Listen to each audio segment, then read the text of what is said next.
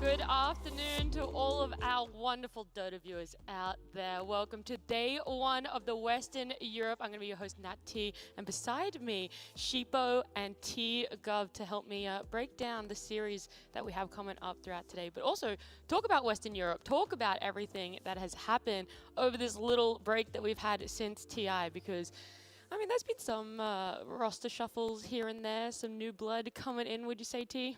Yeah, a little bit. Western Europe has been actually one of the regions that has had the least amount of changes. Yeah, they've only had 7 changes. Really? Yeah. Across 8 teams? Yep. And it's like every team has changed one player, other than Tundra, that has changed none. So actually, pretty cool.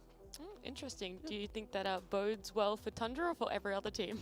No, I mean, I feel like the patch that happened after TI, I think a lot of pros, a lot of people aren't really thinking it's big enough to really shift the dynamic. So I think Tundra, they were like, okay, Season 1, Tour 1 is going to be somewhat equal to the same as TI. So I think, yeah, Tundra's going to be pretty excited and probably be playing some of the same things. Yeah. Yeah, I mean, they didn't kick Aoi, so it is a big win for him. It's already looking good. Very comfortable. Won his TI, stayed on the same team. They're doing good. We'll see how that pans out, though. I mean, if they do like bomb out of this DPC, we know why. Yeah, 100%. I mean, there's a first for everything. So, attending teams, though, let's have a look at who they are. You've already kind of spoiled one of them, I guess. It is Tundra, obviously, up here in Western Europe. But it's going to be Into the Breach, OG, Liquid, Entity, Secret, Gaming Gladiators, Nigma Galaxy, and Tundra. Yeah, I think, of course, you know, in Europe, it's always the same names, always the same teams. I think probably the main one here is Into the Breach, because they pretty much did extremely well in Division 2. Of course, Nigma slaughtered the division. But Into the Breach, they lost their 4th player, which was Ari, a nice little British lad, and he's off to TSM now. So, yeah, I think Into the Breach had probably the biggest change being from the fact that you're a Division 2 team coming up and then losing one of your best players. Might put them in a bit of a struggling position coming into Division 1, but yeah, you know, early days. Yeah, but it's like weird as well. You have Nigma doing so well, but then they also, you know, change their cores around. They have Amar now. He's gone from offlane to carry. It's kind of weird. Like in the Chinese region, we saw like Emo, for example, switching from mid to carry, and that kind of, you know, was a little bit of a downgrade in terms of performance. How is Amar going to do? We watched them play the Bet Boom Christmas tournament, and they did not do so hot there. They did boom out of that one. They lost both their series. Yep, we're going to have a little bit more of a chat about, you just got to gloss over it sometimes, a bit more of a chat about those roster shuffles. But first, let's have a look and talk about the format for Division 1 here, how this DPC tour is going to be playing out. It's those 8 teams that we just mentioned to you guys before. Single round robin. All matches are going to be a best of 3. First to 4th are going to be qualifying to the major. And then the next 2 are going to also have the delight of staying in Division 1, with the bottom 2 teams unfortunately going to be relegated down to Division 2. Are you guys ready to reveal your power rankings? Do you want to say who you might have a bit of an inkling towards being relegated before we see anyone play? Whoa. I just made a negative comment. No, you want me to go again? Yes, I want you to double down. Can we please, can we start from the top? Yeah. All right. Which 4 teams are making it to the major T right now? Put it all on the line. Quick prediction. I think I went with, I can't remember, Tundra, Liquid, Secret, and Gaming Gladiators. No particular order, or that is the order? In order, it would be Tundra, Liquid, Gladiators, Secret. They, I think, were my top 4. My top 4, I put Liquid, OG, yep, Gaming Gladiators, yep, and then Tundra. All right. Okay. Well, I'll say Tundra in 4th? Yes. In that just making I was going for a little YOLO play, you know, because everyone else had their... Everyone did have Tundra. Yeah, everyone's top was Tundra. I was like, what if? But in another universe. All right, you guys can stop at the top 4. Though. We won't work all the way down there. Instead, we're going to have a look at what else these teams are going to be winning, because it's not just a slot or an invitation to that major. It's also going to be some prize money and those very coveted DPC points. First place walking away with a nice little $30,000. That's going to feel pretty good, T, especially within the span of only 3 weeks, if I can do dates correctly. Yeah, I mean, if you've done the dates correctly, of course, you reduce the league from 6 to 3, maybe to 4. Of course, the money's going to be great, but I think a lot of these teams, especially in Europe, when you're looking at the what the DPC is about, those 300 DPC points, that's going to feel like the $1 million. You know, you want to get all the way to TI, and yeah, we've seen how valuable they are. Looking at that graphic, and it says like, because obviously it's a dash for like no DPC points. Minus. For a second, my brain read it as minus. I was like, could you imagine if you just came straight out and you had minus DPC points leading towards TI? You take your money and your DPC money. You play that bad, it's like, sorry guys, yeah, you can't kick. Not only are you relegated, but you're actually minus DPC You points. owe us DPC points, you know? You're going to put more back into the system. 8 teams, though, we talked about the best of 3. The fact that it is now compacted down to 3 weeks. It means that today is going to be 3 best of 3s. It's going to be a very nice day 1 of Western Europe. A lot of action going to be underway with our first series being OG Tundra. Then it is Secret up against Team Liquid. Our final series is GG and Entity. This schedule is fixed, so the times you see next to it is what when the series, that's the S word I was looking for, when the series will start if the previous one is a 2-0. So write that down, take note if you guys are here supporting a specific team and want to look out for anyone in particular. But let's have a chat backwards. Let's start with GG Entity and a little bit about just general thoughts you have for where that one might be going. I mean, when you look at GG and how they just played in that previous online tournament, I think the addition of Quinn to the mid lane, that Leshrac, if they don't ban Leshrac, then I think Gladiators should win the series quite easily. If Leshrac's banned, then again, a very close series. Of course, a nice little, not mean to Boom, but I think it's a nice upgrade because Quinn's a greedier style of mid lane, a more like, I'm going to maybe win you the game, and Boom's a little bit more sacrificial. And he unlocks other people. So I think Gladiators, it's nice to have another kind of win condition added to the roster. So it gives them kind of depth in the playbook. But again, Boom, he's going to do really well on Secret because they kind of need a playmaker. So overall, players are equally very good. But I like the fact that Gladiators have identified something they needed to fix in kind of their playbook. Yeah, and then the second series was that Liquid and Secret. Which team do you kind of want to highlight between those two sheep? Ooh, I mean, it's not so much a team, but rather a lane. I think everyone will be watching that mid lane where we have Nisha versus Boom. Both of the roster changes within the teams were to mid. I think Liquid, it's kind of all right for them because Mickey, he was playing mid before. Now he's gone to carry now that Matu's left. And he was kind of semi-frequently switching lanes with them. Like, I think Liquid has always been one of the most versatile teams in terms of where their players are playing. So I think it's not as damaging as maybe other teams would take that type of move for them. And I've heard that their scrims were going well. That's pretty good. More importantly, because of course Nisha leaving Secret going to Liquid, what's the tip game going to be like in this series? How's Secret going to approach it? Yeah. Unlike other regions, you know, specifically China, they don't really tip much. They've got some etiquette. But in Europe, you know, we don't give up. You know, we're going to go for the tips. We're going to make those plays. So I'd love to see how Secret is going to approach mental that mid lane. warfare. As soon as Nisha dies, misses CS, misses the range creep, is he going to get tipped? Is he going to get bullied out of this game? We're making Secret. it toxic. Yeah. Welcome to Europe, sheep! Oh No, my god, I don't want to be here anymore. I know. I was just like, oh yeah, like cool, the mid players are going to do their best. No, okay, fine. Oh. It's war. Tip 'em. It's blood in the mid lane. Done.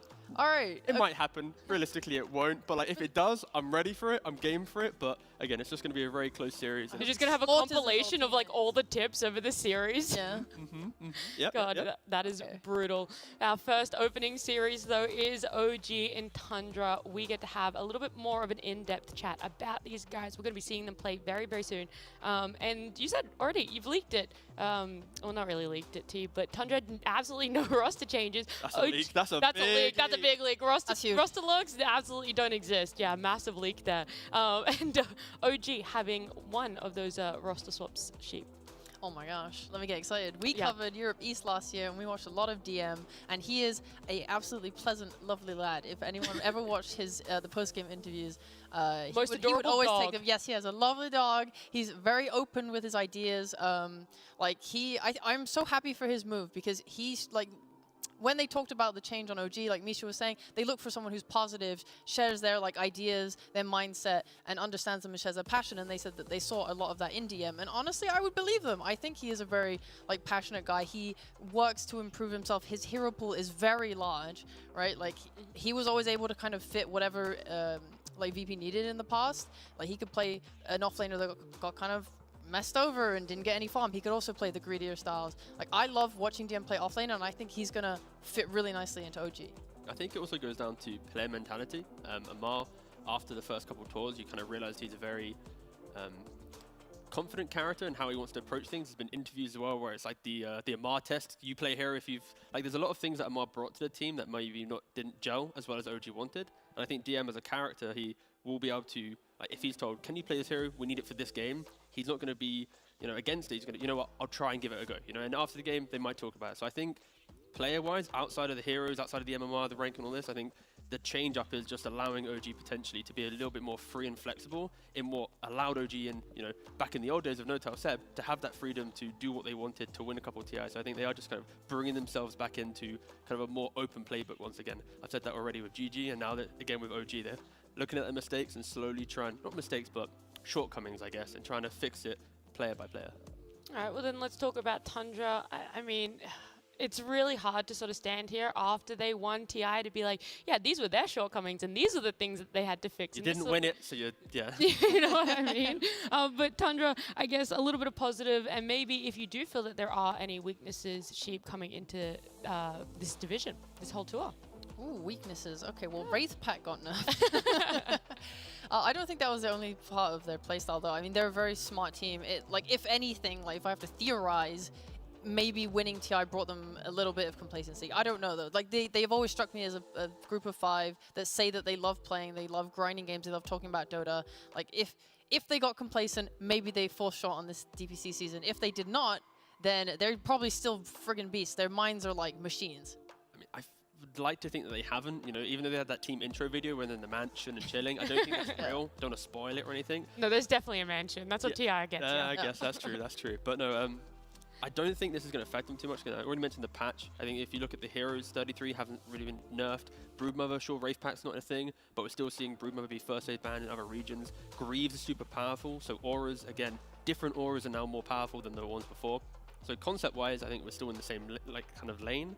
And I think, yeah, for Tundra, I would be very surprised if they weren't just top 2, unless the TI effect, which other teams all just study TI so much that they're like, wait, this is how they find it, this is how they crack the code. So for Tundra, they can't just replicate what they did at TI. They still need to evolve, but I think they've already got that baseline, which is miles ahead of anyone else. Like, I think we remember the finals. It was a...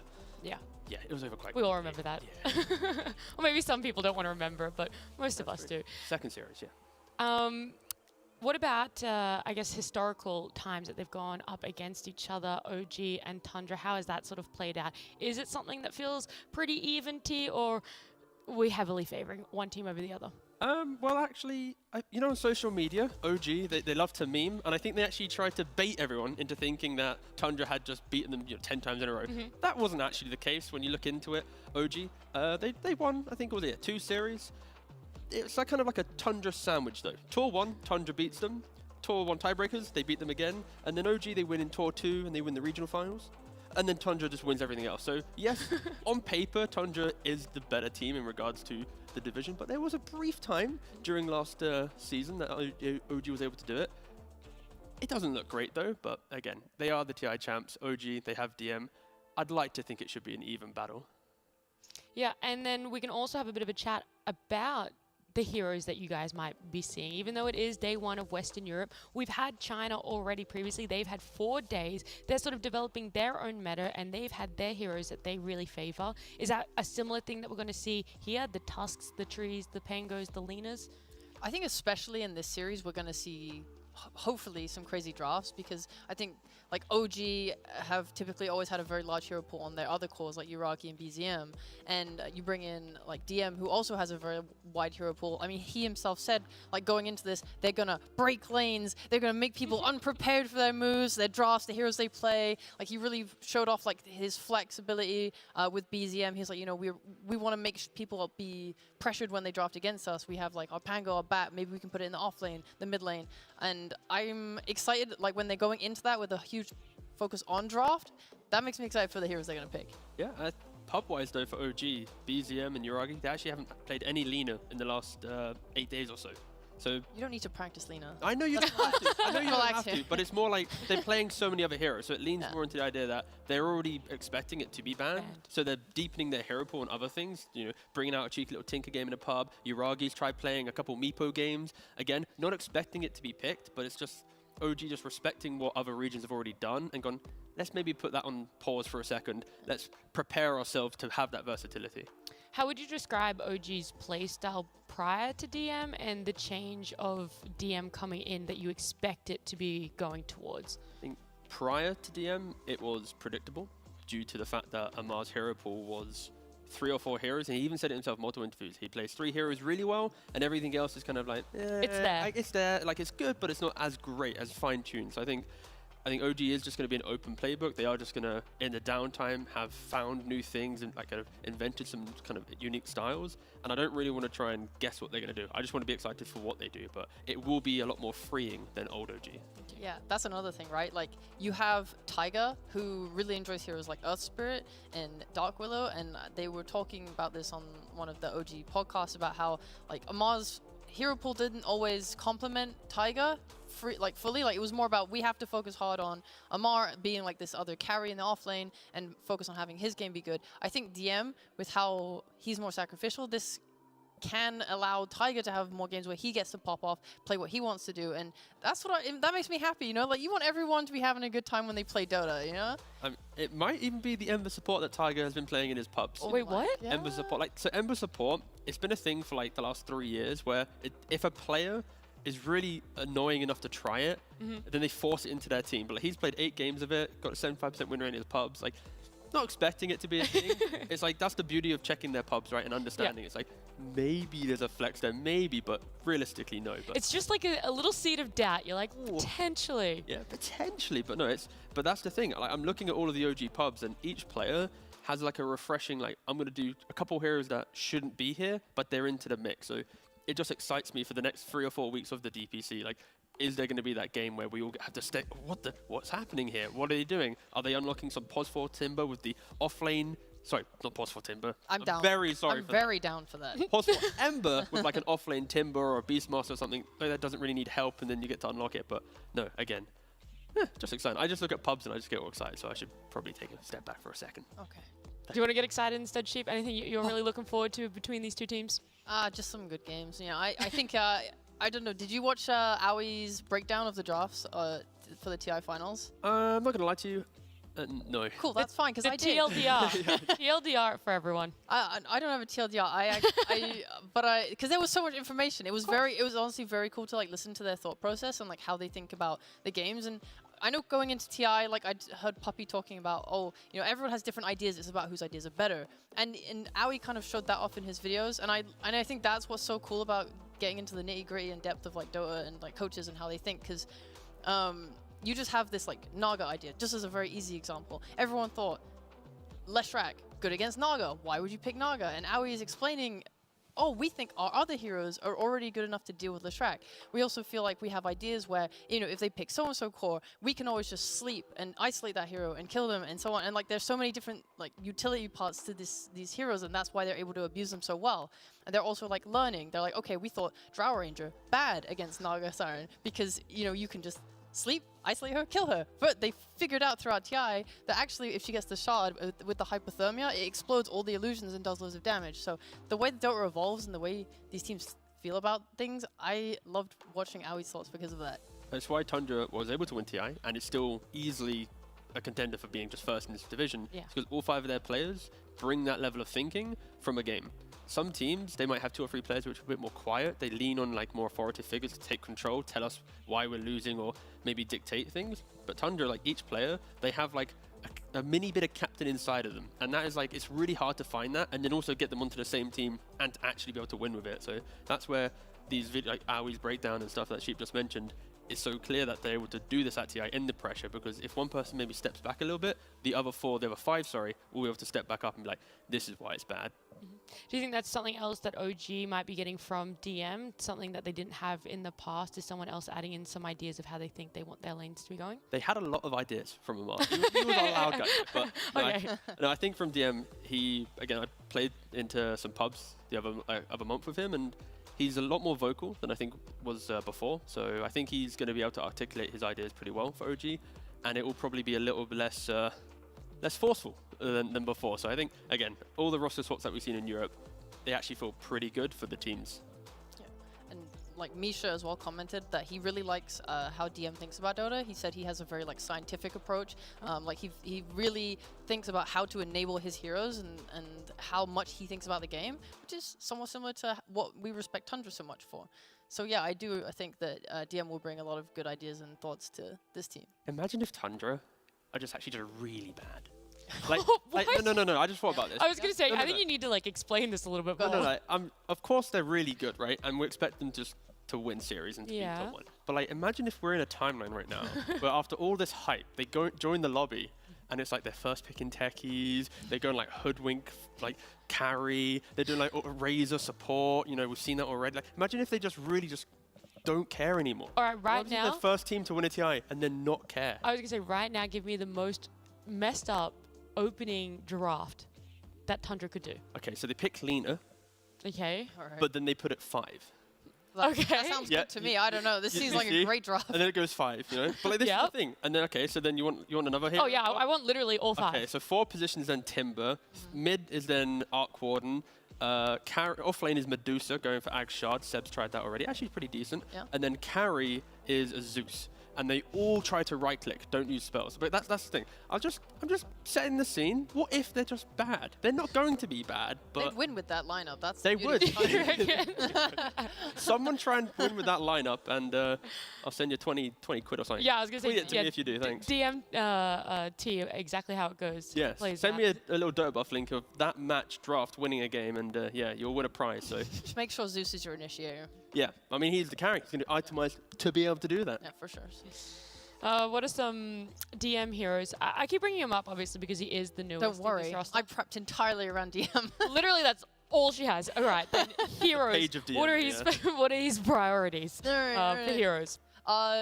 Anything. Okay, so last year, I really enjoyed watching his Doom. So that's actually a shared hero between both these teams. I think everyone regards 33 as like the best Doom player, and DM also happens to be a very, very good one. He can play, what was it? He can play, I mean, he can play everything. He can play all the Zoo, he can play the Beastmaster, he can play the Visage, he can play all this stuff, he can play the default offlaners, your Centaur Warner. Like this man, when I say he can play heroes, he can play heroes. Like you can rely on him for pretty much anything, to fill anything in these drafts. Yeah, just to add some more kind of, I guess, context a little bit, I would say for DM though, he can play a lot, but his best, the heroes that he is OP on would be the Beastmaster, a Timbersaw, and then I guess maybe the Doom as well. Like, and Enigma's probably 50-50 there. I think they're like his specialties, but then he also has the ability to play elsewhere. So I think you have to look for the specialties and then enjoy the fact that he can just be a bit more freeing. Well, game 1 draft, guys, it is underway. The bans being Mirana. There it is. Yeah, I was gonna say, looking at it, there wasn't a Doom ban, so they straight up pick it. Oh, great. Okay. Thank you so much. I did so much work for that. For that one Doom pick. Well, I know in the past, we actually asked DM about his Doom in a game where he like kind of got abandoned. And he was just like, yeah, it's Doom. I'm fine getting abandoned because I'll just go to the jungle, I'll eat some creeps, I'll just recover. And like, he's like, if they're on me, that's fine because my team will be doing stuff. Yeah, like he's very trustworthy of his team. That was not the right word. Whatever. No. Trusting. He has faith. He's trusting. There you go. Good. Go on. Move on. Moving on to the Beast and the Rubik. The Rubik we have seen absolutely spectacularly performing over in the China region too. Yeah, so the Rubik is an insane hero right now. Of course, with the Shard, I think even during TI, we didn't see players perfectly utilize how the Shard can save heroes, just lifting them back away, disengaging. And of course, into Rubik, into Doom, sorry, you get to start Doom. But I think draft-wise so far, OG snapping up the Doom. We've seen a lot of teams in other regions, at least, try and force Doom into the game and just fail miserably due to 2 reasons. Either one, you have double core, this double scaling lineup that you can't ever Doom both of them. Or the second one is you just group up so early and you just push through the map that Doom can't just AFK farm and he can't contribute to early fights. And that's why I really like Tundra's opening here, because Beastmaster Rubik, they set pace in the game. Beastmaster occupies your jungle, he always take towers. Whilst Doom doesn't really do that, so that offset in playing right now where when the Doom gets Midas face BKB, he can never run in, there's a roar. And also he'll be conceding a lot of maps. So I think a nice response. And also we haven't seen a lot of Beastmasters as a response to Doom yet. So already Tundra thinking about Doom whilst other teams maybe haven't been thinking about it as much. Yeah, it also kind of fits their playstyle like around TI. Aoi mentioned that them as a team, something they would do often was play like poking long-range nuke heroes that play off of vision. And already we kind of have that here. We have Beastmaster who's going to be putting out those hawks and giving vision, they'll be able to poke with like Fade Bolts and stolen spells and whatever, and then that's when you need your next heroes that can then commit when you finally find an opportunity to go in. So that's what I'd like to see in the next phase for them. Are the bands going to then be protect anything in this opening or giving away more information on what they might be lining up to pick? I think Tundra right now, ban-wise, is protecting their Beastmaster a little bit, but also allowing Skidder to play a more aggressive skirmishing carry. Like the Weaver ban, it's a lot of Uragi respect there. I feel like both teams might just ban out a lot of carries here. Tundra here, maybe Morphling as well could be an option. It just depends where Tundra wants to go with their carry. Yeah, seeing this Naga Siren CK bans. So, Still at TI, guys, don't worry. Yeah, poor Skidder. I mean, he has all the heroes, but those are definitely, like, I think his two best and favorite ones. Like, Naga especially was the strat that Tundra practiced the most before TI. They said that they really, like, worked out the kinks of that hero. But, I mean, you can't ban them all. That's kind of the problem with Tundra as a team, is they all have, like, so many annoying heroes, especially Cheese as well. Like, they're... Oof. So right now, Tundra is just securing the Beastmaster lane, now that they banned the TA as well. And I guess the only other heroes you can think about would be ranged carries. So there's Sniper, there's Shadow Fiend, and maybe Drow, but I think probably Sniper, Shadow Fiend, maybe other ones more Is Elena in still favor. there? Yeah, it's so good. Elena just ignored. Yeah.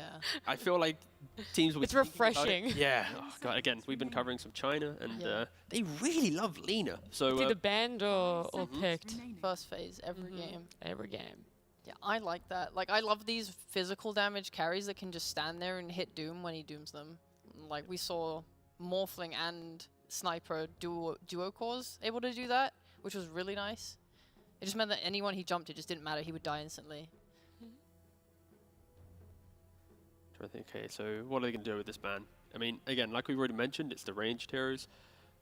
Play-wise from Tundra, they can still put the Rubicon 5. We've seen Snaking playing it in some of his pubs. They're going to keep it open. They're second pick. So after this ban, they need to enter the next phase with a pick as well. Most likely going to be revealing what the Rubik's going to be doing. Taking so much time. How much? They've already gone for like a minute of their reserve time thinking of this one ban. They're really trying to draw the most information out of us. Okay, well, I'll step up to the plate. Okay. No, you have to predict the ban right now. No, I don't want to. All right. I would never make you do something you don't want to do. Yeah. Something I like about OG's heroes is just that because of how DM is, it means that if this Hoodwink is on pause 4, it can rotate onto mid. Like with this Rubik too, we'll probably see a lot of skirmishing around mid lane. I like this draft-wise from Tundra because when teams are second pick, we don't often see their final ban get instantly linked to the pick that they open the second phase with. Often they're still thinking about protecting that carry, protecting the heroes they've already got. And this is a perfect example of Tundra using that fifth ban in their draft to go, okay, we ban Snap, we pick Phoenix. It's like, of course, Little Shredder into Phoenix, and OG, they can play heroes in different roles, so this Snap fire going into it could have more farm priority to be able to actually counter the egg going into the game. So yeah, I actually like the fact that Tundra did this. We don't see, again, like I said, a lot of teams doing it. Yeah, Phoenix is hype and Snaking really good at it. OG's turn to pick. There's a lean. Yeah. I mean, there's a Phoenix, right? There we go. This is a problem. Like some of the best heroes against Phoenix is just long range heroes. Like the snap, like anything with like innate attack speed, like your Snapfire, and then you have like your snipers. That face, T, that face over the Ricky. Ricky's hype though. Ricky was so popular, like kind of going into this DPC. Like everyone was playing it in pubs. They were playing it off lane. They're playing it pause 4. They're playing it pause 5. Like, I think Ricky is probably the hero I was most shocked to see, like, not at all during the DPC. Yeah, because the sleep dart is so bonkers. You get it at 15 minutes, and it sets up so much. It does the damage at the end either, so it, like, cancels blinks. Like, the utility of it is really good. And he's not even bad at laning. Yeah, but however, the thing with the OG lineup is I'm a bit worried that Tundra, at this 15-minute mark, their plan will be to group together and make plays. They don't have to be forcing the map too hard, but they can still be in a big enough group to scare OG from playing on this sleep dart, right?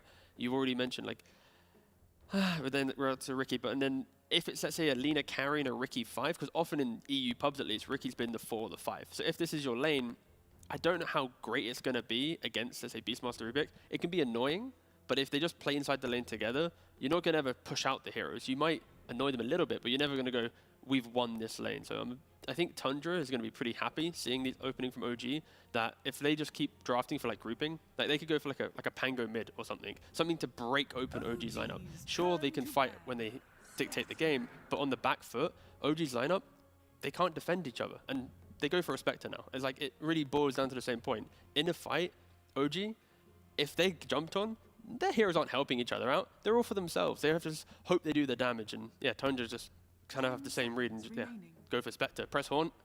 Please, you have to run away now. Is there much flexibility at all with the Lina going into mid, or you feel like it being picked up there almost definitely going to be safe? I want to see it mid. Yeah, now. you prefer that? Yeah, now that I see like the Spectre v Lina carry matchup, like sure there's some early game timing where Lina can be aggressive, but OG haven't picked the heroes to enable Lina to play that way, so they kind of need to push it away from that, because Spectre presses Haunt, Manta, Abasha, Skadi, Lina can't really do much into that, so I think this is now just going to be a mid Lina. I wouldn't even mind seeing like the Doom goers carry into the Beastmaster, because you can just eat the boar and then you get an offlaner like Centaur that's going to be able to give you like Stampede and just let you disengage from this egg, from this Haunt, and get your Lina to safety. Because whilst they can't really cover each other, at the very least they can sort of like put a smoke screen down around Lina. Yeah, globally you know, try and help a them. little bit. It's like a little tiny thing. Okay, now I'm trying to think if OG can just be really quirky here. Like, the first pick Doom it's kind of very telling. Like, oh, in other teams it's just the offlane. But if they have flexibility here, you see Tundra already banning out the Viper, respecting the fact that both Tiger and DM can play it in the 4 or the 3. If OG has that flexibility, we've seen Doom be played in the carry role, and if you pick up some last pick DM, like Timbersaw-esque hero, sure it's not perfect into Sunray, Rubik can annoy you a little bit, but some hero just to set the pace of the game, to force the entire tempo to be around this one hero, that can break down Tundra's ability to open the map. Because when you pick Spectre like this, you need to take early towers and early movements so that Spectre can farm behind and join every fight perfectly. If they're the ones reacting, then Spectre doesn't farm as efficiently. And this is where like OG's lineup, when you look at it, if they're not the ones making these awkward moves, annoying Tundra will just kind of get into the rhythm of their farm very nicely and get their draft online. So yeah, I'd love to see OG have some flexibility in the draft to be able to surprise Tundra a little bit and just go react to this pick. Because right now, none of OG's picks are forcing Tundra to have to react too heavily. Yeah, Tundra, like, very nice, aggressive tools in their kit. Like, right now, when a fight starts, they're going to see everything. And when you're playing with a core like Lina, it kind of sucks, obviously, because you die. Yeah. So you're starting a fight, you see everyone. I think Tundra need like one more core that can help jump with the Spectre, and then that would like kind of round out their aggression for me, or like how they want to execute their fights. Because right now, they don't really have it. I mean, you're going to be able to like come in with your egg, but it's, you know, if OG is set up well, they can just kind of kill it before everyone else arrives. Like Beastmaster usually goes like a BKB or something. He doesn't really get that blink till like 2-3 items down the line. So right now, yeah, I feel like Spectre's going to be kind of on an island by herself in these fights, and I would like to see them pick something else with a bit more jump.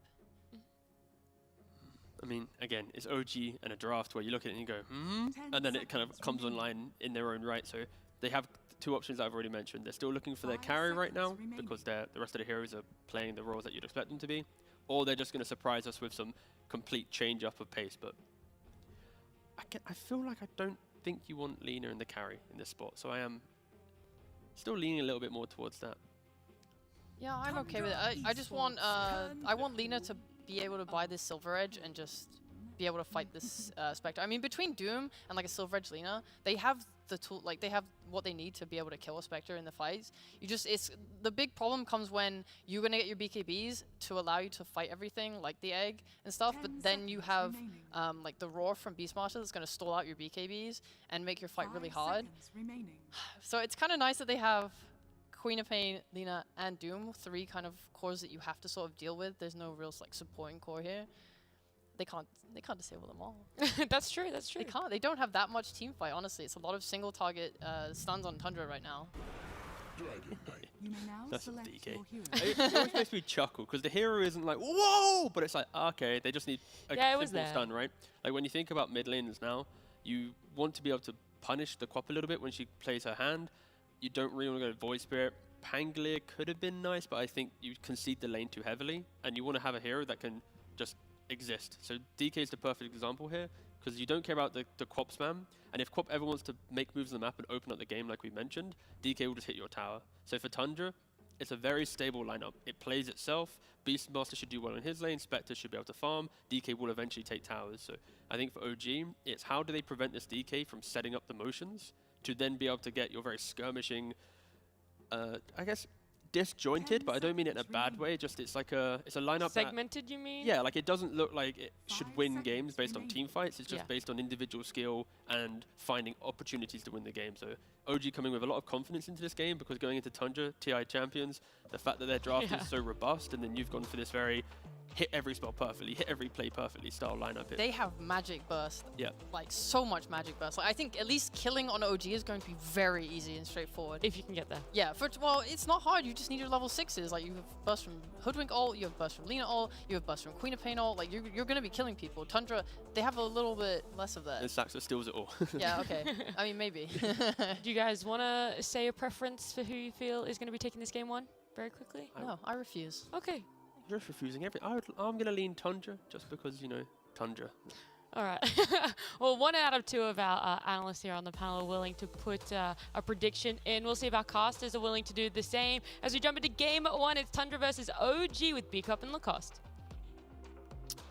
Thank you very much. Coming into game number 1 of Western Europe. I know you're excited, Lacoste. You have been pacing around. Excited for some Dota here. Excited for, you know, some TI caliber Dota.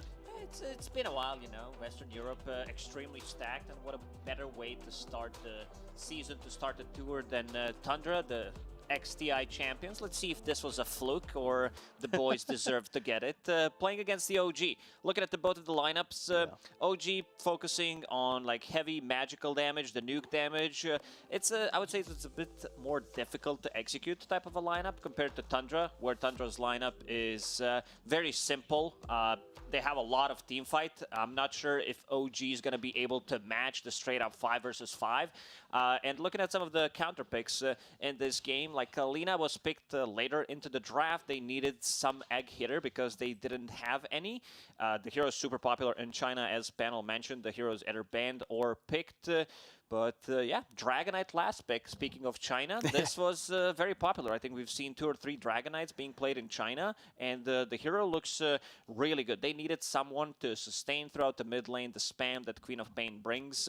And one of the reasons why they decided to go with Queen of Pain is limited amount of lockdown. They have Beastmaster Roar, Rubik's Lift, so Tundra needed some kind of a low cooldown stun, and yeah, Dragonite is back. He did receive some buffs in the last couple of patches, straight up buffs to his region, Dragon Blood, more armor, more base damage. So the hero, I think we're going to see more of it. Yeah, it's definitely, kind of like the panel said, it's not this hero that's going to make you go, ooh, ah, right at the end, but it is definitely one of those heroes that's going to do a lot. And I don't know, Dragonite, for me at least, it kind of sparks a little excitement. I'm very big onto the Elder Dragon form, Blink Dragon Tail. It's always nice. I like it. It's a flashy hero. You blink in, you stun, and then go, whoa. The rest of the team needs to do stun. I mean, he does have a shard, so that's at least something. And also the reduced cooldown on his Dragon form that he received, minus 10 or minus 15 seconds, so you have that more often. Looking at the lanes, Saxa will be playing with the 33, pretty standard, you know.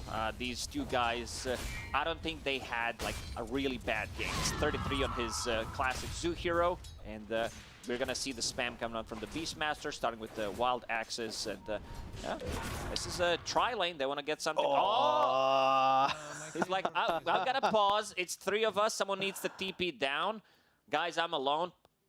Pretty standard stuff that happens in pubs, but seems like Saxa is going to be in some trouble. Yeah, we'll see if they can get a kill here. They already used the Acorn shot. Jumping in with the Blink Strike from Taiga. Saxa dies. That's how so? I see it. There's another Blink Strike, so extra slow. He does have Orb of Venom and Acorn shot. I don't see where it is. Did it jump? If it jumps one more time, because it's 15-second cooldown right now, so that means it probably jumped once, and if it bounces back, Saxa's dead. Saxa's dead anyway, I would say. You think Saxa's dead?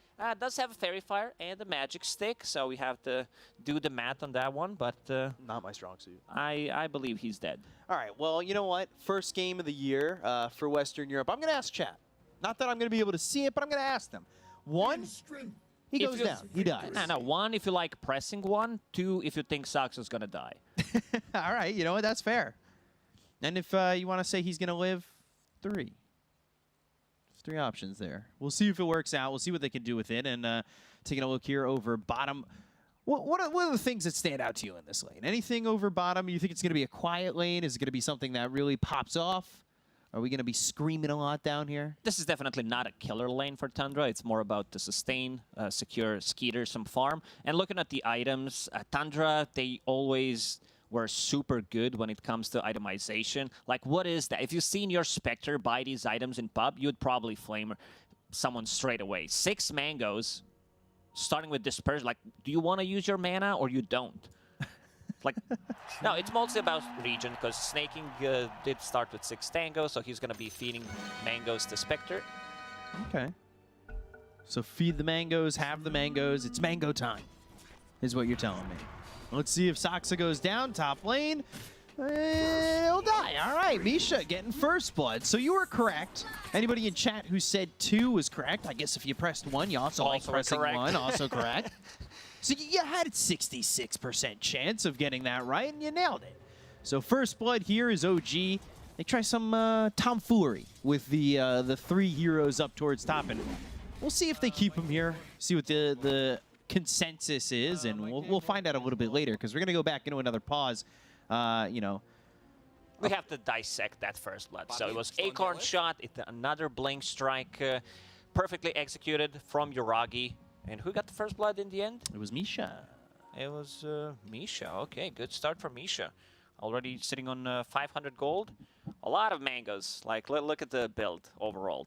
33 has 5 mangoes, Sage Mask. You know that he wants to spam out things. It's how they've been playing, and that's how they won TI. OG's having some sound issues on all 5 players. Team speak issues. I have not used that program in a while. I don't raid in WoW or anything like that. I don't use TeamSpeak. It's not for me. But I guess we'll see if they can fix those sound problems. They're getting an admin involved, and I like mango time. I'm a big fan of the mangoes. As you know, in the past, I have loved some mangoes. Mango slices, mango chunks, mango smoothies. Ooh, mango smoothies. I'm down for some. I remember us in Romania having some really good smoothies. But I got to check inside Tundra's base, considering how many mangoes they got. Is there a mango tree? Did they plant it? Because this seems a relatively high number of mangoes that they got. Well, you know, there is a certain time of year where mangoes grow more prominently out here. I don't know if it's that time of year. I couldn't tell you. I'm not a farmologist. I'm going to go with the guess on that word. Ecologist? Mangoologist. I think that might be the one. All right, yeah. 33 agrees. He was like, applause. That was a good one. Yeah. I like a little applause when I make really poor farm jokes. It's really where I'm at in life is just farm jokes. Misha's saying 1 minute. So I think they're getting things pretty much fixed up, which is always nice. And, you know, Misha could take his time. He's got first blood already. He's thinking about all that gold that he's got. Am I going to spend it all on mangoes? Maybe. Looking at the bottom lane, Doom did eat one of those creeps and is also pulling the creep wave for himself. Snaking is doing the same thing, while Skeeter doesn't have any creeps. He's just chilling. Nothing yet, right? No creeps yet.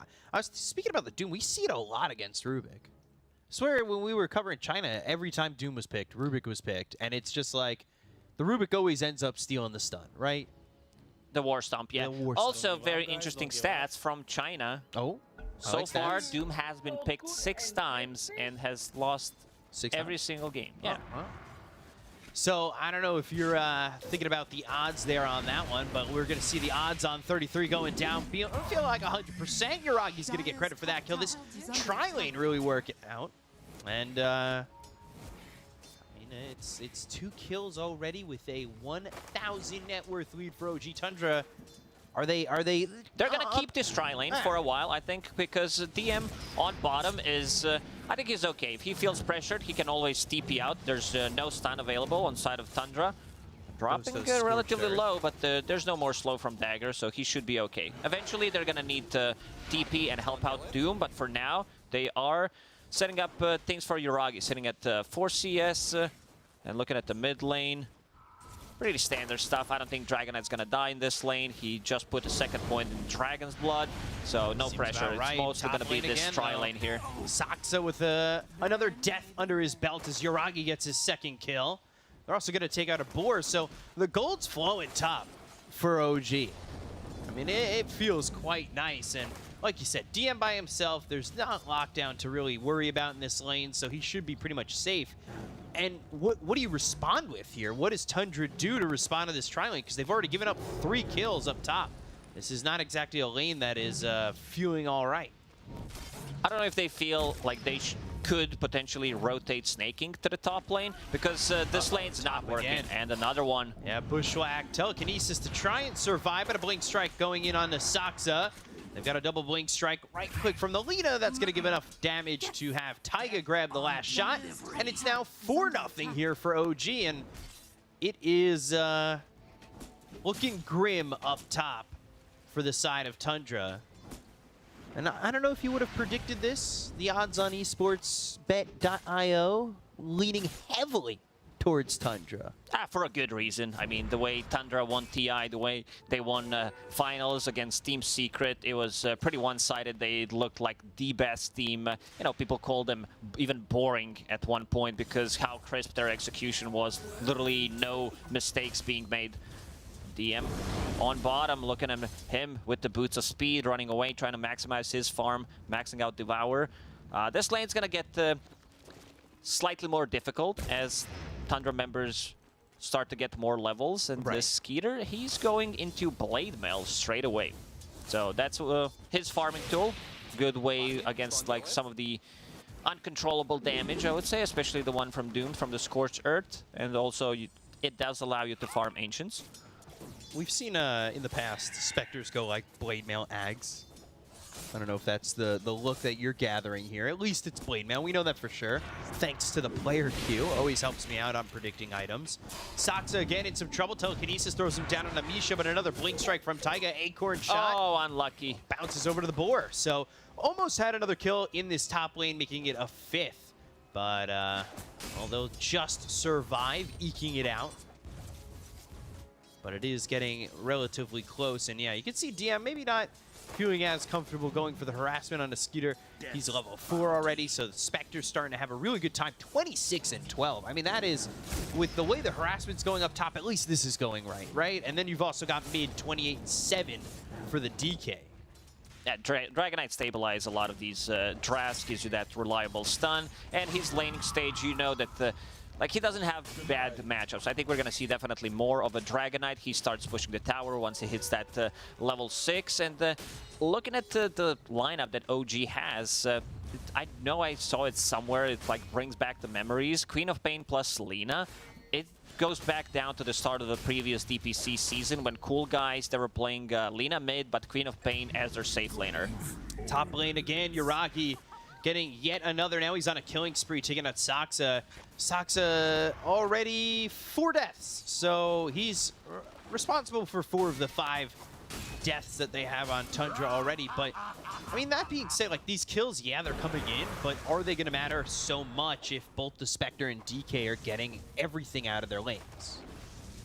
Doom also does have that Devour that we mentioned, so getting extra gold from it. It's a 1k gold lead for OG.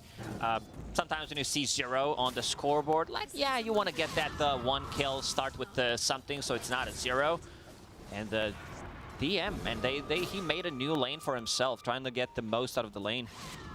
And that was a cheeky move right there by the Rubik, going with Blink Strike into the tricks there. As he used that Tricks of the Trade to get closer to the Arcane Rune, picks it up, and now, you know, stealing that away. And we've seen this in China as well, but hold on. Stun comes in, telekinesis from Saksa. That should keep 33 alive. However, That's the bushwhack lands, and Saksa, he's going to go down for the 5th time, dominating here for Yuragi, and continuing to dominate the top lane. And I was going to say, you know, we've seen it in China as well, just the party over mid once that 6-minute rune shows up. And it was a similar story. And they're now playing with the catapult. This is going to be A lot of damage on the tower. This might even be tower. 33 hiding inside the trees. They're gonna need some kind of rotation. Dragonite, he doesn't have much mana. Does have 2 mangoes to work with, but let's see if they make a rotation. So far, OG's safe lane, pretty crisp, I would say. Yeah, looking really good, and like you said, it might just be the tier 1 tower. There's nothing 33 could do. He's hiding in the trees, keeping himself safe.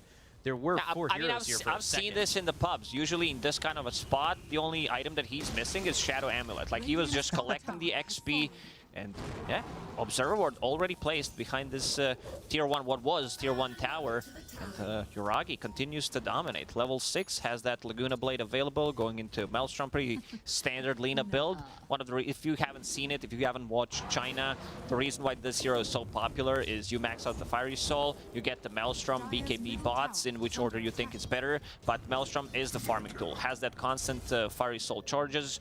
This hero is one of the fastest farmers in the game right now. Yeah, so you're going to pick up that Maelstrom and really start to bolster that farm. Certainly the kills have been bolstering that farm. 57 and 12, and look at where you are on the net worth list. You're not only at the top, but compared to the Spectre, you've already got 1,200 more gold, and that's pre-Maelstrom. Things are just going to get even better here for Yuragi. So you got to worry if you're Tundra, how far behind are you going to allow yourself to get before you really start trying to counter the early game that OG has had. And they're going to go after Snake King. He'll Icarus dive away, get all the way through towards the bottom steps and away from the side of OG. And they are still searching. They threw an Acorn shot out just in case. A big issue that Tundra is going to have is both supports are extremely under-leveled. Level 3, 8.5 minutes into the game. And both of these heroes do rely on having level 6 to have impact when it comes down to defending the tower or pushing the tower with the 10-minute catapult. So 10-minute catapult, we'll see if that's the timing here for anybody and what they're going to do with it. They've got 9 over mid. Now he's sitting level 8. That Elder Dragon form is on cooldown for another 30 seconds. Maybe they make a move to get the tier 1 tower mid once that's back up. They do have this Rubik kind of lingering around, as well as Taiga over to the side. But these supports, I mean, look at the levels. It's what, level 3 still here for Saksa. Snake King still sitting level 3. As for the supports on the side of OG, Misha's level 5, and Taiga's level 3. But Ricky, as a support, you don't need levels. Like, it doesn't matter if you're level 6. This is a 15-minute timing hero who plays for the shard, sleep into mostly going to be Bushwhack or LSA to play with. And yeah, we also haven't mentioned Ricky for people who are not playing much Dota. It was super popular in high-level pubs coming into, like, after TI. People figured out, you know what, Ricky, he's pretty good at trading in the lane, and if I just save up gold, get that Aghanim shard, play with any kind of combo, the hero feels really strong. Also comes down to Smokescreen being buffed, so now the AoEs are the same on all 4 levels. That's one of the big buffs, and also having the level 10 talent, the even more AoE on it, plus this Smokescreen cooldown on 15, you can almost permanently have Smokescreen, which is pretty nuts. Yeah, having that at level 4, a 75% chance miss rate is pretty ridiculous, especially when you've got it on such a low cooldown. So we'll see how the Ricky comes into play as we get later and later into this game. And for right now, Tundra, no kills on the board, but still, I think the farm is okay. Spectre sitting at about 5k, like, that's fine. You've also got 9 over mid.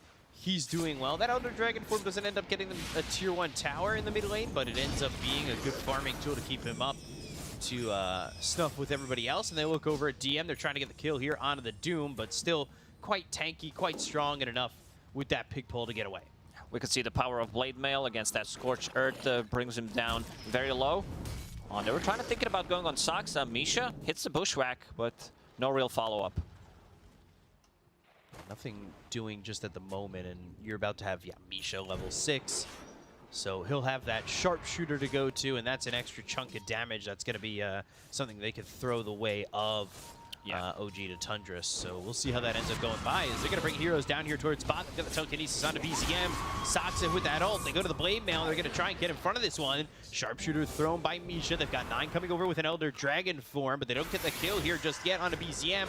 They'll go to the no blink yet. Taiga with the Blink Strike, slowing him up for the moment. Skitter still gets the kill onto BZM, getting their first on the board. So finally, Tundra getting themselves something out of this as they'll go forward with 9 having that Blink Dagger. and that means they're able to get a second, taking out Misha. So the aggression from OG, it comes down towards bot. They get the kill there on Asaxa, but they lose too, and they lose that Queen of Pain. This is their first Haunt used, even though it was available. They just could not find any openings, and 9 Blink Dagger just got delivered. They're gonna start pressuring the mid tower. This mid tower is pretty dead, sitting at the 90 HP, so Tundra opens up the map a little bit more. Dire's middle tower has How's fallen. 33 doing? He's in the middle of the pack with his Beastmaster, farming up. Usually Beastmaster at this point of the game takes the tower, doesn't lose his tower, and we can see the pings coming out from him. He wants to be able to take it. Someone needs to rotate to the top, but for now, lurking around the mid lane, smoked. Blink Dagger available, as we said on Dragon Knight. Just no Elder Dragon form. I feel like it's a bit of a risk to go in on that. 30 seconds on cooldown still. So they're going to back up into the jungle and maybe protect 33 as he puts the pressure onto the top tier 1. Oh, Skeeter keeping out. Skitter just away. 4 heroes here for OG. They're not going to catch up. They also actually have a 5th DM coming across the side. Everybody's showing up for OG, but they're going to have their hands still empty. As Skitter goes over, and like you said, he's got that blade mail that'll help him farm the jungle. He goes over to the triangle. Not just that, he also stacks the jungle for himself. While Rubik was stacking the big camp, and now with the blade mail, he's going to be able to farm those ancients. Has a healing salve to bring to himself. Skeeter, you know, he's been pretty impressive his whole journey, how he won the TI, and yeah, you can see does have a broom handle as a neutral item. Would be cool if someone drops Seeds of Serenity here for him, but yeah, level 10 Spectre, 13 minutes into the game, that's pretty impressive. Yeah, considering the fact that the other lane, the top lane, didn't exactly go that well, mid and safe lane for Tundra, it worked out. And there you can see the net worth advantage. It was 2K, but has really squeezed tight and is pretty much even. And with that 33, you know, they gave him space. He gets that top tier 1, cleans it up. No contest from the side of OG. They didn't even want to come over for that. So it's well done, I feel like, by Tundra alleviating the pressure that was on top. Obviously, they already got the tier 1 tower from, like, in OG's perspective, and they tried to move it towards bot. And they got the tower too, but to keep it off of 33 and allowing him to get that tower is quite nice, right? Yeah, the Tundra kind of stabilized the game for themselves, and the Skeeter only needs 1,500 gold for his Aghanim Scepter, which is going to be another tool to play with. Dragon Knight uses a Blink Stun or a Beastmaster, has Vision with the Hawk, uses a Roar, Spectre with the follow-up. That's slightly too deep underneath the tower. DM doesn't even blink. Yeah, not scared of the Blink Dragon Tail that came out from 9. Saxo, he's also throwing in a Fable. He's right now holding on to Scorched Earth at level 3 with that Spell Steal. Just hitting that level 6. And you can see DM just kind of hanging around. Put pressure on the tier 2. Again, Blink Dragon Tail. He has way too much armor. Sitting underneath the tier 2 tower, has a Devour available. So 21 armor, pretty difficult to kill. Certainly, and Taiga comes in. They've got the rest of OG following this one up. As BZM, he's near, he sees Saxa for the moment, but it doesn't look like they're going to go and jump in onto the Rubik just yet. Like you said, though, you've got Spectre continuing to farm to get into the Yags, very close to that. And not a bad idea also to have Snake King bottom, just trying to farm what he can. He's going into the Veil, he's already got himself to level 7, so he does have Supernova available. Talked about the counters, the Egg Scramblers that are on this team, with Alina, of course, being one of them. Last we spoke, had a Maelstrom. Now, since then, Falcon Blade Dragonlance going into the BKB, already has the Mithril Hammer. The farm is quite nice. Yeah, it's insane. You can feel the difference. The second most farm hero in the game is Dragon Knight, and she's already 2.5k ahead of him. But Tundra, as I said, they are stabilizing. The next big timing for them is going to be this Aghanim Scepter on Spectre. And yeah, you said Snake King, he was at the bottom collecting some of the XP, did struggle for a little bit, did not have that egg available, and is now level 7. Fire Spirits are maxed out going into Veil, so that's going to amplify some of the magic damage that they got. Considering the fact that Tundra's supports were heavily underleveled, they've evened it up with the supports of OG. OG doesn't have much tower damage. They did take this tier 1 tower on the top lane with the catapult, and now they're gonna struggle. Like, they need to take a fight before they can take any objectives. maybe looking over to get Skitter, but he is Shard is available. gonna throw out that sweeping dart, pops the blade mail. Sunray now on top of Yuragi. LSA with the Laguna Blade, they get the kill on a Snake King, but they're gonna look over and try and finish the life with Alina. Ends up being a trade that's well worth it for Tundra as they take the 5x kill streak out of the hands of this Lina. And meanwhile, BZM up top getting a kill on a 33 with the help of DM as well as Misha. It's kills around the board for OG, but the big one is the prize ticket of Yuragi. And that is good gold going the way of Tundra. And you can see this is minus the 33 kill, but if you look at the fight recap, it does show that they did get a lot of gold coming out from that Lina kill, and it should update with that 33 death as well soon. Yeah, that was very ambitious going on to Spectre like that, and on the mid lane, Tundra getting another pick off.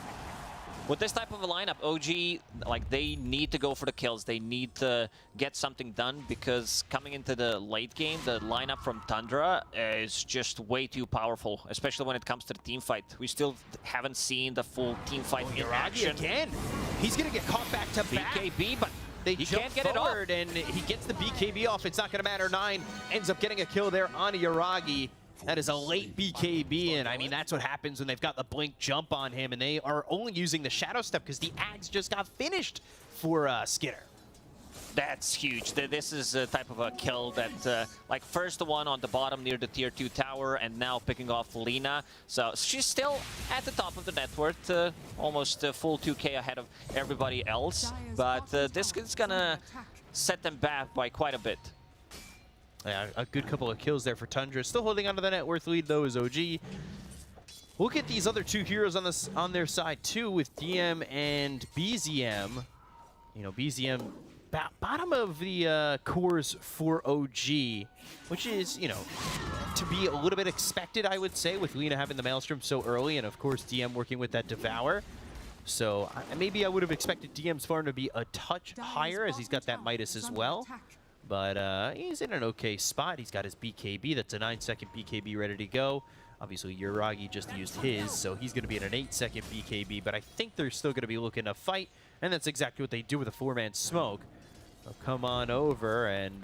Problem is they can't start a fight. Like, their way of starting a fight is dart into Bushwhack or into LSA, which puts Lina very close to a fight. And she's down to 8-second BKB already, and they do have a BKB piercing ability anyway with this Beastmaster. And something that Lina does not never like to play into was these heroes that get on top of her, like from the supports, Tusk, Clockwork, Earth Spirit, and now playing into Spectre, who does have double wave, as you said, with the Shadow Step and Haunt available, going into Manta next. Like, she's never gonna feel too comfortable attacking Spectre because of this Blade Mail build that Skeeter decided to go for.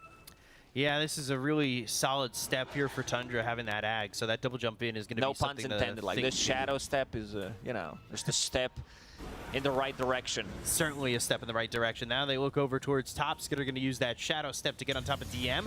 And there's the BKB. So 2 BKB usages coming out from OG that really don't net them anything. The first one wasn't able to save the life of Yuragi. The second one is able to get DM out. But still, if you're Tundra, that feels pretty good to get those out of the hands of OG. Those early seconds, those early 9-second BKBs. Look at this, 78-22 already on the Dota plus win probability, and they're right into Roche. Yeah, I think this is even being generous at this point, considering the lineup that Tundra has and how well they have been playing in the last 10 minutes. When it comes down to the tri-lane, yeah, they lost it because they couldn't punch back, and now Skeeter holding on to Aegis, has another Shadow Step available going into Mantis style. Like, you're playing against Spectre. Yes, you do have a break mechanic with this Hoodwink, but I don't think Spectre is afraid of it. Yeah, Spectre doesn't seem too scared at the moment, and you know, getting into the Asha soon. You're gonna look at DK because 9, he leads the net worth on the side of Tundra. He's going into the Ags next. He's 1,000 gold away from that. They're about to take a tier 2 tower up towards top. I mean, 33's recovery. It wasn't really him who died up at top a lot. It was Saksa who died 5 times during that laning phase.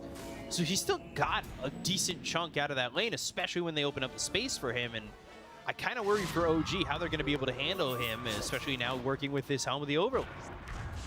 They look over to the side. Bushwhack Sharpshooter coming through, not going to land on the Phoenix, but the Blink and the ult coming through on a Snake King. So they'll take the Phoenix to start, and they'll take out Soxa next. But 33 with Primal Roar that hits out of the Queen of Pain. They'll throw the dart over and put this Beastmaster to sleep. LSA to follow it up. So there's the combo, there's the kills. 3 kills there for OG. And Tundra, they kind of get caught in no man's land, and OG take advantage. Finally, we see OG punching back with the draft that they have. Ricky using the Sleeping Dart into Bushwhack, then Sleeping Dart into LSA. Still holding on to Aegis on Spectre for another 3.5 minutes. Once they respawn, they're going to be ready to go. One jump from Dragon Knight, it's a long duration stun. It's a 3-second stun, so they can do a lot of damage, especially once that Manta Style is finished on Spectre. With the Dragon Knight, they can go for solo pickoffs. And it's a full Aghanim Scepter. As you mentioned, he was so close to it, and now has it. Level 15 on Dragon Knight, and I like what I see in his quick buy. Oh, Sharpshooter. Bottom lane, Sharpshooter coming in. They've got the break as well as the sleep, but they're not going to follow this up. TP coming in from Snaking. I thought for a second, because I know 9 was shifting. He wasn't sure if he wanted to pick up that Ags. He thought about AC for a second. Had that queued up for a moment, and now it's going to be back to the Ags, so will be the Ags in full here for 9. Might want to clean up some inventory there. Full 9 slotted. That's why he's called 9. Yeah, well, his courier just... There it is. The courier finally delivered it. 9 for 9 slots. Let's see how they execute Roar on cooldown for 10 seconds. One thing they don't have is way to deal with this Ancient Black Dragon, the Ancient Creep. Maybe if Doom decides to pick up his level 15 talent, Devour can target Ancients. Let's see if he decides to go for it. Very close to level 15, by the way. Yeah, once he gets there, we'll take a look and see the feeling that he's going to get. We're still working with an Aegis for about 2 minutes on the side of Tundra. Using the time right now to go for the Manta is about 1,000 gold off. A little bit more than that now, a little bit less. So shouldn't be too long till he gets that. But you can see Tundra is still posturing inside OG's jungle. Like, they're not afraid to go for this, especially knowing that they've got the global movement here for the Spectre if need be. Bushwhack gets thrown. That's not going to land, but they go to the sleep. It hits on a 9. Now they've got the smoke screen. This is going to be Skitter throwing out the Shadow Step for the moment, but not a Haunt. Still farming on the bottom lane. They definitely want to use this Aegis, but couldn't find any openings. Their Observer Ward just got devorted, so slightly limited on vision. They still do have Hawk, so that's one way to start a fight. Also, Haste, spawn top, Dragon Knight will be picking that one up. There we go. All right, he picks it up. Smoke again. Still working with that Haunt. Shadow Step off cooldown in just 4 seconds. Taiga, he's over to the side. They'll go to the Dust. They've got the Blink as well as the Dragon Tail. Shadow Step comes in, and they get the kill on the Taiga. They're going to hold towards the back as BZM and Misha need to walk away. They'll blink away on BZM. They don't get anything else, but again, it's very easy for them, especially once they have that Dust, to have Skitter jump through with the Shadow Step. Oh, DM, Roar. Soxa, it's gonna be there. And that should mean that they've got this ready to go. Meanwhile, Soxa, he's also stolen the Sleeping Dart. So he can not only put them in with the telekinesis, but he has the sleep available, and Skitter with another kill on a DM. Oh, this is a big steal. We didn't talk too much about Rubik, but there's some cool spells to steal. Cloud from Ricky, Smokescreen, Dart, LSA, one of the better ones. Stuff from Doom if you want to farm up with Devour. Doom, of course, like even Bushwhack. Queen of Pain, BZM has been kind of silent, mostly farming on a mid lane. BKB done, plus Kaya Sanj, very tanky, does have that status resistance, going into Witchblade next. Yeah, like you said, has been a little bit quiet, and he's 3-1-1, so he's gotten a couple kills here and there, but they've been on, I believe, mainly Snaking with using that Sonic Wave. So BZM, once he gets into the Witchblade, I'm wondering where OG are going to go with this. They want the Satanic on Yuragi, then they're going to go into the Silver Edge there too. That's one way for Yuragi to be able to punch back Skeeter when he comes in with the Blade Mail. Satanic is more than enough for you to sustain and keep hitting on a target. And Doom in the end decided to go for that Devour can target Ancient's talent on 15. So that's one way to deal with Ancient Creep that 33 has. is under attack. So 5-man smoke coming out from OG. As Tundra are sitting bot, trying to take a tier 2 tower. And that will be 2 of the 3 tier 2s already gone on the side of OG. They make their rotation in, but will they catch anybody? 33 in an interesting spot here to break the smokes coming in from OG as they're up on the high ground, and he is not spotted just yet. He goes into the TP attempt, and he'll be safe to leave. The rest of Tundra not too far behind, and they will escape with their lives. So OG, that smoke doesn't lead to anything, and Tundra just a perfect fuel for the movements of OG. What a sneaky play there from Tundra. But also they're getting a lot from the map where you have Skeeter. He can be anywhere on the map and then joining a fight with that Shadow Step or with the Haunt going into Lincoln Sphere next. The Sleeping Dart combo and also Doom. Yeah, want to protect yourself as best you can. I believe there was a Manta Beam, completed here for 9. It's such an annoying build. I think it became popular like a year ago, so you now have all the benefits from the Dragon, from that Manta style. It's very good for sieging, especially with the Beastmaster. Tundra's looking for potentially next Roche spawn, which can be up in 40 seconds. Right now, a 3-man smoke. 9, Saksa, and 33. What is Saksa holding on to? He doesn't actually have spelled. See if he can steal something. Smoke's gonna break. Tyga's right there. Goes to the sweeping dart. So now they'll move over to try and get the kill here on Saksa. Sonic Wave comes out again, and they'll take out the Rubik. The Shadow Step was from Skitter, but not enough to really get anything at the moment. They're starting to back away on OG. Need to be very careful. Positioning from Tundra, maybe looking towards jumping through, but eventually they back up towards their side of the river once again. I think it might be a good idea to start thinking about Gem on side of Tundra, get rid of Vision, and see this Riki. Riki has been very annoying, and we can see why this hero has been so popular, at least in high-level European pubs, where played as 4 or 5. We've seen even some off-lane Rikis, but this Sleeping Dart, very annoying spell to deal with. Yeah, certainly. Makes these setups pretty easy. Shadow Step once again, and Misha on the run, but DM comes in to try and help out this Hoodwink. Breathe Fire from 9 is the finishing blow needed to get the kill. And they've got themselves at least one. With Roche now being available again, these teams are going to fight it out potentially for the next Aegis if they go in once more. Lina used the BKB there. It's not the best, as that's going to be on cooldown for another 80 seconds, so it's rough if OG now want to fight in a Roche, right? Yeah, definitely, but they're so slowed. You have this Dragonite with his dragon form, constantly either with his Manta style, Shadow Step coming out from Spectre, daggers, constant dagger spam.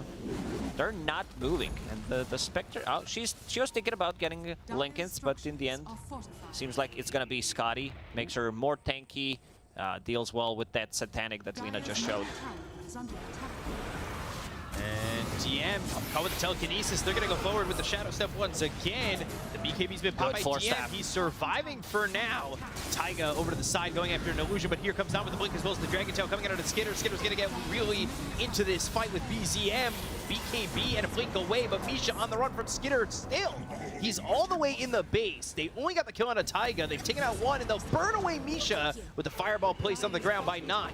So Skitter in deep, using that Haunt after the Shadow Step down on top of these heroes on the side of OG. They don't get the cores, but they do take out the supports. Yeah, very clean execution there coming out from Tundra. Being able to take down 2 supports, not committing heavily. Good Force Staff coming out to be able to save Skeeter because he committed with both Haunt and the Shadow Step, and not getting any kills. Also very nicely placed Egg. Like when you see Lina not having a BKB, or if your Roar is available, I think Snaking can even go for a bit more aggressive placement in terms of like Egg in the middle of a fight.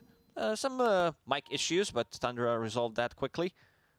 And they're looking to be going when ready, and that's when the 3, 2, 1 countdown is over. You can see 9 just working on this tower as Yuragi over to the side dealing with an illusion. BZM had to fall all the way back. He was quite low in that exchange. They'll buy back on Misha. And the Racks are in trouble. Meanwhile, Skitter, he's got the Shadow Step ready, so he doesn't have to be exactly right there at the fight. He's looking to get himself into that Scotty, but now they'll get the kill on Amisha. It's going to be the Shadow Step that leads to that. Skitter right back. He's gone for jungle. 70. Yeah, he just bought back. That was a second ago. Heaven's Halberd picked up by 33. They hit the telekinesis on a DM. Here comes Taiga as well as BZM looking after Saksa.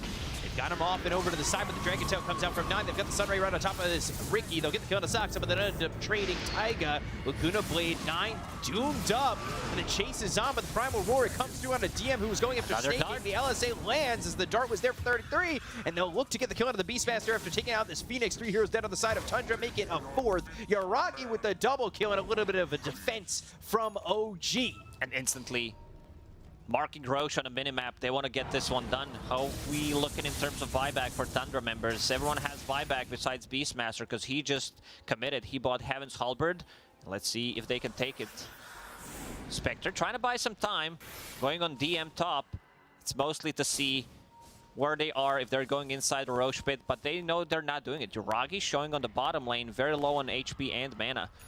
Taking another look at this fight, and you see how big the smoke screen is. Saksa off to the side, Sonic Wave again to commit onto the Rubik, but then they look over at 9.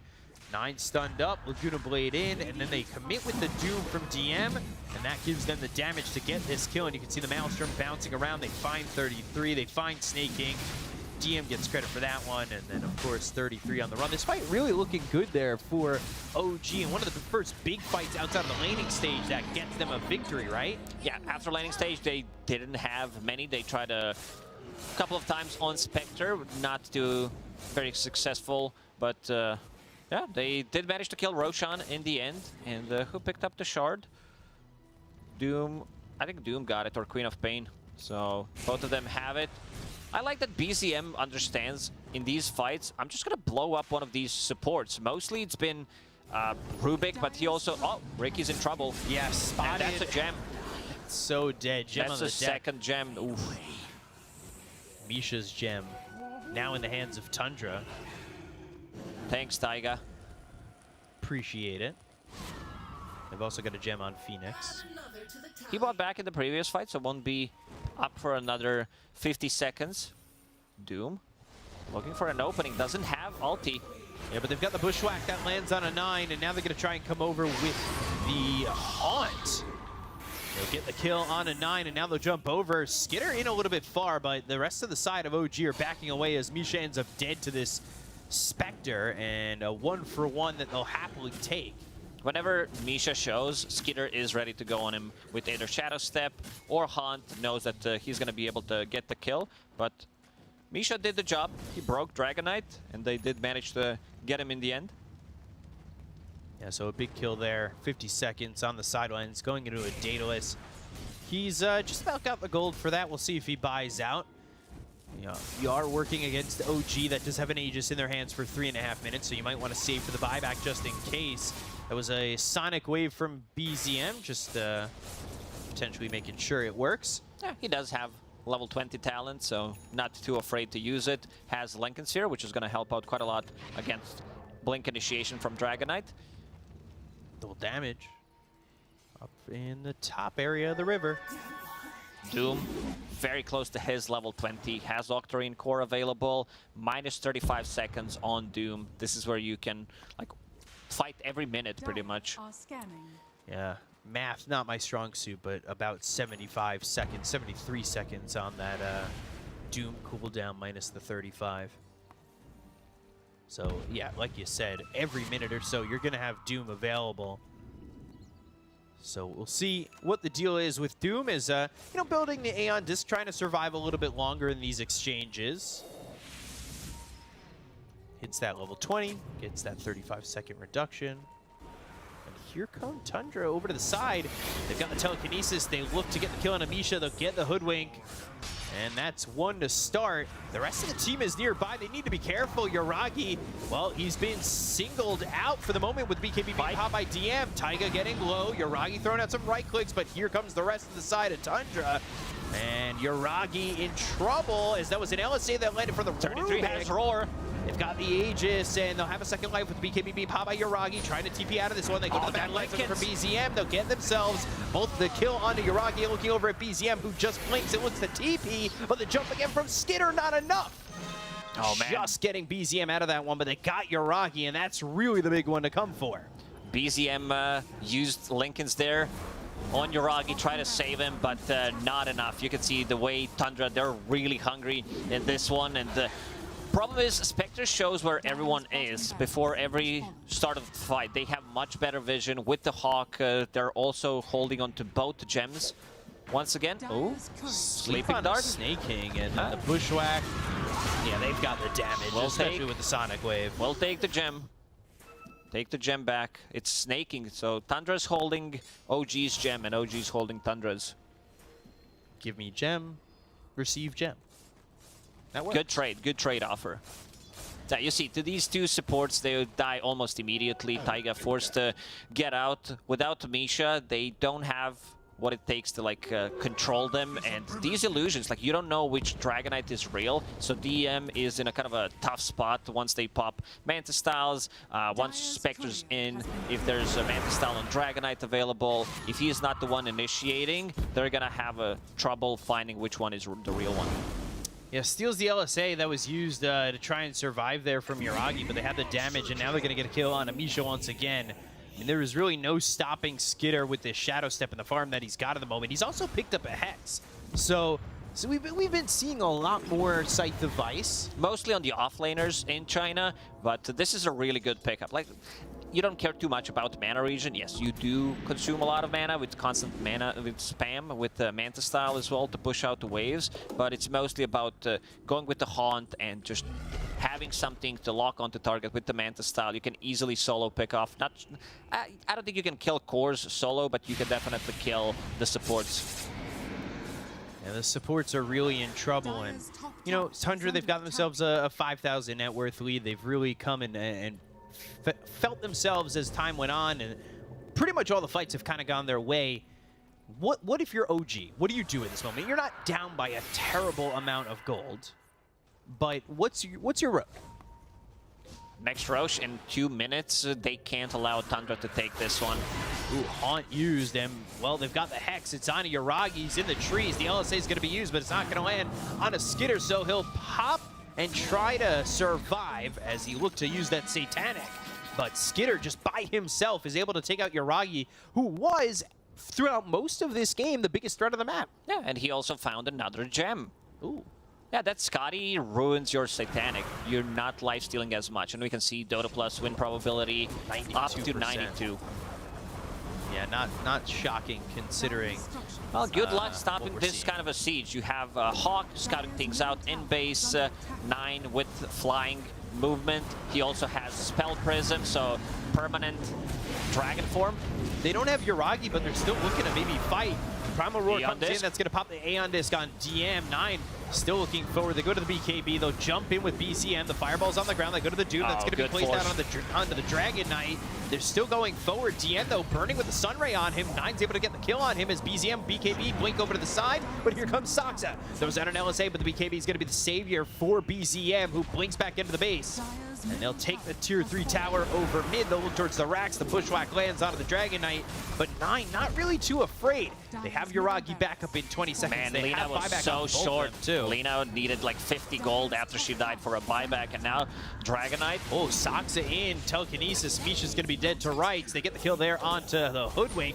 All 3 have buyback, but how are you gonna go about winning this game as you're on your heels? BZM in some trouble, blinks back into the base. Saved by the Stormcrafter to go up into the air for just a moment. They're charging up the Sharpshooter, throwing it over onto Saksa. The damage there with the Laguna Blade. They get the kill to Saksa. They'll take the Rubik, but now they've got the Primal Roar onto Yuragi. Sonic Wave comes out, but it's not going to be enough damage to get any of the kills on the side of Tundra. They already got the kill onto Saksa, but it's just Saksa. Is it really enough to fight into this? They go after 9. They land the LSA. The damage coming in from Yuragi. It's feeling like enough with the Inferno Blade hitting from DM. They'll finally take out a second. They'll blink forward for 33, who pops the BKB, but he'll be able to escape with said BKB. BKB and a TP out. Let's see the Roche spawn. Does it benefit OG? Is Gaben on their side? Minute and 40. The answer is no. So this is their last set of barracks. They did buy back on Misha and DM. Pretty difficult task to ask. Like, it's very... Oh, here comes again. Spectre. Quick in and out. Step. Back to farming the jungle. Life has never felt so good. And by the way, those illusions popping the Aeon Disc.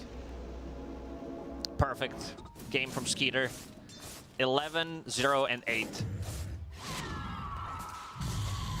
11-0-8, no deaths so far. I don't want to jinx anybody. I know how sometimes the caster's curse can come in just like that. So we'll see how they go about this and how they're going to go about going for the next Roche. Both sides, really. I mean, it's a 10K lead for Tundra now. So difficult for OG. Oh, he got the LSA. And they landed and got the Inferno Blade with a Laguna Blade to follow it up. They get a kill on Asaxa. Skeeter uses Shadow Step, hexes, and then immediately goes back to bottom. Don't bother me when I'm farming. He's also got a BKB now. Roche in 30. So they theoretically should be without Rubik going into this. Ooh, Spell Prism. That should be nice if you're going to throw that on the Doom as well. And that's exactly what they're going to do. And there is a Haunt this time as Misha's going to die to Snake King with the Sunray. I think we all experienced this type of a game as a support where enemy carry is so farmed, especially Spectre. She finds you anywhere, one glimpse of vision, you're dead. Very annoying for OG. Like, you can't defend yourself. Misha, very poor at the moment, has that shard, only Arcane Boots, trying to go into Aeon Disc. Like, Aeon Disc can be both good and bad, because as you said, like, Aeon Disc does proc sometimes during the full haunt or just the Shadow Step, and then with the next one, it's a lower cooldown anyway. Shadow Step down to 40 seconds, and Aghanim Scepter available on Roche. OG's just gonna have to let this one go. Yeah, that is not the best feeling, that's for sure. You'll give a cheese over to the DK. And an Ags for 33. We'll see if he consumes it. Certainly might. And Yuragi again hexed. But they've got the sweep onto the Spectre. So they save the life of the Lina. Beastmaster just holding on to the blessing for the moment. He's reading. He's like, yeah, what does this Ags do? Let me just check the drums. Yeah, I bang some drums and I heal, I deal damage. Less heal coming out from creeps. More from creeps, less from heroes. Might as well just give it over to my Rubik, who can steal 2 spells. Which has been nice, because there's a lot to choose from here. We've seen the stolen LSA do a lot of damage and a lot of control. So, hoping that, you know, you've got Rubik maybe with a dart and an LSA of his own. Would be nice. Saxa did the struggle in this game. He's been heavily targeted by OG members, whether it was Ricky, Taiga. Sleep in, and they're going to get the Bushwhack to look over with the Inferno Blade. 9 coming over with the BKB pop by DM. Skitter over to the side. Throws a dagger out, and now they're going to pop the Linkins on BZM. They get the Doom off out of the Dragon Knight, but the telekinesis coming in from Saxa to save this DK. 9 on the run back, but they've got speed. DM trying to get out of this one. They'll also get the kill on the Taiga, and Taiga dies. DM falls. 2 heroes gone on the side of OG. Don't have buyback on either of them, and that's going to be a bit of an issue as Tundra are looking to go for more. They find themselves their hands on Misha. Misha throws the Bushwhack, but that's not going to save your life. They get another kill onto the Hoodwink, and now only Yuragi as well as BZM can defend. These heroes don't have buyback, the racks are exposed, and OG are in a horrid spot to try and save this game.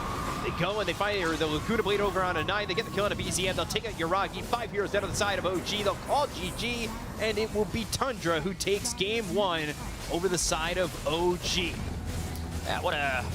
I would say perfect start for OG in terms of how they played the tri-lane. They did kill Saxa 5 times in the laning stage. And then Skeeter completely free farming on the bottom lane. The Dragon Knight as well. He picks up a Blink Dagger. They go for the kills. They did manage to make a really nice comeback. Like this tier 1 tower that they lost on the top lane, not the most important tower. And OG's draft kind of lacked that. You know, when it's very good at getting pickoffs once Ricky gets the shard into LSA, into Bushwhack. We've seen it, but not as much as I expected. On the other side, Tundra really crisp with the execution. Yeah. I think Saxa was mostly a sacrificial lamp not just the laning stage, but also during the whole game. But the rest of the team did carry, and he had some really good force staffs to bail people out of trouble. Yeah, he looked really good, and I think the idea was certainly there for OG to take the laning phase, but you give Skitter a little bit too much farm, as well as 9 over mid. I mean, he was farming out of control. Tundra, they knew their path. I don't think they panicked when that tri-lane was going and getting 6 kills in the first 3 minutes. So it all worked out for Tundra in game number 1. They take game 1 over OG. To break it down further, we've got the magnificent panel. Take it away. It is only game 1 for Tundra, but I mean, what a convincing fashion, especially coming out of that laning phase, Sheep. You were thinking, hey, maybe OG really do have it in them. Maybe they really do know how to execute this against Tundra. That makes them sound like an underdog. I mean, They are. when you look at their opponent. Any team in the DPC will be an underdog against Tundra. Exactly. But anyways. Tri-lane. Yeah, they tri-lane top. They left DM for dead, but they were like, we're sick of supporting the offlaner. Let's just leave him alone. And I mean, I respect how he dealt with it. You compare the two offlaners, right? Beastmaster, who's unable to get more than like 2 last hits. Can't approach the lane, Sux is dying. Meanwhile, DM, he's playing against a safe lane with no stuns. And not like burst damage either, so he's able to just keep dragging waves and like eat the creeps as he goes and get farmed that way, albeit not much. I think, unfortunately for OG though, they looked at Tundra's lineup and they were like, okay, if we have Ricky plus Doom into a Spectre lane, we're not going to put any pressure. So in the moment of the post-game draft, post-draft part, they were like, okay, let's do this tri-lane, let's try and punish Beastmaster, which they did. They took the off-lane tower of Tundra at minute 7. They put the Beastmaster at 1.5k net worth. He was below the entirety of OG, right? So they perfectly shut him down. I think the unfortunate thing for OG at least is then when you look towards BZM in the mid lane, he's playing a Quap into a DK. He's not really able to push out the DK, and his early rotations on Quap didn't really net these amazing kills to unlock pressure on the map themselves. So this kind of double effect then allowed Tundra to move Beast into the bot jungle to farm up. And then I think, I actually wrote it down, at minute 11, Beast had Dominator and was only 600 gold behind the Doom, who wasn't really shut down in his lane. So the fact that OG put so much emphasis on pressuring this Beastmaster, he was only shut down for like maybe 11, 13 minutes of the game. And at that point, OG, when they have their double BKBs, they never really used them to be aggressive because Tundra utilized this DK with Blink Dagger to always force them out. So very cute of OG, but maybe actually cute's the wrong word. Very cool of OG to actually do this laning setup. It just, they weren't able to be proactive enough to utilize it to actually shut down further of the map. Yeah, it was hard, right? Because you're tri-laning, which means you have an XP deficit between your heroes. So your supports are hitting level 6 later, and you're not able to use, like T said, you can't just use your advantage there. And I mean, he got such a quick blink on the DK, and then he went back for Midas. Like, the impact of 9 on his DK all game was amazing. Going for this Ags Manta build, it was giving them vision they already have a Beastmaster. And on top of the Hawks, they have this Dragon Knight Manta illusions giving vision of everything. They just had complete knowledge of the map at all times for SOG. Shout out to NADPC, okay? Because of course we saw this build on the DK last I was wondering where you were going with this. there we go. So yeah, Gunner last year on Nouns, he actually did do this build, and it was pretty much because the DK Dragon form with the Ags, when you get to 18, they get the flying, they get the splash damage, get the corrosive, they get everything. So you're able to just dominate fights just through throwing them out. And we didn't really see any other team pick it up. And now, fast forward to after TI, it was still there during TI. Now we get to see 9 use it again. And like Sheep just mentioning, you can't really fight into it. And that's why he went for that Midas. You go for the blink first, you respect the fact that you need to be a hero. Then you go Midas, rush to 18, and then he goes Manta, gets the Ags, and he's all online. So yeah, I think really nice build there. We have seen it before, but not enough. And I think a lot of teams will look at it now going, yeah, it's pretty good. Pretty decent. Tundra sort of slowly snuffing out that map for OG, unfortunately, and obviously very in their favor. However, when they went to go push high ground, I think for the first time, it was somewhat successful for them, but OG were able to capitalize that and win a team fight. Felt like they were potentially back into this. Was there a window for them at that point, or is this little false hope? I think it's very difficult, personally. Just the way I saw fights occur on average, because yeah, like defending high ground, they commit, they get the racks, and that's usually when you overstep and can get punished. You know, you get the Doom off on the DK, you know, your spells are running out, your Dragon form expiring, so on. So yes, you can take advantage of that, but in general, when these fights are beginning, because they are being able to sick the Manta DKs on heroes because they're able to press Spectre ult. Maybe they find a pick off and just get a kill with the Axe on Spectre instantly. Like, no one's able to comfortably sit in these fights and just use the spells the way they want. Everyone is constantly having to like start to run back. Like when the fight breaks out, illusions are everywhere. You're panicking. You can't stand your ground. The supports are very squishy. Goes back to the draft OG. They can't defend each other. Like when the fights start, they need to retreat. So that's where at the high ground they actually look like they could take the fights because like the towers are like their sixth man in the roster. Like okay, hug the towers and we're good. But on like in open ground, you just mentioned the vision, right? The horn. On top of that, the Beastmaster Hawk, Spectre having Ags. If anyone even shows, Spectre can just poke. Doesn't even have to commit. And when you see the big fight, that's when you go in. But yeah, Skidder, just an insane game. 12-0 and 13. Yeah. Like fully uncontested. And this is the product of going for a tri-lane to try and pressure a little bit. You open up a hero that is often a little bit greedier, needs a little bit more time to come online to have that free entry to the game. Completely uncontested in lane, completely untested in the game. I don't think OG is going to look towards a tri-lane again unless they're off lane or at least the hero they're shutting down is correctly shut down for 20-30 minutes, not just for 15. Yeah, this Spectre was so cool. And the Blade Mail, like going for that build, they're farming the ancient stacks, like they've made big stacks for him. It means that Lina, the hero that's meant to be able to join his team for these mid-game fights, can't do anything because you can't kill the Spectre. She's got Blade Mail, it hurts too much. She's able to just be anywhere she wants for free. I mean, I really like the Spectre pick, and like he said, with these pokes, like it also meant that when OG, I think it was them, they bought a early gem, like 25 minutes on their Hoodwink. He just shows, he dies. And then the gem is now in Tundra's hands, which means the vision advantage they already have gets exponentially worse.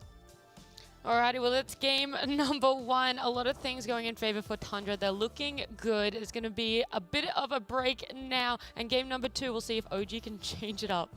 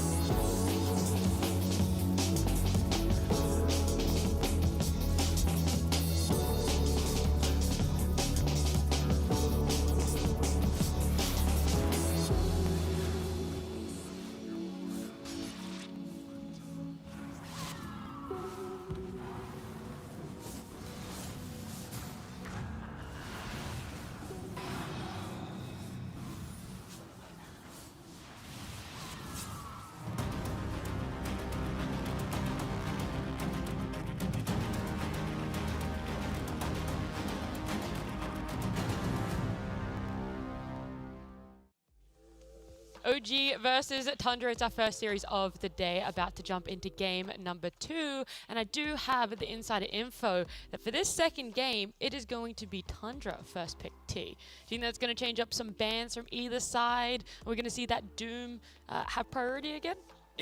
I mean, Doom's the awkward one. So for Tundra, when their first pick, their final pick in the phase, which is pick 8 after they see 2 heroes, is often Visage, Beastmaster, like always the 33 hero. So now for OG and their bans, it's like, do they have to ban out the Mirana now? Are they going to ban maybe Brood plus Beastmaster, giving away a first pick, you know, Mirana away to, like, that's where in this little break, now that they know their second pick, it's the awkward, guys, huddle together quickly. Quickly, what do we do? Like, we just lost game 1, because again, just to go back to game 1 quickly, OG just lost to game 1 due to the patience and kind of just understanding of Tundra in any game scenario, right? Like, even under pressure, they play for a timing, and then they just win the game automatically. Like, there was no point where OG was like, we're going to win this game now. Even with an Aegis, back to the base. So I think it is so critical they understand the bans they're doing now coming into the second draft, because if they mess it up, that pick 8, that second hero on Tundra's lineup is just going to be the 33, what are you doing to us?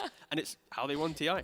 How do we deal with this? Exactly. Isn't it more about their picks than bans? What else were they? How are they meant to change their bans? It's Mirana Broodmother, the OG ban last game. You're telling me you're letting through one of those? I would not. Just give them the Mirana.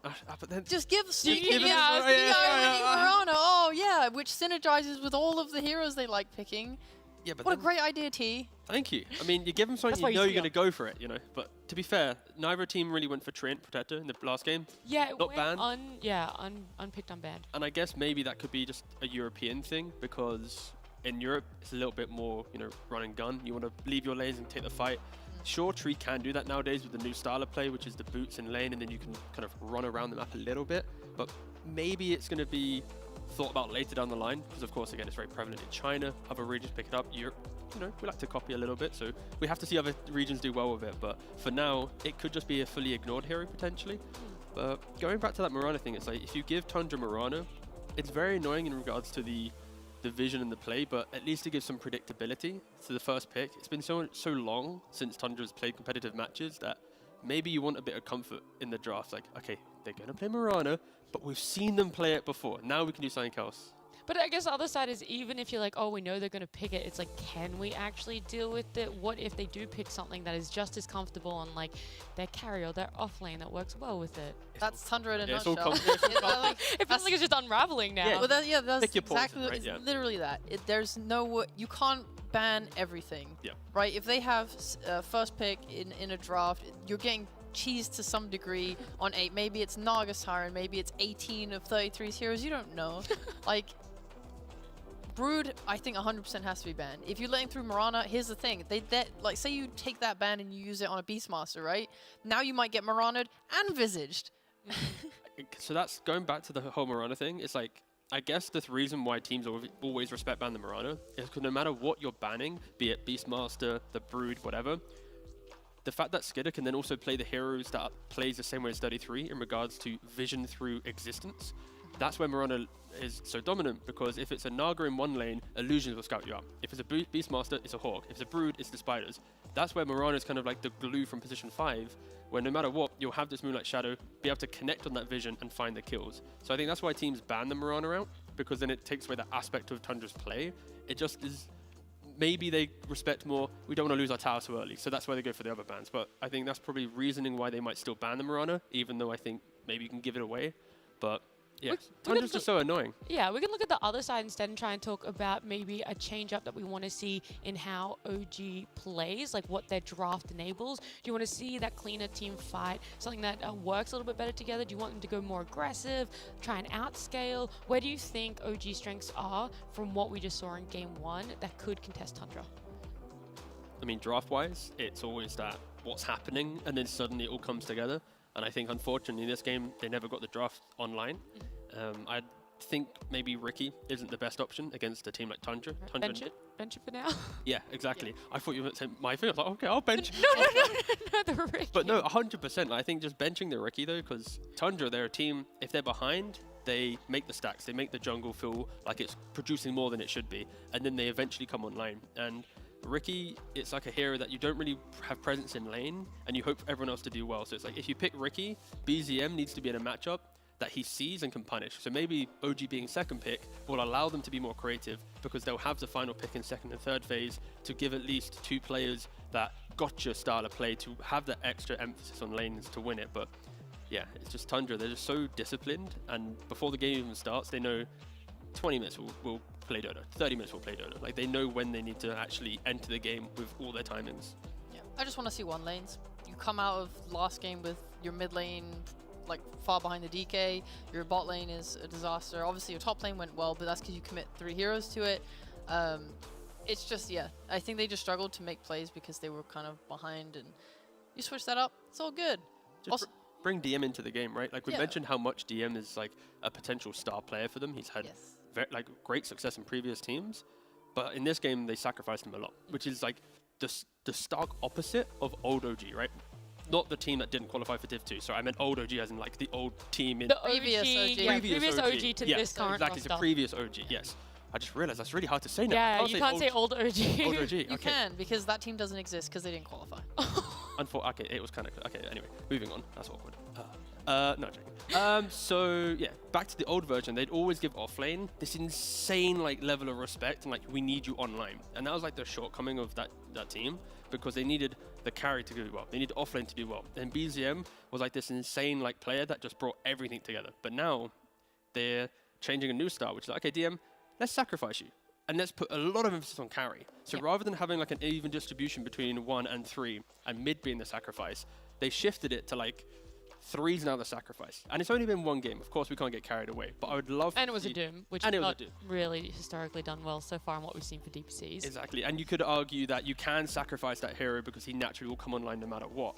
But I would love to see in the second game, backs against the wall, you don't want to lose to Tundra again. Let's just get a normal situation. Let's get DM a hero where he can make some plays, make some presence, and just push him into farm priority. Go back to the old style. I want to see BZM make plays and connect on cores. I don't want BZM to have to be literally everything because everything's been sacrificed. Or alternatively, like I feel like the idea coming into this was, we'll let DM sacrifice his game a little bit, and then like Tiger can kind of pop off. But on Ricky's not really a like make plays pos 4. He's like, I'm setting up for everyone else, and it did mean that on these like down periods, he was not getting to do that much. Like, he was scouting heroes, but they're kind of behind, so no one can really capitalize on like the vision he's providing. Yeah, they were like setups that nothing else could really come from. Yeah. You have brought up a great point though, because I want to talk about the differences between Ricky, how it's played as a pos 4 compared to what we saw on the side of Tundra with a Rubik, and how you can play and utilize a Rubik as a pos 4. You're always entering fights with more confidence. I think, again, I use the phrase on the fringe of the fight a lot. Rubik on the fringe of a fight is always providing some stuns, some spells, something to turn the tide. Ricky, on the other hand, is like, boop, take a cloud. And then it's like, take a cloud, you know? It's like, this is me. And then maybe if you're really lucky, you get to jump someone. But Ricky's a hero that if you're ahead, you feel like, you know, the king of the game, the top of the world. But if you're behind, then you are just like, I mean, I'm just sleeping the guy. I am in this game. I am. You can't see me, but I am here. So again, it's like, if they won this game, we'd be praising Ricky, the dart, the shard, the sleep, all of this, we'd be praising it. But I still like the Ricky. I think maybe he would then fit more of a second pick lineup, because then you get to win 2 lanes by having a second pick, and then you have Ricky who can make use of that. Yeah, like I'm not like scared of seeing Ricky again. It's more just drafting it into a scenario where I also feel like we didn't really mention DK in the previous draft when it got picked, but it's like Quap and DK is an old school matchup. Where like if DK wasn't there and any other hero, if it was like a Pangolier or a Void Spirit, this Quap would have done well mid, would have punished, and then way more entry to the game. So I think, again, just draft a little bit. And That we have is, another I one. was going to say, that is Jesus, the Game 1 draft, though. Game 2 draft here up on our screen. We talked about it. There's going to be a change-up for bans. Brood gets through, and the Doom... Okay, I said that was 100% banned, so I'm great. Let's go. 100% not banned.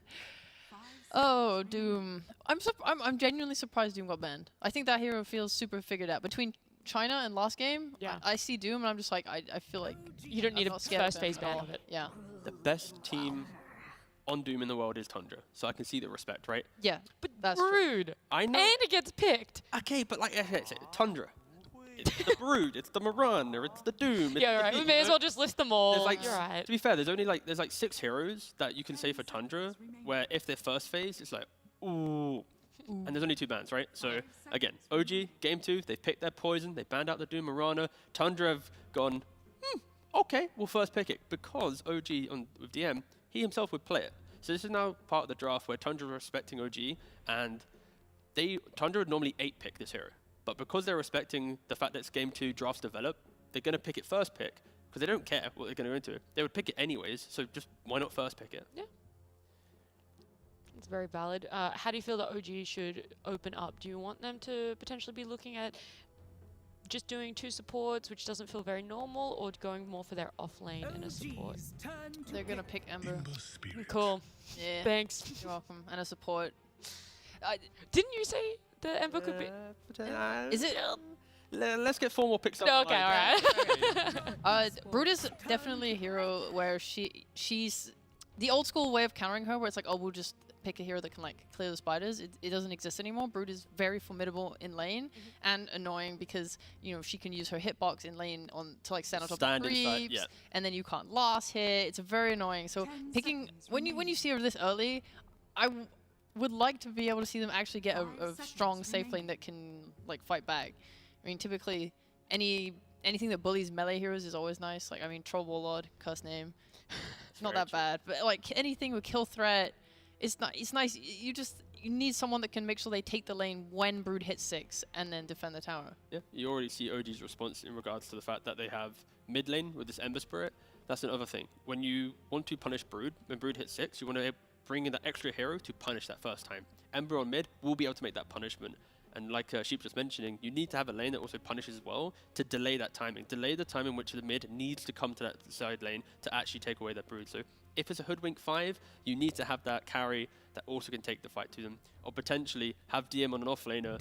Like I think a lot of teams, when they go up against Brood, they'll have like the Tidehunter, like just an offlaner that just exists. And Brood can never take the tower. I think the bans from China are some of the best against Broodmother because they're so scared of the hero they're also first phase banning it. But it's like the Tidehunter, Centaur, these heroes that just park themselves in front and go, yeah, well, please, you can never get into my jungle now because my tier 1's still alive. Do you know the Broodmother like item build nowadays? Because now Wraith Pack's gone, is it just straight back to Pipe Rush? Because when TI developed, people started to buy, like Xive started buying the Pipe first on Brood instead, and I think that item's still good. We've seen Broods in China at least do Greaves. Are they doing? Yeah. And then depending on the game, they can still go Pipe, and then of course it's still the Ags with the little web. Yes, and you get stuck in it. And but yeah, it's basically still auras, and the player style is take away that tower. As soon as you get into that jungle, then you send the single spiders out, get the vision, and you get to play around that. So if you're OG here, you're probably thinking about Naga Siren, Terrorblade, these additional heroes that scout on the map so that you're going to get fully choked out of the game. We've seen EG do it, I think, I can't remember what team it was that did it in China, but still, like multiple times now, Brood +1 vision-based carry. If you lose lanes, you have 0 map to play. The creeps are at your towers, you physically can't smoke out. And I think OG need to be careful of that because they've got a very skirmishing opening right now. And if they can't push out lanes, they will never be able to skirmish and never be able to play their draft. Do you guys want to touch on the Crystal Maiden at all? You feel like this is just pretty stuck standing, not too much to elaborate on that one? 5 seconds. Tundra likes the hero a lot. Did you know over 1 million players have the Wolf Persona skin? I saw that. Why do you know I saw that stat on Reddit. How many actively use it though? I don't know, but I there's don't use potentially 1 million wolves out there. 1 million wolves, that's a lot of wolves running around in Dota. Furry fans. All right, so do you want to make a prediction right now? Will he use the There wolf? we go. Will he use the wolf? No. Will he use the wolf? Yes. No. 1. I'm down to put those bets. There we go. All right. Yeah, what are we betting? Go. I don't know. Quickly. Come on. Just say My anything. shoes. Why don't we have the shoes off my feet. I'm not Alrighty, even wearing I'll be taking I'm our not losing shoes. anything. Yeah, you and Noah. Can we get a camera zoom in on what Tigo's feet are looking at right now? Oh, wait, No, no, let's- we're in Europe now. Oh, Look, gosh. they're actually, there we go. Look, got my little duckies on. This is why I'm short, I don't know if guys, anyone all can right? see that Oh, one. It doesn't I matter. can't This see is it. why I'm shorter on He the panel. just has socks. I just have socks on, little duckies. See? This is why, guys. I'm not short. I'm actually like 5'11" with shoes on Smile. That is definitely not true. I know. It's a good meme. Look, This is a good band face. it's a good band. I mean, they're taking their time. I think if they're allowed to take their time with the bands, we're allowed to take our time talking about them. I very much enjoy Crystal Maiden on any team. I think she just provides a lot. It's not even, it's like the passives, whatever. She's so strong. Like her nukes are so good in lane. You secure your range creeps. You have like what are you laughing at? You can Just go, the fact that I asked you to talk about Crystal Maiden. I'm you said, coming back to There's it for one. you." There's 1 million wolves out there. and they're good wolves at it. Good boys. And you can itemize on CM in a myriad of different ways. For example, like you can go for that drum. Like if you want to take a lot of early fights, you know, if your Brood is finishing this Greaves, you can match that with a CM pipe timing. You know, she has the ability to just kind of be independent. She can go into the jungle, she can hit creeps and get farm and increase the net worth of your team. Like CM is a very good hero at just enabling herself and her team. Yeah, it's a lane secure as well. It's the fact that Tundra, when they previously played it, it's been with Lifestealers, Slarks, heroes that with an extra little bit of something actually put a lot of pressure. Like Lifesteal against these like big chunky offlaners can do so much work. So yeah, this CM pick is greatly enabling, like Sheep mentioned, but puts a little bit more emphasis on we will have pressure in our safe lane and you need to react to our off lane. And now for OG, it's like, okay, so top lane's going to be a little bit rough potentially. Bot lane we need to react to. So now it's like our mid pick needs to be crucial. Our off lane needs to be self-sufficient. And that's why I still think for OG, potentially having this like Tide Hunter +1, okay, sure, that's fine. Like, It hits pretty much everything you already said. I want like the CM annoying Timber. hero, you know? But now for Tundra at least, they could go like, I guess Ursa +1, you know, some CM Ursa lane against Timbersaw. We've seen the thing with Timber, he actually fares okay against Ursa because you just go for chain level Look at 1. I know. Look at that man. He's so Oh, happy he's about his just so temper. happy. Oh, Back at it He's again. like, ignore that Doom game. Yeah. Game 1, that didn't exist. look at his timber in the background. It's literally in his background. I mean, it's literally it's like his It- best hero. yes, If it you is think so DM, good. you think Timber. So there are ways, he will know the matchups. Again, like we saw Amar play into Timber Ursa matchup, Timber all this before. So like OG, they're also going to know Timber matchups like to the end of time now. They're fully aware of it. That's why they're picking it first phase. Oh, sorry, the first pick in the second phase. Sorry. And they go Ursa, sure. Nothing too crazy.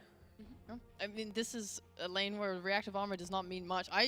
I'm genuinely curious if OG win. I'd love to pick their brain on this, but like you can go maxing your nukes. He looks like he really wants to. I just what want to is say Tusk. You can go back. Okay, cool, Tusk. Oh, yeah, Thanks. You can go like you're 10 maxing your seconds nukes instead of your remaining. armor and just like be fully aggressive in the lane, especially if you have a support with like the potential to 5 kill, seconds like a remaining. hoodwink, if that's where they want to play it. So yeah, I'm actually like super fine with them playing into this Ursa. Oh, That's not whoa. Tusk, T. Yeah, No. what? That's I mean, not Tusk. that's fair. That's cool. I like that. Yeah, first Dark Willow pick that we're seeing across China, Western Europe. Oh, it's just damage. It's just a really good hero that we haven't seen that much, but the reason why I think it could potentially be good here, it's a very good anti-skirmishing hero, because in the early fights, you're 5 throwing down your seconds brambles, remaining. you have the defensive terrorize, like there's a lot of ways to disrupt skirmishing fighting that it unlocks heroes to enter the fight, or at least if Ursa gets jumped, he's super tanky, super hard to kill. Brood throws in a couple of auras, and then you have Willow throwing in stuff as well. It just allows Tundra to wait for that timing and then to make the play. We've seen Willows as well be super greedy when they can get Ags plus stuff later down the line, but yeah, again, not seeing much Willow. It's a new thing for this tour at least. Excited to see how it plays out, but it is punishable for sure, because now Tundra, they've opted for Teamfight to be in their pos 4. Tundra Everything else is a Esports bit more independent, turn just through to tankiness. God. Yeah, I like Willow a lot too, but more exciting, Drow Ranger, yay! She is so cool. Sorry. Didn't Not sound that exciting. No, I was gonna say. I No, like- she definitely sounded excited. I was gonna Okay. raise my voice, but because we've been kind of neutral, I didn't want whatever. 10 seconds Um, remaining. Yay! Yay! I love this Drow. I Woo! think the OG right now have a 5 really good lineup for seconds like remaining. running at you and taking objectives, damage. They got it all, and OG's turn to all they're ban. really lacking is like just maybe a little bit more lockdown. I'd say because. Like a disruptor for me would be amazing for them in this lineup, because it means they can kind of put like Timber at the front, glimpse people back. They have the silence for Ursa, which is going to be a problem for him, because 10 if you do go too seconds many stuns, he can remaining. just buy Ags and break out of it, and you would look so exciting. No, because you're right. No, you're making the 5 disruptive point. But seconds you know how we said about the Ember? I was about to say this. Yeah, yeah. I thought that's what you were going with. I was I was like, like- why would they have picked 3 cores straight up? No, so the Ember, like we've seen Tiger and his pubs been playing it for, and I think I mentioned on the pre-show that the reason why you could maybe do it is if you had a Timber Saw style offlane. Both heroes are now present. OG has last pick. See, I thought that's exactly where you were going That's to what go I was with it. thinking. I was like, that's why I was like, it's like a eureka, you know? So, I just see T like jolt with Because it, excitement, like, and I'm like, it I don't hits want to you. talk anymore. no, it hits you, you know, and you're just like, ooh, you know, it just gets to you. But OG's no, you are turn right to though about ban. the drow thing.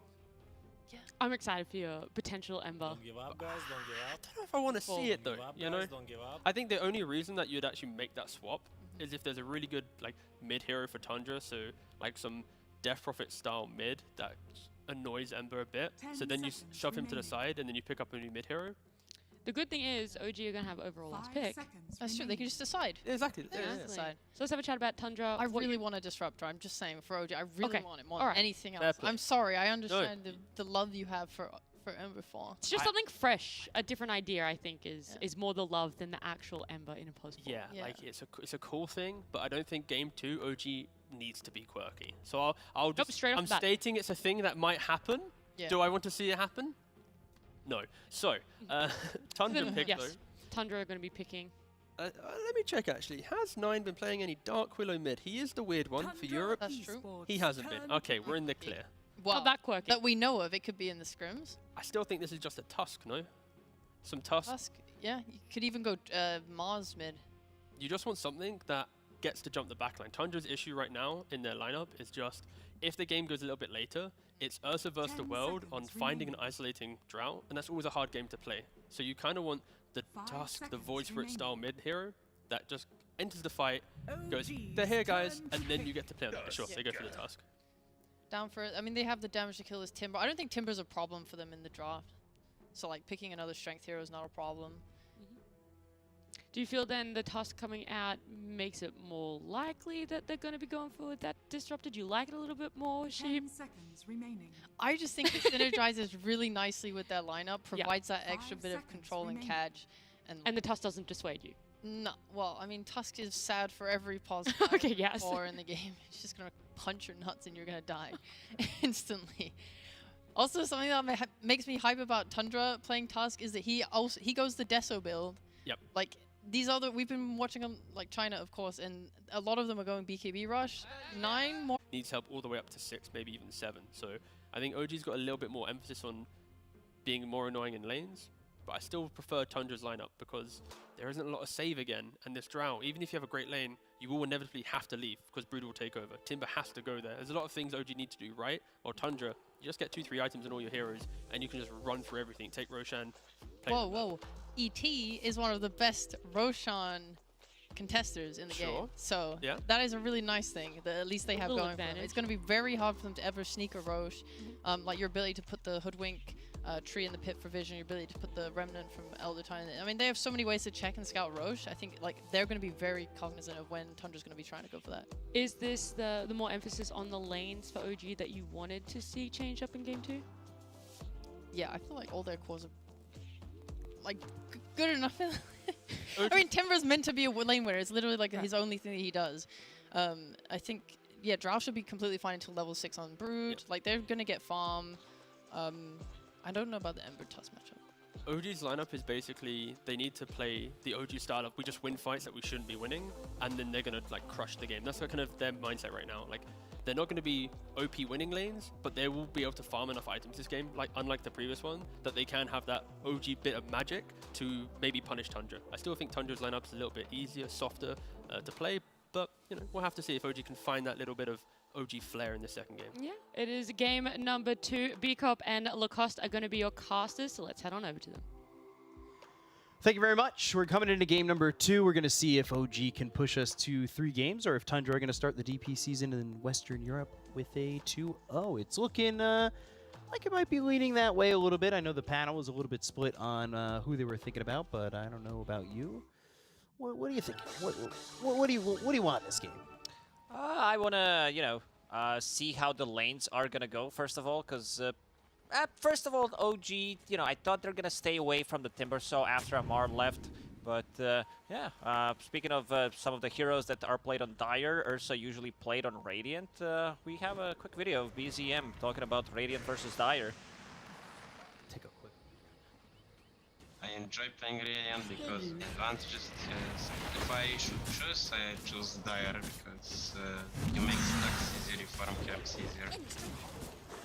So BZM, some words there as we see potentially first blood coming in. Ooh, Fairy Fire, but a slide coming through from BZM to get that first blood, taking out 9. So first blood and on the board first again here for OG. which is something we saw in the first game. And, you know, OG did well. They had a tri-lane. They were laning what seemed to be all right, but Sox is gave also dead. too much space over. And they might be able to get Soxa too. 33 coming over. Slight again. One more right click needed to get the kill. And it will be Taiga on this Elder Titan to get the kill into Soxa as 33 claims the life of Misha. So it ends up, at least in that sense, being a trade with those 2 kills. And a couple of bounty runes being picked up across the board as well as Skitter. He grabs himself 2, and OG will grab 2 as well. BZM off to a really good start. He's almost has his bottle on a mid lane. He got the first blood money, and he also has assist money, and also has a little bit more experience compared to 9 on a Tusk. This is the matchup I think we're gonna see quite a bit more. We've seen decent amount of Tusk on mid played in the Chinese DPC. From what I've seen, they start with the Snowball. They use Snowball to secure the range creep and also like deal damage. It's pretty similar, but you also have like stun. Maybe you get another right click in. 9, he is the one that kind of pioneered that Tusk on a mid lane. And yeah, a lot of pressure here on the top lane with the tri-lane that OG is running. This is pretty similar to what Gaming Gladiators did in the throughout the Tour 1, Tour 2, kind of stopped during Tour 3 with the tri-lanes, with the aggressive tri-lanes, and having Ace play the safe lane mostly on the Tidehunter, Timbersaw, Beastmaster, these type of heroes that can self-sustain. Yeah, the tri-lane, it got them 6 kills in the first game, so we'll see if it could do the same here in game number 2. You've got Taiga and Misha just stepping forward and constantly just putting pressure on Skitter and Snake King, making them feel a little bit uncomfortable while there's just free farm for the Drow of Yuragi. So, for right now, Soxa, this game, he can have a relief. He was like, whew, man, this time around I'm not playing against the tri-lane. Last game he was 0-5 and 0. A lot of damage on this Timbersaw, who's only level 2, reactive armor level 1. Not as great. Pop that salve, though, and try to heal up at 38.3 a second. That should just about do it. Get you back to full, if my math is correct. But, you know, all right. Very math close. checked out. Soxa kind of ruined it. He hit him once. Whirling Death coming through in a Soxa, and that's just the back and forth that we're seeing at the moment between DM and Soxa. And like you said, yeah, he's feeling lucky that he doesn't have to be up against this tri-lane at the moment. It was rough life there for Soxa, but he ended up really putting up a big fight towards the end of that game, and he was doing really well on that Rubik. As Snake King again hit with Bushwhack, Taiga in Acorn shot, and they need 2 more right clicks as Taiga gets the finishing blow, takes out Snake King, 3-1 for OG, and a little bit of repeated history here for OG as they continue to get kills in this top lane. Skitter TPing bottom. He was sitting at 1 CS. Like, you do rely on Ursa having a good game, because Ursa does counter a decent amount of heroes on side of OG. But, like, when it comes down to Drow Ranger against the Ursa matchup, oh, mid lane. Yeah, they've got 9 and 33 here. This is an interesting move from Tundra, but it looks like it's going to work out. Snowball from 9. He'll get the kill. They take out BZM, and oh my god, you definitely I wasn't expecting that. You don't expect this to happen, because what 33 wanted to do is not TP, so that he has a TP rotation available for the bottom lane if they decide to move. So why not just get a kill if you're moving to the other side of the map?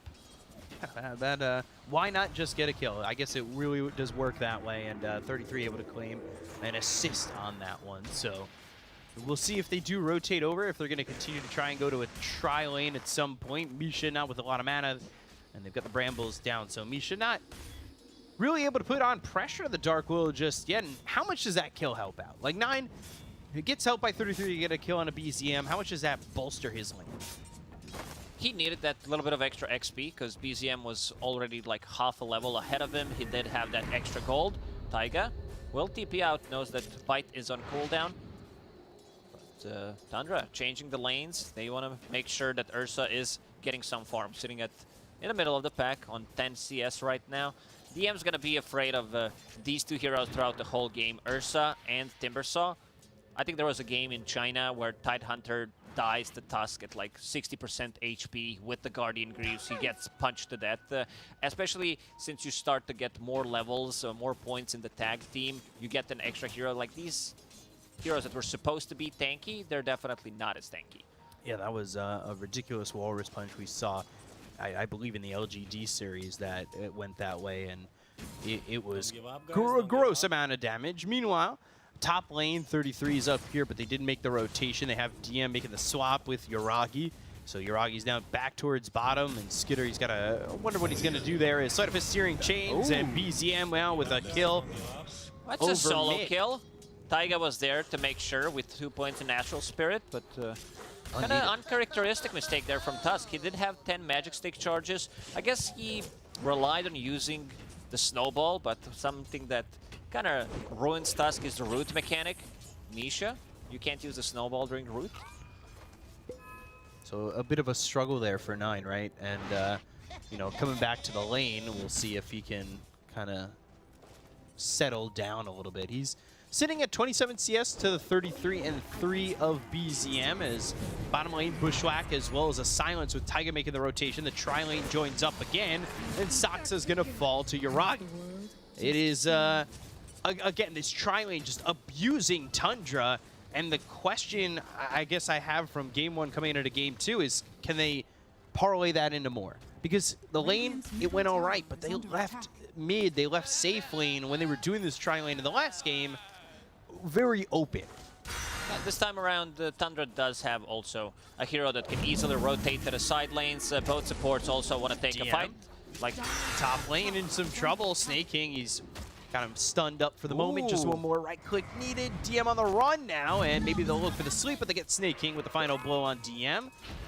Just barely as 9 shard snowball to farm up a little bit over mid. 33, keeping back the bottom lane. It's musical lanes, that's for sure. He's level 4. You would definitely love Broodmother to be slightly higher level, but the lane is pushing in, so he's going to collect some extra XP on the bottom. Has mana boots.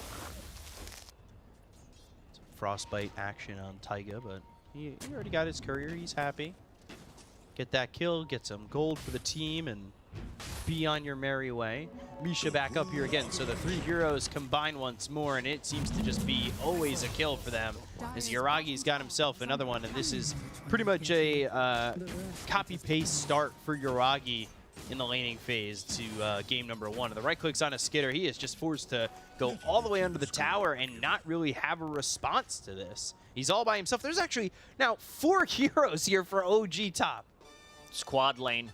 They want to kill Skitter. He's still level 5, no points in enrage. If they decide to dive, Skitter's definitely dead here. Remnant over, Bushwhack lands, and now certainly another one for Yuragi on the killing spree. And Tundra, they need to find a way out of this chokehold top, because right now it is just kill after kill in that lane. And 9, yeah, he's farming here mid, but is that enough? Is that the same as getting that DK, that farm early on?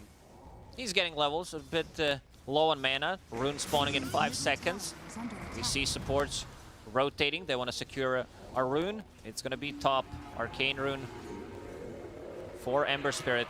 Most likely Saksa. So he's going to drop chains and a Bushwhack pull in. Misha's got the kill there as he's 1-1 in 6, involved in 7 of the 8 already. So 8 minutes into the game, OG with a 1K lead. Don't give up. And it is questionable start here for Tundra, wondering what they can do to really start to put it back in their own favor as, you know, mid again, snowball to BZM, but Searing Chains, Taiga, Stomp, Sleep, and a TP from Snake King with the Frostbite out on a Taiga. 9 will right click away, but there's a lot of damage going on to the Snake King, and they'll get the kill there onto the Crystal Maiden. They end up trading Taiga. BZM will retreat, throw a Remnant down, TP back to base, go back to full health, full mana, and be ready to go once again. And it's an early advantage for OG in the esportsbet.io odds. You know, they're favoring Tundra by a lot, so when you see OG in the lead, it's well, maybe something that the odds weren't expecting. Yeah, not expecting, considering how well they played, not just during TI, but also in Game 1. They did manage to stabilize the lane. Like, you can see OG making all the moves. They are getting the kills, but in terms of net worth, it's less than a 1K gold lead. So Tundra still finding the good amount of farm on all of their heroes. The one hero that is kind of in the middle of the pack, but is known to be a lane dominator is this Timbersaw, because he did swap multiple times. He's going to get it. Right on the end of that TP. Ooh. Little broom handle there, too. I'm always impressed by 33's Broodmother, where, like, I used to see old 11. Oh, you could have just said I'm always impressed by 33 yeah, you know what, dot, and you would not be wrong. I'll end the sentence there. Always impressed by 33, period. Meanwhile, silence on a 9, and 9 is, well, gonna get the snowball off. This might just extend the inevitable, and that is his death. BZM getting credit for that one. Saksa running away from BZM as well, as there is a brood over and nearby, but nothing 33 could do, so he'll go back into the jungle and farm. Yeah, on the side of OG, we see they are the ones controlling all the power runes pretty much. 33 did pick up double damage, but not the most valuable one. This is not double damage on Tusk nor Ember Spirit. He took it so that Ember doesn't get it. This top lane, they have ward behind the tower. They also have Catapult. Yuragi has been very active on Drow Ranger, moving from lane to lane. He was just mid, he was bottom, he's top. He did manage to kill Ursa as well, but still gonna respect potential rotations coming out from Tundra's members. Right now, they are moving towards the mid lane. Definitely a tough kill to get. They're still searching inside the trees and staying elusive for the moment, but ends up getting slept. 33 will make the rotation towards top and kind of halt this push that was coming in onto the tier 1 tower. Usually we see this move from Brood when she takes the tier 1 tower on the bottom to TP and maybe the join, or she wants to dominate the bottom part of the map, but 33, he understands that he needs to help his team out. Walrus Punch, Bedlam right on top of Misha, and that is that single target damage that comes in from the Bedlam. I remember back when Dark Will was just released, that damage was absolutely insane on a solo target. I believe it was like 900. And they're still looking to get a return here on Saksa. Slight again from BZM. So a dominating spree for the Ember. He was thinking about TPing out, but a good stun coming out from Taiga. Make sure that they get this kill, and another good stomp on a mid lane. Let's see what they can get out of this. 9 shards and the snowball back towards the tower, so mainly just survivability there as the Invis Rune will be bottled up, immediately activated. Side of his Searing Chains on a Snake King. The rundown is there. BZM now mega kill streak. He is just stacking up the kills. And on the run is Misha. Bushwhack lands. Bedlam again, solo target. And the Shadow Realm strike won't be enough to get the kill, but now they're going to focus their attention over on to the Timber. So DM on the run. And not because he wants to, but because he's feared up with the Terrorize. Stomp on a 3. The sleep is there. Taiga doesn't exactly have the damage to get the kill on any of these heroes with DM retreating, but it is a save nonetheless on this Timber. They needed like 2-3 extra hits coming up from Ursa. This Vanguard build on DM, keeping him alive. Walrus Punch, and looking for the sleep, but that's not going to happen. 9, he'll get credit for that one, as there's a little bit of help there again from the Dark Willow. One big issue for Tundra is going to be BZM on this Ember Spirit. He is getting out of control. He's the one who can go to Broodmother's lane with the Maelstrom about to be finished, just 100 gold away. And they don't have that much lockdown on side of Tundra. They need to use Bramble Maze, a Snowball. You need to execute perfectly. They have root mechanics, but might be a bit difficult getting on top of Ember Spirit. Especially the way Taiga has been playing on Elder Titan. Always there at the right spot, using that Echo Stomp to stop any kind of aggression. Saving DM, then setting up the kills, and also saving BZM on a mid lane. Yeah, we had a little bit of a chat about this hero. I think before we even got started with the DPC, we were talking about Elder Titan and how strong he can be in the right hands. And it's kind of showing that now, and I know that OG don't exactly have the lead at the moment in terms of net worth, but there's certainly a point here where OG, with this Maelstrom especially, can start to get into disgusting territories of taking over. Quite get that kill on a 9. 9 has double damage in bottle. Let's see if they decide to smoke, and they will. This got caught by Ember Spirit. Yeah, so immediately the smoke is going to cause OG to group up in their own jungle. Make sure if they do come over, they have some answer to this. I like that 9 is going for Deso straight away. He understands that they might lack some damage, considering that Broodmother is more of a utility hero than the damage-dealing hero. So going into Deso as a first... Over. Oh, good Snowball, silence. and the silence comes out, so this is trouble for 9. 9 trying to stay alive. A Snaking goes into the ult. They get the kill on Amisha. They'll look over. Skinner goes on, or Yuragi. Down goes 9. BZM with the slight to get that kill, and now Yuragi falls to Saksa. They finish off Saksa again as BZM with a double kill. Slide over to the side, and, well, it's a trade 2 for 2. Losing 9, losing Yuragi. Who does this benefit the most? According to the fight recap, just a little bit for OG in terms of gold, but a little bit more experience for Tundra. This was a fight where 33 was still farming the top. He's ready to join once the Guardian Greaves is up, so overall still a good trade for Tundra. Once you have that Guardian Greaves, you are going to be able to keep your allies alive, but nicely placed silence, as I said, by Yuragi, not allowing this Tusk with the double damage to get any damage done. He was not able to punch people with it, but Ursa, most importantly, did finish off his Battle Fury, and now he's ready to farm some Ancients. There is a stack of Ancients that he's looking for. Snaking probably going to stack that one more time. I've been really impressed, I already said during Game 1, the way Skeeter's been playing, and he recovered it real nicely. He's up there, not as farmed as Ember or Drow Ranger, but getting there. With the Battle Fury, he needs like 2 minutes to be on the top of the network. Yeah, it feels very similar to game number 1, right? Yeah. One thing to notice about Dire on Ursa, the Ursa on Dire, is that he doesn't threaten Roshan as good as Radiant one would. Because the map... Oh, hold that thought. Yeah, Walrus Punch on a BZM, but the Bushwhack comes out from Misha, setting up that sharpshooter. Now the snowball over.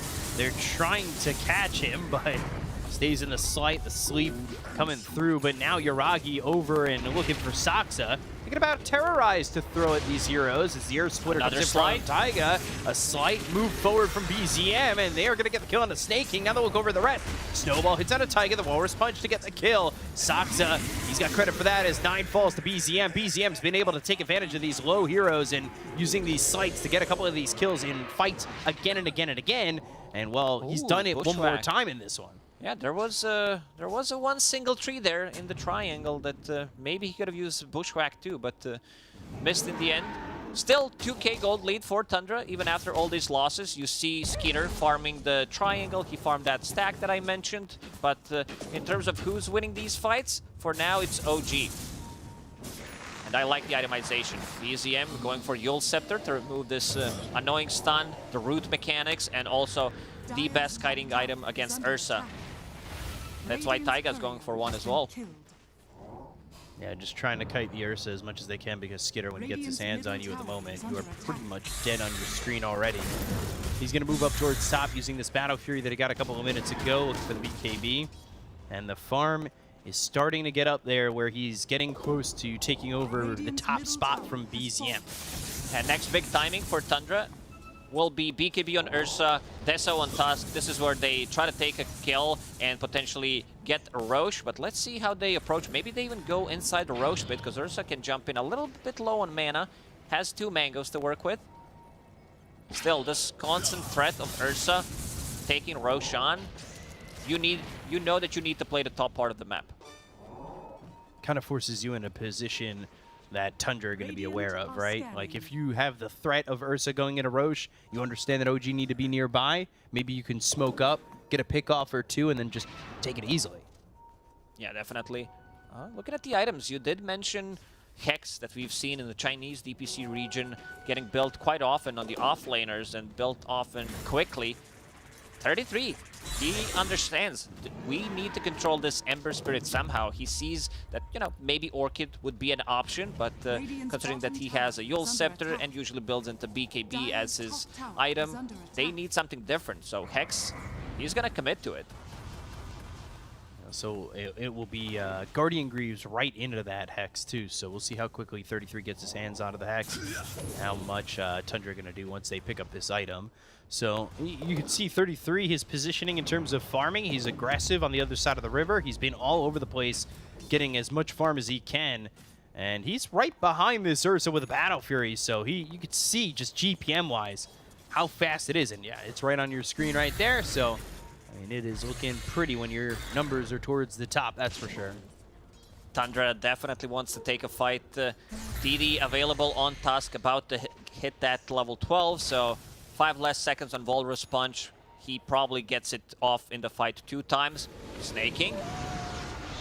Trying to get that ult off. That freezing field's not going to last too long with the Yules in the hands of BZM. Sharpshooter and a slight just a little bit too late. And that's why he's a king. 3 heroes, almost 4 hero rotation for him. He does manage to get out of trouble. And never in doubt either. And Dire's top tower is under attack. He's gonna finish BKB, off and drums. they're not going to sync up this double damage on Tusk because it did expire. You would have loved to take a fight. Ursa has his BKB, needs to use the courier. This is go time for Tundra. again, like you said, this is going to be go time near Roche. So yeah, it's going to be smoke and try to play the top part of the map. Let's see how aware OG are going to be for this, too, because, you know, they're set up near Roche. They've got a couple of heroes over in the mid lane. You've been showing DM for the past few minutes over mid. If they could catch Tundra coming their way, maybe they could fight this, but there's the Bramble Maze laid down, the Curse Crown on Amisha.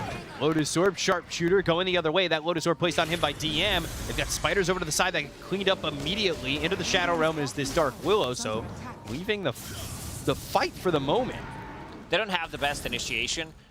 Tusk trying to get his Blink Dagger. Still no BKB. I love the build. Sometimes you need to risk it. Counter Smoke from OG, running inside the enemy base. If they get the stun off, if they get the Bushwhack.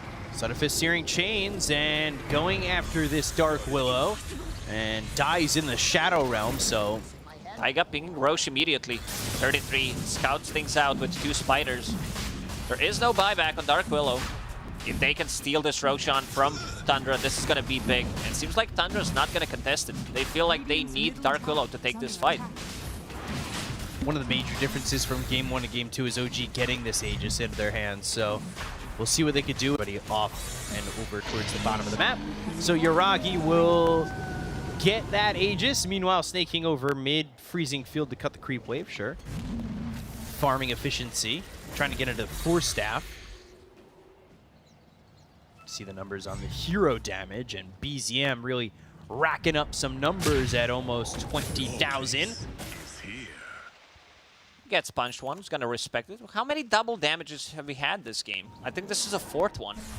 How many have gone to each side would be an interesting stat as well. This one going to be bottled up for BZM. There's the Blink Dagger that you were asking for the Tusk, too. It's going to be way for them to start a fight. Saksa also picked up a Blink Dagger. I don't think you want to blink in as Dark Willow. It's going to get you out of the trouble in some situations, and in a situation like this. Blink out. So they'll start to put pressure on the top tier 2. Their bottom tier 2 was taken, so evening up the map if they could grab this. We'll get a quick pause from 33 on the Broodmother. So where the game stands right now, obviously a net worth lead. You can see it. It's 3K for Tundra. Do you think that OG is in the vicinity? Are they close? Does it feel 50-50 to you? It looks close. I started to talk about the matchup, Drow Ranger against Ursa. This one can go both ways. If you can kite, and Drow Ranger especially with Aegis, she's going to be more than fine. Does have a pike and building into relatively quick butterfly. So Ursa will be forced to get MKB, which is an item that he's okay buying with, but you know, doesn't want to buy it. He would prefer if it's a basher, but might still think about getting a MKB just to be able to pierce through that evasion. Because if your BKB is down, you get gusted. And a very interesting choice that we didn't point out by Drow Ranger is level 10 talent. 15% gust self-movement speed. So she wants to be able to run away. Use that gust to maneuver, position herself better in a team fight. So we'll see how that 15% ends up playing out as these fights go on. And, you know, they've got 3.5 minutes to use this Aegis. Meanwhile, Skitter also picking up a Blink Dagger. A lot of blinks in this game, and blinking, you'll miss it, as they've all been picked up pretty much in line with each other. They take the tier 2 up in the top lane, and then a smoke right off that for both teams. So Skitter's got that Blink Dagger. He's going to be trying to jump in, but they're working with an Aegis on the side of OG. They'll find themselves Taiga, and it's 3 shots to death They're going to look for more, though. Bramble Maze, Walrus Punch coming in. Yuragi needs to be careful. The Hurricane Pike, the push away, and the Bedlam damage right on top of this Drow to take out the Aegis. DM's going to be up on the high ground, and now right Misha with the sharpshooter. Well, 33's right on top of him. The Terrorize hits both these heroes with a freezing field drop by Snake King. They get the kill on Yuragi. They're going to look over at DM, and then they finish off Misha. 3 heroes dead on the side of OG as they're still trying to run on the rest. DM over in the mid lane. That's going to reflect with the Lotus Orb, so the Snowball going back towards 9, almost getting the damage to get the kill, but Skitter's going to be the finisher on DM. So they lose 4. Tundra, they don't lose anything, and that is a perfect fight from them again. I like how aggressive Tundra is. Even with that Aegis, they still move so quickly. Skeeter finds Elder Titan immediately, and OG not ready to fall back because Saksa was ready there with the Bramble Maze and another well-placed Terrorize on top of the Aegis. There was already Hurricane Pike used, so nothing he can do to get out of the trouble. And also Hex just being purchased by Broodmother. This is a big pickup. So we'll see it again. You can see the Bramble Maze had already picked up Yuragi by the time they got that kill on Look how he split the map with the Bramble Maze. They couldn't get through the Bramble, so they needed to try to fight around it. DM, he gets in, but yeah, he's tanky enough to sustain through some of the damage, but this fight's already over here. And then off your screen, you're seeing 33 now go after Misha. So he doesn't have to be in that big cluster of an exchange up on the high ground. He can literally just go for the heroes that are on the outliers, and that's Misha at the moment. So Curse Crown, Yuragi, Bedlam, solo target. Already He's going to be right on top of this Drow, and Misha with a bushwhack, which lines him up for the sharpshooter. Saksa ends up going in a little bit too far, and they get the kill on the Dark Willow. So they save the Drow, they get themselves 1, and it's off the back of Misha landing a couple of spells. It was a good try from Dark Willow there. Potentially a solo kill, definitely worth it. Tundra's getting so much out of the map. Walrus Punch. Oh, gosh, Misha. Starting to get some Deso charges. Yeah, that was a 1,000 damage Walrus Punch. And while that's going on, Taiga mid drops the Skitter. They're going to try and maybe have DM go in, but he doesn't have anything really around him to be confident just yet. Finally, the team's coming over, but by this point, 33, he's back in the high ground. Skitter, I think, is in a good enough spot where he can defend what OG bring his way. But if they do it the right way, maybe things work out. Side of Fist Searing Chains with BKB pop by BZM. They go up for 33, but Skitter's on the back line. Skitter the Bastion's on it. Yuragi in some trouble with the Hurricane Pike. He'll get onto the low ground. They take out this Broodmother. They'll look over at this Ursa. Ursa with the BKB. They get the kill on Yuragi. Saksa, he's on the back lines with the Bedlam looking for the Terrorize. He'll throw it over onto the Timbersaw. They get the Remnant over to kill off Snake King, but they lose DM. Not your best effort. Saksa is just doing amazing things with this Dark Willow. He has his number throughout the whole game. Like, first he finds him with the Aegis, then he almost gets a solo kill, now finds him again in a fight. He does not care about this butterfly. All he has is magical damage, and most importantly, Ursa doesn't die there. This first Roshan, hold that thought. Yeah, sharpshooter, good snowball. But Remnant laid on top. Snowball goes the other way, Sleight of Fist again, and they'll get the kill on a 9. So they are still getting some things out of this, but is it enough? 7k gold lead for Tundra. Not able to blink out of that snowball. Ember Spirit did pick up a shard, so dealing damage. Didn't have his BKB available yet. Now we're gonna see that all the way from the start up top. One Punch Man. 1,000 damage, easy. That is the new season of One Punch Man right there. Yeah, it has only 1 episode. Yeah, that right there. Radiant are scanning. And this is the other part of the fight. BZM with the BKB, and watch. Yuragi just gets focused by Skitter here. He does get a good 4-step, but Sox is in. Blink Dagger again. Bedlam right on top. Nowhere for him to go.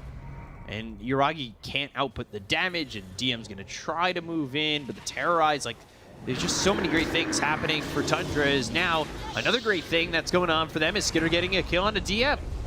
They look over with the Remnant, Side of Fist Searing Chains. That locks up 2. Remnant once again with the BKB pop by BZM. Earth Splitter's off the mark, and here come Tundra turning this one around. Blink forward with the right clicks on a Taiga as well as BZM, but they're going to hold off for now. They've got the Hex out from 33 out onto the Ember Spirit. Now, though, Bramble Maze is down, but it's off the mark as well, so they won't be able to hold anybody close as Taiga throws a sleep out and only sleeps the Dark Willow. They might need to reset Ursa. He doesn't feel too comfortable getting into a fight with no BKB. Next Roshan might respawn in 40 seconds. His BKB is going to be available. Oh, Arcane Rune.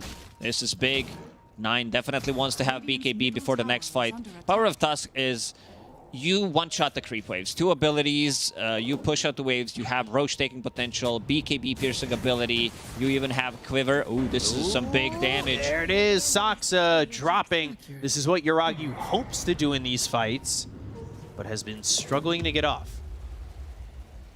2 Force Staffs on 2 supports on Tundra, gonna help out quite a lot against the spells that OG has. They want to lock onto a target, but they're not too good at getting, because they're not going to feel too comfortable getting on top of someone with their heroes. They want to poke from the distance.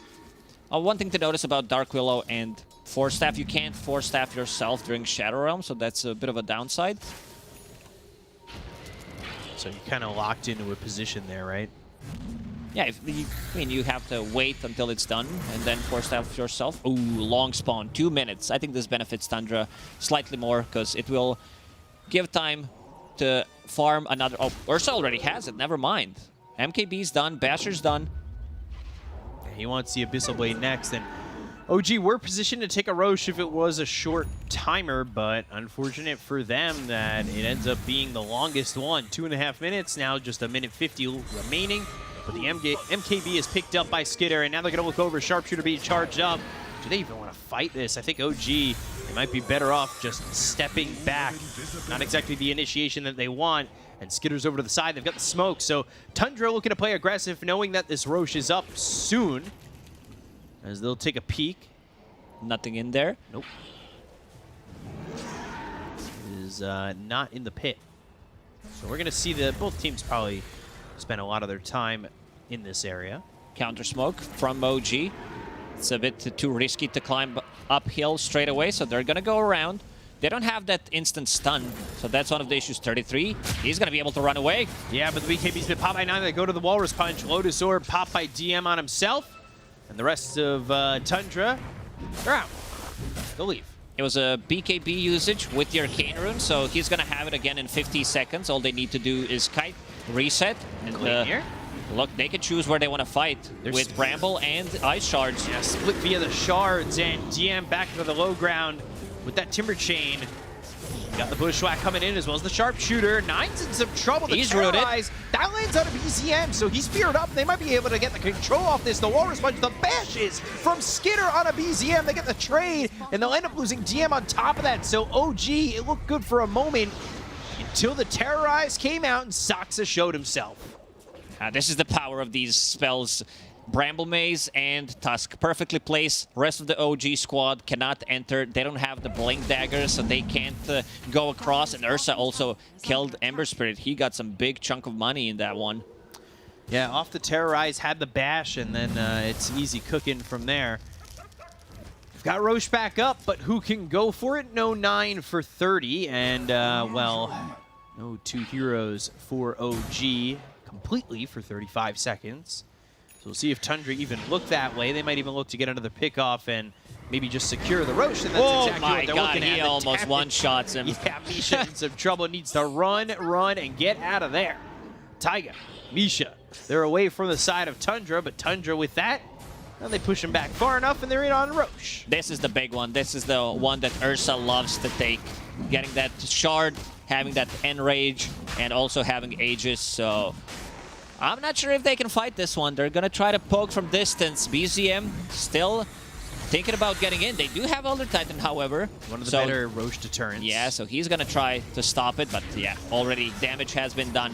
33, he's up on the cliff. Remnant over BZM, he's cliffed himself. Sleight of Fist, and then a Remnant back onto the low ground, but they've got the Hex coming out from 33. Aeon Disc is available, needs to unlock it. 33 unlocks the Aeon Disc just in time, but the Remnant forward, they're still trying to get the kill here onto the Brood, but here comes Skitter. So the Sharpshooter comes through, BZM's gonna get the kill on a 33. Walrus Punch on a DM, they look for the Terrorize. This time it's gonna land only on a Yuragi, but that's enough. It's the same Getting spot, Drow out, same it's shards. a good way to make sure that you're able to escape this fight with the rest of your heroes. BZM with the Sleight of Fist, but no lockdown onto the Ursa. And yeah, similar spot for a fight. This time OG, they get the kill on a 33, but they don't lose anything, which is always a net gain for them, at least at the moment. They got the Aegis, they got the Shard. This is what they came for. OG taking out the Outpost. They would definitely want to take a fight. 30 seconds with no Broodmother. Misha, knocked out. The grand punch from 9. Another double damage, just spawned bottom. 9, we'll go for it, see what it is. Oh, thank you. Really, another one. Does that mark like 7, 8, 9? And he's not even level 20. Once you hit to that level 20, the extra 75% crit on your ulti. OG, what do they do from this point? They feel so far behind. It's a good question. They don't have the instant stun, so Tundra will be able to get their BKBs off. Double Force Staff that we mentioned, also a snowball save. So very difficult to take a fight. They need to poke from distance. There is Gleipnir that was finished on Ember Spirit, so that's going to be another way of poking. Then Drow Ranger, Sharpshooter, multiple instances of Sleight of Fist, the ET with the stomps. They can't just commit. They need to poke, let them use their BKBs, proc the Aeon Discs, then take a fight. Done. 33. Another Aeon Discs available. Takes a lot of patience for them to poke and prod and get these Aeon Discs, these BKBs, out of the hands of Tundra before they really go back in and reinitiate. The chase is on Amisha as well as Taiga. They need to be careful with the rest of the team coming over. Nine's ready to just blink in and go. Sight from BZM, and Skeeter's ready to go. Blind. They've got the Gleipnir. It's going to be on a Skeeter. He's away from his team by just a foot or so, but now 33 on the high ground. And that's the positive. They get the Aeon Disc out of his hand. If he popped the Guardian Greaves, the Aeon Disc would not proc, but look at the shards that Nine has been placing. Even the ones that like they don't get anything out of it, it still blocks the entrance through the ramp, and he knows pretty much every single spot where he needs to place them so that it blocks, and then they can choose how to approach a fight.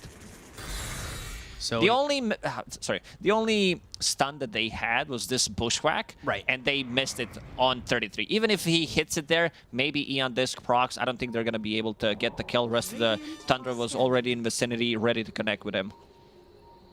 Yeah, it feels like where there's one, there's 5. Or, well, in the sense of 33, where there's 1, there's 33. Maybe a bit too much for OG to handle. But like you said, they're trying to find their moments. They're trying to find openings, and it's very tough, especially with an Aegis in the hands of Tundra. I just don't think you're killing Skitter twice, let alone once in the moment. Yeah, they haven't killed him in a long, long time. We were talking about 30 minutes. Now 8-1 and 4. Soxa coming in with the Bramble Maze. Now the Cursed Crown. Skitter going forward as they've got the Lotus Orb. So that's going to be bounced back, but they've got the Freezing Field. DM being the focus of a lot of the aggression coming up from Tundra. And now BZM can maybe turn it around. They go with the Gleipnir that stops Skitter in his tracks. They get DM out. And OG, again, they're surviving, but they're not thriving. What a Chad build from Snaking. Double Raid Band after 25-minute mark. He wants to be able to have some extra armor, and Raid Band gives a good chunk of armor against the Drow Ranger and her ulti. Forced to pop the BKB, Yuragi on the high ground, but again, now without the BKB and an Aegis in the hands of Tundra, they might be able to push for Roche. Not a lot of time left, though. Tundra definitely wants to take like one smoke engagement, one initiation before going for the high ground. They respect multi-shot from Drow Ranger, Sleight of Fist, and Echo Stomp. It's a difficult task to just go and siege the tower. They don't have those heroes this time around. In the previous one, they had Spectre with the Manta style, Dragonite, Beastmaster, or Dragonite Manta. Something that we've seen being very effective in the previous game. Aegis about to expire. Another double damage bottom. Come on. This is the only rune in the game. I'm convinced. Saxa scouted it out with the courier. That's definitely going to be like 9 or 10. And oh boy, Skitter getting the kill on a BZM with the help from 9. And hits level 25 on Ursa. 3 overpowered attacks. Oh boy. This hurts. I think they're showing a little bit of mercy. They're not going for the double damage yet. But I say that as 9 is... He's ready to go. He put the bottle back in, and he's going to go pick it up. So, see what they could do. Yuragi holding onto the ninja gear, so he smoked up himself. Gonna move over. They know they don't have an Aegis on Skitter anymore, but like I said, it's so hard to kill him just one time. Double damage with this Walrus Punch. Any of these supports are just gonna get knocked out immediately. Bramble Maze goes down. Thinking about the Terrorize for a second. They've got the Yules. That's up into the air. They'll look for the Terrorize. It's not going to land, but they've got the Walrus Punch to get the kill on Misha. They'll take out this Hoodwink with one punch again. Misha can't catch a break. In the previous game, it was Skeeter on Spectre every single time he shows. Step, Hex dead. This time around, it's 9. Even Skeeter has his number. Yeah. OG, they can't leave the base. They can't show up. They're going to need to probably defend this as long as possible. Be inside the base. They are still showing some respect going for the high ground. Even getting these pickoffs, getting 1 or 2 here or there. Tundra still waiting for the proper moment to go, as it's a 4-man smoke with Hoodwink dead for 3 seconds. They know. I mean, they use the scan. Blink Abyssal, the right clicks from Yuragi, doing nothing. This bear feels fine. As Skitter goes in with BKB, BZM's also popped his own. They get the kill on the Titan. They'll take out the other Titan immediately. He's going to buy back, but here comes 33. He's got the Hex. It's through into Yuragi. BZM trying to run. They get the Sharpshooter with the right clicks from Yuragi, but still not enough. Skitter thinking about going in. They don't have the damage at all. They go over onto DM. They get the kill. Skitter with another one. Here comes That's a big Earth AT ulti. Splitter.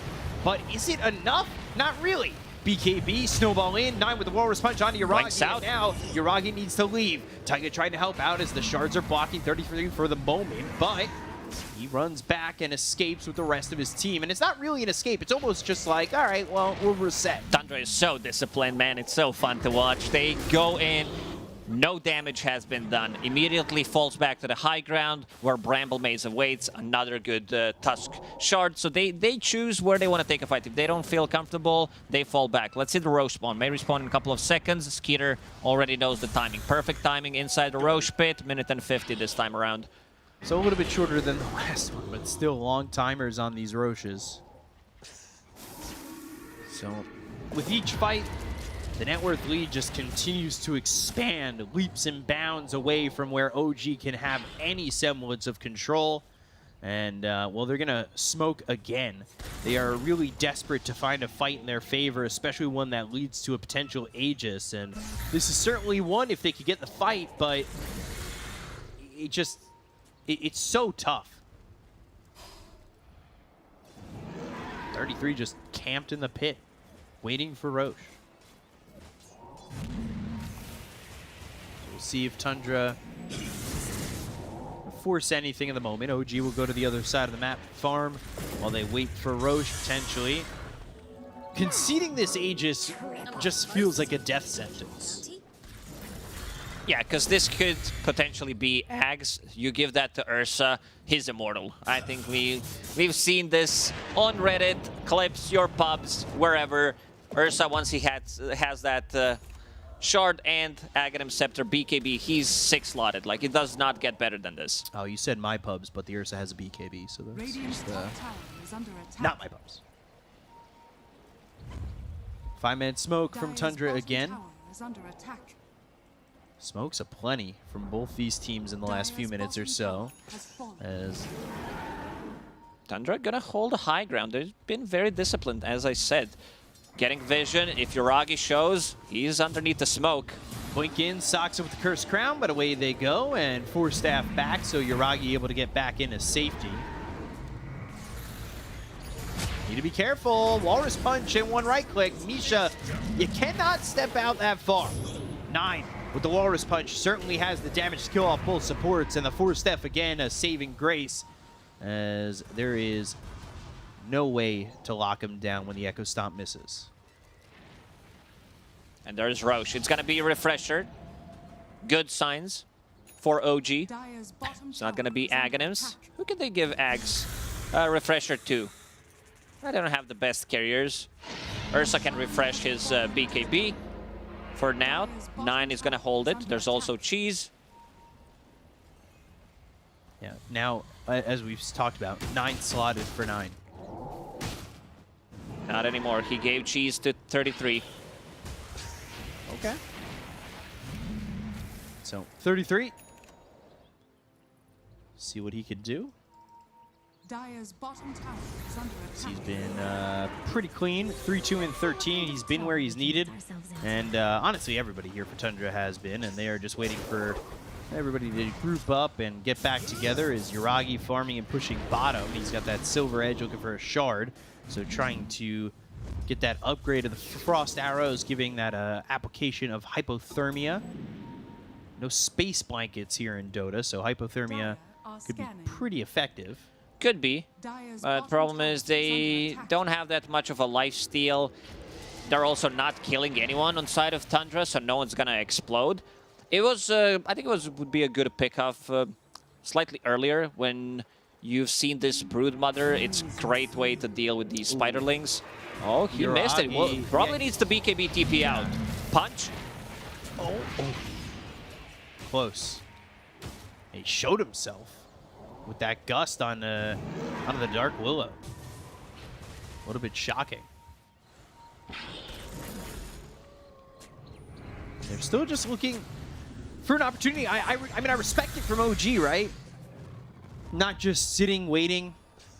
There was Yuragi up pushing bottom, and now they're kind of playing their way around out a little yeah, bit. they want to play around this ward that they just placed on the high ground, which is going to get devorted. They've got the Hex, it's on to Yuragi, the chase is on, the Spiderwings are there, they'll look for the Echo Stomp, but the BKB is going to be popped by 33. Yuragi, he does not have that BKB available for 45 seconds, the Force Staff away, the Terrorize not going to land. The Bushwhack locks up Skeeter for a second, and Yuragi's going to make it all the way back to the base, or will he? 33 refreshes. Here, there's the refresher, they're going to go in for this, they'll get the kill to Yuragi, they'll take out the Drow. 90 seconds, no buyback, BZM's going to pop the BKB to get away, and Tundra, well, they finally get their hands around Yuragi, get the kill, and take him out. No buyback. Well, what do you do if you're OG at this point? It looks like wait for it all to come crumbling down. Tusk ready to go in. Punch. Walrus Punch all the way through with the Frostbite onto BZM. There is Skitter nearby as well. BZM punch again. The snowball. They've got the Walrus Punch one more time. They get the kill on a BZM, and no buyback there either. He's level 25. 12% chance on Walrus Punch with the attack speed coming up from the Moon Shard. More than enough. And as you said, no buyback on Ember Spirit. Needs 400 gold for it. And now it's time for Tundra to siege. And so the siege is going to be way easier. It certainly gets easier even more when you've got the one-punch knockout power of 9. Just charged up. Is that a face tattoo I see on that Tusk? It's got that knockout power. He's been pretty impressive. Did not have that good of a laning stage. Buybacks are coming out to Misha with the buyback, but at this point, it seems all desperation because you step too far away from your own base, from the safety, and they're gonna go on you. Look at 33. And no real fear, honestly, and there shouldn't be. They'll go for the racks, the sharpshooter's out. The Walrus Punch again, one punch, one KO. 9. He's going to be dominating. They're going to go to the snowball all the way over with the sharp knockout power, 12%, and keeps just uppercutting them. They'll take out Yuragi, they'll call GG, and it's a 2-0 for the reigning TI champs of Tundra as they take out OG. Is this MMA or is this Dota? I mean, he just punched them out of the game. Good start for Tundra this DPC season, this DPC tour. They lost the laning stage both of the time, but lost because OG was kind of having musical lanes. They wanted to have them in their own favor, running these tri-lanes, and the second one also aggressive tri-lane. And then some good stuff from Tundra. They kept their composure, they kept farming, understanding what their timings are. They even left the first Roshan attempt after that Dark Willow death, and some decision-making from Tundra. Also, I think the big part of how they win is being so patient with everything they do, keeping the vision, and also choosing where they want to fight. I don't think I've seen such good placement of shards and bramble mazes to choose how to approach a fight, understanding from which angle OG members are going to come from. Yeah, the splitting of the fights, the discipline, it just felt like it was all there. They're never forcing anything too much. They kind of let it just come to them, right? Like, these fights constantly, they know the aggression of OG, and it feels like a cartoon. It comes this way, and then they catch it, throw it right back at them, and they win every single fight. They win the series 2-0. And, well, for Tundra, it's an easy one to start the season off on. And to break it down further, we've got the panel. Take it away. 2-0 for Tundra. Definitely not anything too unsurprising, especially once we saw those drafts completed, T. It is just a phenomenal performance from Tundra. Definitely feels like how we saw them back at TI. It's annoying that they're still so good. Look, it's annoying because they're so good, but also like they just play the same way, right? It's that even under the threat of aggression, the lanes, the fact that BZM's popping off his Ember, getting all these kills, they just understand how to play on defense for so long, right? It's like making the stacks, pushing out lanes. If there's an opportunity for OG to make a play, some hero is skipping a wave or doing something so that OG never feels like they can kind of chain multiple pickoffs. Because by the time they get one kill, they're already looking back and going, the other two lanes are pushed in, how do we actually play Dota? And I think, yeah, Tundra, when you give them the Broodmother, when you give them this heroes that can just do annoying things throughout the game, they're always going to find that farm. And yeah, Skidder, once again on his Ursa, 2 games now back-to-back that he has just been near flawless on his carry performance. The mid to late game definitely feel almost always in favor of Tundra in the 2 times that we have seen them. But OG, you do have to say, Sheep, there were still some moments for them where they were doing, I guess, a lot of things to try their best to be in this game, especially in the earlier part. Yeah, things went well. Their tri-lane and the off-lane went well. Drow was farming. The mid lane as well went much better. I mean, there was this weird brood gank out of nowhere when they were doing their lane. Like the lane swaps got him there, but then BZM got a kill back on 9. And honestly, like, I have very little fault to give to him for this game at all. Like, I was very impressed. His like every way he skirmished was beautiful. He kept up a godlike streak for the longest time. They did a nice smoke, like he got a Yules and a Maelstrom, and then Drow got a Hurricane Pike. They did a nice smoke gank, got a kill on Willow, did Roshan. Like, they were definitely, they had good ideas on this early. Yeah, I just think unfortunately for OG it gets back to the point where their drafts, they don't give themselves ways to defend each other. They rely on hitting these like insane combos, just outplaying their opponents. And when you're going up against Tundra, as you see in like these clips here, they're putting themselves in aggressive positions, but the heroes can't really stand still and hold that area. As soon as Tundra want to fight, OG need to like disengage a little bit, retreat, try and poke a bit, and then when they see an opportunity over an extension, that's when their draft really comes online and they take the fight. But against Tundra, against a very disciplined team, they're not the type of team that will overextend, that will give you opportunities to hit multiple man echo stomps in the clutch moments. Sure, in the early game. So again, I think OG's drafting so far is very skirmishy, very fight hungry, but they're not really getting to capitalize on it, especially against Tundra. I think other teams will fall victim to this style of play from OG, but with Tundra's playstyle, the defensive mode, the jungle utilization, the fact that they wait until they're ready to fight, it really was a little bit of a mismatch in kind of Dota ethos. Yeah, and like to build on that, I just want to say I feel like Tundra baited in OG like multiple times into fights in choke points, like in their jungle by like staircases in the triangle. Like there were so many times where they would just kind of like step back, step back, step back, and then OG take like a little bit too far forward, and suddenly there's like brambles down, splitting the team apart, shards like blocking off half the team, like people getting trapped and stuck. Like they're not taking fights at all on their terms, and Tundra did a really, really good job with that all game. I think Lacoste pointed it out a bunch of times. I hope so. He was casting. He was very Tundra always have this ability to, I guess, understand the team fights, but also play like they're not being pressured, even when we saw OG having that nicer start. Is that just the understanding of their timings for the lineup, or is it how they're also itemizing? It's a combination of pretty much everything you just said, and also knowing who needs to play where. because when you're under pressure, as soon as you have cores overlapping, that's when your communication in the team can suddenly get a little bit harder and you start making misplays. But for a team that knows when a tower falls, how to adjust your heroes very quickly, you never have those moments of like thought and questioning because it's just natural. Like the way in which you lose top tower, but then Skitter's already got 3 stacks to play to. Brood's having a hard time, but he still goes to an aggressive position to soak up a bit more time. Like I just think Tundra, they itemize really well. They know the map really well. There haven't been many changes since TI, so it's like if they're ahead, they know how to play ahead. If they're behind, they instantly know how to do it. Like they literally don't have anything that can stop them right now in regards to like the macro play. Yeah, and they're like so good at getting money. It's just insane. Like you kind of brought it up, but like I think there was one point where Snaking was hiding in the trees in the mid lane, just ulting one of the waves passing through before he like got out of there. Like there's no, you wouldn't put a normal 5 player in that position, but they do it and they get gold, and that's why you see Snaking like double the net worth of the enemy pos 5 while still warding everything. That CM as well. That CM really goes back to OG was taking Roshan, and if they don't skip that wave with a hero, then they can have a mid-wave hitting tier 2, or at least going that way. So then OG can start making plays to the bot Ancients, to the top jungle. So it's like Snaking goes there. If he just uses his basic spells, he won't skip the wave. They'll give OG an aggressive, like, across the river play.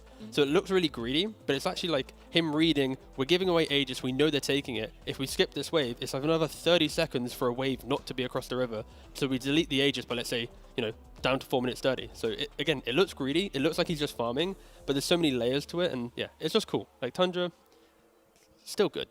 still well. good. Okay. What can you do? Do you guys want to take a stab in the dark at who you feel is MVP, or do you want to say who your personal MVP is?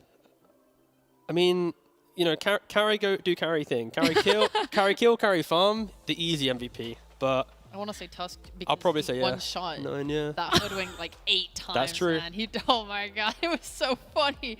Misha was just trying to live. Oh, it is the Tusk. Nice. Good work. It was the Tusk. I had that whispered in my ear just before. Okay. What, you knew the answer? I did. That's why she set us Yeah, up. that's She didn't true. understand the job.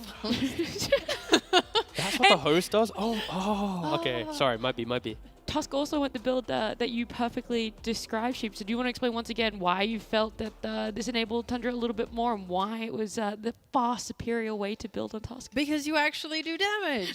Because you're not just a shot, snowball in, punch. Oh, okay, I did a little bit of damage. I'm done now, guys. Let me BKB until my next round of spells. It's like, I'm going to go in, literally obliterate someone out of the universe, and then and then they'll just be dead. They can't kill me if they're dead. Yeah. I mean, Tundra playstyle as well. You farm and then you fight. So if you want to farm, you don't buy Blink Dagger, you buy the Falcon, the Deso. And then when your team's ready to fight, oh look, I've now got a Blink Dagger and everything else. So it's kind of like if the team needed a hero to start a fight and the side lanes were more aggressive, I can see easily a Blink Dagger being first. But in this game, when the comms are, yeah, boys, we just need to farm for a little bit. He's happily queuing up all the aggressive items and playing out. And also going for the cheeky moonshot at the very end. You, of course, with the 25 talent, really trying to farm up some punches. I think Fog did say that he had 1 combo. Didn't see it myself. But yeah, like, pretty cool. Yeah, it's also just very nice synergy with your Ursa, and I mean, not really, but you have a lot of physical damage. Wait, hold between up. the spiders, the Ursa, you have Tusk, like they're all doing a lot of physical damage, and I don't know, it's just nice. Lets them take objectives. Yep. Very easily, like Death of the Tower, spiders are all hitting him, dead. I feel like we've exhausted all the points that we can explain. So About why Tundra did have such a great performance in their debut series here on day number 1. But we have our winners interview. It's Snaking. He's going to be joining us, giving some insight from his point of view. Snake, congratulations on this win. I'm sure it comes no shock to you guys. But I want to know a little bit more about how long you have been boot camping, what the preparation and the main focus was coming into this DPC. We've been bootcamping about a week and a half, starting in New Year's, and coming into this DPC, we really want to still stay eager and hungry to win the whole tournament. So we've been practicing, and before even as if it's just another DPC season, with that we've been grinding, and we're just very eager. Yeah, is there any extra pressure that you feel either on yourself or when you guys are sort of working as a team after winning TI, or is this very much trying to push it to the side and just focus on whatever is happening right now? I think a lot of people often would look into the past, be like, yeah, we won TI, and because of that, we deserve to win everything. But I think it's the opposite. It's because you work hard and hard work is what pays off. And coming to this DBC, we don't have much expectation. Obviously, we want to just keep playing our best and just see where that takes us. Awesome. Thank you. I want to ask about you guys. I would say that you're a team with like a pretty big hero pool. It's kind of out there and crazy. Post TI, do you keep working on that? Are you guys like, yeah, we want to just expand our hero pools even more, or are you more like in-game focused? I think it's both. I think people always want to expand their hero pools, but at the same time, there's only so many heroes you can play in a day, and so many pubs. So the expansion is very slow. So and a lot of it is just focusing on improving your fundamentals, because every game, you might have a different hero, but your fundamentals are going to be the same. So if you have good fundamentals as a team and as an individual, you're going to get very far. Cool. Nice. Okay, congrats on the win, mate. So 7.32D in November, relatively a small patch and other minor changes. Were you surprised? I think, of course, I think Skid actually had an interview with this as well in a different platform, but were you surprised by the scale of the patch post-TI? I definitely thought the patch was going to be bigger, because historically the biggest patch usually come after TI. It's like map changes or like many balance changes. So I think having such a small patch just means maybe they're planning for a bigger match down the line, because I do think we are due for a bigger patch change. So we'll see when that happens. I would maybe hope it's before the major or maybe after the major. We'll see. And if you then had to say, so let's say 10 is Tundra had to completely reimagine themselves, right? And 1 is you had to do like nothing to change, right? So after TI, on a scale of 1 to 10, due to the patches, what do you think Tundra is? What do you think Tundra is? I think why we do well and what Tundra is just like having strong fundamentals and sticking to our guts and our guns. So no matter who we play against, we'll always run our strategies because we're confident in it, and obviously we'll adapt to our enemies, but sticking to our fundamentals and staying calm, making good plays is what we do. Okay, so I'll give you a score like a 3 out of 10 then. You haven't had to change too much. You're kind of the same team. Super OP, all right? Sure. I mean, I don't think changes are that necessary unless like it's about like a big balance change. Then you would maybe look to expand your hero pool, try a lot of new stuff, like maybe playstyle will completely shift. But since it's a relatively small patch, I think not too many changes were needed. Would you be upset if they added more bans in the first phase? Because then, you know, they can annoy 33 a little bit. I mean, personally as a drafter, I don't think it would change too much for me, but obviously I think it'll be more annoying for niche players like 33, where suddenly like instead of having 4 heroes banned for him, there's 6 heroes in the first phase, you know? Yep. And everyone's contesting it as well. So it definitely can get a lot more narrowing for people who are more specialized players. But overall, I think like ban system changes are very drastic, and it often makes first pick or second pick and like completely imbalance. Right now, I think the stats for second and first pick obviously is favored to second pick, but it's in a pretty good place right now. So you have to be really careful when you're tinkering with these changes. That's very fair. Oh gosh, I have one more question. Thank you. How is Coach Owie doing? What's his focus been like with you guys? Now that you didn't kick him. Yeah, now that you've gone past TI, he's not been kicked. Like, what's the focus? I mean, you think he's safe for now, but you know, after another season, maybe we do poorly. You know, he might not be around for long. So you guys should cherish all the time you have with him for now. I do very quickly though have one more, Snake. You guys are coming in as the hot favorites, of course, and so I have to say, who do you think is your biggest competitor? Who are you personally keeping your eyes on this tour? I think obviously the most obvious ones would be Liquid and Secret. I think they're still most of the roster is still intact, so they're very formidable opponents. So I expect them to do relatively well, and I think some of the dark horses could be Gladiator. I think with CCNC is a really strong mid laner. I've played with him many TIs and throughout the history of any Dota. He's a great player, and I'm glad to see that he's decided to come to Europe and give it a shot.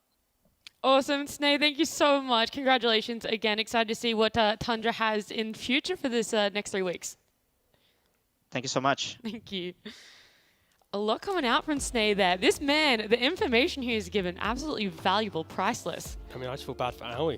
You know, he wasn't on the camera. He's clearly just being held in a separate room. They actually just used him for the content and nothing else. They secretly did kick him. God, well, Owie, Yeah.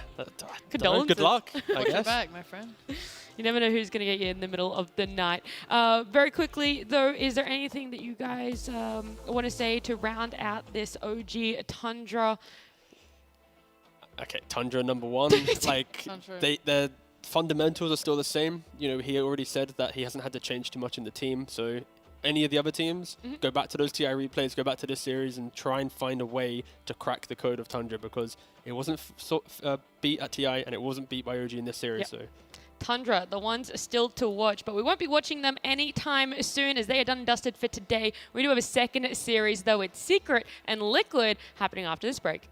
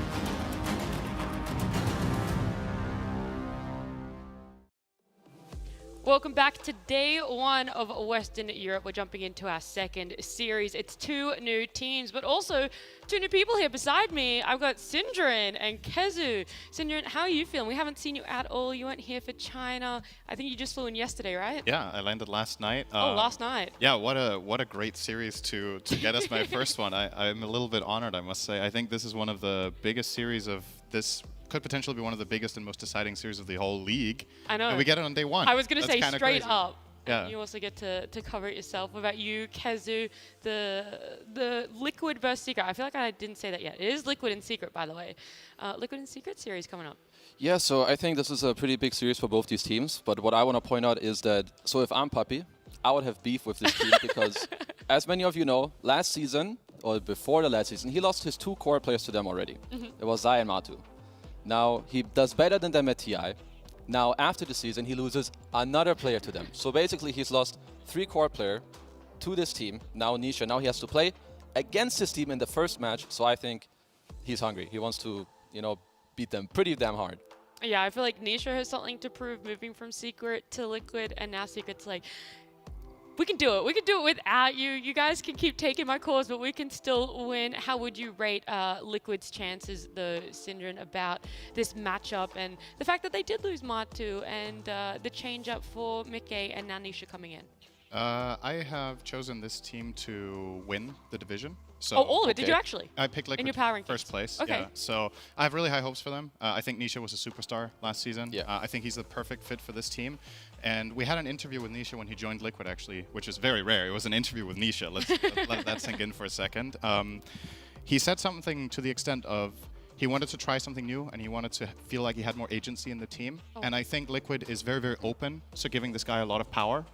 So we'll see if that makes him grow even more or if it becomes maybe too much at once. Yeah, I mean, I think especially with them like having lost Matu, right? I think he stepped up a lot in the last season to help them. So I think now losing him also gives Nisha a bit more of the space maybe that he's looking for to, try and take more of a maybe semi-captain role, have a lot of shot calling. So I think it's it could be a very good step for him. Yeah, that's actually a really valid point you guys pull up because in last chance qualifiers and throughout groups and most of the part through TI, it felt like that's when Matu started playing a role. He was doing a lot of the drafting for them. I think it originated in the qualifiers. Now that he's gone, who do you think is going to have to step up within the team to help with that drafting a little bit more and the communication shot calling? That's a good question. I want to say I think Nisha wants to do a little bit more in that direction. I don't know if that's something that's going to come right away. I suppose, so this is the biggest question mark for this team about me drafting wise is what's Mikke's carry pool, right? Because he's played carry, he's played mid, and now he's back to carry again. Is he in tune with the meta? He's had, about 2 months now to prepare, and he's been spamming carry heroes as far as I'm aware in his pub, so he's definitely put in the work. Oh, wow. But as far as he and Nisha go, I guess compared to other teams, they have a lot of overlap between what heroes they play. That could be an element in the draft, like what heroes can we play both mid and carry. Something like Lina, for example, could be a very interesting hero in this patch. That might be something they're looking for. I think that they could flex a lot of heroes. Like you said already, the Lina. I've also seen Mikke play some Doom carry in pubs. I don't really know where that's coming from, but Mikke as a player, like even going back many years back to Han where he played, he was already a super versatile player here. Now, like 6 years later, he has even more experience. Now he's played mid, back to carry. So this guy, he's not to be underestimated. Just because, you're doing some role swapping here or there, this guy is a star. Yeah, there's a lot of stars also on the other side in Secret. Now they have Boom there. How do you feel that movement has been for them? Is that going to be more of a lateral movement when it comes to mid and how Secret are going to be playing for their playstyle?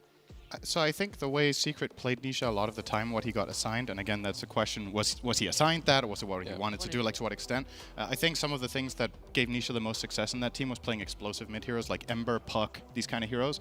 Tiny, that's Boom's wheelhouse. Those are the heroes he plays. Queen of Pain, Ember, Tiny, those are the 3 big ones for me when I think about this guy. So I think for the team's playstyle, it's going to work out pretty well. But I don't think Boom carries games to the same extent Nisha does. I don't think he takes as much space. He's more active in that sense. And that means we're going to need to see a little bit more in terms of claiming space from Resolution, and especially from Crystallis, who I think in this team, relative to other carries, has taken the least space overall. So that dynamic change we'll see. Like, are they just going to give Boom a lot of space and be like, just play like Here you Nisha? go. Or is it Crystallis, you're going to be playing more hard carry now, Boom, you're going to be playing space making? That's my biggest question. Like the thing, any player who plays in Secret, I think especially like all these young ones, so I think Boom has a lot of space to grow. I think right now, he does play very similar heroes as Nisha did before for them. So his ceiling is very high. I don't think he can prove himself just yet to step into Nisha's shoes and fill them the way he would want to. But over the course of maybe the first DPC, the second, I think he can get really close or do even better. All right, well then let's have a bit more chat. We've talked about in each team, the hero pools, the overlaps, maybe the versatility, but what about between the two teams? What do you think are going to be the most contested between these two? Yeah, that's a good question, right? Because we haven't seen them play since TI. Oh, so, exactly.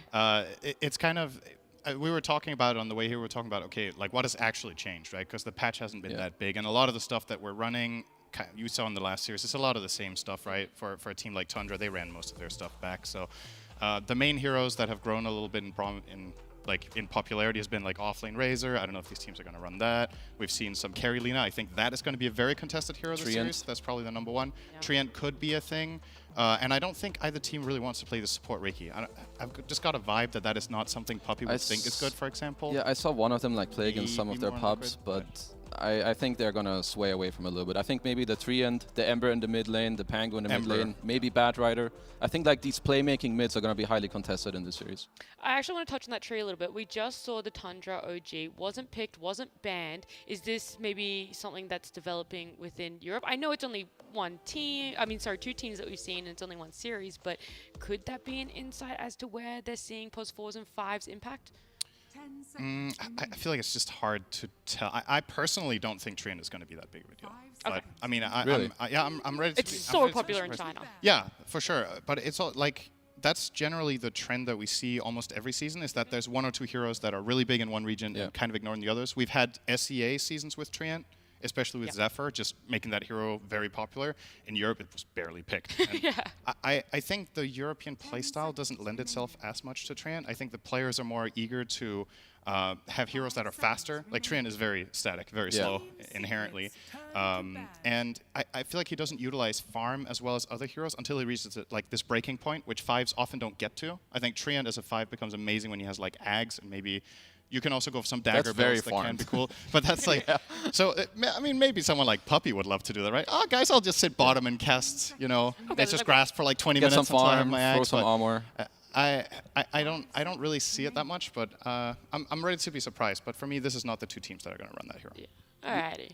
I think we will see it a bit, but not as much. I'm just going to quickly say, if I play against Tundra, I don't want to play Treant. 3-3 is going to bust out some Bad Rider, fly down my trees, or play Broodmother or whatever. So against a lot of these teams, I would heavily agree. The European playstyle is very different. In China, it fits more. It's a bit more methodical, perhaps a bit slower. You can sit in your lanes and chill. But here, I mean, we'll see here if Secret decide to ban it. Will we see it picked up by Liquid? I do think we'll see it in at least some of the games. Yeah, nothing too surprising, it feels, with these first phase bans, at least. Doom, Lina, it's going to be Tusk and Brood there. Yeah, so Lina, once again, no surprise. That's. I feel like that's just going to be a ban from both teams. I'm a little bit surprised that the team with the first pick banned this. I have a little bit of a hard time personally just placing Lina right now if it's an overall first pick in general, if you can just run it like that. Because even if you can flex it from mid to carry, it's still very telegraphed in playstyle. Like the hero has its inherent weaknesses.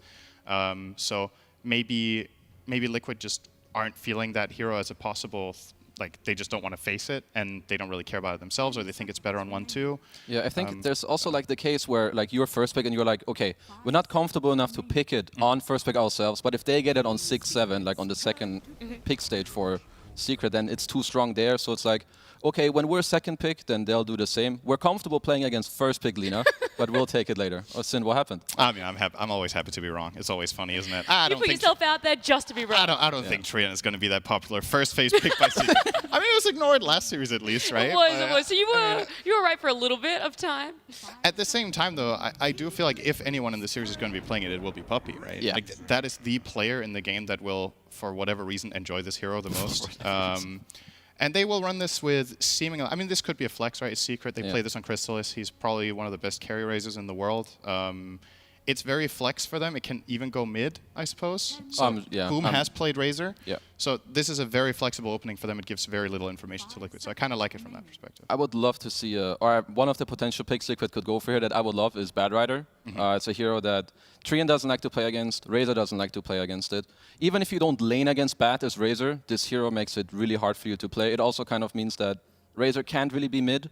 If Razor is safe lane, you can try to put it off lane. Good. Yep. There we go. I think this makes a lot of sense. Maybe you ban 1 or 2 mid heroes Razor doesn't want to, Bad Rider doesn't want to play against, or someone who can dispel. But this pick makes a lot of sense. So if you run the offlane Razor with the Bloodstone build, I'm assuming that fares pretty well against Bad Rider when you reach that breaking point, right? Because there's so many damage instances that you're just going to keep throwing out Fork Lightning.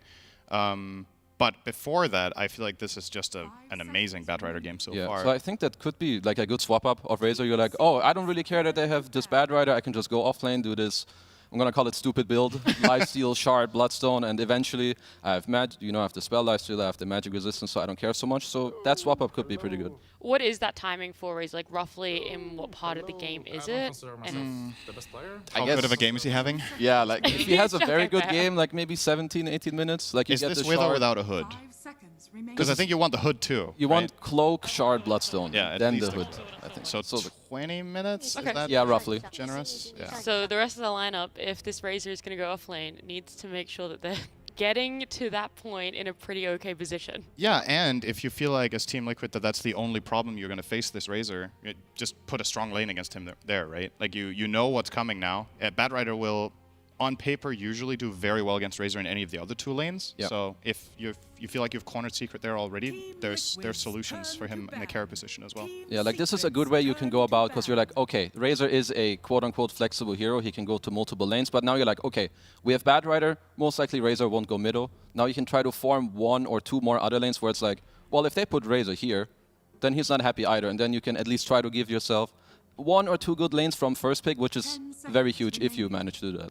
I just saw Nisha on camera wearing another shirt. It's so weird. I know. I was like, came above the Team Liquid before, and I'm like, wait, did production mess up? Nisha's not supposed to be there.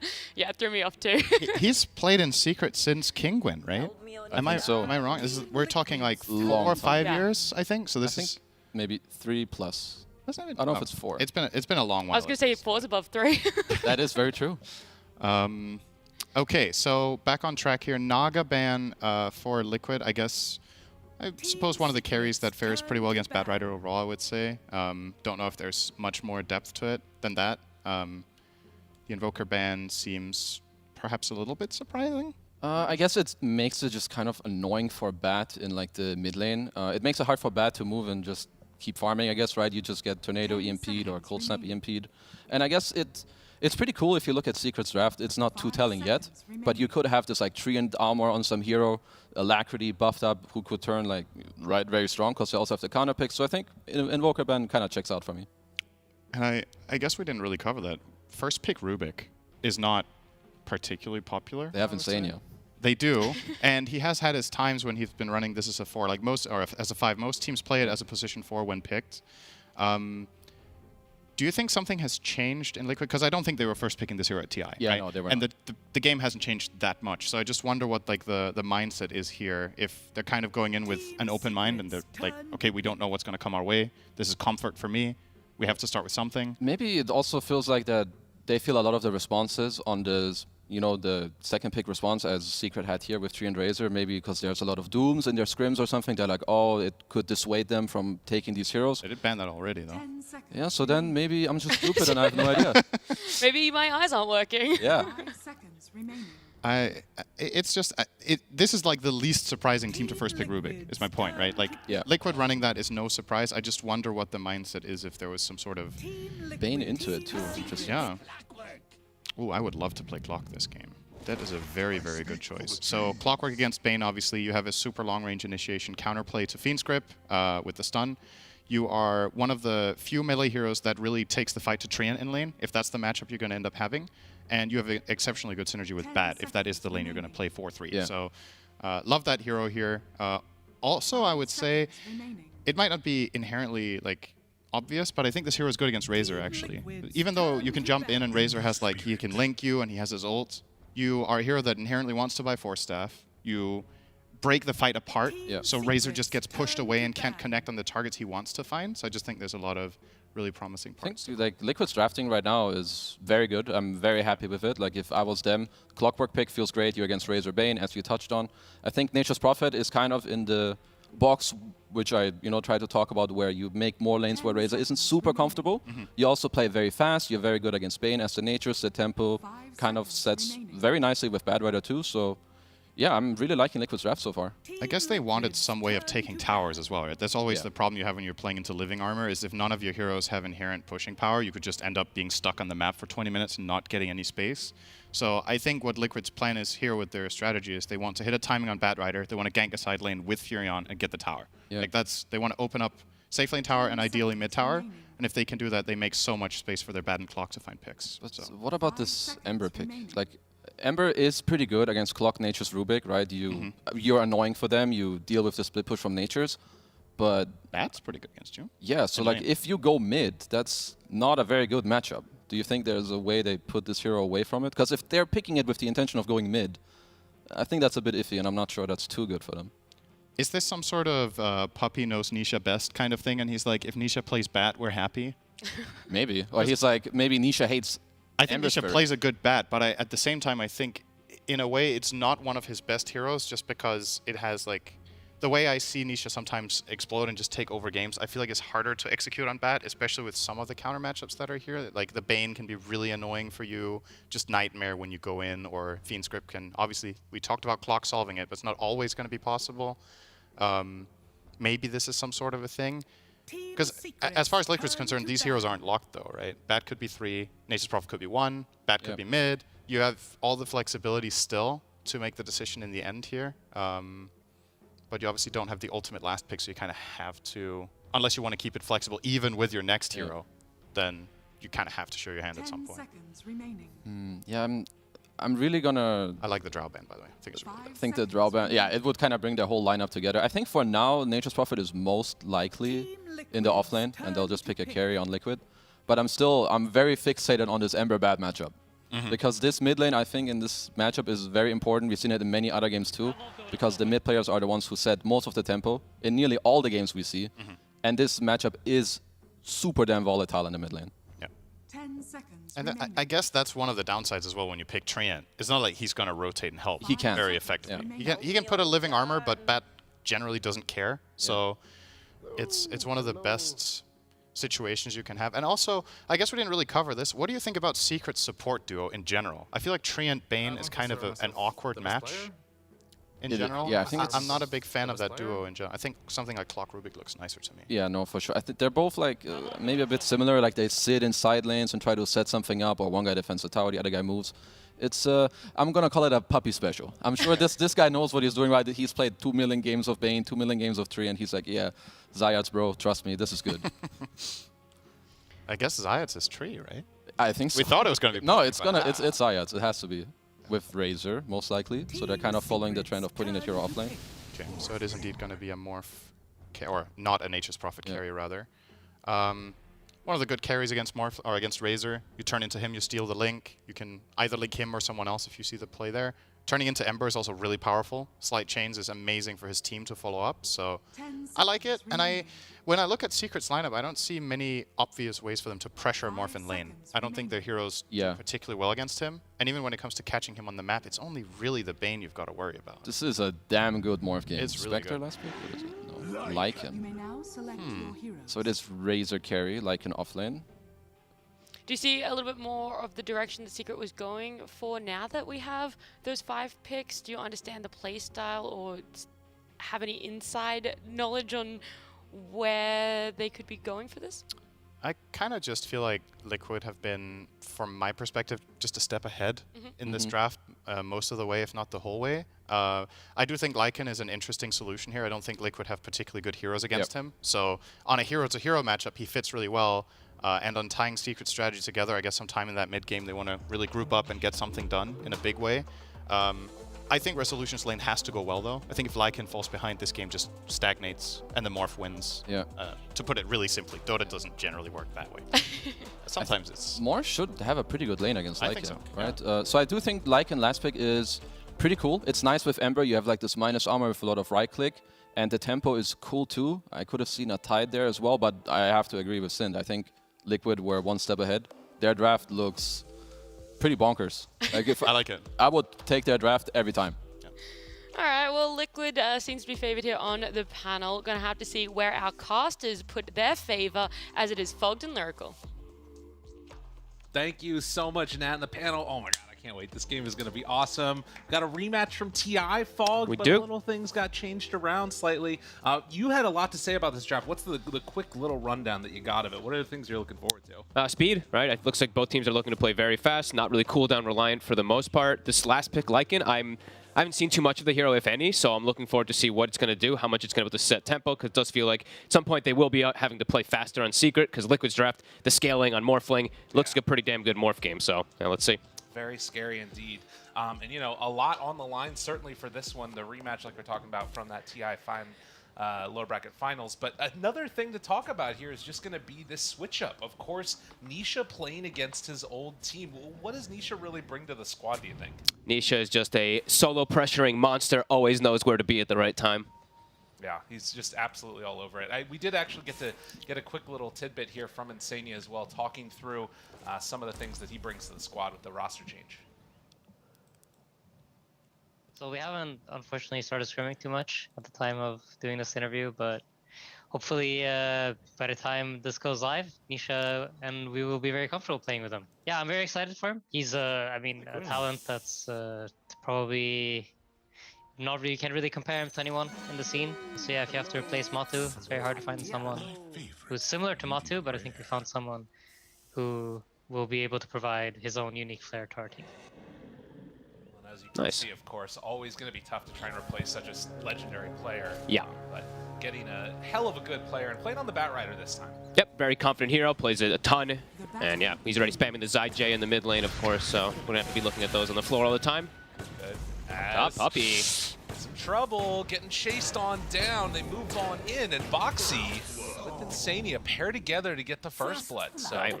Making some early moves. Rezo even tried to use his Wolf to tank some of those battery assaults, but nope, couldn't actually do enough. Scary stuff there, for sure. So, Resolution, the last pick with the Lycan, this hero obviously has had, you know, fallen off a little bit somewhat in terms of the recent patches and stuff. What do you think it is that they saw on the Lycan with this last pick here that they want to go for it? I think it's just like this pressure. It does have this cool way also of like how attack damage reduction. Morph is really high base damage about that, so maybe it's something along that. I'm not too sure, to be honest, though. I think they're looking at the supports and they're like, it is a good Lycan game in that front, that they can't actually deal with summons and everything, but besides that and besides pace, I'm not too certain. Okay. We'll watch for that for sure. And how he does in this laning stage is Puppy facing off against Boxy. And of course the mid is definitely a place that we want to eyes on as well. That's going to be the big one to look at. Boom is on his best hero, in my opinion. This and his Storm are fantastic, so let's see how he's going to be able to do the pressure, because as we know, that Bat can be super oppressive versus Ember. Really turn things around really quickly in that mid lane. They decide to switch up things, maybe take a level in Flame Break or what have you. It's cool how they set up all three lanes in a way where they see the Razor opening, and all three of these cores are actually quite good versus Razor throughout all stages of the game. The Nature's Prophet in laning phase, maybe later on, of course, you know, you can stick on top of Nature's Prophet, but he can itemize Batrider and Morphling natural counters for that Razor. So they did set themselves up just to really make Crystals have kind of a tough time. Yeah, trying to definitely shut him down early if they can. And, well, the other hero, Zayat's getting beaten by a tree as a tree. This was his first hero that he really rose up the ranks with, playing that Tree Protector in position 4. At this time, playing together with Chrysalis in this bot lane. But they're definitely taking a beating. Yeah, Tree and Techies, right? He was the specialist for a long time when nobody's even playing him at mid. Uh-oh. Nisha with the move, didn't even need the Flame Break. Nope, and he actually has both Water Runes available. So that is brutal, the timing for him to get this kill. Jeez. All right, well, that's why you get him. Yeah, that's why you get him, and, you know, the panel had said it multiple times as well, too, the question mark about that Ember versus the Batrider pick. Nisha already takes advantage, level 4, double fills up his bottle. It's going to be a slow start for Boom, having to get the boots early on, not going to be having that bottle too early. Need to get the boots for Spat, but gets punished. Definitely not where they wanted that one to start for the side of Team Secret, as Zayat's going to get pulled back in, but has the tree armor. The body blocks are there from Zai. forcing him back. And yeah, they just keep on punching away at him down here on the bottom lane. Top is absolutely free farming also. Boxy doing an excellent job versus Puppey. And Mika is just able to stand his ground versus this Lycan. A good start for Liquid. Yeah, Liquid looking good across all 3 of their lanes with 7 denies on that Morph lane. The game is not looking that close here early on. Of course, things can change. And I mean, is there any like level changes where things start to get easier here for Secret, or is it going to come down to rotations? I think it's all about those rotations. I think Liquid, the lanes look really strong, and they also have some of these heroes that are just innate counter picks, like the Tree, like the Clockwork in particular versus the Tree and Bane. I know Synderen had mentioned it. It's one of the best, one of these best melee heroes because you can actually trade with Tree throughout any stages of the game, any stages of the laning phase, that is. Really hard to deal with there. Yep. And it's just, I'm just staring at mid. You know, Nisha, he's got a full level advantage already versus Boom. And he's just playing the bully game of denies, too. He's making sure that he can at least try to get those denies. Nice last hit from Boom. Well, and that's one of the things, too, that's so interesting, right? Like, when we've been watching games in these other regions, what have you, as, oh, Boom has to just TP out. Yeah, there's no way to get away from that one otherwise. All right, don't die now. Yeah, I was about to say, but now it's the water runes are up again. Nisha's going to be able to double fill, and he's even looking to continue pressuring. Yeah, I guess Boom feels like he can't really stop that. Well, he is going to be able to maybe get the one bottom. But yeah, wave pushing in, and then a little bit of a reprieve for Boom. He might get chased. He might have to like run completely away. Nisha's zoning him out of the lane. I was going to say, he's going to try to go for that. He's going to get the bounty, but as we say, he doesn't have bottle. You know, he had to go for boots. Oh, just kidding. It's killed by a little tree guy there. Oh, that hurts. Dude, they are putting so much emphasis on just destroying Boom right now. On destroying lanes in particular, right? All 3 lanes looking really damn good for Liquid. And as you know, because they have these 3 good lane setups, it makes it a lot harder for them to actually move a support to check runes, to help out Boom, to help out this poor Ember Spirit. But Liquid right now, 2K lead, 5 minutes. Left completely on an island, and well, now they get another kill. Liquid coming out of the gate swinging, just looking so strong right now. And I mean, Chrysalis doesn't really have a great answer to it. He's down here bottom, 21-5. This hero that often loves to get off to a hot start and, you know, struggling a bit. Yeah, playing versus those ranged heroes can always be a little bit harder for Razor, and he's playing versus Treants, and he's playing versus Rubik, who's getting good trade. Chrysalis might be going down here. Body blocks with the trees, pull back in, Fade Bolt there, the punches, they move in, and the armor just barely going to be able to keep him alive. Whew, that was close. This just looks like another tier of gameplay right now coming out from Liquid. Flirting between that 1 and 2K gold lead right now. That is crazy. I look at the last hits. I mean, 37 on Morphling. He's not only getting free farm, he's getting the wolves as well in some situations. Ember hasn't had another CS in the last 2-3 minutes or so. Oh boy. Well, Boxy gonna chase down Puppey here. Throw some hits around. So Bane definitely more capable of dealing with the pressure from the clock if you can spam out those brain saps. But he's pushing him out, and now they're securing the power rune again. Nisha, he's got Lasso at the ready. And moves in, looking for another solo kill here mid. Boom, will he be able to survive through this one? Needs one more hit, but there's the Nightmare. And with the tree armor, that will be enough to keep that Ember alive. Secure the rune, though, and they know now at this point also that they can start, they're actually the ones that can start moving the supports out of those side lanes, because their side lanes can't actually really be punished too much. The Furion can. Nature's Prophet could get punished with some rotations, but another grab. Boom, the lift, they pull him back in, they bring him down. Oh boy. Nisha, another kill here. This is really rough, Gabe. I gotta be real here. Like, it's already a last pick Morphling into pretty much like almost no disables. He's playing into the looking at Zai really quickly. He quick DPs out. He'll be all right. Oh yeah, it's a Morphling versus Razor and Ember. So when he's in the fights, like let's say once everything starts kicking off too, he's just going to be turning into him as well. This is brutal. This is a heck of a beatdown is what we're seeing right now. And again, you sort of think about the context of this sole matchup. Secret was the one that knocked them out of TI at a chance for a grand finals, looking for a little bit of retribution here. The Liquid squad came to play. Look at bottom. They're already setting up again for the Razor. And Chrysalis able to throw it out, but the catch is there. Boxy, chase, couple more hits. That's all they need. The tree armor is very good. And Boxy, can he trade over the aggro in time? Won't be able to. Zayat picks up that kill, but the big one is another core dropping for Secret. And they're forcing reactions bottom. So again, I mean, they probably can't even pressure the Morphling Mickey anyway, but either way, Liquid continue just doing every right move. This is a I mean, it looks small of a lead, but it's a pretty massive lead with the way that their lineups work versus each other. Secrets is the lineup that wants to have the early lead versus this type of draft, versus this Morphling, but Liquid coming off to an excellent start. Maybe they get Zai here. Yeah, doesn't have TP for another couple of seconds here. Puppey moves in too, and actually is the one that ends up taking that kill. So Zai goes down, a much-needed reprieve for Secret. Yeah. Probably wanted Crystals to get it, but it happens. Yeah, at least he dies. You know, you don't want to miss that kill. So listen, if Puppey wants the kill, he's taking the kill. That is true. Fair enough. Well, 2-5, and yeah, it's again like you're talking about more the dynamic of this Morphling having a complete and total free farm type of game, and we've seen Mickey do this on this hero multiple times. Yeah, and it's relative to the the other cores, like I was mentioning before, what he's playing against, the Ember and the Razor. You're always going to have a pretty good matchup as a Morphling versus those two. Boom does at least get the bottle. He does get the illusion room, so we'll have some way to bail himself out, at least versus Nisha, unless he just gets grabbed. And that, of course, is going to be potentially there, although should be able to see him come in. Rezo jumped on, has the Wolves nearby to try and take up some of that, but it's not going to quite be enough as he gets ran down and killed. Mickey turns his sights over towards mid too, and could have killed off that Ember if he wouldn't jump away. Boots of Travel already finished up for Nisha coming out, and looking to even go for Boom. Insane was making the move, but can't quite. So yeah, all three lanes looking dominant. Support's having an excellent start on Liquid. Secret gonna have to start probably just double moving the supports around to try to get some type of counter ganks here, but it's still not easy. And at the same time too, in the back of their heads, it's always gonna be Mickey is free farming, and how the hell do we actually slow this Morphling down?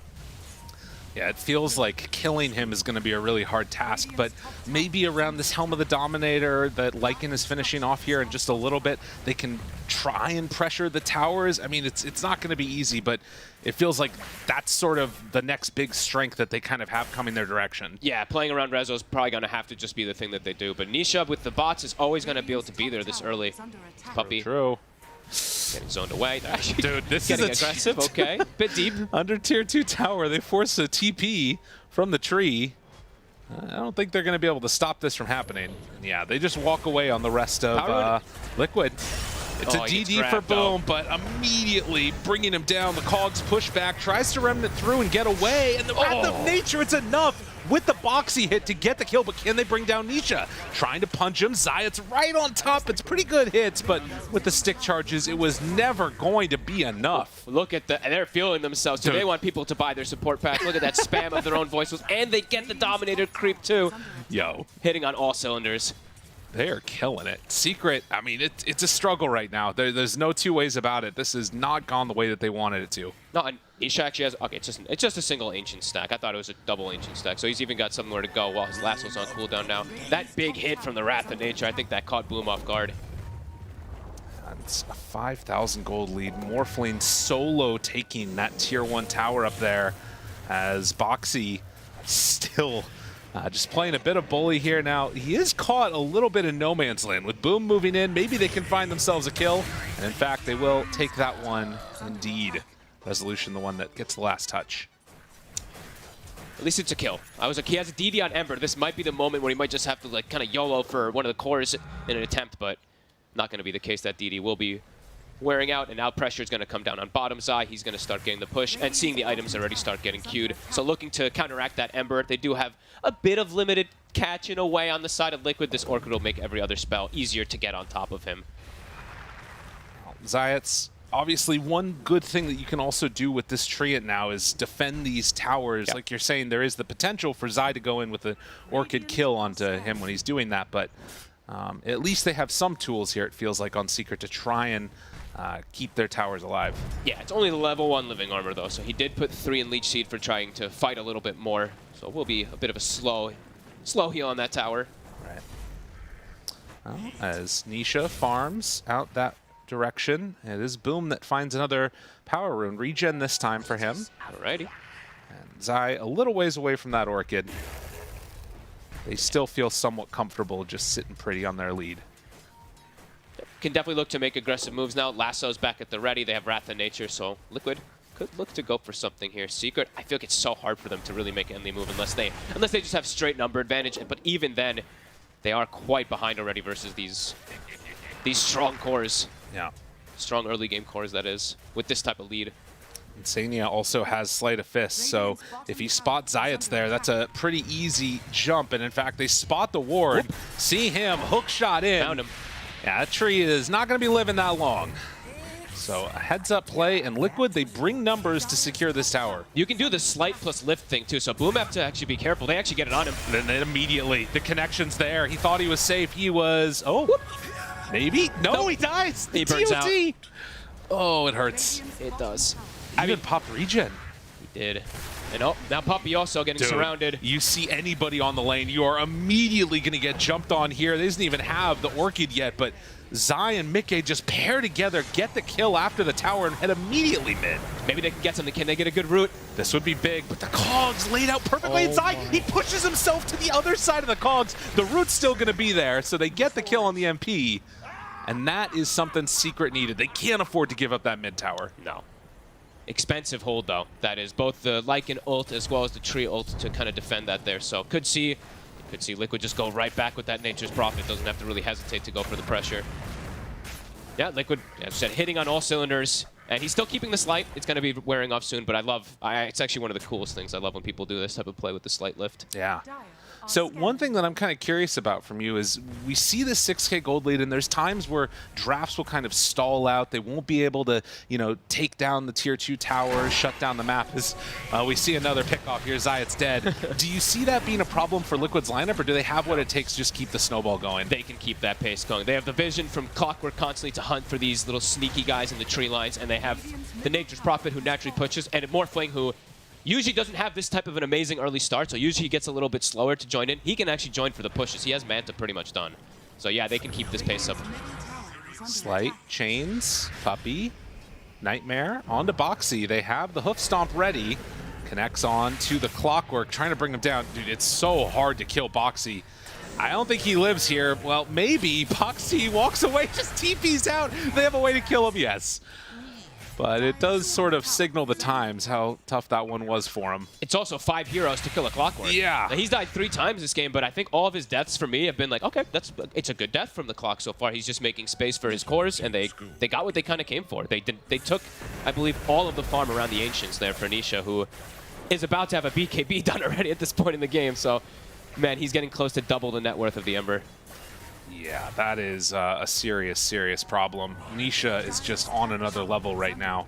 And so many of these kills that they've gotten on Secret have sort of been by virtue of the spell damage coming in, what have you. We'll have to watch and wait and see what Secret's solution is to this.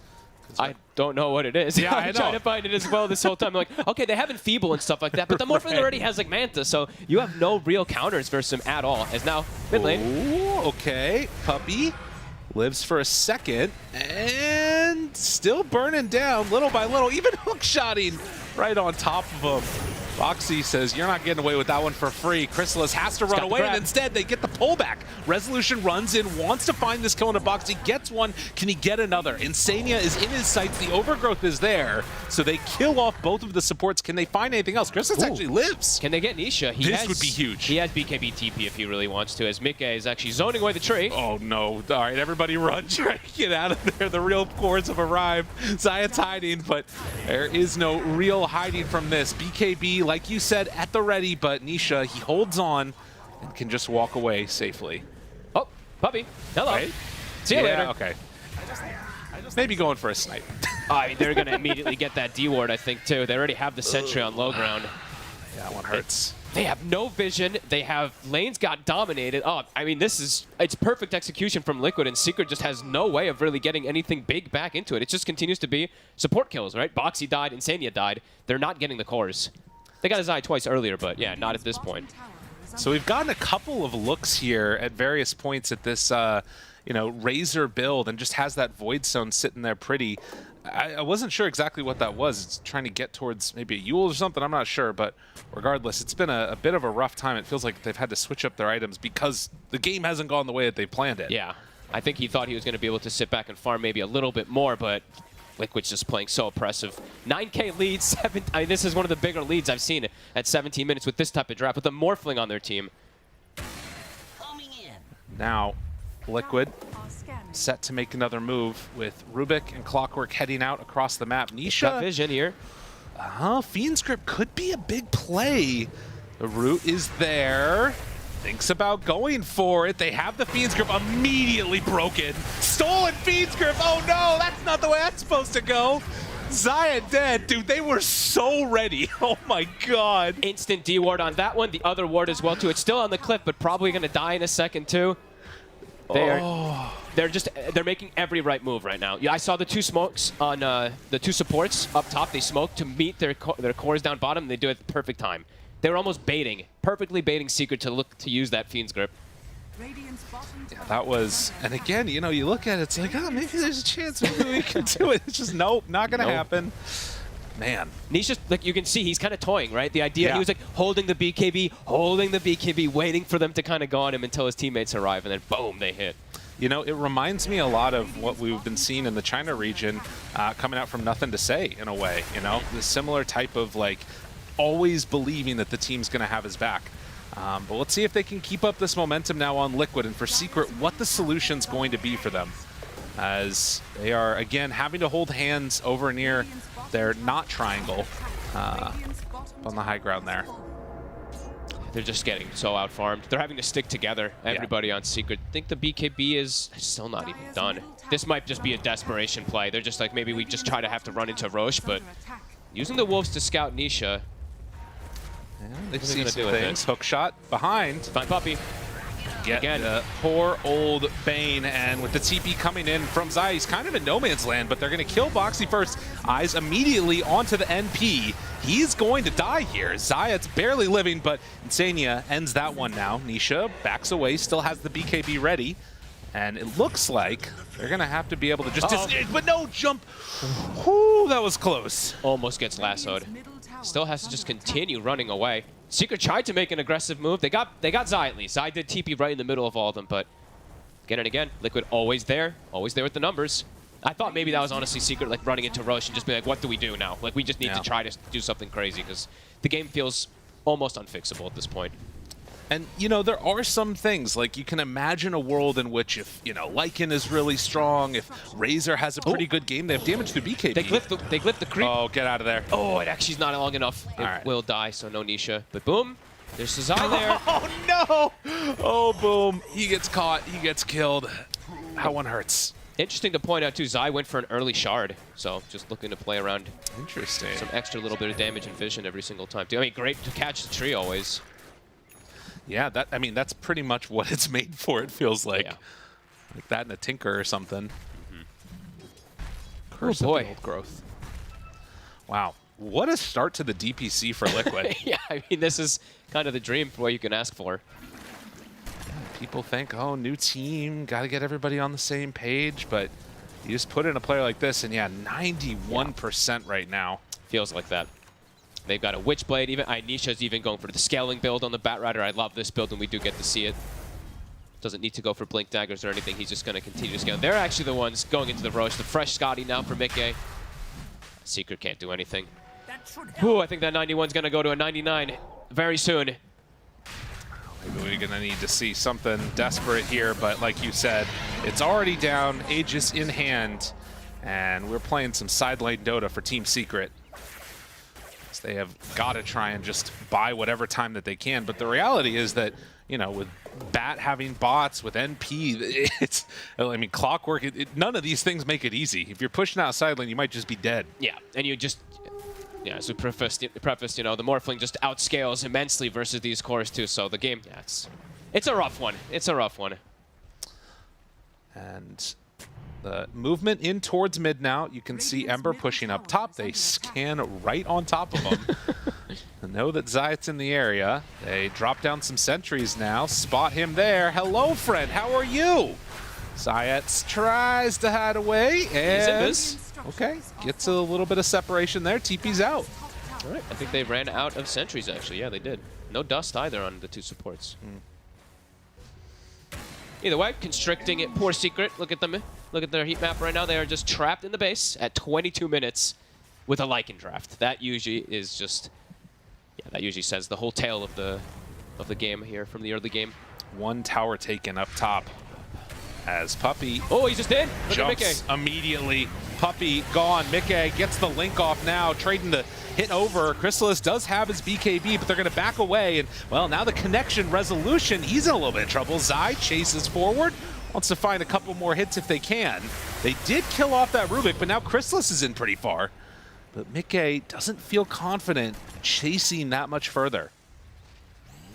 So they're going to step back, wait for the ultis to wear out. Got another support. It just continues to be the supports, really, mostly from Liquid. 7 of those deaths. Yeah, and you do have to be careful at this point. I mean, Liquid fans know there's no game that's not throwable. This might be one of them, though. They are so comfortable in this one. Morphling at Mickey, just 7-0-2, 16K. He's actually he's 2 cores put together, just in that net worth. And phenomenal matchups. As the push continues, and Secret just has to stay there with all 5 heroes. Complete vision, but they can't do anything about it. Boxy's just running into 2 or 3 heroes, but he will get punished this time. Now, is there any follow-up for the rest of Liquid? You can't really go on Mickey with that Aegis in hand. So they defend their high ground at the very least for Secret. Another one where Boxy probably says, "Space team, 6 deaths for me, all's good in the world, my cores are happy." He pig-pulled himself. I think he could have actually maybe survived if he didn't do that, but I think he was trying to get a catch. But they get the tower, so Liquid continue to be incredibly happy with the game state. And Zai opting for that Aghanims, almost has it completed. Puppey gets the D ward. Ooh, that's actually pretty cool. I like that. That maybe is one of the things that you won't really expect when you're playing like Ember and Lycan. It's just going to root all your summons as well too. That's cool. I haven't gotten to see this in quite a long time. Yeah, in a way, it's that answer, too, for the Yule Scepter there on the Ember. If he thinks, okay, I can take off the silence, then afterwards immediately gets caught. Actually, yeah, this is a really cool build. I mean, this Orchid is normal, but the Shard into the Aghanims is something I at least haven't seen too much in recent times. Works really well when you have this type of an advantage. Nisha, threatening high ground. They grip and immediately broke in, and now they pull back out Chrysalis. He's still doing a lot of damage to Nisha, actually. Do they have enough to bring him down? Punches come in from Zai. He's fully controlled, dropping low, but able to live. And now Zai, he gets turned on by Resolution, but Mickey's shown up. The big bad Morphlane ready to chase. Can he get the slight chains? Doesn't quite look like it, but they killed off Zai. So Overgrowth, the chase. Boxy there, okay. Mickey's still looking for more kills off Boom. He didn't have an answer for that one. I just saw that right, by the way. His monster kill on Rezo during all of this game, as disastrous as it's been for Secret. That is crazy. He at least does have a monster kill, but that also means that when he dies to one of them, he's going to give a lot of gold to the side of Liquid too. But at least he's having a pretty good game because, he actually just killed the Aegis with a wolf. Oh my god. Dude, I mean, that was what just a a winner. nice little play. 40 seconds down. Dude, he's 8-1-3 in a game where they're down 17,000 gold. He's doing an excellent job. He's not getting caught. He's just using his summons to the maximum every single time, but it's just not enough because the other 2 cores are just... they're not in the same game, really, at all. Well, we'll see if he can continue to be a thorn in the side of Liquid. But to be honest, when you're stomping on somebody's face, I don't know about thorn. It's not a big issue. True that. Next round of neutrals, DD spawns. And it looks like after the Aegis is down, Liquid are going to be a little bit more respectful of the potential to throw this one away. They're sort of playing a little bit more on their side of the map, although going for a pick-off here. Oop. Yeah, heads-up play by Boom. I think they also recognized a little bit that the vision is really advantageous, at least for Secret, around that triangle. So now they actually picked up a gem for the Rubik, and now I think they're going to group up, look to swarm, take over that triangle area, prepare for the next set of moments here. They might even be able to push while doing this because Mika has this DD rune. Yeah, so let's see what the move is. Get a couple of seconds unhampered there in that mid lane. It's just going to fall. And it looks like instead, well, we'll see. They're kind of keeping their eyes on it. Up top, Zai is waiting. Zayat's there. And they do have wards in the area which scouted him, so they did see him, yeah. They're starting to swing over. Yeah, they actually use a smoke, so they're able to spot everything over through here. And Boxy. And connects, finds one. Rezo, that's the good target to get. Tries to switch over to wolf form, doesn't have a chance. Big money. Now Chrysalis, he's going to have to TP away, but does he have enough? No! Mickey is too strong on this Morphling. Oh, they might call it. This is looking. I mean, it's been looking pretty impossible, but now after that, your one guy that was having a good game gives up that gold all the way to the Morphling. Time for the push. I think a full Satanic now for Mickey as well. Going in. Unreal. I mean, again, this is one of the best starts that we've seen from this team in a while. And, well, they move forward, take down this Tier 3 tower here with the DD still there on Mickey. They're going to force out the Glyph. Still 16 seconds until that Razor's back up again. Nice attack range there from Mickey. Of course, Grove Bow plus Dragonlance, so he can actually hit that tower from a bit lower. But they're going to back it up, go for Tier 2, keep the waves pushed out. Zai goes bottom. Radiant's top tower is under attack. And probably look, I mean, the Roche will be spawning in about, I mean, can be spawning in about a minute, but Secret, they're just trapped. So game could just end in a fight outside here, or Liquid can play it patient. Puppy's stepping up far. Dude, this guy's crazy. Hook shot in. He goes down. They're hoping for something there. Zai on the side. Zayat's able to get the overgrowth, but it's not looking like enough damage. Yule Scepter to try and keep the Ember alive for a moment. Does he have a way to get out of there? Remnants to escape. Okay. Boom. Does manage to get away. So 2 supports dead. Now Liquid, they pop BKB. They're ready to go. Another link there onto Chrysalis. The game is breaking with how good Liquid look right now. And GG is called. What a clean game 1. Wow, that's all I can really say. They didn't really sacrifice any of their cores much. Zai a couple of times does die, but that's always been the name for Zai, right? He's always a little bit of that sacrificial lamb from the off lane. So he just sets up such a beautiful game, really. I don't know what else you can ask for. If you're a Liquid fan, that was kind of the perfect showing. If you're a Secret fan, I think it's a little bit back to drawing board. It looked a bit hard with the way they set up the draft, right? The Ember versus that Bat, and I mean, we really got to see how explosive that was. I mean, that's the thing to me that's really interesting too, is I think back to like what was the point where Secret could have made different moves, and it felt like everything was just off of that laning stage. So maybe just in the draft next time needing to shore those up a little bit, or I don't know. Maybe shore those up, but I think Liquid kind of just, they got everything they wanted this game too. The last pick Morphling for me also, it's like, it's perfect versus the cores, versus the Ember, versus the Razor. It's the absolute dream. So yeah, a little bit of a tough one coming in for Secret for the first game. Yeah, that's how it sometimes goes. But an impressive win over Team Secret. Liquid get a little bit of retribution. We'll see if they can keep it up in game number 2, but for now, let's head back to the panel. Definitely an insane performance, but also extremely aggressive. It felt like this game was Liquid's through and through, Sind.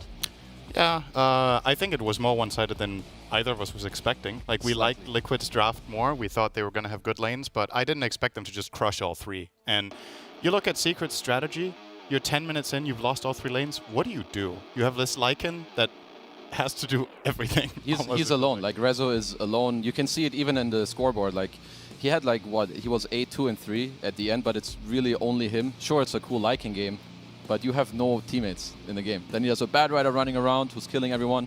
Nisha getting a solo kill mid, and they enable him more with the movements there.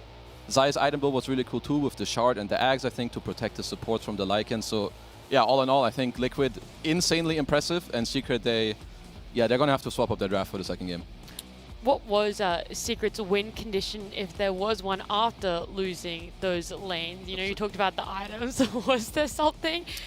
I mean, I think at that point you kind of have to rely on outnumbering situations. I think if it's ever an even and a fair fight, you're kind of too far behind on all 3 cores to reliably take it. So I think the best way to do it would be to have Lycan split push a lane, force some sort of TP rotation, and then Lycan TPs to his team and you smoke and you go as 5 versus 4. Yeah.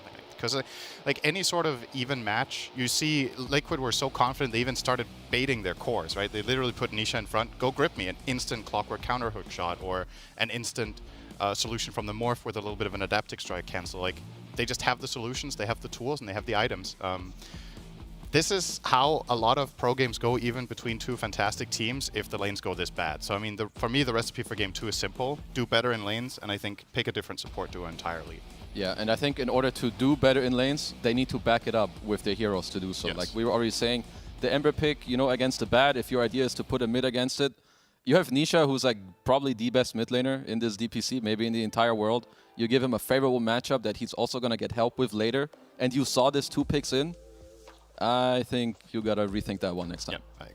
Yeah, you're already questionable on that main matchup. Definitely went in the way that you thought. Talked about Secret having to swap up both of their support duos, but another support you were kind of surprised about, Syndrome, was them Liquid first phase picking straight off the bat the Rubik. Do you see the importance in it? Were you impressed with performance and the lineup sort of backing it up? I think Insania rarely disappoints on this hero. With that said, I don't think this was a fantastic Rubik game. I think that was something Secret made sure of in their strategy, was to not give amazing steals, except I guess the Fiend script that I think he got once. One time, yeah. I don't think that was that important. But what I think was important was the way they utilized their lane setup by putting Insania in the off lane. I think that was the right choice. They put the Clock Morphling lane, they put the Rubik off lane together with Zai's Nature's Prophet. This double ranged pressure lane was super integral in just crushing the laning stage. So I think that was a really smart way of using it. Yeah, like I think they're just very happy with Insania having the Rubik. He's like Grandmaster or Master Tier, you know, one of the two. And they know where to put it. They're going to use the Fable damage reduction, help the hero on the lane, and it works for them. Do you guys want to pick an MVP for this match? Is there someone that really stands out above the rest? Because Liquid was so cohesive as a team. I mean, I think they all look very good, and I think Mickey is like, what, 13-0? So maybe he gets the MVP, but I feel like for me, this game is on Nisha because a lot of the times it's a 3 Morphling game, and I think he was set up for success. Mickey played great, but I would personally hand it to Nisha. It's hard. I think there's an honorable mention maybe in Boxy in this game on the Clockwork You're as well. wrong. I think he was. I feel like Clock deserves a mention here, even though like the casters pointed out he had like the most deaths in his team in the mid game, but I think all of his deaths were really meaningful. He drew so much attention to himself that all 3 cores had a total free game. He had key counter initiations with hookshot on the grips that Secret finally found. Like Boxy, I think as a player is one of the best in Europe, if not the world, at scouting. I think it's a really underestimated aspect of position 4 players. Sometimes you're going to die for it, but it's a matter of how important is the information that you gather, right? Yeah. I think in this game, the Clockwork was just a nuisance. He was just moving around, blocking moves, and countering them as well. I kind of feel like that. So they had Jarex helping them last year. I feel like that when I watch Boxy towards TI, at TI, and now, I feel like there's a bit of similarity from... I feel like he feels very free in the game of where to go, what to do. I want to go here, do that. I want to block this smoke. And it shows in his gameplay. He's performing really damn well. One last question before we do jump to the break, though, is it's going to be about Boom, how he went on that mid lane. I know the matchup hero-wise wasn't good, but how do you feel that he is fitting into the team just from this game? I don't really want to judge anything from this game, because you look at this game and then you're just like, oh, well, okay, he's not a fit, right? But I mean, at the same time, I mean, if you look at this game, you'd be like, nobody in Secret is a fit, right? So it's just, this is not going to be a representation of how good this team is going to be this season, I think. Secret sometimes do come off to a slow start off of a roster change. They might need to solve things a little bit there, but this is not a game where I'm just like, oh, the mid laner switch up was the problem. I think this was on a deeper strategical level, and if you do want to blame Boom for something in terms of that, it is if he was like, don't worry, puppy, just put me mid-Ember against Bat, I'm going to crush Nisha. If that was the mindset, I'm like, dude, you kind of didn't do that. But obviously that's speculation. We don't know if that's what happened, right? But yeah, I can't say I'm surprised with what hero they put him on, right? They put him on Ember. It's one of his best heroes. It's the kind of way that I'm expecting Secret to play with this player, but you know, give us some more games to see how it's really going to work. And make it easier for him. Exactly, yeah. Oh, lucky for you guys, though. There is going to be a second game that maybe we can judge Secret on. It's going to happen right after this break, though.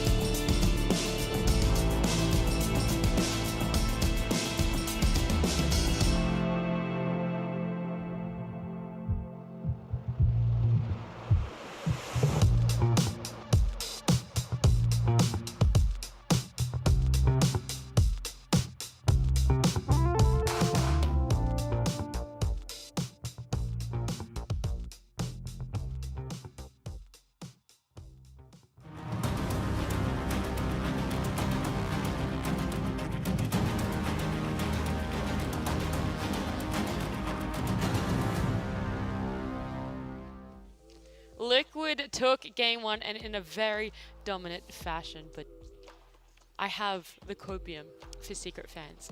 Okay. Last year, 2022, Secret did not lose a single series to Liquid at all. The whole year. The whole year. Huh. It's a new year, huh? Yeah, I guess they needed a new number at the end. Now it's 2023. You can't beat them anymore. Now you lose every time. Okay, all right. I'm out here trying to help the Secret fans. You're like, no, this is done and dusted. It's a 2-0. No, I will say I kind of refuse to believe that game 2 is going to be as bad. And I think it's not indicative of how good the teams are, and I think Secret's going to look better.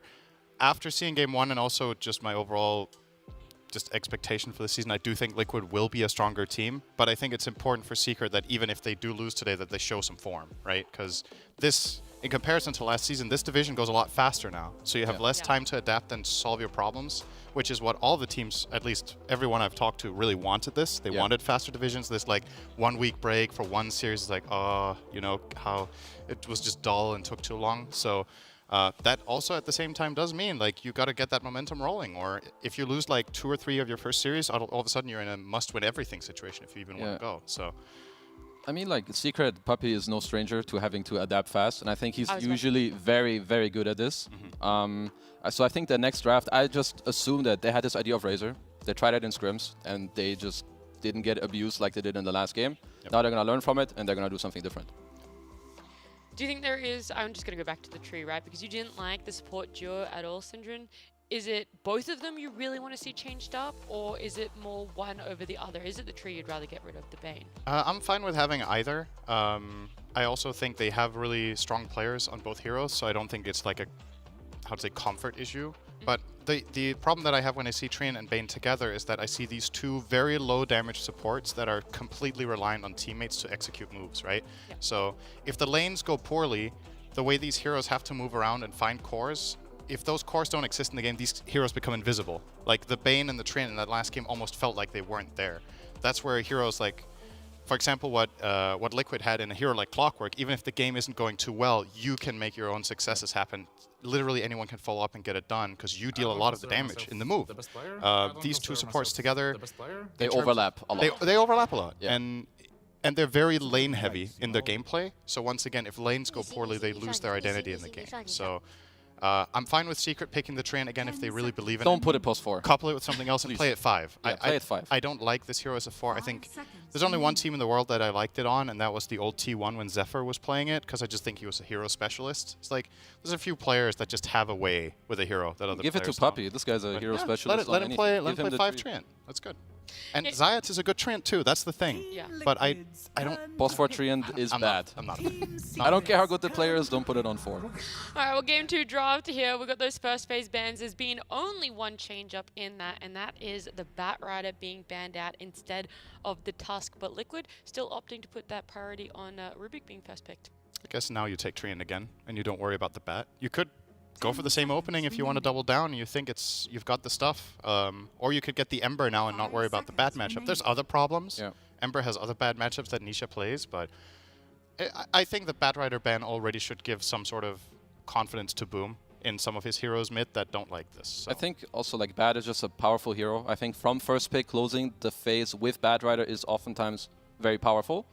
And we could see that in the last game already. So it could be a little bit, if they want to pick Ember, this hero won't be there. But even if that's not the case, I think it's overall good that they did ban out the Bat Rider.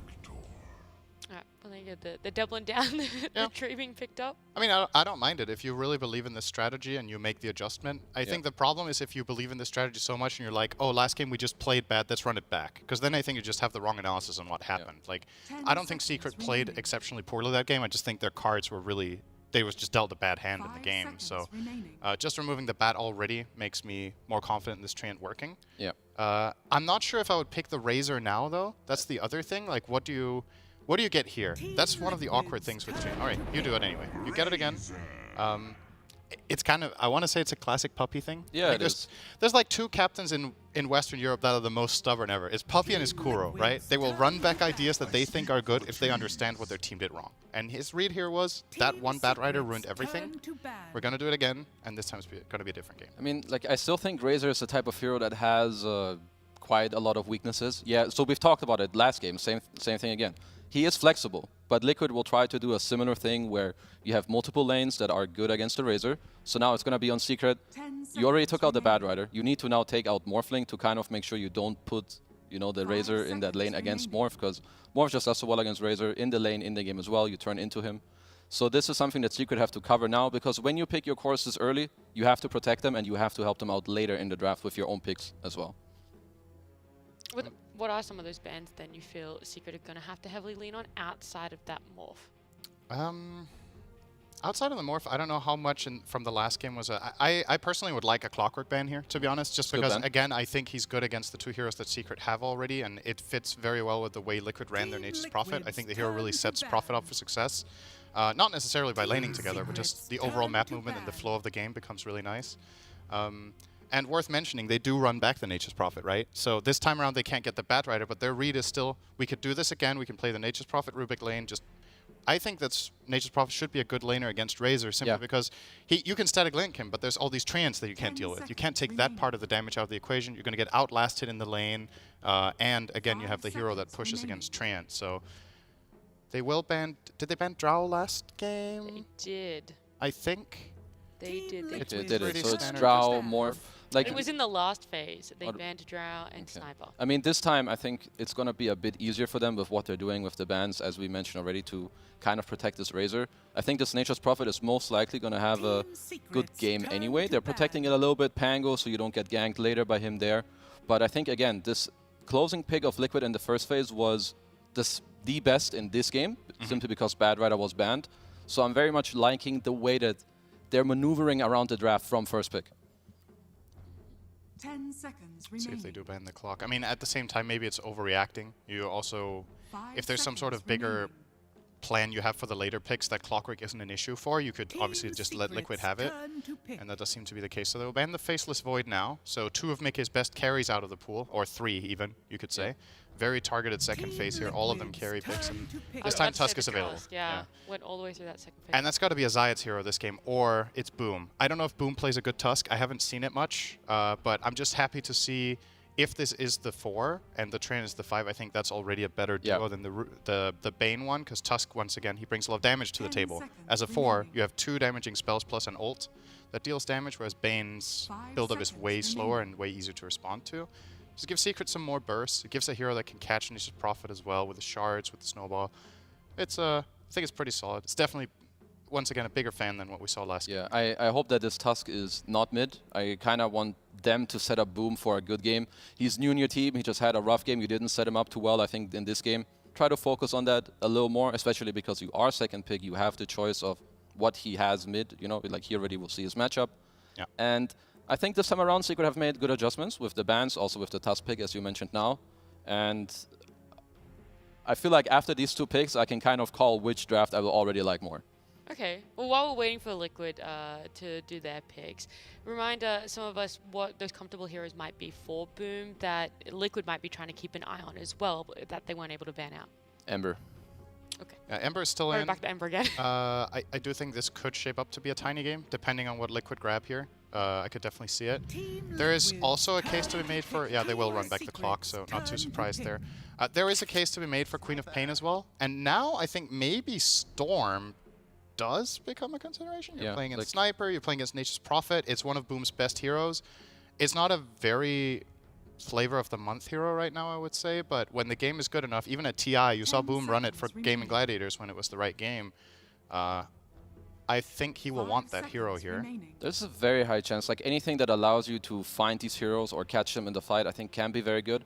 Storm is a little bit of an iffy hero for me. I like him most when he has some enable, you know, from his teammates, Akado and Io, something like this. But when the game calls for it, which this could be one. Also, I'm not sure if Liquid, if they flex the Sniper. I'm sure they can if the opportunity presents itself. He's very good mid against Storm, right? That's a Sniper lane. Yeah, I mean, he wins the lane, but like the matchup itself is a bit, like throughout the game is not so good. Yeah. I think there was a game last DPC where Nisha had the most insane performance on Sniper mid that I've ever seen. I think he crushed an Ember harder than I've ever seen in my life. So don't pick Ember. I mean, Just don't run Ember, that lane back. yeah, no. I think like this time around, some Storm, or maybe you take an offlaner that makes it harder for them here, but I still feel like you take your mid here, you shelf the Razor to the off lane, and you take a new mid. I don't want the win condition to be Razor. When he plays into these heroes, he's already going to have a hard time. Team Liquid's turn to ban Mirana. What role is this? Tusk going that mid then? Is it Tusk mid? So Tusk is mid. It's just going to be their playmaker, with the Mirana being a 4. And their last pick being either the carry or offlane, depending on where they put the Razor. I can see it. I don't think this is perhaps the easiest way to make it easy for Boom, but it's not necessarily a bad Tusk game. It gives you the kind of tempo you're looking for, but it's not necessarily what I would want to do. Yeah, they will ban the Storm here, Liquid. So they're still covering their bases in case Secret do pivot for that, but I think if you wanted the Storm, this was the time to take it. Yes, you had to take it here. So can't be too surprised that you removed that possibility now from Secret. In the back of my mind, I'm like, if this Tusk does go mid, I'm worried about that matchup against Sniper. I feel like that's really hard for Tusk. Like, you have your spells to get some CS with, but outside of that, the Sniper is going to be in your face non-stop. And you don't pose a kill threat without Mirana rotations, but Liquid obviously will be very wary of that and just ward defensively for their mid hero to dominate that matchup. And as we established last game, it's not going to be Treant ganking. So yeah, I gotta say, I'm not sold on the mid Tusk. I still think there's a better way of putting this for Secret with their lanes. I think perhaps you still put the Razor in the off lane and you play it with a Tusk and then Mirana carry on Crystallis. I almost like that more, honestly. Really? I almost like that more than a Tusk mid, and I can't believe I'm saying that because I'm not a fan of Mirana carry, but I'm just worried based on the last game that we saw that you can't give Boom these conditions. And I haven't seen this matchup played. It's just purely theoretical speculation, but I feel like Sniper destroys this lane. Well, Sniper would definitely destroy the same, but I still think with what Secret have, perhaps it's not amazing, but I think the best way to make it work is perhaps to keep the Tusk mid and then take this last pick that's going to win its lane, which will allow the Tusk to either have the help of Mirana early on, or that he can go and gank that lane after. We'll see a little more from like the next pick how that's gonna go, whether Sniper is mid, like do they pick a new carry? Because I think what Liquid should look for is perhaps another hero that can allow them to go in. Maybe, you know, some CK type hero, Wraith King, if they do end up putting the Sniper mid, or a mid that can do something similar, such as potential Ember Spirit. Yeah, now that I look at the bans from Liquid as well, there is one more option for Secret that I think is better than the one I just mentioned, which is either you put the Mirana 3 or you put the Tusk 3, and you play that lane together. So Mirana Tusk plays in the top lane, you play Treant Razor, and then I think if you were to do that combination, I think the Mirana should be probably the 3, because I think Tusk's job in this game is performed fine from a 4 position. That is probably better, and you keep Crystallis on your Razor then, but the issue is you're going to run into the same lane matchup once again, and that did not go well last time, and I don't think it's going to be much better with a Treant in the safe lane from Secret here. What's that, how they laned it last game? Did they run Treant Razor safe? They did, right? Yes. Yeah, so it would be the exact same matchup, and that was... I mean, running that back did not look promising, so... No, it did not. The Mirana 3 could work. It's also Rezo. I think he either played this at TI or before. Yeah. So Secret did ban out the CK. I think could have been good for them, but they still get a similar archetype of hero, a hero that can start the fight, and also it's still flexible for them, right? Sniper can be carry. I wouldn't be surprised seeing them play a tiny carry, putting the Sniper mid, so they'll decide now after seeing what Secret take on what they want to do. I like this pick a lot. I think Toss is a very powerful spell against both Tusk and Razor. Just when these heroes go in, you have the possibility of resetting the fight together with the clockwork as well. You have a lot of disengage. Okay, it's going to be a Lesh last pick here, likely for Boom. It is. Are you knowledgeable about these matchups at all? I think Lesh against Tiny is probably pretty even. It's against the Sniper, I don't know. I think Lesh against Sniper is a matchup that Lesh should lose over time. I think against Tiny, it should just be a very... It's a wash, right? Like, yeah, just a wash. The only thing I am a little, I would say, afraid of is that Nature's Prophet and Clock are very good against Lesh. Lesh is a hero that needs to have a good timing from like, what, minute 5, 6, 7, 8. I think it's very crucial for this hero. And this is where Nature's Prophet and Clock can shine and really shut him down with the help of the Tiny who they have in the middle lane.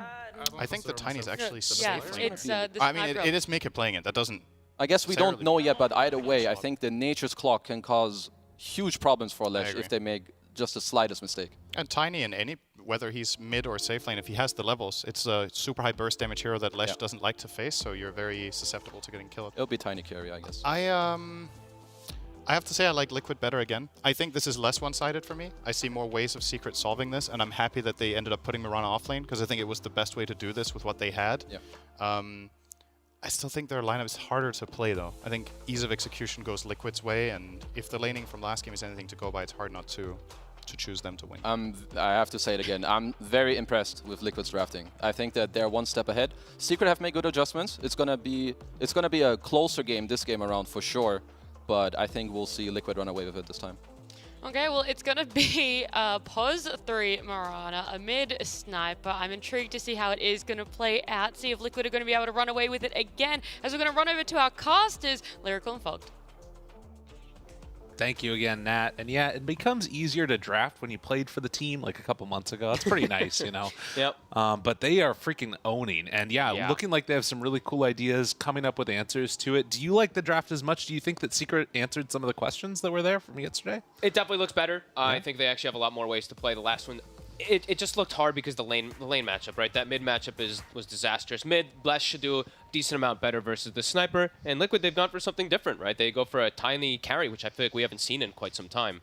It's something they do like to do, and it's because of those lane matchups. But yeah, I'm going to be out looking at bottom lane, seeing how that one goes, because I think we kind of already saw that lane, but they're switching it up this time. I think they're going to maybe put Puppey with Chrysalis, or maybe they're actually going to just go for totally lane swappings. Maybe like trying to read the lane and then put maybe the Razor top versus the Tiny. We'll see how Secret adjusts. It does look a bit better, though. You know, it always, when you have that one game advantage, oh my god, that Nisha pick. Holy moly. I mean, after that game, Dude. that's a pretty appropriate one, I feel like. That is awesome. I like their sprays. Yeah, definitely. But I was saying is like after the first game, it feels like you can have so much more freedom. And of course, you know, when we were looking at the odds coming into this, the esports bets.io, they were pretty even across the board. But after that first game, things looking incredibly into Liquid's favor. We'll see if they can keep up that momentum going into this game too. So far, a lot of things are similar. A couple things got changed though. Yeah, very similar kind of style. Very quick, very aggressive. They're going to look to dominate early game, early map. Yeah, and speaking of dominating, Zayats. Uh-oh. Oh, no, he's trapped. The trees! They betrayed him. They're always there every time. Oh, my God. And Nisha gets the first blood. And now even looking perhaps for Puppey, it's a almost full duration battery assault. Dude, picking up right where we left off. Liquid bullying immediately onto Secret. And, well, Puppey, is he going to go down too? Doesn't have shards again. And, in fact, they're going to be able to kill him. All right. Well, they are going to be doing lane swaps, though, so they are trying to dodge that Razor versus Nature's Prophet. They put the Mirana down bottom, but this also still just feels difficult. You know, this is Nature's Prophet versus Mirana. Mirana's not played as a core too often for a reason. Looks like it's still going to be hard, but he's going to be survivable. That's the best thing versus the Clockwork. He's always going to have leap. Yeah. Well, and you can see here as well the boom chase down after what was going on last time. Definitely not like as oppressive of a lane, I feel like, or at least sometimes Ember feels like it's one of those heroes that if you do get jumped on by Bat, it can just feel terrible. It's kind of a different type of terrible with Sniper in a way. It feels like where suddenly you're just getting denied every single creep that comes your way. And also in like mid-game and stuff like that, you're going to have difficulty getting to this Sniper, right? As a last strike, you're just going to be constantly getting peeped and plowed from distance, so we'll see how Boom does adapt to it. His laning phase is looking much better, of course, though, this time in this matchup. You can see there Zayat's actually able to do some good counter pressure, pushing back that NP. But Boxy, of course, going to be pulling the creep wave on this first round and heads on in to try and contest for the second salvo, as Resolution is playing out of the safe lane this time, saying, you know what, well, last time it didn't go so well against the Razor. Yeah, I like the switch up because we saw how that lane did end up going. And taking a look up toward this top one, this is one of the interesting ones too. With that swap, they do have that Razor versus Tiny. Tiny, he has such high base damage early that he can last it anyway versus Razor, but starts to get annoying with level 2 Link. That's Puppey forced to walk away from Insania. Gets the block on the camp. Doesn't want Insania already got one pull off, so doesn't want to let him get another one. Other thing too up top is they actually do have two different disengages versus the Link, right? They have the lift and they have the toss away if it does get into a precarious situation. So yeah, clever lane setups. Yeah, forcing him back there. You can see that Puppey willing to walk in and try and bully back Insania a little bit, but the wave pushing in towards the Razor a bit. We'll see where that equilibrium evens out to. Down bottom, like we were saying, Resolution having a better time, 9-5 so far versus the 6-6. Nisha taking a beating. Ooh, needs to be careful there. Boom. Feeling a little bit more comfortable. Maybe wanting to get aggro here, but again, you got to be careful against that Sniper. Yeah, you think you're going to be able to get him, and then he pops take aim, and you can't. But Nisha, actually, this one, he popped take aim on low ground, so it actually allowed the Lesh to just walk up and get a setup for the stun because of how slow the sniper moves. He's going to be a little more careful on Nisha, but he's last hitting great, 13-3 versus the 10-1 of the Lesh. Getting more and more Wraith Bands, so that damage, that base damage advantage will be there for Nisha, while Boom will always constantly be refilling bottles. So we'll see how many rotations happen. That's probably going to be the big thing, too. If Boxy's going to look to make a move to actually either set up for a rune or maybe even set up for an early kill if he sees an opportunity onto Boom. Because Boxy was a total menace last game. Yeah, and has been really showing off his stuff on this Clockwork. Comes on over that direction a little bit, but instead realizes down bottom they are diving. They are trying to kill off your buddy. Resolution's the one that's going to be caught there by Boxy while Zai moves in, does not have the leap chase, skilled. and yeah, he's dead. 2-1-0. So Rezo, the first one to go down. Playing it risky, There. going for the 2 points in that Starstorm. And they identified it. They knew that that happened. Like, once he used it, I'm sure Zai was calling Boxy. There's actually a kill down here if they dive. It's a costly one. So heads up play by Liquid. And they're gonna even check the rune too. Boxy's gonna check bottom rune. Nisha's gonna be able to take top. So Boom not gonna be able to refill.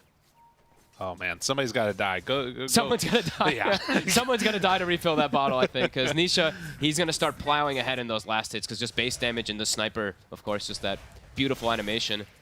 Yeah, he's barely getting ones that aren't even last hits, just making sure it doesn't get denied. He has to go base. He has to go refill. Yeah, there's no way. Ooh. And also finds the rune there. Ward, it's literally right. Perfect sentry is literally on the line of it. Oh my god. Well, we were saying it was looking better. That was about 2 creep waves ago. And suddenly, Liquid are on top again. Yeah. So not sure what that says. They're getting better last hits, but again, Rezo, he still doesn't have the leap. He's still only level 3. They're on top of him. The body blocks from the trees. The battery assault, it's not quite going to be enough to dive under there and kill him. But still, a lot of damage onto Rezo. He needs this level 4 desperately. They're going to continue just putting pressure onto him otherwise. And every creep getting denied out by Zai right now. So it's slowing it down that much further. Oh man, Nisha's really just starting to pull way too far ahead. 31-10 to 16-1. Dude. He's bullying him away. Top. They get the kill onto Puppey. Saw down bottom there, they used Starstorm and was still getting denied out by Zai. They catch now onto Zai. It's Boxy though. He's kind of low. Is he going to die first? He ends up getting away. Actually, the leap forward. Rezo finally gets it. And that secures him a kill. All right, well, somebody died, so somebody can refill the bottle now for There Boom. it is. That's the good news, at least for them there. But my God, 2K gold lead again already. The lane's looking very similar to last time. I thought maybe the switch up of having the Razor versus that Tiny would do better, but nope, not the case. Mika is free farming, and I guess that double way to break the link is being effective, having the lift, having the toss, etc. This is a painful start again. The drafting from Liquid just really good and on point right now. And they're fast with how they're identifying. Look, 6 minutes, they're already prepared for the runes. Boom, he's got no help, so Boxy will be able to take that rune away. Trying to play aggro there. Puppey just barely out of range of pulling in Chrysalis to that snowball too, I think. And Boom. I meant they couldn't go for it. And yeah, if Boom goes down here, the rotation coming in from Zai, they catch him in the cogs. Wants to get away. A couple more hits is all he needs. He's barely living. But again, being zoned out this far is kind of wild. The stun, not quite there, dude. Boxy. He's still going in. going, Boxy. He's got him. You legend. Oh my God, I cannot believe it. Listen, I am never stopping. That's what he was saying right there, I am sure. There's a lot of people mentioned this at TI as well, but Boxy has, since TI has just been absolutely on fire. Up top, they'll also find Chris, again hitting on all cylinders. This is crazy. They are absolutely slaying. I just like winning. That's the call from Mickey. Oh, it's looking pretty good for that too. The sniper level 7, Boom level 5. Again, it's the same thing as last time. They're just putting all the emphasis on shutting him down, but it's all 3 lanes again. Yeah. Mirana having an okay time down bottom for Rezo. That is the saving grace, I guess, for the side of Secret, but whew.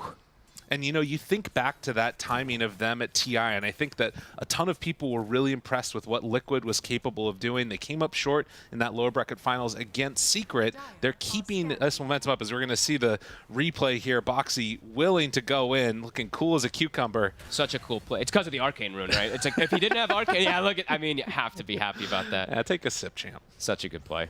And they're now continuing to put pressure. They're looking to invade again, another D-ward, and they always have the Wrath of Nature. So when you're behind, Wrath's going to come in. It's going to be incredibly strong as... Wow. He's just gone. Dude, this is really a problem for Secret. Holy moly. It's very similar feels to what happened last time. Now, there's... Okay. Okay. All right. Boxy. Maybe they can set up here, but Boxy, he's done this multiple times. He's been the sacrifice. Hello. How are you? So they managed to get a little bit of retribution here. Boxy gets brought down. Maybe they can get Nisha here, too. They get the haste. Oh, trying. This would be big.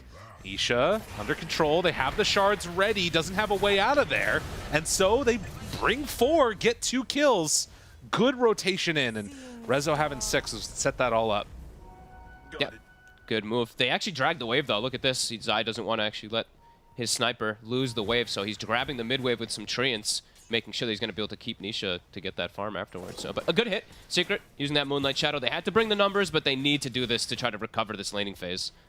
Yeah, that was the type of play that they needed to make. So the slow down a little bit for Liquid, and particularly getting that kill onto Nisha.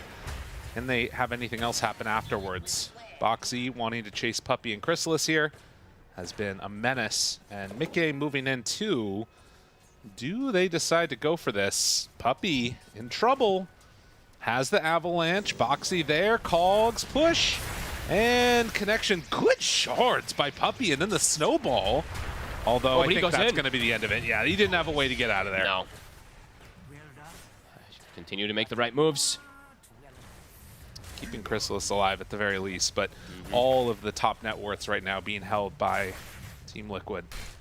Yeah, and they did finish off that wave. Nisha was able to farm that double wave that was built up from his Nature's Prophet. Continues to get that farm. And Zai's actually accelerating the item build this time. This time he doesn't need an Orchid. He's not playing versus this Ember Spirit or anything. He's just going straight for the Ag. So, oh wow, really cool, different kind of style of build that I haven't seen before, at least on the Nature's Prophet. This hero has usually been played as carry from like Dahak or something like that. This is cool. If you can finish this pretty quickly here, that would be a good chunk of extra control, particularly before those BKBs come out and whatever. Looks like Boom is trying to make rotations, but it's actually spotted immediately by the ward. Yeah, that is a little unfortunate for him. And in the meantime, Nisha back at home, hitting tower. Boxy is nearby, ready to protect him. Zai's here too. Tower's going to get finished off. Boxy not quite 6. The courier is bringing the tome. Boxy blocking the way, is going to get hit by that stun, then retreats back. Insania just gives his life for that, but that is the full tower done now. Chrysalis is in. He's on top of him. Can they kill him off? Snowball, the chase comes. They don't quite get the stun. Nisha's still barely living, but eventually falls. Mickey shows up. Avalanche. The Nas is not quite there, but the Wrath of Nature damage coming from Zai, and then Insania comes in for the cleanup. Boom, completely alone now. Liquid show up with bigger numbers. I can't. I think they lands everybody with the Avalanche toss combo, and then they land the Wrath on almost everyone too. It was looking great for Secret, but Liquid again, they bring the numbers. Wow.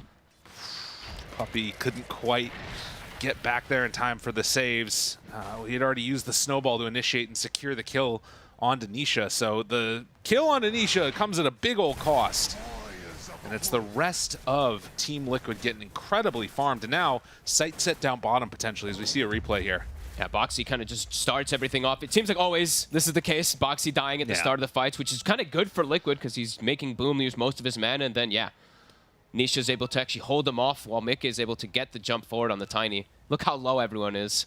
Good arrow there on Zai, but then as soon as he becomes out of there, the Wrath of Nature comes out, and everybody from Secret just gets melted. Yeah, it actually looks like they had almost like messed up the combo there because of the lift play, but it didn't matter because he ended up stealing Plasma Field. And now they're on the hunt again. Secret, they're actually going to run right into Liquid. Whoop. Oh, hook shot off the mark. Boom. Gets a little bit away. Puppey. Kind of alone there, but now Boom moving in and the stolen stun. So trade-off there of the supports. Resolution wanting to find a kill here onto Insania with Zayats in the area. Does he manage to get away? Does not appear so. They look like they might go back in. There's an Avalanche in too. Wants to find more. Can they do it? Nisha's there too. Great Avalanche tosses him right onto it. And Resolution has to run away. They're just so fast. They're so quick. Every single time it feels like they always have the +1. Zai either TPing in or an angle coming in from the Tiny. They're just playing at this super fast pace. And it's a lot of burst damage on their draft, as we're seeing. If Rubik's able to get one of these double nukes, look at the HP pools on some of these heroes. 1,000 HP on Crystallis, 1,000 on the Mirana. Boom, a little bit tankier, but tons of burst damage to be able to just shred through these heroes early game. Liquid making it look similar to last game. Yeah, showing why it's so valuable, the like steal there of those big nuke damage, and why Rubik has become so highly prioritized by a bunch of different regions at this point, it feels like. Yeah, not many people doing it as that 5 position, though. Insania has actually done this for a very long time, though, right? Even before it's been buffed or anything like that, he has been one of those players to play it, so. So you're saying his heroes are good? Yeah, it seems like. No more Oracle. That's fair. Thank God. Yeah, that hero's, oh God, the worst. Boxy. Hook shot to get away. Knew that they were coming for him. I think he caught sight of the tree over there. And they might actually think that there's a ward because of that, so Secret not going to do anything there. Shards, block off. Oh, just barely off the mark on that arrow. They'd have to commit a lot to kill him. It's a 1,300 HP Clockwork. And as we've seen, even from last game, Boxy's fine with dying. He's 1 in 5 this game, so 5 of those 8 kills has been on this position for Clock. Particularly when the rest of the team can show up so quickly and make another move to counter gank after he dies. Yeah, it would cost them way too much to get the move onto the clock. They'd probably end up losing so much more resources around the map. And he's even the 5 position this game. Now looking at net worth, Insania is looking to be able to take a little bit more priority and farm this time around. So during the draft, you were talking a little bit about this idea that it feels like Liquid have against this Razor of trying to shut him down in the laning stage, give him a bad lane no matter what happens. Have they done a really good job of that here, or has it been like Crystal's play, or what do you feel like has been the big thing going on? I think they just know exactly what to do versus this hero, right? They have the Sniper and the Furion. Sniper, those ranged heroes that can lane verse him and throughout the game are always going to be pretty good. They naturally build into Hurricane Pikes and stuff like that. And then they have the Tiny, who is an interesting concept of you can suffer versus Link, but you also always have the toss play, and you have high bursts. So I think Liquid's just got everything planned out perfectly. Well, they decide to go and find themselves Chrysalis. That's an Ags on Zai. Zai. Moving in. He's rooted for forever. Gonna get caught. Both of the other 2 heroes over on the side. Stolen Overgrowth. Can't throw it out in time. Would have been huge to turn that around with Boom showing up. In fact, they might be able to do enough, but Nisha's there. He does so much damage. The ranged light right clickers, like you're talking about, Fogged, just dismantled all of Secret. They're so, like, both of them really in a way, right? The Sniper and the Nature's Prophet, maybe not Nature's Prophet so much, but the Sniper versus Lash and versus that Razor, you're seeing the effect they walk in. He's just like, okay, peeping on him. It's so much damage. Yeah, and that was the reveal, of course, from Zai. That Ags, like 4-second root, nobody can move. And it looks good when a Lesh can just run into, you know, however many heroes, but didn't have the survivability that they needed. As you can see, another win probability up to 75% right now. He now had, I don't think he had the Bloodstone finished for that fight, right? I think he just got it finished up. So maybe that will provide the survivability for Boom. I mean, that item, people hate it. Yeah, people definitely do. Maybe that's what they need. Is it really that broken? Can see if it ends up making a difference in this next fight here, where it goes, but also Liquid can kind of just play the map, it feels like. And get such good vision. This deep ward by Boxy on the Ancients, he just snuck right in. They have perfect vision of Boom. I think Boom just got hit by Wrath of Nature, though, so he knows, but... Okay. That gets the kill. The Wrath of Nature gets the root. They allow the get to jump onto Rezo. Easy pick off there. And Boom is now afraid of his own triangle because he got hit by that Wrath over there. He expects to be dove. Yeah, Puppey comes on in, gets the vision, goes for the D ward. While this is happening up top, they're setting up for kills, and Insania there too, also going for him. They're just going to try and pressure this tower. Does Secret want to stop this move? It feels hard to fight into him. It feels very difficult without any like great form of initiation either, right? They have to rely on the 2 supports to really initiate, and they're not really these... not going to be getting any form of blink daggers or anything, so they kind of just have to waltz into the fights with their 3 squishier cores and hope that the Tusk or the tree are in position already around an angle until they have blink dagger. Yeah, those initiations are always going to be hard. Liquid has blink on Tiny. They have the natural from the Clockwork, so it just feels like they've covered all bases again. Is 7K lead already. And you saw that right there too, as this Moonlight Shadow is going on. Rubik pushes out the creep waves faster than Chrysalis can. Yep. Like, it's so hard to play against the double nuke Rubik when he can just solo do that in a lane. But Zai, is he going to be the one that gets caught? It looks like it. Snowball is there to break the TP, uses Walrus Punch also. They're rooted. And the hook shot, the catch onto both. Do they have the damage that they need? Zai's under control there, but I don't know if they're going to be able to bring him down. He's barely living. Insania now also very low, but they don't want to feel comfortable going any further as they jump in and find the Fade Bolt. Who's ganking who? and Puppey wanting to escape. Nisha's gonna hunt him down. The old captain, will they find him? Just barely on the mark, and Sania is the one that actually picks up the kill. This Wrath of Nature is just owning so hard. There he gets it off before they get the initial go on him. Boom, it roots them. They get the follow-up. Boxy dies, but Boxy goes, thank you. That's my job. I always die.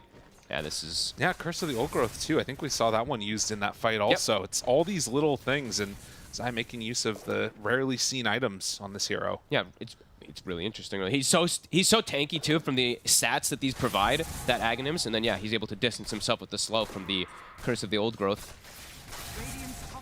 Specialist array for Nisha. Not that many items that end up looking better than that. And there it is, the Aghanims. Oh, God. Tree is hurting. It is hurting. It almost makes you feel like, why haven't we seen more of this Aghanim's Nature's Prophet? Really, the cooldown, 60 seconds. It's pretty ridiculous how frequent you're able to just fight. Look, it's back up in 40 seconds. And they're going to continue to be able to pressure.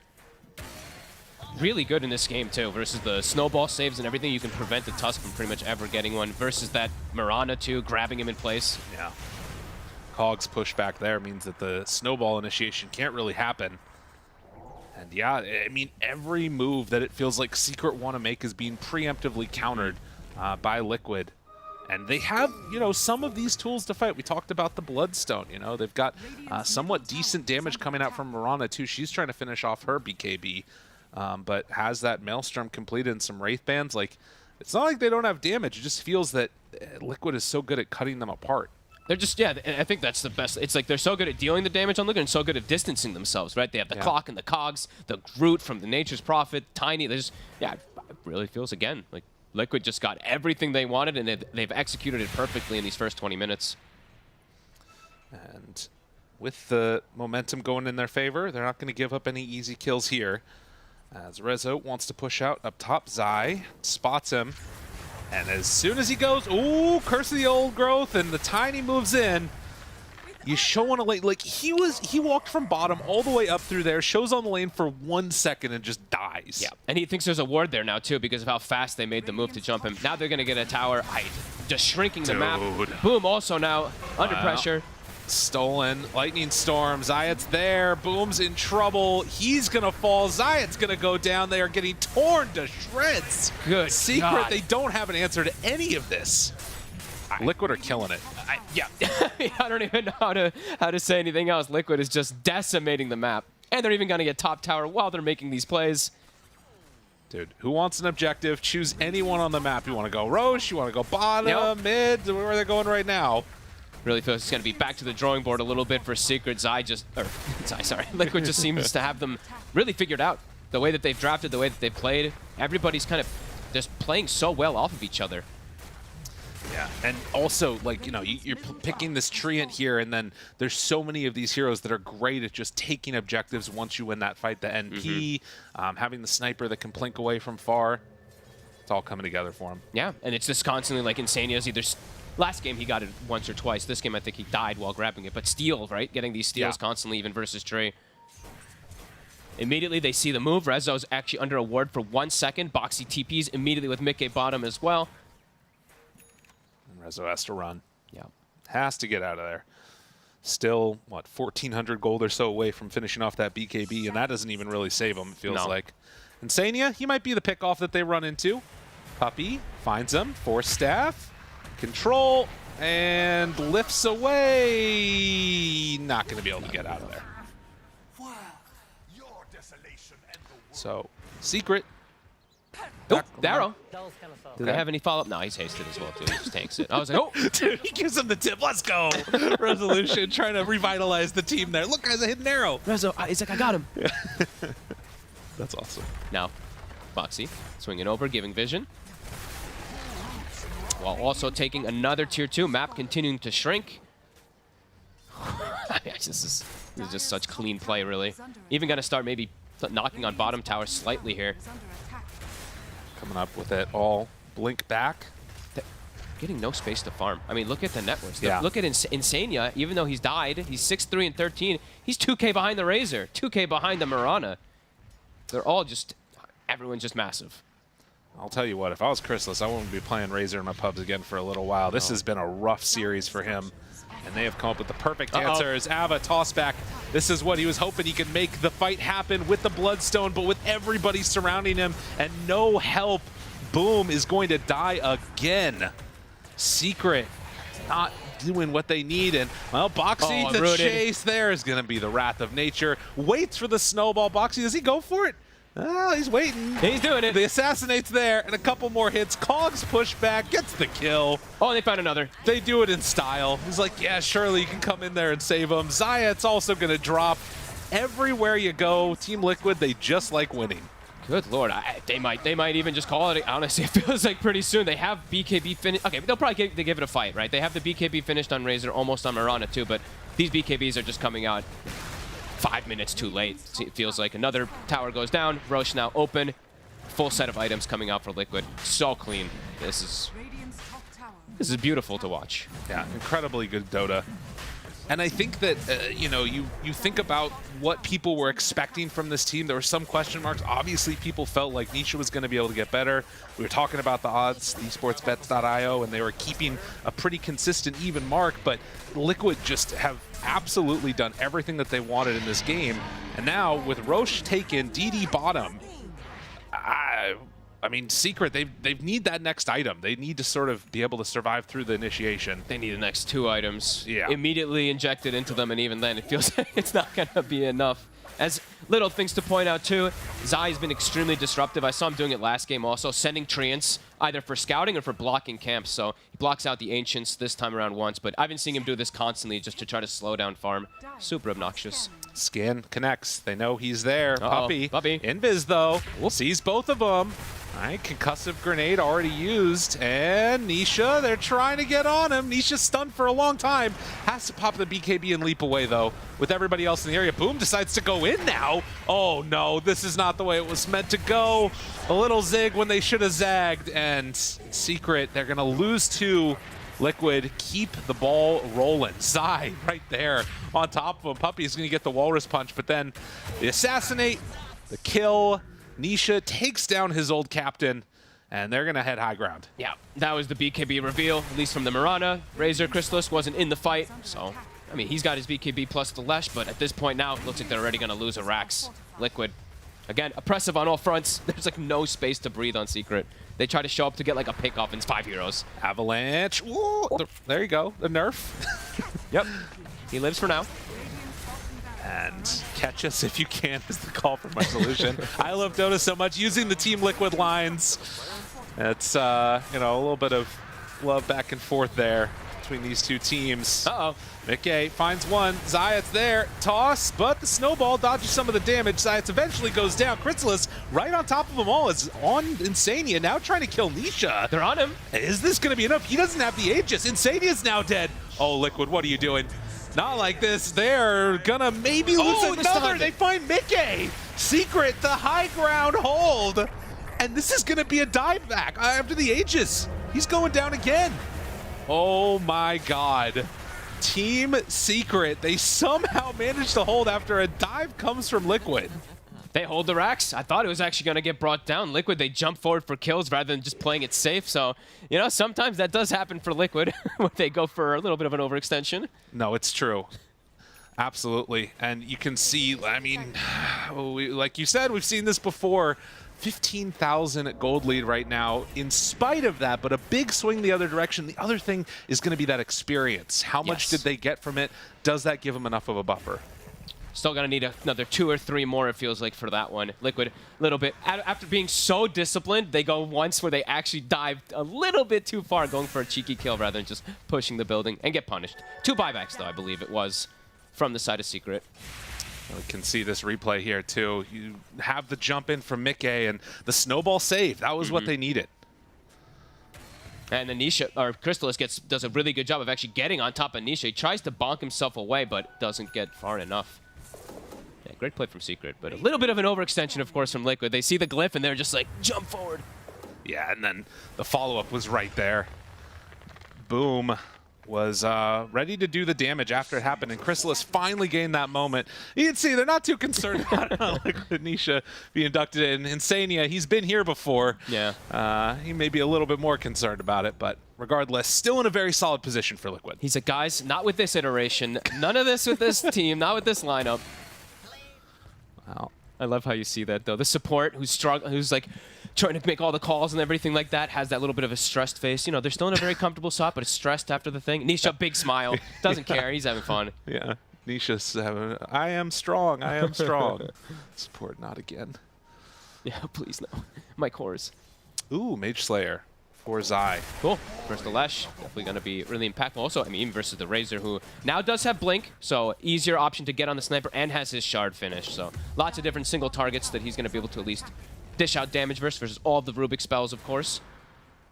Speaking of Rubik, we see a mech coming out for Insania, so starting to get a little bit of tankier, and I think they'll be a little bit more composed after that bit of a blunder going for the high ground. Right. Well, the movement around the map definitely feels like Secret, given more of the pressure taken off of them, can now take over this bottom side here, reclaim their outposts, get some Ancients, some tower gold coming back their way. Some neutral items, some damage items, and also I think these blinks are going to be pretty. These are going to make it a lot easier for them to get on the Sniper. So let's see if that does make a bit of a difference. How many of them do they actually have? Do they have the Tusk yet? No. Puppy's just gone for Bracers. Tree is 700 away, but the three cores essentially all have blinks. The Mirana can leap in, the Lash and the Razor can jump in together. Oh, now Vision, they blink away immediately from Chrysalis, but Puppy, he's not going to be so lucky. So the Snowball, just to delay the inevitable. But Liquid make a solid move on in, kill off the Tusk. They would have loved to get Chrysalis. Oh, Chrysalis going to have to... Oh, that's dangerous. So, I mean, the clock did use hookshot, but it's still always a bit of a scare to go for any type of show. The way Liquid's playing, just the way that they're not letting any space come out. Well, we can take a look as well. You know, we had a chance to talk with these players about what it means to sort of be in the lead. And, well, we can hear from Insania about what he thought about that. I mean, you never truly win a game of Dota until the throne dies, but of course there are certain, depending on drafts and matchups, certain timings when you hit on heroes that you feel pretty comfortable in the game, but you never truly know you won until the throne dies. And I think for all the Team Liquid fans, you guys know we have the ability to throw any game, so yeah, the throne really is the winning moment. A very prescient clip, considering what we just saw. Surely this one's going to be safe, though, right, Fog? It is still looking very safe with the way that they have, like, before that even any of that happened, they had that one or two, maybe even two items pretty much on all the core advantage versus their counterparts. But yeah, definitely don't want to take that foot off the pedal too much there. And saying that, yeah, you could see that little slight stress, of course, before. So. But with the gem, he's now going to clear out most of this vision, so they're going to look to be playing a little more of that economy game, maybe wait for the next Roche unless the fight comes directly to them before they go for a big push. Well, and 1 minute until Roche is capable of respawning, so it is sort of that, you know, demilitarized zone that you get into where everybody hides on their own side, doesn't want to make any real scary moves. Although, as I say that, Liquid... they're going to test fate. If they find a pick-off, that's where it's super easy to just, okay, we're in a great position. And in fact, this could be the one to get. They've got the combo. Have a toss. Rezo BKB'd, but he ends up going down. Oh, wow. Such a fast swing across the map. That smoke just catches Secret totally off guard. The other four were in the base, but Rezo was trying to push his limits. Gets punished. And with that kill, Secret now have to stay again inside that base, pushing out the waves when they can. Although Mickey spots Chrysalis, BKBs immediately. Couldn't get the toss in time. But like, look at how much damage that did with like 2 salvos from Nisha. They just don't have the armor that they need right now. No, I mean, but also Mickey, right? Mickey is hitting like an absolute truck with the Silver Edge hit too. They are up high ground now. This time not diving for the heroes. 20k after that first lane of racks taken. Do Liquid want to stick around for more? With 5 seconds left till Mirana's up, it looks like they will still stick around in this area. I think they're going to maybe send some treants over to scout the Roche pretty soon. 30 seconds until it is up, but continue to play the suffocation game, not let Secret get outside the base. They have that gem we were mentioning earlier, so they will be able to take out any vision. And then just continue to play, continue to just keep him trapped in the base. Blink now for Tree, so maybe another element to be able to try to get on this sniper and try to slow down Liquid, but again and again, Liquid just too ready. This is how Secret have made the big plays, though, in this game so far, as Roche is respawning Moonlight Shadow. They got the kill on Boxy earlier mid, together with the sniper. Can they do it again here? Insania, he has that gem, and they're going to find him right at the start. Force Staff try and get away, not going to happen. The kill happens, but the Ava toss, BKB out, boom, he's regenerating from all of this. Can they kill him? Are they going to have enough damage? Zayat's there with the overgrowth. There's so much damage as he's encapsulated in pain, and Zayat's not going to be able to TP away from that one. And Chrysalis also. As he is in some trouble now. Boxy there, Orchid, couple more hits, he gets out. The Sprout doesn't actually catch him, the Sprout leash. Oh, right. He just missed it, actually. I think he just like pushed him forward. Doesn't end up getting the kill, but Roche is up, and they get the Rubik, but the position where they get him, he's actually in the river on low ground, so it puts them into a terrible spot for the fight for Secret. And again, when those supports die, the little extra effort is sometimes what matters. The Force Staff to draw them in further. If they had that initial burst, maybe that doesn't go like that. But yeah, Insania's got some gold. He's farmed. Yep. Oh, they don't. Does anyone have? Oh, everyone has shard. Everyone has shard. It's a wasted shard. Uh oh, oopsie. Oh well. Unacceptable, really. What can you do? Nisha's just gonna hold on to it. Nisha's just gonna hold it in his inventory, I guess, instead of the Wraith Band, just cause. To give a gift to your old team, man. Come on now. Yeah, maybe he could just give it up to them. That's tower. Now getting Siege Clip was used. Arrow, not bad. That's Aegis burned with not a whole lot used. In fact, Resolution almost gets enough to kill off the Clockwork there. So with Aegis now down, Secret, they manage another slight hold. These little things can matter.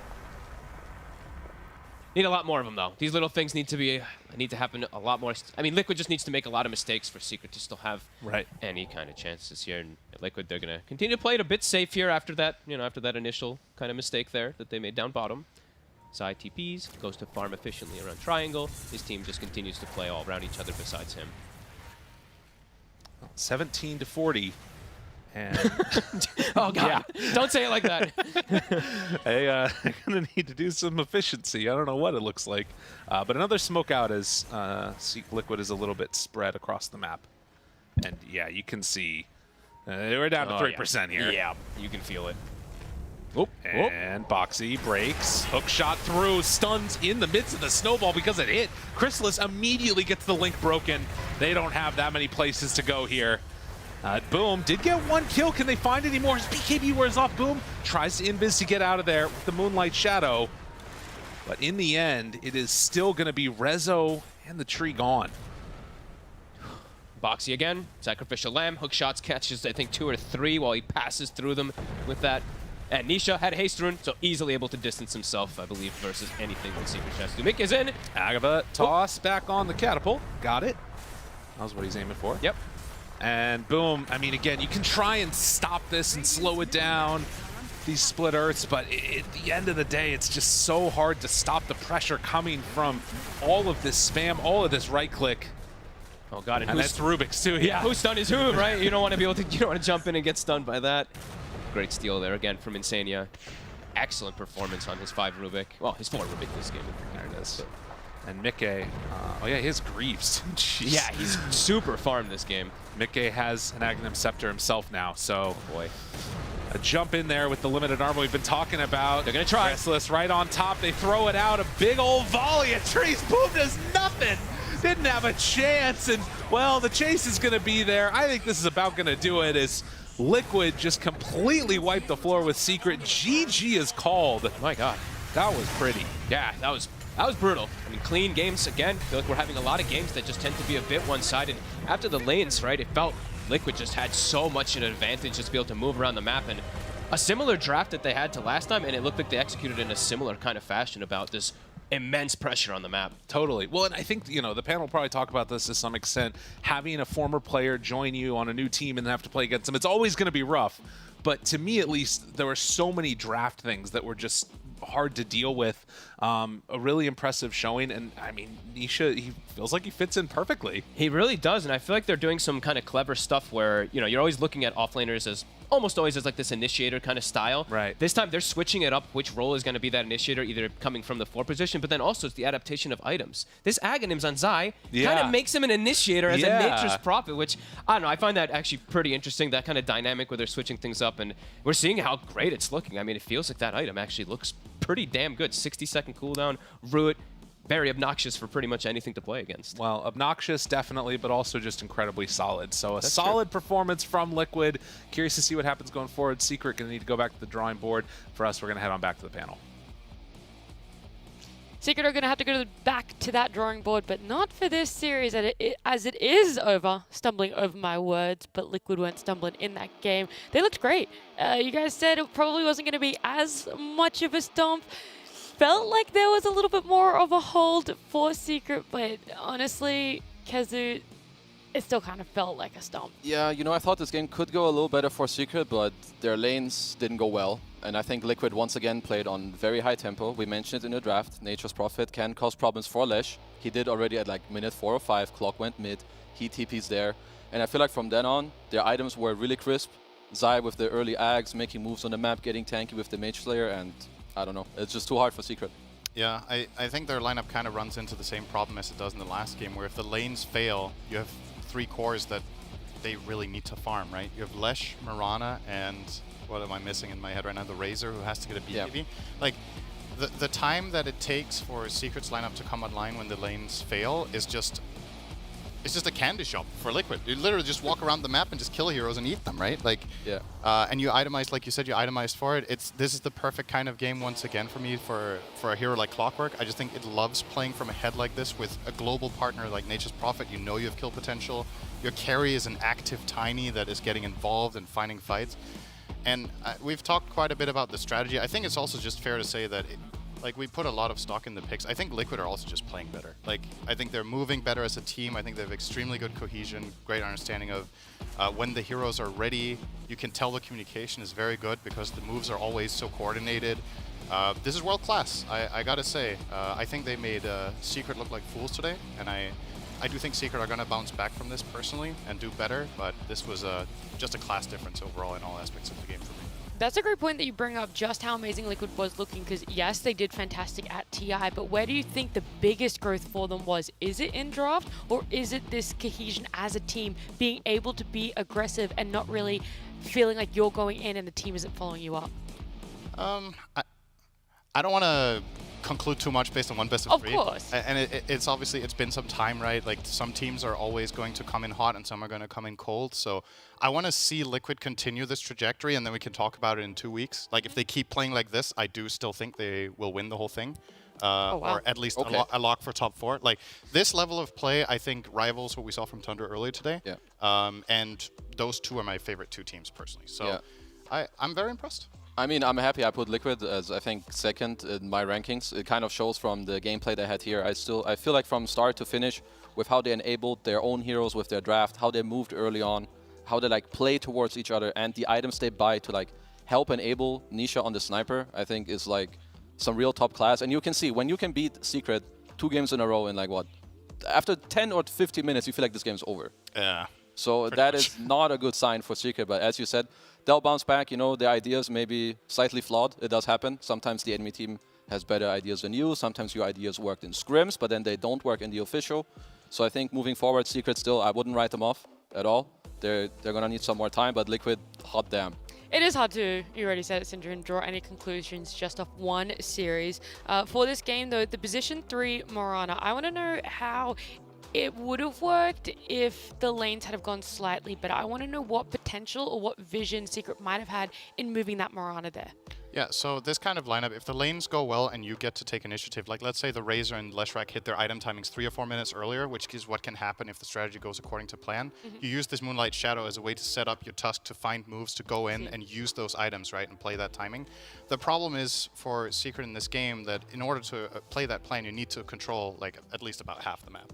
And their lanes were constantly being pushed by this pesky Nature's Prophet, Clockwork Rockets, snipers just shrapneling the waves out like all the time. So you're kind of putting out fire fires all the time. Yeah. And then you don't get to make aggressive moves of your own. I mean, like, I also think with the Mirana, yeah, you can put it to core, and at that point it was maybe the best, but then you're just playing on this Moonlight Shadow to try and go invis and get some move speed and go make moves faster. But if you look at the actual draft, you see a sniper, you have 2 picks left. Your kind of idea to break their lineup is to give yourself the condition that you can go on the sniper, try to kind of ignore the front line and get on him in the back. And if I look at Secret's heroes, they did not achieve this or perhaps even think about it. So I think no matter what the idea was, it's not really going into the concept of what you want to have against a sniper. I agree. Yep. Well, let's hear from someone over on the side of Liquid. Someone you guys have been very impressed with over these 2 games. It is Nisha himself. Going to be joining us. Nisha, congratulations on a win. Your debut series here for Team Liquid. How are you feeling and how is the vibe over at boot camp? It's been good so far because we've been doing well on scrims as well. So all good, all good. What was your... Feeling happy. That's good. I'm glad to hear. What was the focus for yourself, but also Team Liquid during this boot camp and preparing for DPC? I mean, first of all, like, get into shape because we had a big break, like a month or even some people longer.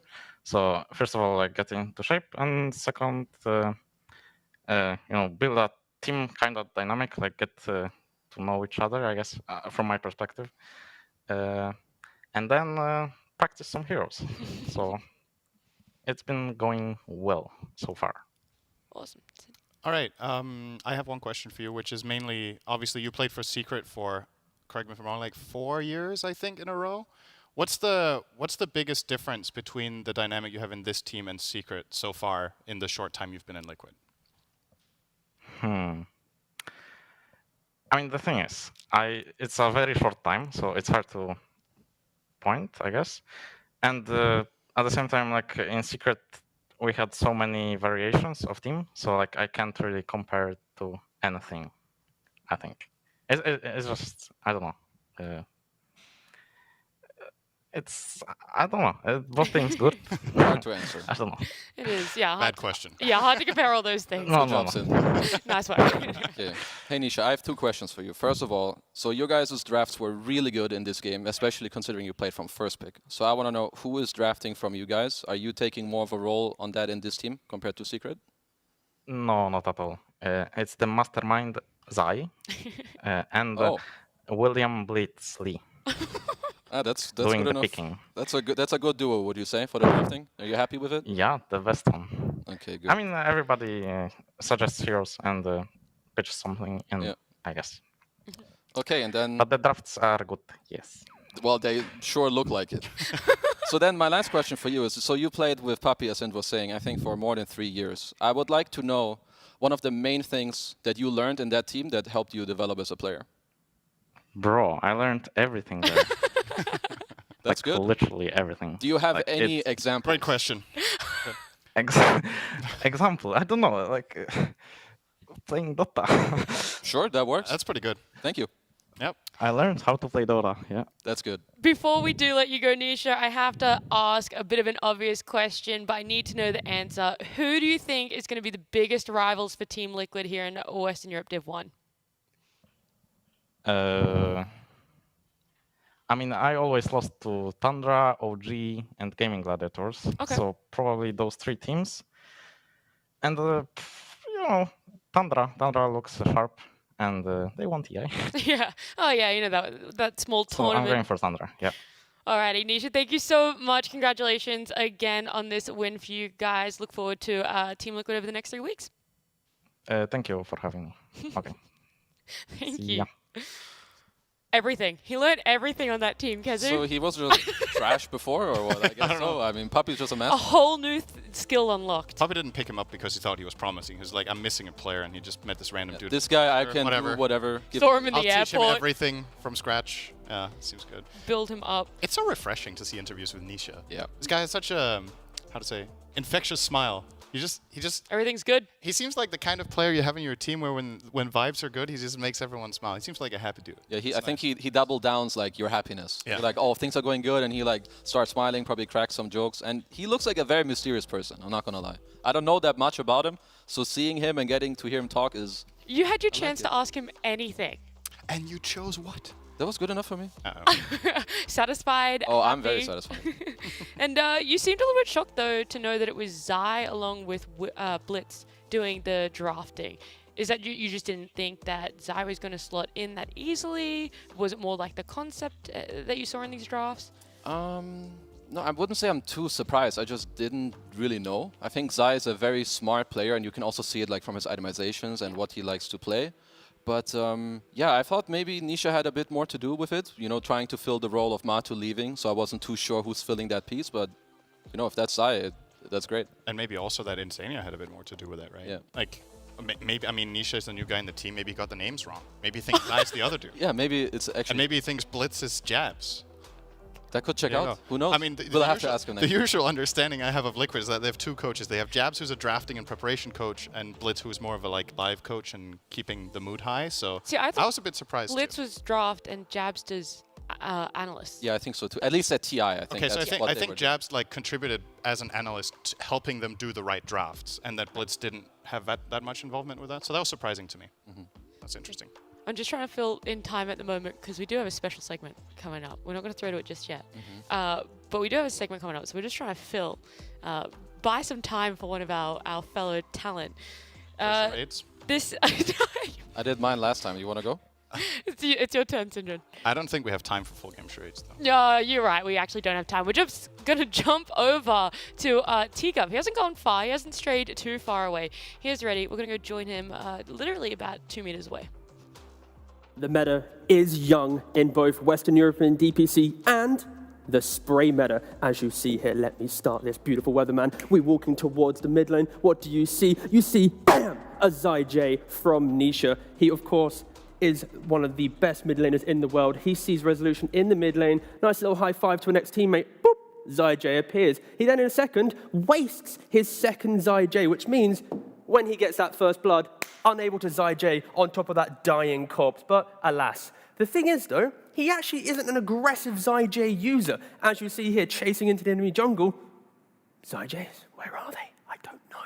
Because that is the thing. Kills Poppy. Again, maybe there could have been a Zai J here. But on his exit, bam, that's where the Zai J remains. So fundamentally, what we have learned today is Nisha, he doesn't Zai J on top of his opponent. He puts it kind of marking his territory like a rabid dog on the outskirts of the map. But here, the Ancient is to fall. Zai J is placed once again. The Zai J meta is young. We're yet to understand truly how Nisha communicates with his team, but there's a lot of spraying across this map. Back to the panel, Zai J out. If you didn't have any in-depth analysis beforehand, now you do. Now. That spray analysis. Guys, how is that meta going to form? Well, I guess at some point he will learn to do it on his opponents. Hopefully he listens to T-Governor, and more people will buy the Liquid pack. No ad. Now that's the thing, though. Not sponsored. Hashtag not sponsored. No, Nisha is a happy and smiley guy. He wants to spread smiles, and he probably feels like putting it on the enemies is a bit too toxic. So he's putting it away where it's a laugh for it's a good laugh for his own team, but doesn't.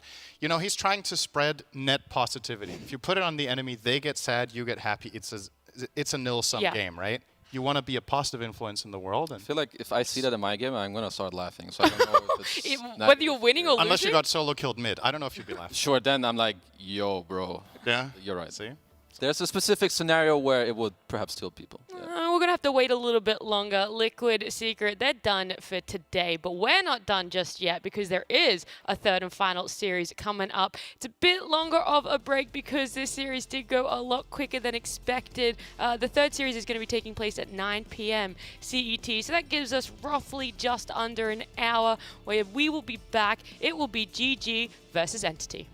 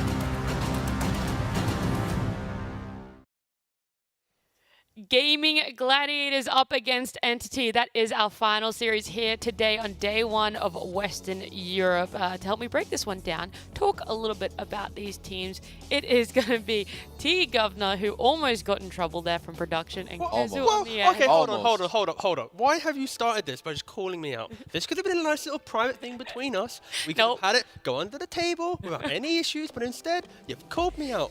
He had a coffee on the table. Oh, it was a tea. Fired.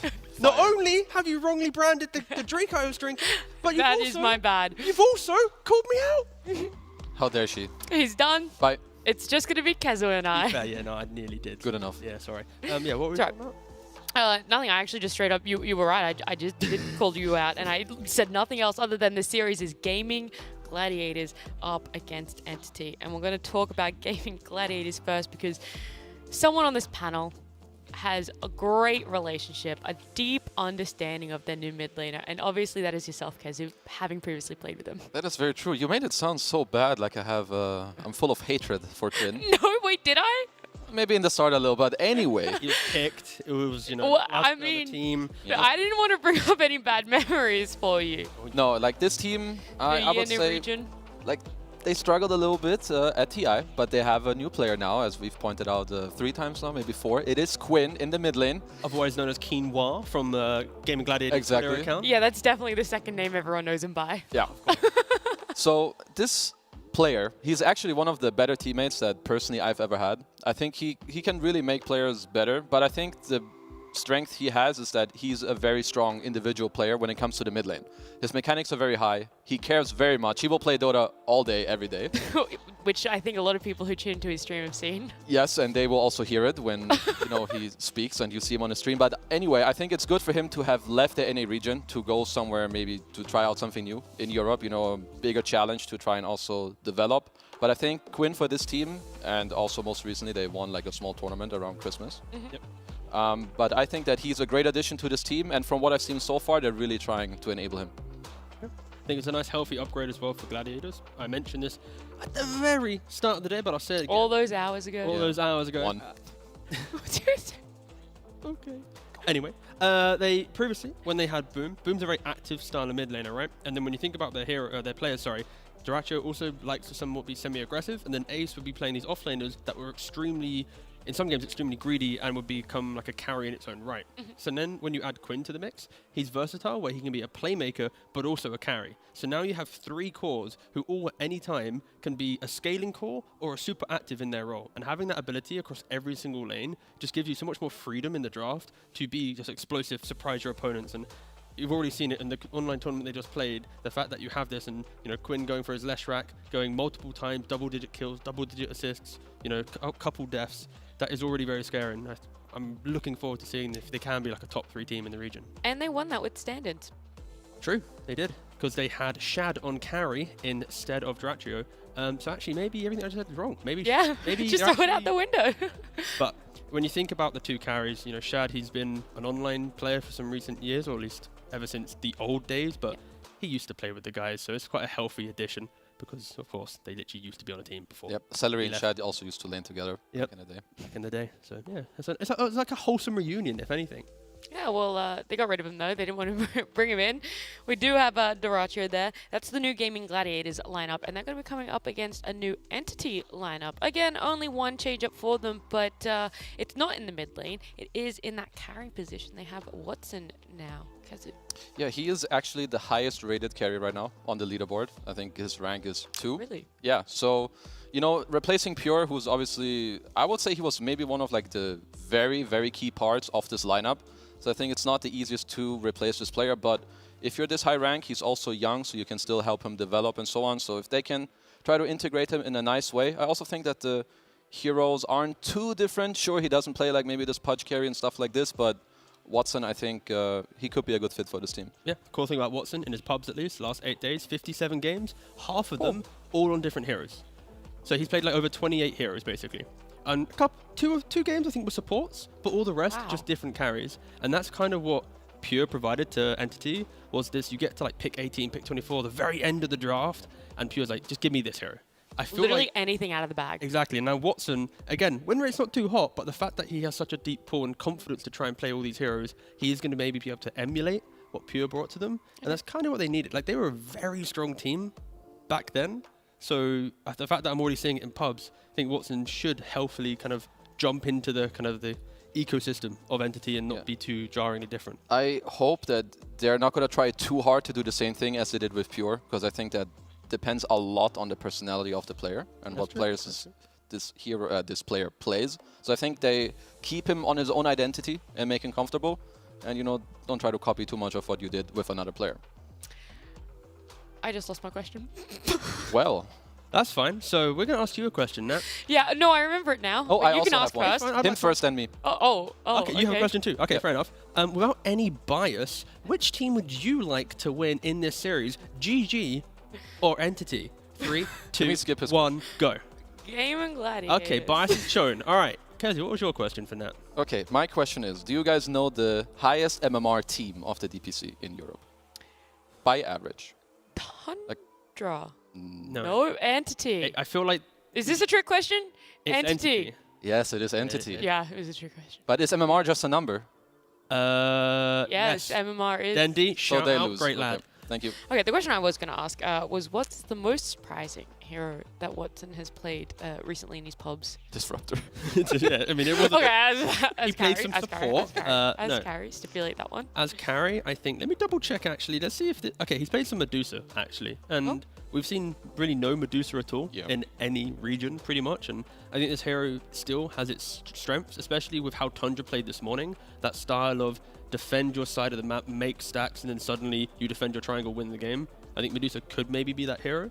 So yeah, I think there's potentially some games that if you have really weak supports that can't invade jungle, that just exist, like some Silencer, for example, you pick a Medusa, that 5 will never counter the carry now. But again, you need a lot of things to go right to be able to pick these heroes. So I don't expect it to be happening in the series unless the opportunity presents itself. Good job.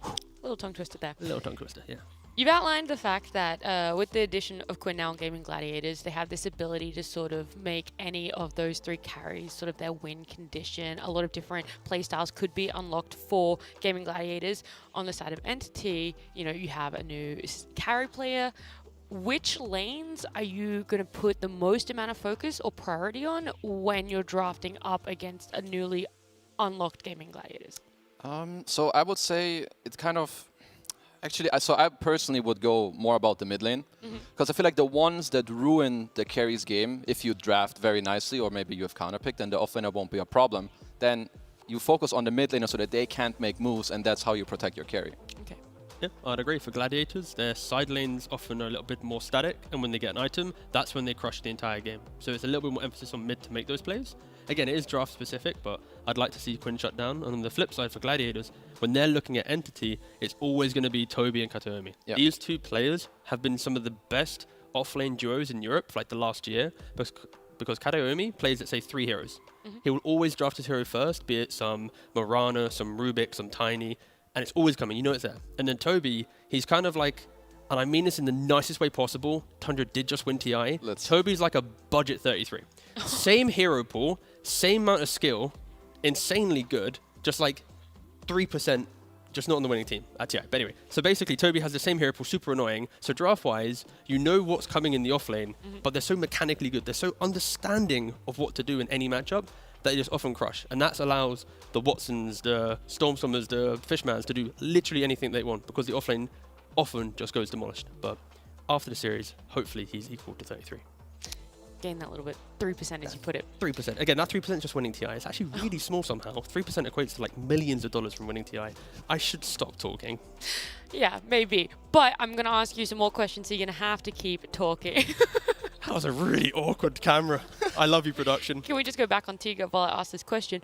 Overlapping heroes for these 2 teams. Overlapping heroes, I mean... Yep. Offlane a little bit. Ace does play the Broods, the Visage. They both have like these team fighty offlaners and aura offlanes that I feel like Ace also can play both of these roles, where I think Toby is perhaps a bit more on the aura and summons, as you said, the budget 3-3, which honestly isn't even that bad, right? It's If not. you're a budget 3-3, you gotta be pretty good in the first place. I mean, not many people get that title. Like the fact that It's like the first time I heard it. So to be you're right. clear, like I say that title with so much respect towards Okay. Toby, because like some people they try to be it and they just fail miserably. Mhm. But Toby is like he's so close to being there. Because like, okay, I'm gonna stop talking again. No, I like it. Thank you. I hope Toby likes it. I hope chat understands me. There is a small tech issue, so the draft will be happening soon. I forgot the word. Let me just. Technical issues. Very soon. Yeah, you made me forget my question again. I have a decent story about Tofu and Ace. I do too after you. So this is before this DPC season. So like 2 DPC seasons ago, they had reached out to me if I would potentially want to play with them. At that time, they were in Hellbear Smashers, or they just stopped playing in this team. Okay. I was like, they were telling me Ace is playing offlane. Tofu's like, yeah, this guy is the shit. He's so good. I believe in him. You know, he was telling me all these good things. I'm like, They still do that. Sorry? I said they still do that. Yes, that is correct. But at the time, you know, I wasn't sure. So I think to this day and moving forward, Ace has really impressed me. And it already surprised me that back then, this early on in their quote-unquote relationship or them playing together, that he had so much faith in his teammate. Because I feel like a lot of the good teams where you have like a very solid offlane, it comes from the 3 and 4 like really knowing each other. It comes even in the Chinese region. We have it with XXS and Boboka. So I feel like having something like this where you can really enable each other and know how your teammate wants to play, it actually goes a very long way. Yeah, because like back then, and it was 5 men first, that was the original roster name. Then we shifted to Hellbear Smashers, of which I was coaching between that time, the actual stack. So I got to see the beautiful harmony of Ace and Tofu in its inception. And my God. Tell me more. May I say, it was beautiful. We were in a little Discord chat and somehow the sun broke through the clouds. Damn. The birds were chirping and Ace and Tofu, just the love in their eyes. Honestly, jokes aside, it was insane. Like the fact that after literally... Was this your story, by the way? No, Okay. no, there's other stuff, but it's All fine. right. After a week, these guys had just meshed so well, and they were playing pubs together. Because, like, again, the best laning combos actually want to play pubs and try and do a lot of things, and they were grinding. As soon as officials were over, they're queuing up together. They're playing the lanes together. They're talking together. Like, they were the ones who, after, you know, you finished as a team, they're back in Discord together, and they were doing that, let's say, 2 years ago. And I'm pretty sure to this day, they're still doing the same thing. And you can see it in the game as well. The fact that they have that natural synergy and able to do that, it is so impressive. And I'm happy that they stuck together. They had a lot of offers to change roles, to do other things, but they just stuck together as a duo, and they eventually kind of found this team. And of course, it's been a very successful time since then. And yeah, if they continue the way they are, they can become one of the better duos in the region. Beautiful. Thank you. Such a lovely story. I was just trying to set the scene. It was good. You did. Thank you. I mean, you gave me some tidbits about the offlane for Entity. We've had this beautiful love story of the formation of Gaming Gladiators offlane. I feel like the story is just writing itself at the moment. First phase bans, though. We're going to have a chat about draft. I do believe the technical issue is solved, which means draft is going to happen soon. Circle back around to there. When it comes to these first phase bans, is there going to have to be this importance on banning out more mid lane heroes, or do you feel like it's going to be this cycle of the Lina, the Brood, potentially an Enigma, a Tusk? It's gonna be mainly on the heroes we've seen so far, like your Brood, maybe your Lina as well. I feel like could be taken out in this series. I think both Quinn and Stormstormer do play this hero. And then otherwise, I think it will be mainly very strategy dependent. I think the coach of Entity has impressed me a lot as well throughout the entire last season. I'm pretty sure he's still with them now. Yeah, I believe so. Yeah, so I'm very much looking forward to Entity's draft because I feel like they just were one step ahead a lot of the time actually in the last season already as a very young team. Yeah, I feel like both teams, again, like you just mentioned, the Brood ban is going to be key. Depending on who's first pick, potentially the other team has to just ban it out for free. I've got that info for you if you want. What's the info? Entity are first pick, Gaming Gladiators second. Ooh, so that's the real question. Will Gladiators then want to first phase ban the Broodmother? On the online tournament they just played, against some Broodmother teams, they didn't even ban it out. They didn't really care too much about it. So potentially that could be another thing that happens here. But I think Rubik's going to be really prevalent. Yeah. The Tusk is going to be there. Doom's going to be there. And after that, I guess as well, there's been a lot of IO from Gaming Gladiators. I guess that's only been because of the Leshrac pairings. You just want to over-amp your Leshrac and get into jungle. That's why Quinn's able to play so well, is because he has the IO next to him.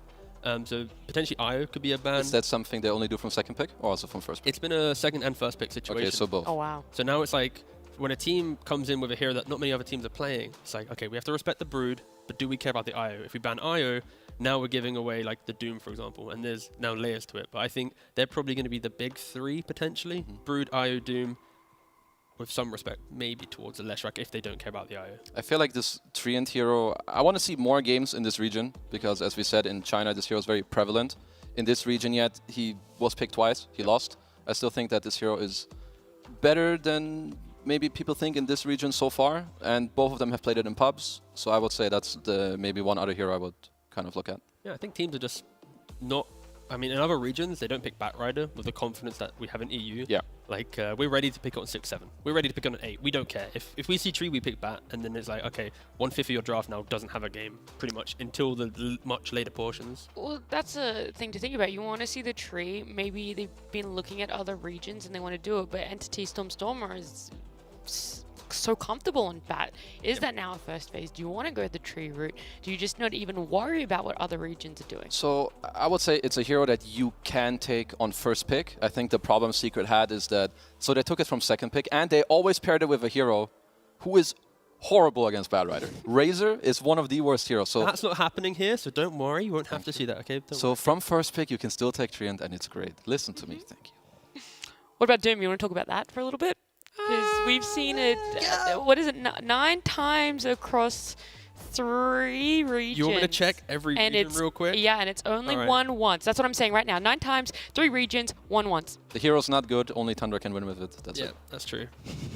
I mean, yeah, kind of. Tundra is the best team on Doom in the world. Yes. But going back to Doom, I think if you are picking Doom, just make sure that you have cheaper stuns to pair with it, be it the tourney, the task, something that initiates the fight, gives a lot of vision through just your presence, and then allow the, oh no, the budget 33 just happened on stream now, I'm seeing, oh god. Anyway, I'm getting some I was like, notifications. what? No, I'm just getting some 6 minutes in the past notifications. 6 anyway. minutes past, yeah. Hey, 6 minutes in the past. What up, guys? Anyway, yeah, so if you pick Doom, 6 minutes in the future. just make sure you have a lot of cheap stuns. Allow yourself to actually utilize the Doom and give him a bit of a lane. Like, sure, you can play from behind. We've seen OG earlier today try and put a sacrificial Doom in play because you will always get farm with Devour. But I feel like you kind of need to give Doom the start where you go even, get the items by 20, and then you're like the king of the game. Because from like 20 to 30, 35, you will just destroy every single fight you have Doom, if you have the certain heroes and the spells to enable it. But in other regions in Europe today, we haven't really seen them draft that way. And of course, with Tundra, that's like, oh, that's how we meant to do it. I mean, like, that's basically how Doom wants to play. Most heroes want to play from top net worth, right? But the only way Doom actually can win is from that position. So if you don't set him up in the lane with like a good lane and you throw his early game away, I feel like you're really just ruining the hero. It's not supposed to be done in that way. So I still think this hero is definitely playable. And I just want people Yet to be unlocked. Yes, but also, what's very important, people should pick it because they like it and because they know why, and not because the TI winning team played it. Okay, that's actually pretty valid. Yes, trust me. That happens a lot, though. Yeah. It's like when you have... It happens too much. I mean, I don't think it happens too much maybe in Division 1.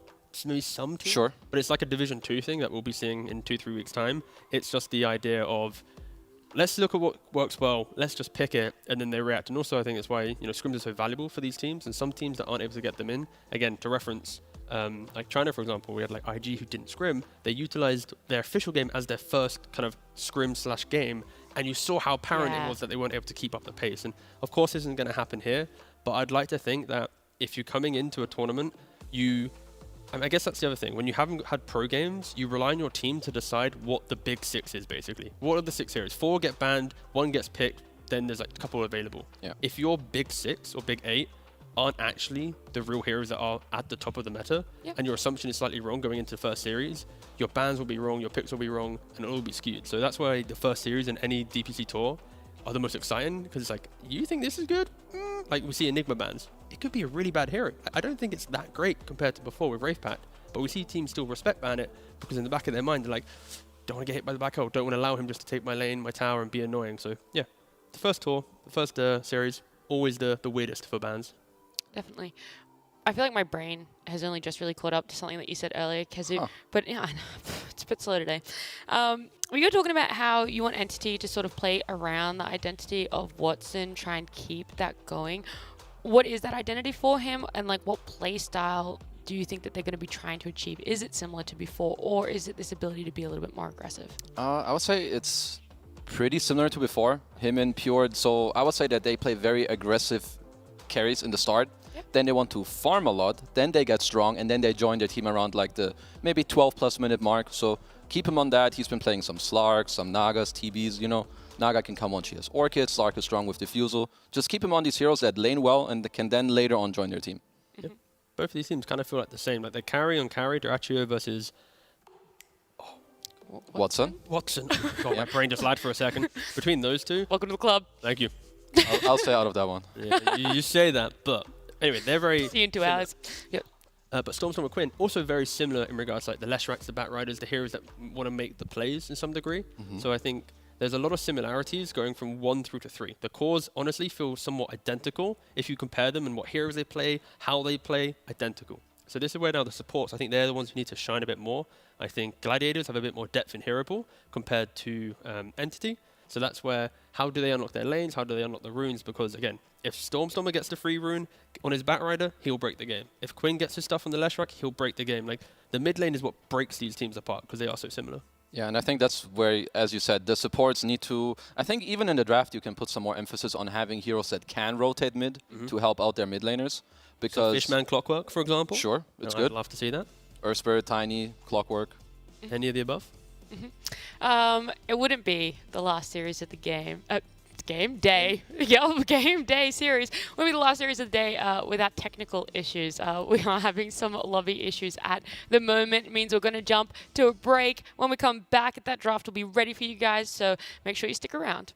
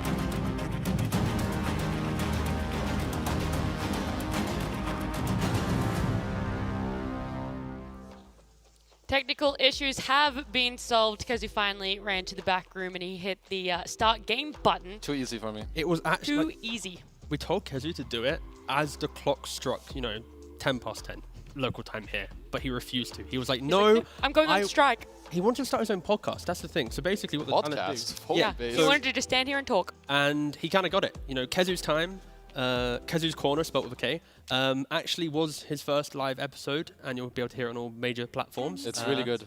And now the game started. I was going to say, him wanting his yeah, podcast. finally he's had it. And what's really good is that we have a draft. Yes. Did you leak what Quinn has told everyone about which hero he wants to play? Yeah, so I messaged Quinn last night, and I was like, hey, I really want some information.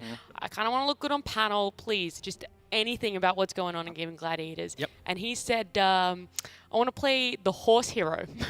Yeah, I mean, no one could have seen that coming, I think. Yeah, absolutely not. That's why it's a first phase banned, is no one could have ever guessed that Quinn wanted Leshrac. And this is why I love the teams and the amount of respect they have in this series, because of course they banned out the Horseman, the Leshrac, but also a first phase sniper.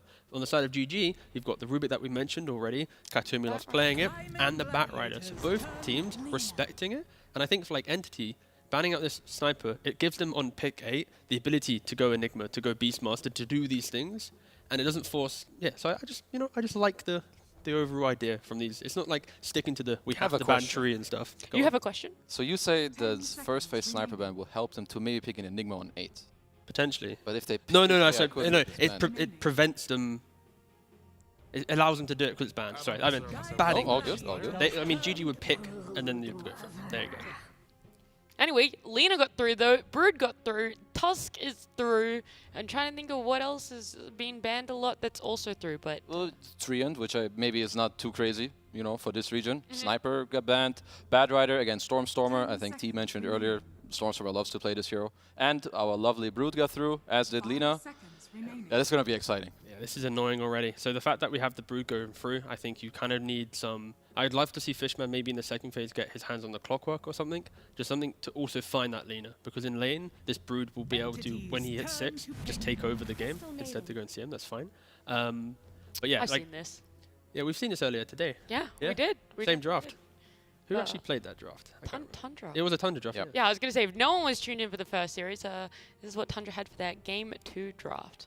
It's just like, Lena, again, it's so popular because you are so dominant in lane, the melee hero. Sure, they go Treant this time. Great call, Kezu.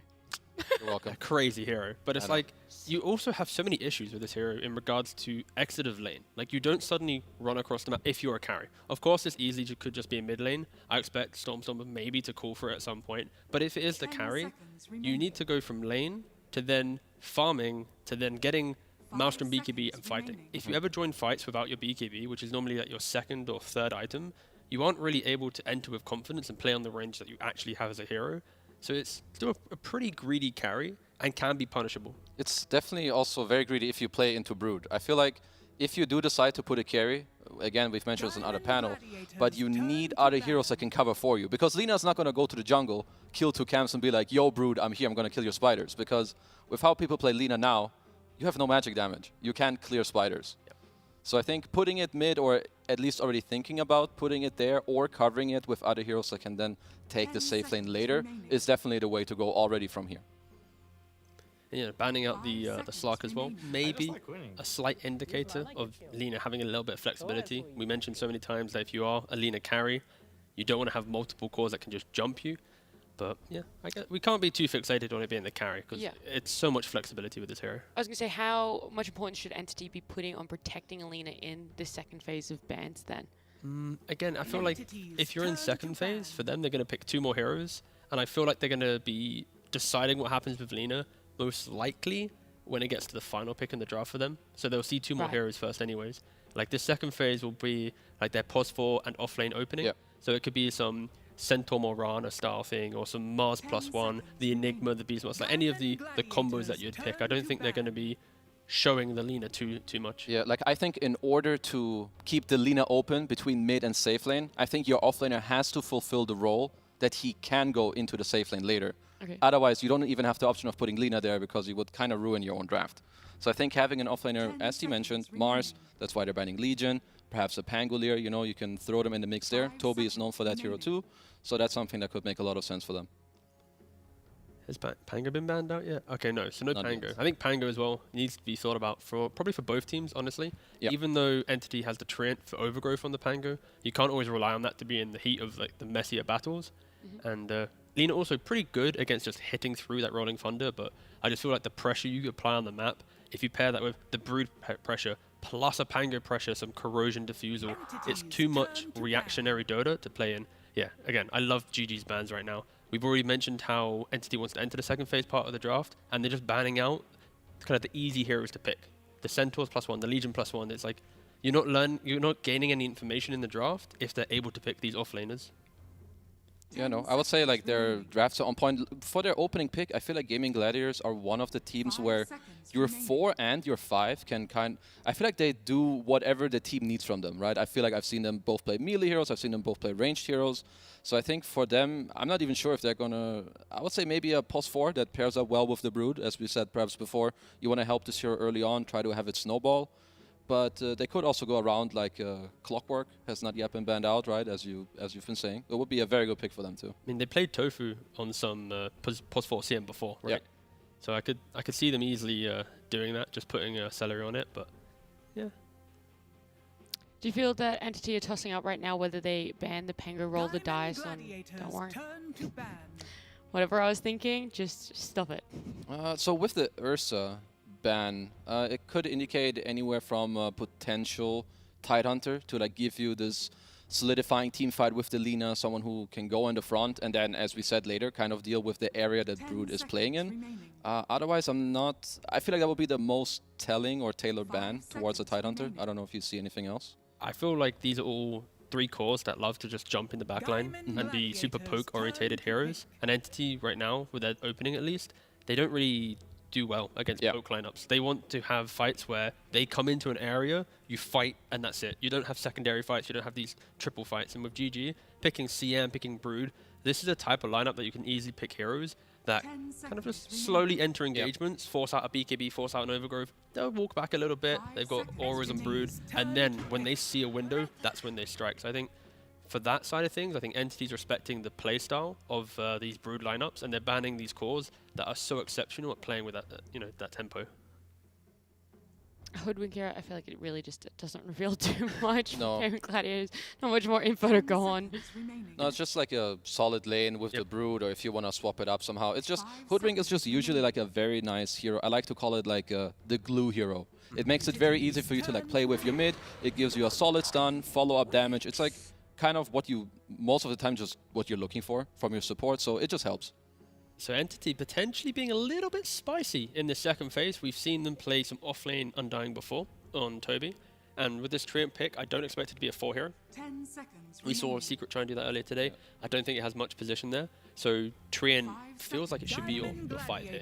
We don't see offlane Treant anymore. So now it's like a mid Pango, a carry Lina, and an offlane Undying maybe? That's where like my instant gut read for Entity would be. Yeah, honestly, I'm personally a bit surprised by the Undying pick. I feel like Undying is not particularly good against Broodmother. She can kill the tomb if she does have a lot of spiders. Sure, you have some protection for it with your Treant and your Pango as well, but there's 2 ranged heroes. Perhaps they just want a bit more teamfight with the Tree Ult and the Tombstone. But otherwise, Pango, I would say, is somewhat obvious that a hero like him is coming out. But the Undying, yeah, I'm a little surprised. It feels like the type of lineup for Entity where they want to have a lot of presence in lanes, and then they're going to try and just make those couple smokes. As soon as Lina gets to her BKB, bam, you're going to go for it. You're going to try and go for Roshan. Undying can just ult, put Tombstone, get the like, kind of the free Aegis with that. Then you try and convert and get some tier 2s, tier 3s. But it's a bit of a quirkier lineup. I don't think we've seen any of the drafts today be maybe OG kind of trying to emulate the same thing. But I think Entity, it just looks a little bit more robust in the fact that they have lockdown through Pango, the tree there, like you mentioned, the glue of Hoodwink, and just it looks nice. The tree and the Pango, they make any draft kind of feel not too bad. So if it is going to be an Undying offlane, I can see them fighting around the Tombstone really nicely. You've put that vision down. Pango makes the fight so messy that it allows Lina just to sit in the right position and understand. But for GG, you pick up this Bloodseeker, of course, I'm sure you've heard this a million times. You rupture the rolling thunder, like you put them to the side. They kind of forgot about that hero, don't you think? It's a little, yeah, I was like surprised that it wasn't like banned. if you're Entity, in my opinion, like your last ban in the second phase, if you want Pango, you should ban Seeker. If you want Tide, then you can ban the Ursa. But there's ways to play around it with the shard and so on. I feel like this tree could even be a +5. I think Katomi has played it in some pubs as well. I guess the next pick will be more telling whether it is that, because yeah, I feel like offlane Undying, I haven't seen it too much. I think it would lane okay against I agree Seeker. with you. But Tree's now the 4. Undying's the 5. 10 seconds. Now I think about it a bit more. It it's feels a bit bad. Too volatile though. Yes, it's not good. You don't want Undying to be your offlane, right? Or you do. At this point, maybe I do, but I would still be. I'm still surprised that they picked it there. That's like the main concern. Yeah, same. I'm confused by it a little bit. I can respect it being some aggro off-lane style hero, but because of the Bloodseeker, you never really pressure that hero out of lane. He's always able to heal up. So the concept of off-lane Undying is kind of removed. So now it's like it needs to be a 5. That tree, Katomi, again, like Keza mentioned, played it in his pub, so it can be a 4. So this last pick needs to be honest. Okay, Enigma's banned. I was gonna say it could be just a little Enigma last pick. Enigma solves any bad 4. It does. Yeah, exactly. And I'm like, what's it going to be now? It's like, I guess there's still like the Beastmasters, like the Visage style of offlane, something just a little bit more. We exist, and if you want to make plays, as Brood makes plays up here, we make plays down here, and then Pango can fix the Brood whilst we're overwhelming your bot lane. So I would love to see Toby play one of those tower sieging style of heroes, supported by this most likely position 4 tree. Did you mention Visage? Yes, I did. Yeah, I think that is a. Yeah, I think Visage would be a good pick for them. I mean, they're still somewhat open with where the Pango or the Lina can go, so it's not too easy to pinpoint.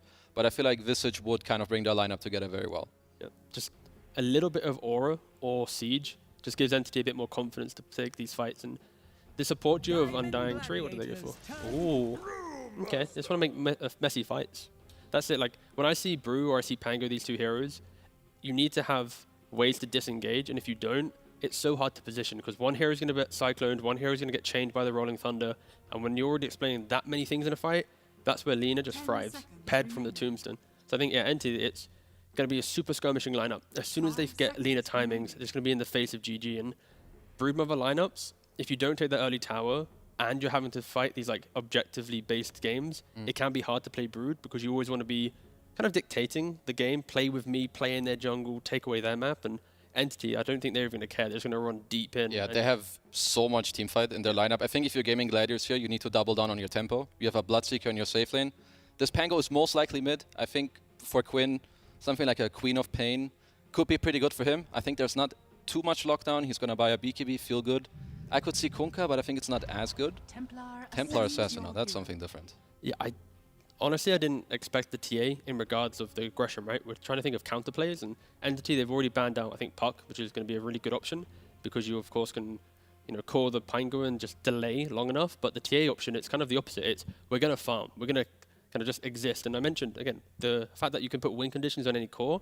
Bloodseeker could have been the win condition, but now it's the TA. This Bloodseeker will have to be aggressive, will have to rotate to the early fights, play with that Broodmother, because TA will most likely be farming a little bit more.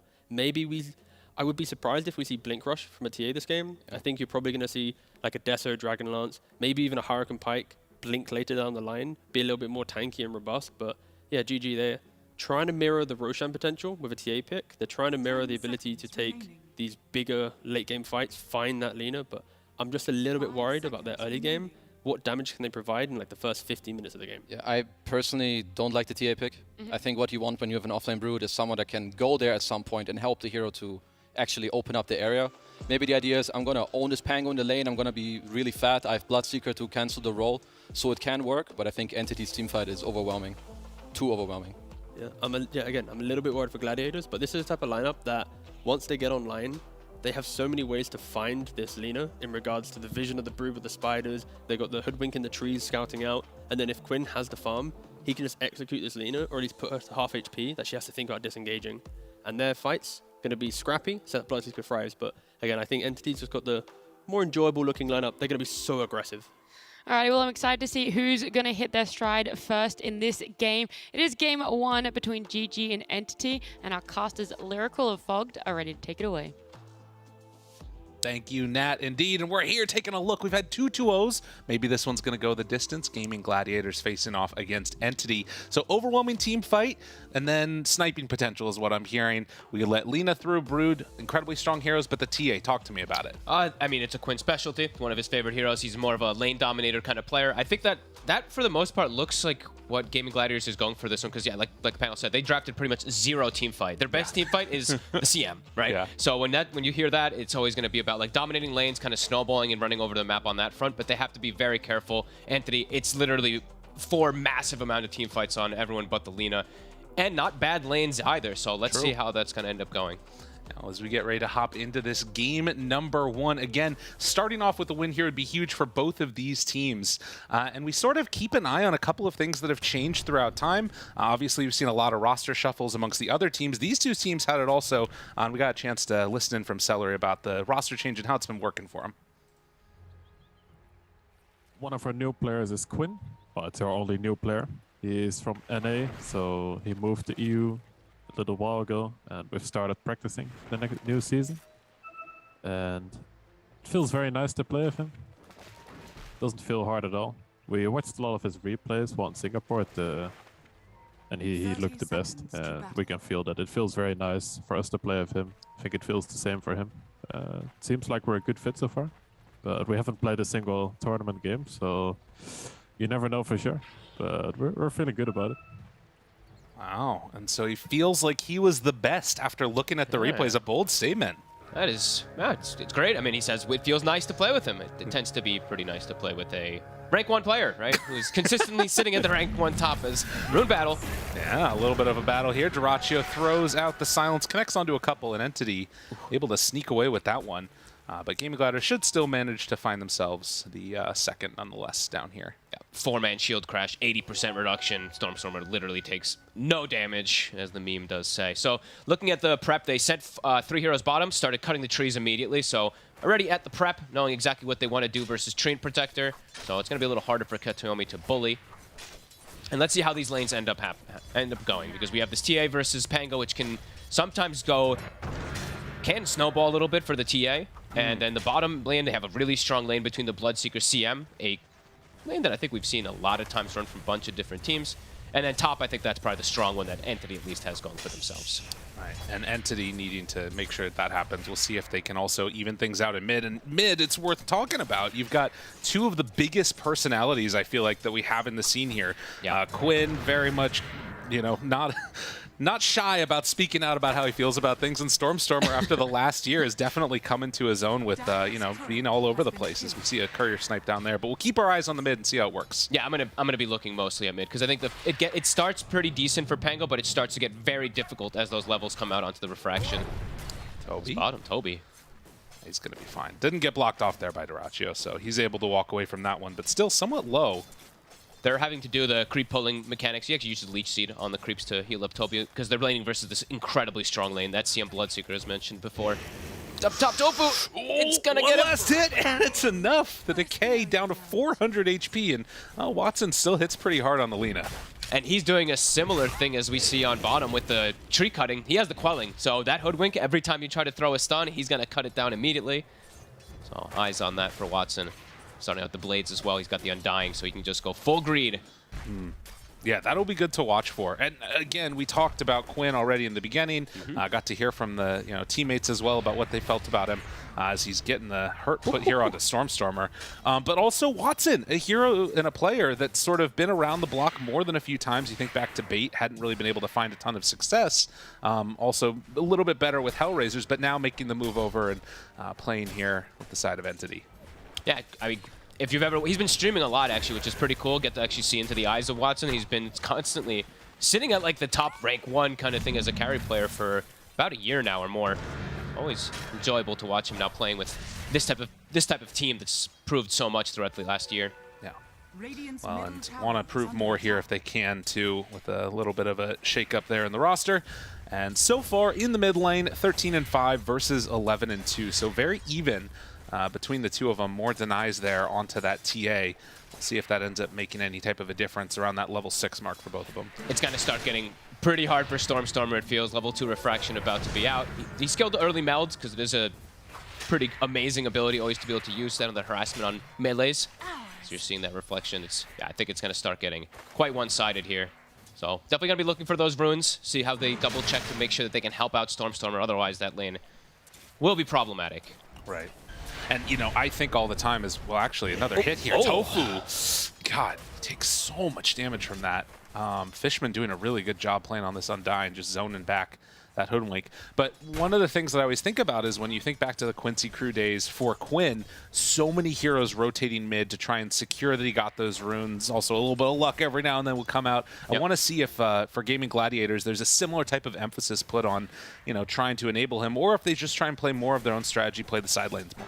They already have, I see, one rotation going toward the rune, so they know that the Pango, they know Stormstormer is going to be a bit desperate. If one of them checks the rune, Quinn goes bottom, then this Pango is going to need help. He's going to need somebody to bottle refill, or he's going to have to back up for a bounty rune. This is good moves here from Gaming Gladiators, as the lanes are looking really nice for them. Besides that top lane, of course, that Lina is having an excellent time. Yeah, and you can see that that's going to be the cost, leaving the Brood alone for a little while. Hoodwink can't really do that much there anyways, just died a couple of times, but manages to take away one of those runes, and Stormstormer makes the move. And as you said, will pick up the bounty. Now, Kataomi takes some more damage there, still getting the heal from the Leech Seed, but as you mentioned, this lane incredibly scary as everybody's kind of low. Look how fast he is. Oh my God. Dude. I mean, it's double melee into CM Bloodseeker. It's very difficult to try to take advantage of anything in this lane. Gaming Gladiators are going to constantly put the pressure onto Toby. Well, still a early start zoning these people back out of that lane. But likewise, Lina having a really good time for Watson. And a couple of denies traded there. See if Fishman just continues to babysit here. If Tofu maybe wants to get aggro once they get some more levels, but hard lane to get kills. Yeah, they're just keeping Fishman low, so they're constantly keeping Dyrachyo pumped up so he can get very aggressive down here.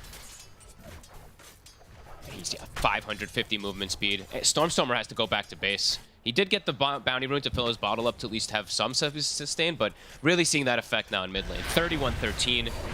Oh, and Tofu, again, in trouble. The zombie's there. Will it be enough to kill him, though? Doesn't quite look like it. Ace, though, also taking some punishment from the Lina.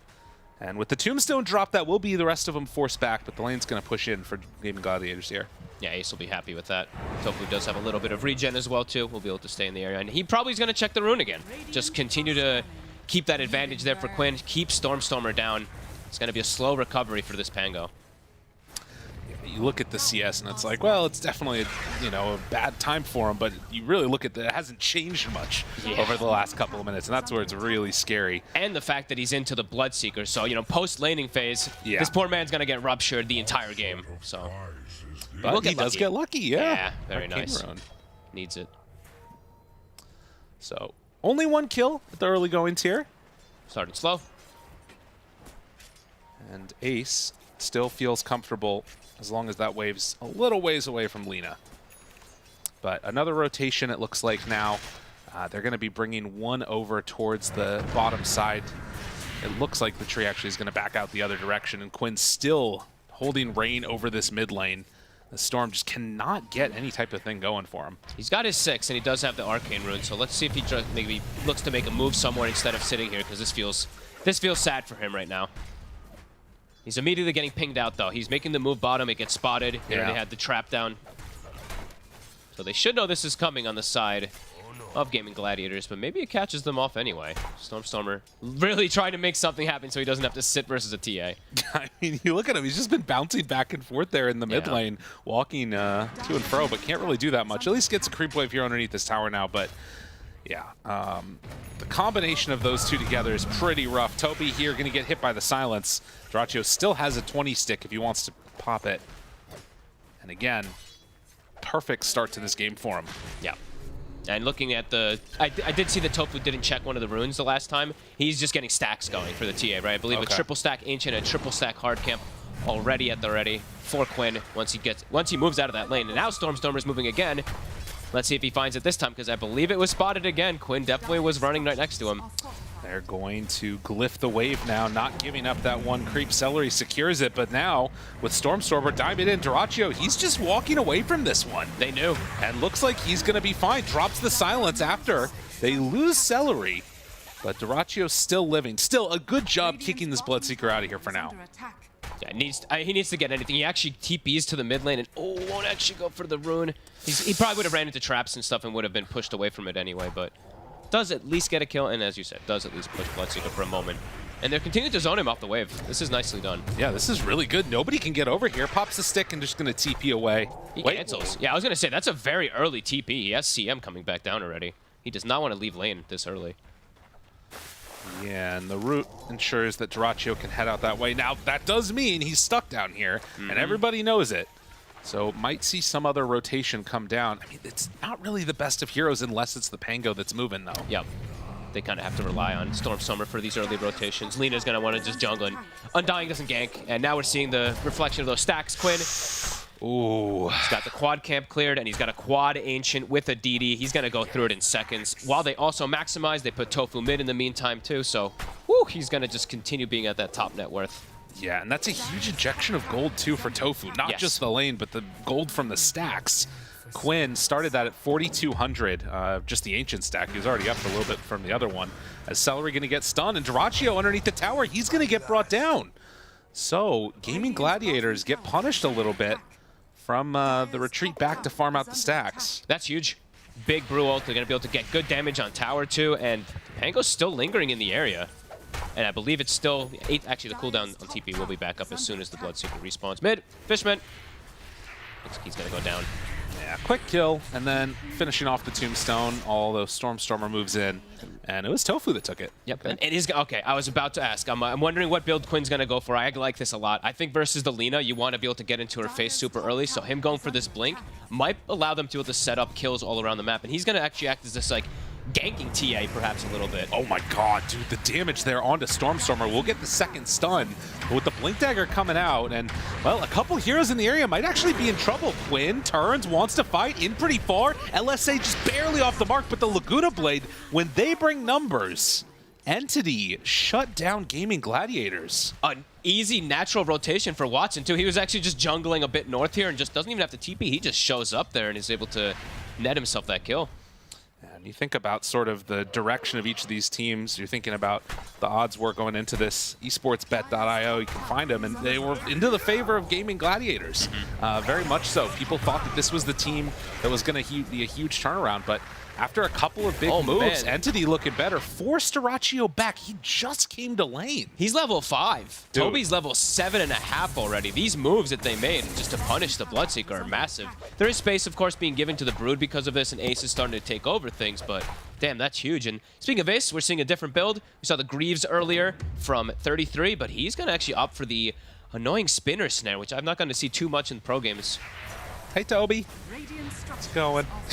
Quinn comes, says hi down bottom. Yeah, and I guess that's the kind of thing that's told me is let him cook. That's awesome. But with the Blink Dagger now done, it does allow Quinn to sort of play a little bit more aggressive, and getting that death right before that was delivered out to him was really rough. I like that he went for Blink too, because he has a Brood and a Bloodseeker on his side lane, so these heroes are going to need a little bit of space, especially because the Bloodseeker started off slow. He's going to at least be able to alleviate a little bit of that and maybe get them a little more farm when he actually sets up for ganks rather than just setting as an AFK farmer with Deso. Ulti down. Holy, that's a commitment. Double bushwhack. Tofu, you living? Trying to run? Oh, God. And eventually he gets brought down. The tree ult plus the tombstone for the hoodwink. Some bullying right there. That's crazy. LSA, Watson hitting hard. Dyrachyo got to run. Does he get out of there in time? You're going to just pop it. Turn, Watson walks away, Laguna Blade sticks around. And Quinn gonna run away after popping that Haster and Celery. Quinn's coming back. Been pretty far, lining them up, trying to bring down Fishman. They know that there isn't any Tombstone, but with the ulti pop from Toby, it's a little bit scary to come in and fight this unless you, again, bring a lot of heroes. Celery pops the ulti now, trying to survive. It won't be quite long enough. Quinn waiting for his moment now. They get the lift up onto Toby, and then able to retreat out with everybody else. Good aggressive moves from the side of Entity, but Gaming Gladiators, they do get that big kill on Watson. Denied. Getting the involvement even of Dyrachyo finally. So very low level though, level 6 on that Bloodseeker, you see the comparison. Watson, level 9 with that Maelstrom plus Falcon Blade, so significantly ahead of his counterpart. But Quinn also, level 11, Stormstormer, a little bit behind on that front. Yeah, as you would expect, given the stacks, given everything else. But also, Stormstormer making those solid rotations, getting involved and making the kills happen. That was super necessary. And he's also going to be able to gank as well. He's about to have Diffusal finished up. He's got the gold for it. Does buy it in time. Might get ganked right after he finishes it, but... Gaming, they head up there. They're stalking. Yeah, Stormstormer may be in some trouble. He shows for a second, and that's going to be his undoing as tries to walk away, but to no avail. Yeah, that's... He gets killed so fast. I mean, Pango versus TA, right? You were talking about it before the drafting phase. Just that hard physical burst can be a really annoying for a squishy hero like Pango. You've got decent armor, but not versus TA. As we saw Watson on the side screen on our picture-in-picture, Watson just cleared up, I believe it was like a triple or quad stack Ancient himself. So continuing to be heavily enabled, but still you see the TA Quinn is ahead of him on net worth. You know, it's interesting, right? It's very much different styles of Dota that we got going on here. The turret from Lina and then the assassin from Quinn very much feels like if they can get that jump, it's going to be good for Gaming Gladiators, but finding that vision might be a little rough. And of course, as you mentioned earlier, the team fight. Yeah, the massive, overwhelming team fight. Gaming Gladiators just has to either... They can, of course, like, insta-kill heroes, but they also have preventative measures versus, like, the Brew and that Pango, the Roots plus the silences and stuff like that. They could maybe take them out in some situations before they get their spells off. Let's see, though. Push now from Entity coming out. Kind of hard for them to hit towers without Watson.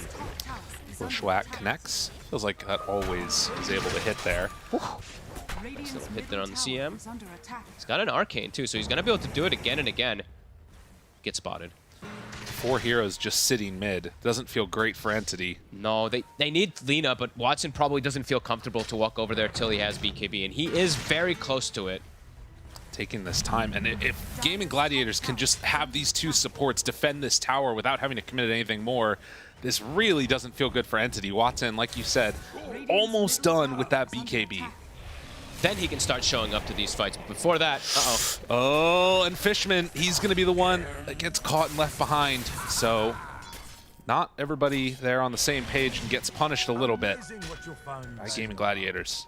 Entity has to be careful these next few moments because Roche is going to start being on the menu when the Deso's finished up for TA, and Brood's just going to be able to run into it.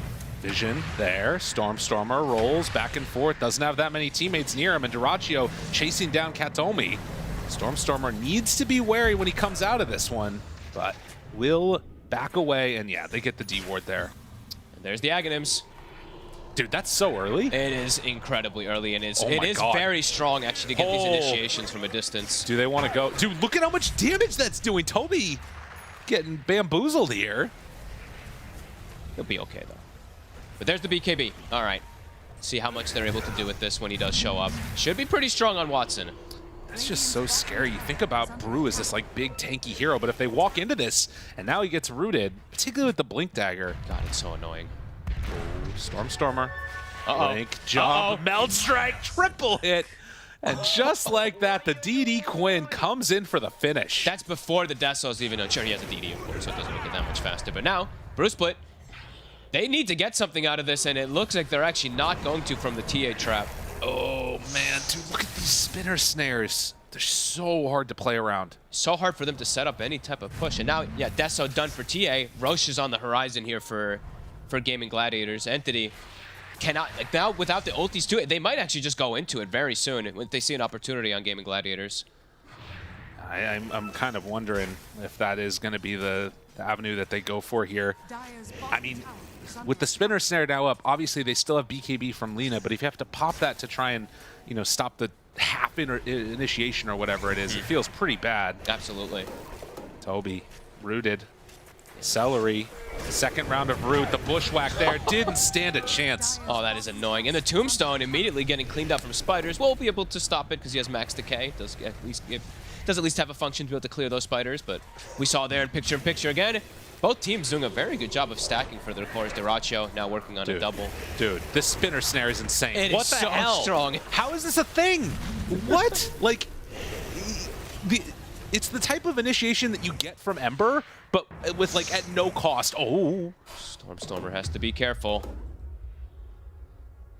Yeah, it is. I mean, it's a really annoying item, especially if you get it that early timing. And it got, I believe, nerfed. I think it got nerfed last patch. Yeah, it did. It lost a full second on it, so. Ace is disgusting. How dare he? It's, you know, old times of Ace. He kind of changed himself a little bit from last year, you know, but he's coming back to his disgusting ways, his broods, his meepos, his huskars, you know. It's always got to be something you keep in the back of your mind versus this man.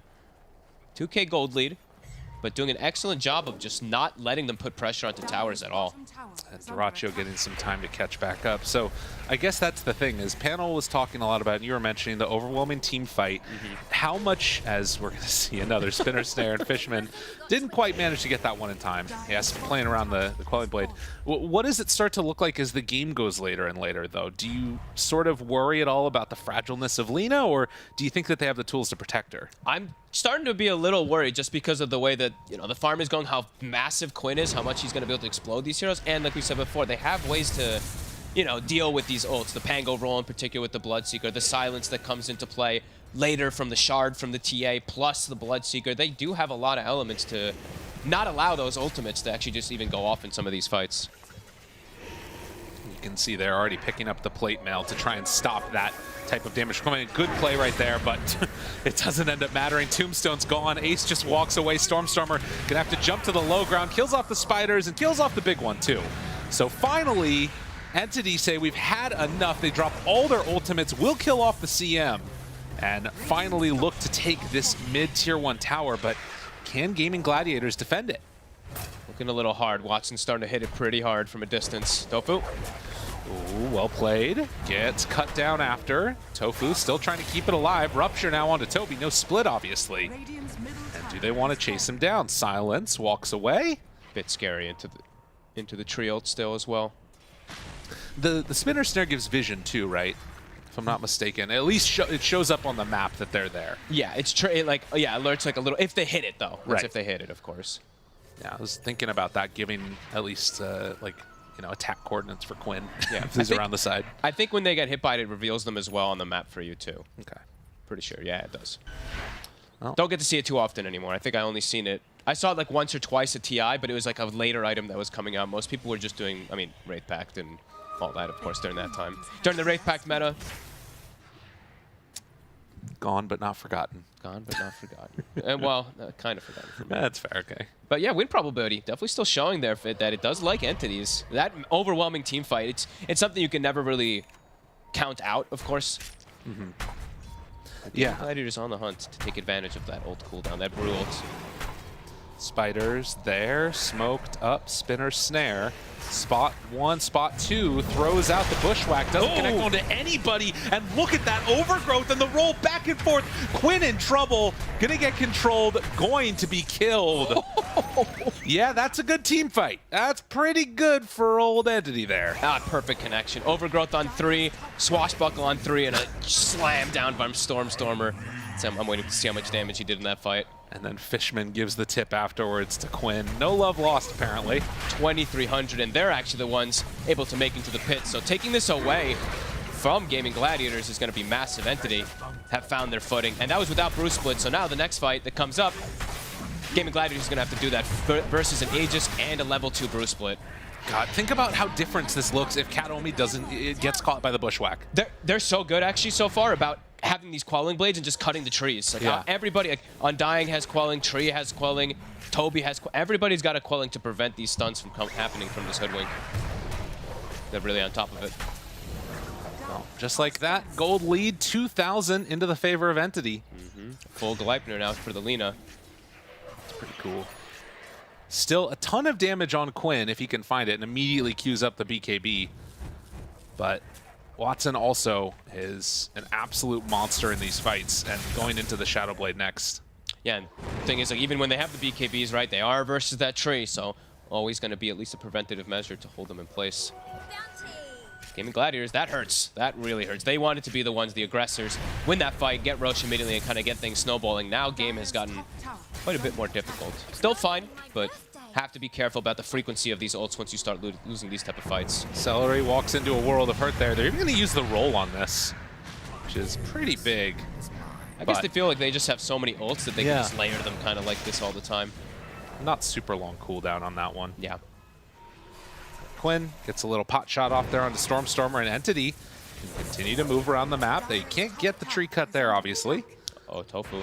Oh no. Oh, LSA just off the mark and Tofu gets away. It's close. Katomi now stalking him. Dude. Chase. See him. Oh, and immediately Bushwhack to get away from him there. Oh, thinks about going for it. Do they have the damage? No. Was there if they're going to rotate in anybody else there? But now again, no. Watson. No, not again. Oh, nice play. Get out of there. The sharpshooter. Tofu's living. Can they bully them out of here, though? Entity, because of this Aegis and all their ults being up, they can look to just continue playing very aggressive here. And now they have mech too, so on top of having that overwhelming team fight, they have them Undying with a mech too, so sustain going their way as well. Because like we said, you know, Ace not going for Guardian Greaves, going for an Aghanim more team fight kind of oriented build. We'll say that Tofu's been very annoying down here this entire time, but at some point you need to take a fight, and I'm not seeing how they win the fights. Yeah, me either, unless they can kill them before those ultis get off. Starting to look quite difficult now for Gaming Gladiators. And just losing their tower for free to Watson. Dude, I've seen this before. What the hell? Just get a replay? What's happening? Got Toby over there again. Toby pulling the creep wave in. And finally, they're going to move in and try and finish off this tier 2 tower down bottom. So, 1,000 gold separating the two. Root there on the Lina. BKB at the ready. Never really in that much danger. Slaying the spiders. Shadowblade 2, more defensive. Always has Gleipnir for catch. Entity swinging across the map with the gem picked up, looking to start really taking advantage of the map versus a TA in particular. Looking for Quinn. Saw him for a second. No spinner snares in the area here to try and break it. And, well, we'll get the courier kill, but comes at a cost. Celery dies to the Lina. Oh man, we have an Octarine as well on Ace. Holy, okay. I mean, he's really all in on the spinner snare kind of build instead of having like a team fight. Like there's Greaves, Pipe, or anything like that coming from that off lane. Tofu, Bushwhack, Sharpshooter gets away, and fine. I have sort of an ontological question for you. What does that mean? A theory of being, if I'm not mistaken, or knowing. Anyways, that's not important. Ace is going to go down here. LSA connection and the kill, but Dyrachyo turns and realizes, I don't want to be here anymore. Oh my, is he? He pops the BKB to get out 50 HP. He almost just got, Fishman was like mid-animation. I think he just got fogged for a quick second there in the Soul Rip. So the question is CM still Lina's sister if she's a dog? Yes. Okay, good to know. I guess. Okay, wasn't sure. I mean, I don't know. Yeah, I don't know. We got to get a poll. One in chat if she is. Let us know. I would imagine so. Just a persona. So. Yeah, that makes sense. Only 1,000 gold separating these two. Feels like it's more at this point with the way Entity is kind of like dominating the last 10 minutes or so. But Gaming Gladiators is just playing the farm game, right? Quinn is still continuing to stay at the top there. Dyrachyo is still farming pretty well. And same thing for Ace, but I'm just wondering is this build going to work, right? Is this Octarine, Ags, Brood going to have as big as an impact as they think it is versus all this crazy team fight? And then into an E-Blade, drops down the spinner snare, gets him caught. He is rooted. Dyrachyo punches away. Another root now on to Toby. Stormstormer able to get some hits in there, but needs to be careful. The meld strike and the right clicks, but Dyrachyo very low. And Watson comes in for the finish, but down to half HP really quickly. The Hoodwink ulti and the Boomerang. That is one thing that's been working well for them, is how farm Tofu's been able to stay. Yeah, he's actually, I mean, somehow being able to, even though they are heavily emphasizing the cutting the tree inside of all these fights to make sure he doesn't get these good roots. But yeah, he's been giving a lot of space to get that farm, and it has been a very oriented way of how Gaming Gladiators is playing. It's just like farm the map because they can't take fights. They're just trying to get as much farm as possible. Yeah, dodge those engagements, find the pickoffs, and of course, hold on to that Philly. Well, who has it? Does Tofu have it? Yeah, Celery. Does. Oh, Celery has it, okay. And Celery buys a gem of his own. Starts to get annoyed from the overwhelming pressure that Entity's been able to do. I'm actually having a really hard time. The Entity and Gaming Gladiator logo looking the same is messing with my brain over and over again. What's going on? Quinn now, level 20. He has the Meld Dispels. At least protect himself a little bit versus Pango versus Tree, etc. He can actually help. And we also saw the Tree pick up that Blink Dagger, so... Oh, okay. Big one. This has got to be the most frustrating thing. They just keep walking in and get it rooted. It's like, and it's not even really doing that much. Look, another one. That's the thing that I'm wondering. Is it that? I mean, Ace is gonna have high damage done, I guess, at the end of the game from it all. Yeah, but that's a good call. Let's see how Gaming Gladiators takes a fight. Uh-oh, he doesn't have any right now ready. But Stormstormer, look at the damage. Oh, an easy pick off there.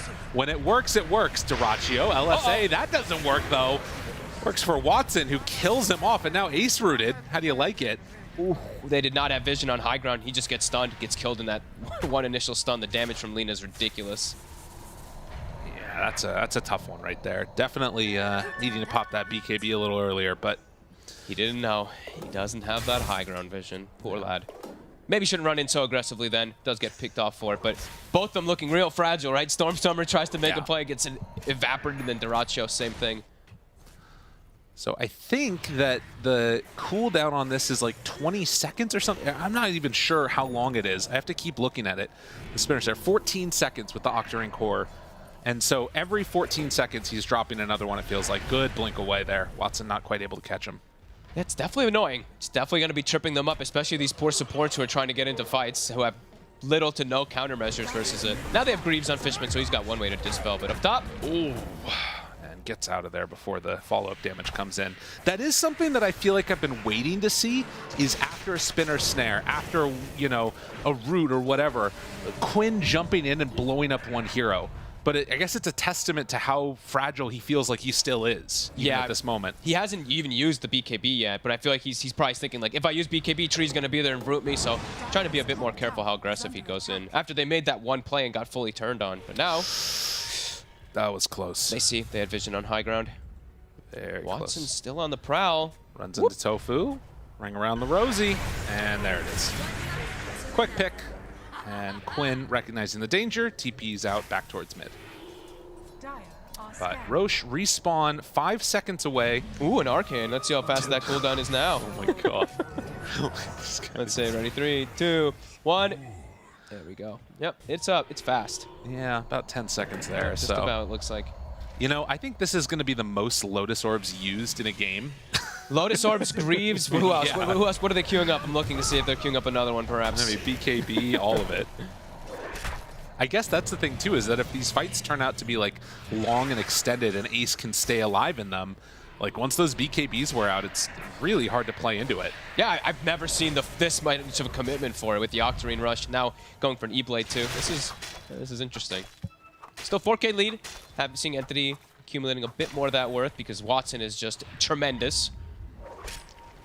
And again, every one of these matches mattering so much in this DPC, particularly for Western Europe, where it's so competitive amongst it. And yeah, this is bold.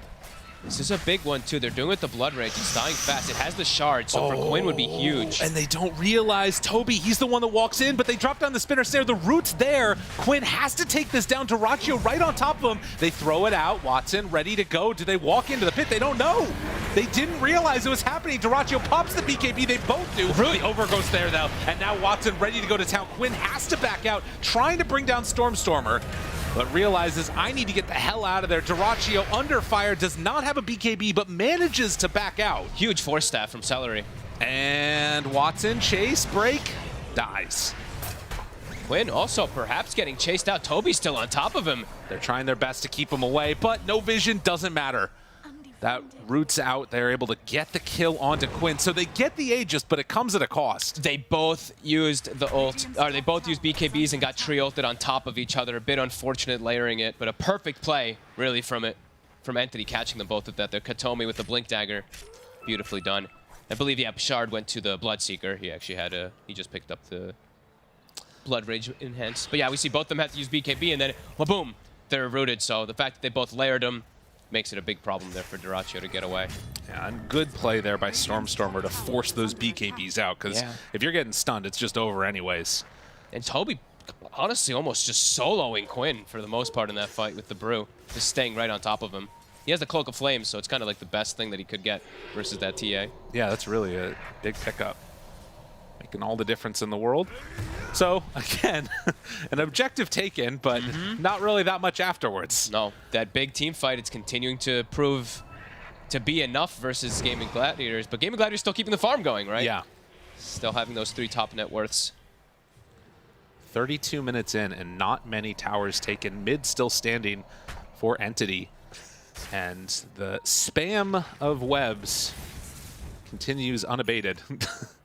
They are all over the place. They don't show on the map, though. Oh, there I've been they trying to, I mean, on the mini map. Like, I actually wish Right. there was a little thing that actually left me an indicator so that I could see them, because I'm having a really hard time keeping track of where they all are right now. Right.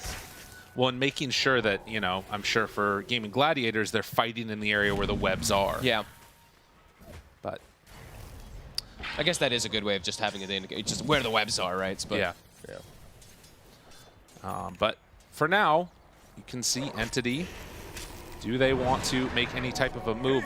Just drop the roots on them and continue to farm out these sidelines. I mean, I guess the thing to me that's interesting about this is it feels like Entity aren't concerned about trying to really push the tempo. Yeah, they seem pretty happy with the way that they're going to be scaling. I mean, they do scale really strong, and they do have those BKB disables always to deal with the TA and with that Bloodseeker as Quinn.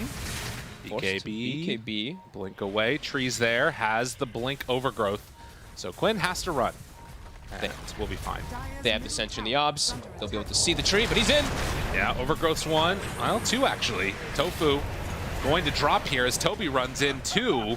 Got some good damage there onto the tree, but not enough to stop them from continuing the chase. Celery is going to fall. Gaming Gladiators just have to run out, but Toby, he's diving. Still chasing? I mean, they're TPing right on top of the Flame Panda, now trying to find Duraccio, see if they can kill him off. Oh, what a play. Quinn can only look on, but he can't stop it. The damage is there, good Mel dodge. But in the end, it is Entity just having no regard for these towers or anything. It seems like they don't care at all. They're like, you know what, Ace, you're being a little annoying with your spinner snares, but we don't really care about it. We're just going to push right through it, get onto the more important cores, ignore this Broodmother. Starting to look pretty good for them here for this last push here. 30 seconds Bloodseeker, TA 30 seconds on the BKB, can't really walk up. There's the E-Blade, but there's an instant Satanic to remove it. And Watson still feeling very comfortable with this. They root him for the moment. Turns now, Meld Strike, but nothing afterwards. They don't have the damage that they need. Quinn's still thinking about chasing. The root's there. E-Blade comes out, but Shadowblade and back away. Watson now goes back in. Quinn gets the blink out. So fast fingers there. But it's a 9,000 gold lead now. And Entity, do they get any kills there? Misses on the Bushwhack. And Stormstormer just ensures the retreat by popping that roll. They're getting quite ahead. Now almost a Bastion on Stormstormer as well, so multiple forms of BKB piercing, lockdown to deal with this Bloodseeker, to deal with this TA. And yeah, you know, the pesky build, this Aghanim's on the Brood, it's annoying, but not really feeling how much impact it's having versus these big ults that they're able to just walk through them. They itemized Versa 2, as you mentioned, multiple Lotus Orbs, Greaves, etc. You can see even going for the answer now. Ooh. Although Watson gets hit, he has a Plate Mail and Satanic. Dude, it's so hard to walk up this high ground right now. Yeah, and he just gets insta-Lotus Orbed. Probably gonna get a Living Armor in a second or so. The dodge, roll up. Dude, Entity are coming up with the answers for everything. Yeah. Every time you think that there might be a chance Gaming Gladiators go on them, Entity are solving that problem. They don't have any stuns is the issue that I'm feeling for Gaming Gladiators, right? They have the Bushwhack that flies in and then the tree gets cut instantly every single time. Yeah. So they're always able to disengage. They're not getting caught from the Blood Rights and stuff. As Tofu, 400 HP running in. Dude, this guy's crazy. But they find one, get the kill, Overgrowth. Is it enough damage? They get the jump away, Stormstormer control, but Meld Strike, a couple more hits, trying to chase that one. Ace is dead. And now Quinn kind of in no man's land with BKB running out, has to get out of there. There's a TP coming in, Stormstormer. He's on the hunt, he has the Basher. Dude, he wants to go for this guy, Quinn. They have the scan right on top of him. They know he's still in the area, but they're actually just pushing. Watson's like, I don't care. I don't care killing TA, I kill Rex. That's a really good idea. You know, it's one of those things like old techies, right? Why go and fight them in the place where there might be mines? Just go hit the buildings. Yep. Yeah, they're playing perfectly around this Brood build. And it feels like they always have ults. They have so many different forms of teamfight. Somebody always has an ult available. Primal Split back at the ready. And he's almost got Refresher as well, too. So it'll be constantly up. Oh, that's an interesting build. I haven't seen that one in a while. Yeah, since the removal of the Aghanims and the 4 charges, which I think all of us really loved. Hey man, I like playing Brood. What are you talking about? I was sick. Playing support versus it was really fun. Going through 2 Aeon discs and 4 Primal Splits. Bottom, they do get the connection here. Stormer, is it a bait in? Gets the roll up there, tries to get away, dies. Dyrachyo in very far, but everybody rotated for this one, and, well, he's going to be punished. So Watson gets that kill there. Ooh, the together gem. with Katomi, and yeah, they picked the gem up too. That one felt like a little bit of a semi-desperate play, right? Trying to make any type of move here, because I feel like they're just starting to really feel that pressure. Now there's just no way they can win any straight 5v5 team fight. They have to try to get some type of number advantage, but get picked off as well. And the line is drawn. Entity, they want to just continue pushing. Watson, he knows how strong he is. Wow, look at that. 4% is what we're up to now. They're all over this one. And, I mean, again, you can throw up these snares. Try as you might. We'll see if, you know, as BKBs get lower, that might be one of the avenues that you can go for. But this Lina just feels unassailable. So strong on Watson. Not squishy by any means, obviously, either, right? With the AC build, the Trickster Cloak, he can probably stand and man up versus Quinn in most of these situations. Well, and you think about, like you were talking about this the other day when we were watching Lina, people normally think, all right, squishy type of hero, all the rest of it with armor and stuff, but you look at the HP pool, right now, 3,400 on Lina. She is so ridiculously big. Yeah. And then on top of that, sitting with 32 armor. Plus the tree armor, which is always going to be there too, which is about to be level 20, so that's going to be another plus 20 armor that's going to be constantly thrown onto Watson. So yeah, he's going to be something like 52 armor or something like that. Not bad. You know, I think that Lina might be good. Might be a pretty good one position. I'm getting this feeling that maybe people banned this for a reason. Holy moly. It's just the farm is just so crazy. You know, there's a long time where TA was the queen of farming. Yeah. But Lina has completely overtaken that. Yeah, and waiting now because Roche is capable of responding. Stormer with the gem. Doesn't have to worry that much about these traps. Comes on in, hits him off. I like that he's carrying the ascetic cap as well too. So even if he does get ruptured and whatnot, we'll have that reduced. That's his Basher in his backpack. Also has his Arcane ready. They are super ready to wait for this fight here around Roche. Kills the spiders, so Gaming Gladiators don't know if Roche is being taken right now or not. They pop the smoke and run in for a second. Oh, Quinn gets the trap in there, and that will give them the vision they need. How do you...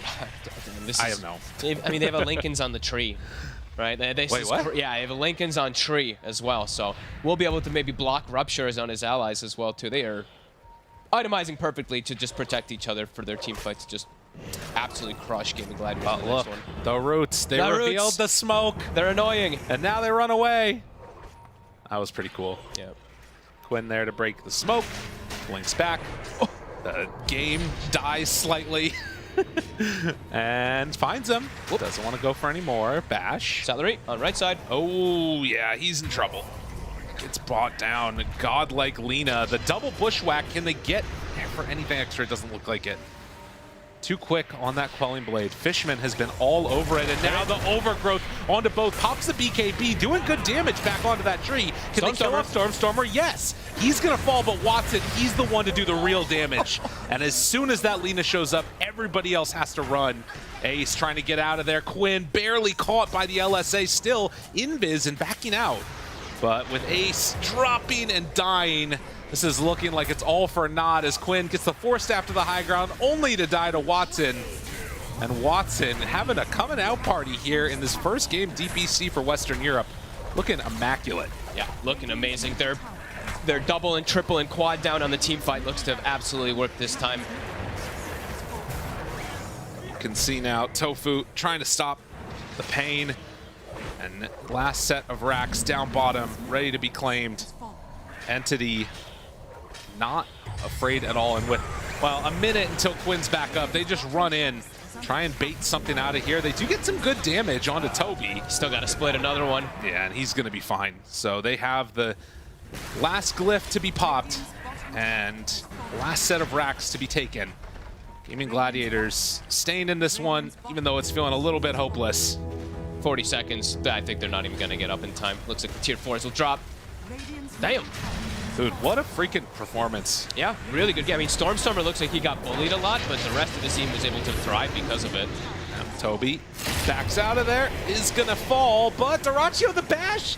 Oh, he's going to drop, but the turn is there. Has to pop the BKB, has to run away, and that was a Lotus rupture, so he's dying as he heads on back to the fountain. GG is called. Entity clean up in game 1.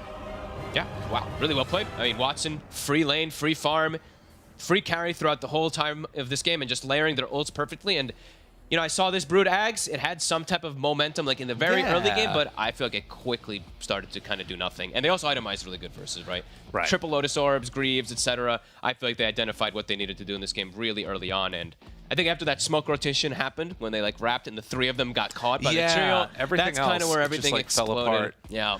And I think that that's one of those things too, where I was waiting for the moment when you know, a spinner snare would root somebody and then Quinn would blink forward, try and blow up that hero. But as you mentioned multiple times, as we saw, the tree's there to counter initiate. And then as soon as Watson's in the area, you just die. And if you die a couple times on TA, your game's over. Yeah, and Watson actually always seemed to be in the area too. Like even when he was farming, his farming pattern was kind of like, looks good. He was rotating over here and then he would actually meet his team and then walk back to the Ancients. And both teams, though, to give credit, was tons of stacks, but I feel like for Entities, they were much more impactful because of how much Watson was able to get out of them. Well, like we said, Lina good. We'll see if it gets through into game number 2, but for now, let's head on back to the panel. I'm not sure we even have to break it down anymore. Lina good. Lina good, that's good Tree enough. also kind of good. Tree surprisingly also good. What do you think, T? Lina, great. No, yeah. Oh. Elevated. I know, controversial. But I thoroughly enjoyed this game. Even though Gladiators lost, I think they entered this game with some really cool concepts and ideas. And unfortunately, Entity already had their kind of number and just understanding how to beat it. But like the fact that they were so kind of unique with heroes that we've seen before was already very refreshing in this first game of the series. Yeah, I also feel like the double Lotus Orb on Entity was very important for them because we saw like, was it 50-minute Brood Axe, which caused a lot of chaos at the time in the game. But the thing is, with this TA pick, I feel like there's a very narrow window that Gaming Gladiators had to hit, which they did a little bit, but I feel like they didn't follow up with enough tempo to like try and get the Roche, speed up the game and stuff like that. And eventually, they can take the mid tower. I feel like Entity scales better.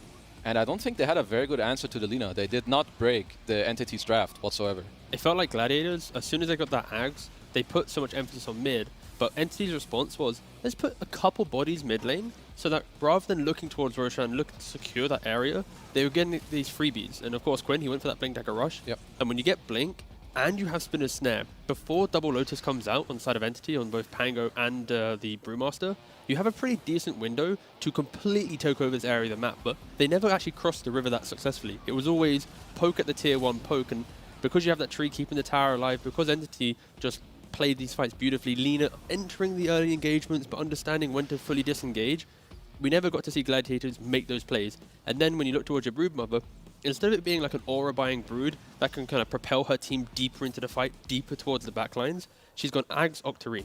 Again, really cool in concept, because you have so many snares, so many ways to prevent the engagement, but you have double Lotus. Pango rushing it, you have a double effect item on this hero. Lotus to get rid of the snare, the root, and also armor to deal with the TA threat.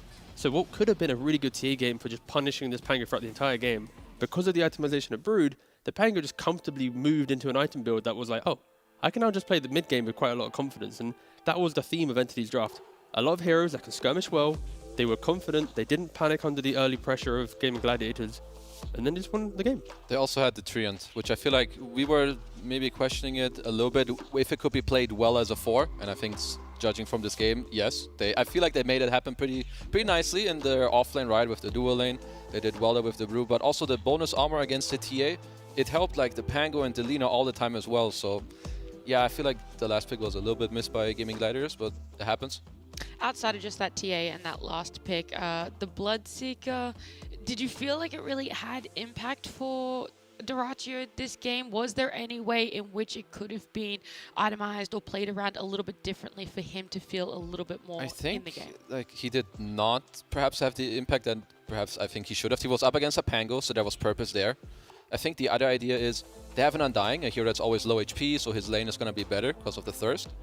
But I feel like with what happened in the laning stage and then him getting zoned out, Stormstormer coming there, getting out of the lane, I think that hurt his game a lot. And I think he had one or two kind of questionable plays in the game that kind of caused him to die, and that then really slowed down his game. we also just don't see the Bloodseeker v Lina carry matchup ever really occur, because Bloodseeker, to play this matchup, you kind of need to get to like Swift Blink range, where you're already in 4 or 5 items deep to your build. Unless your team is already locking down that Lina, you're rarely going to see Bloodseeker actually get to the point where it's like, I'm threatening Watson. So I think that alone, it kind of meant that if Quinn's having a weird game where he's hit early timings but not kind of scaled into the mid game, he's fallen off. There is no way this Bloodseeker can take over that position of I'm killing off the Lina, and that's why these second phase bans from Entity were so critical, because they're banning out Slark, they're banning out Ursa, 2 cores that after 15 or so minutes they naturally itemize to be that threat, and there was never that kind of secondary threat for Lina. So their game was really comfortable, and that's why I like how Entity played this. Like, they just relaxed. I understood that if TA is at some point stalled, the game should play itself for them. Are we in unison then that we want to give, I guess, MVP to Lina, that she was the hero that stood out the most, a lot of impact? New rule. Or is this a carry thing? No, new rule. Don't give it to the 15-0 carry. No. Carries can get it. That's a crazy rule. Carries are allowed MVP sometimes, okay? Sometimes. Yeah. But we should never give it to a Lina player. Oh, that's a bit harsh. I'm down. But it's fair. What? I don't play carry. Okay. You won't get an MVP anyway. There we go. But no, okay. So Lina is one of literally the most broken hero right now, because you get to 3,000 HP, you stand back, you don't really get killed. If you're not jumped, you're always going to win. So Watson, phenomenal player. Great position, great farm. All right, then who do you give it to? If we're putting in the rule Brewmaster. Oh, wait, you're the offlane player. I was actually going to say Kataomi. Only, okay. But then again, we both said at the start that the offlane Joe is the most powerful thing. So we're both winners. We're both winners, but I think Kataomi, because he made tree, actually feel like it was 4. He made the tree. He made the tree. And look at production. They believe me too. Damn, let's go production. They were like, what did Kezu say? Yeah, let's not do that one. No, swap it to the other one quick. No. They don't have to. No. Let's keep it on this, because mainly, look at the itemization, right? He goes for Mana Boots, Blink. He buys a gem. He's able to, look around, get the D-Wards vibe. The amount of times he hit the clutch, Blink into double overgrowth. Think about Roshan when Gladiators got it. Instantly in. Double overgrowth, both on the Bloodseeker TA. You instantly remove that. That could have been an opportunity where they disengage, but he played it with initiation first. A lot of trees, of course, in the 5 roll, you don't have that option. So I think we've only seen 2 +4 trees so far today. I don't think we can really mention Secrets one that well, because they got run over. But this is what maybe a +4 tree can be in a game where you have a confident player. Yeah, like I think as long as the MVP is within the offlane. Because, like, to be fair, the tempo came through this lane, and I feel like it enabled the whole draft and the game of Entity. So I think if either of them get it, it's, I would say, justified. Oh, look at the And he did great, and yeah, I mean, even this route alone. overgrowths. All right, well, I'll let you guys enjoy these highlights of Game 1. All right. We'll prepare ourselves for Game 2 between GG and Entity after a short break. Overgrowth.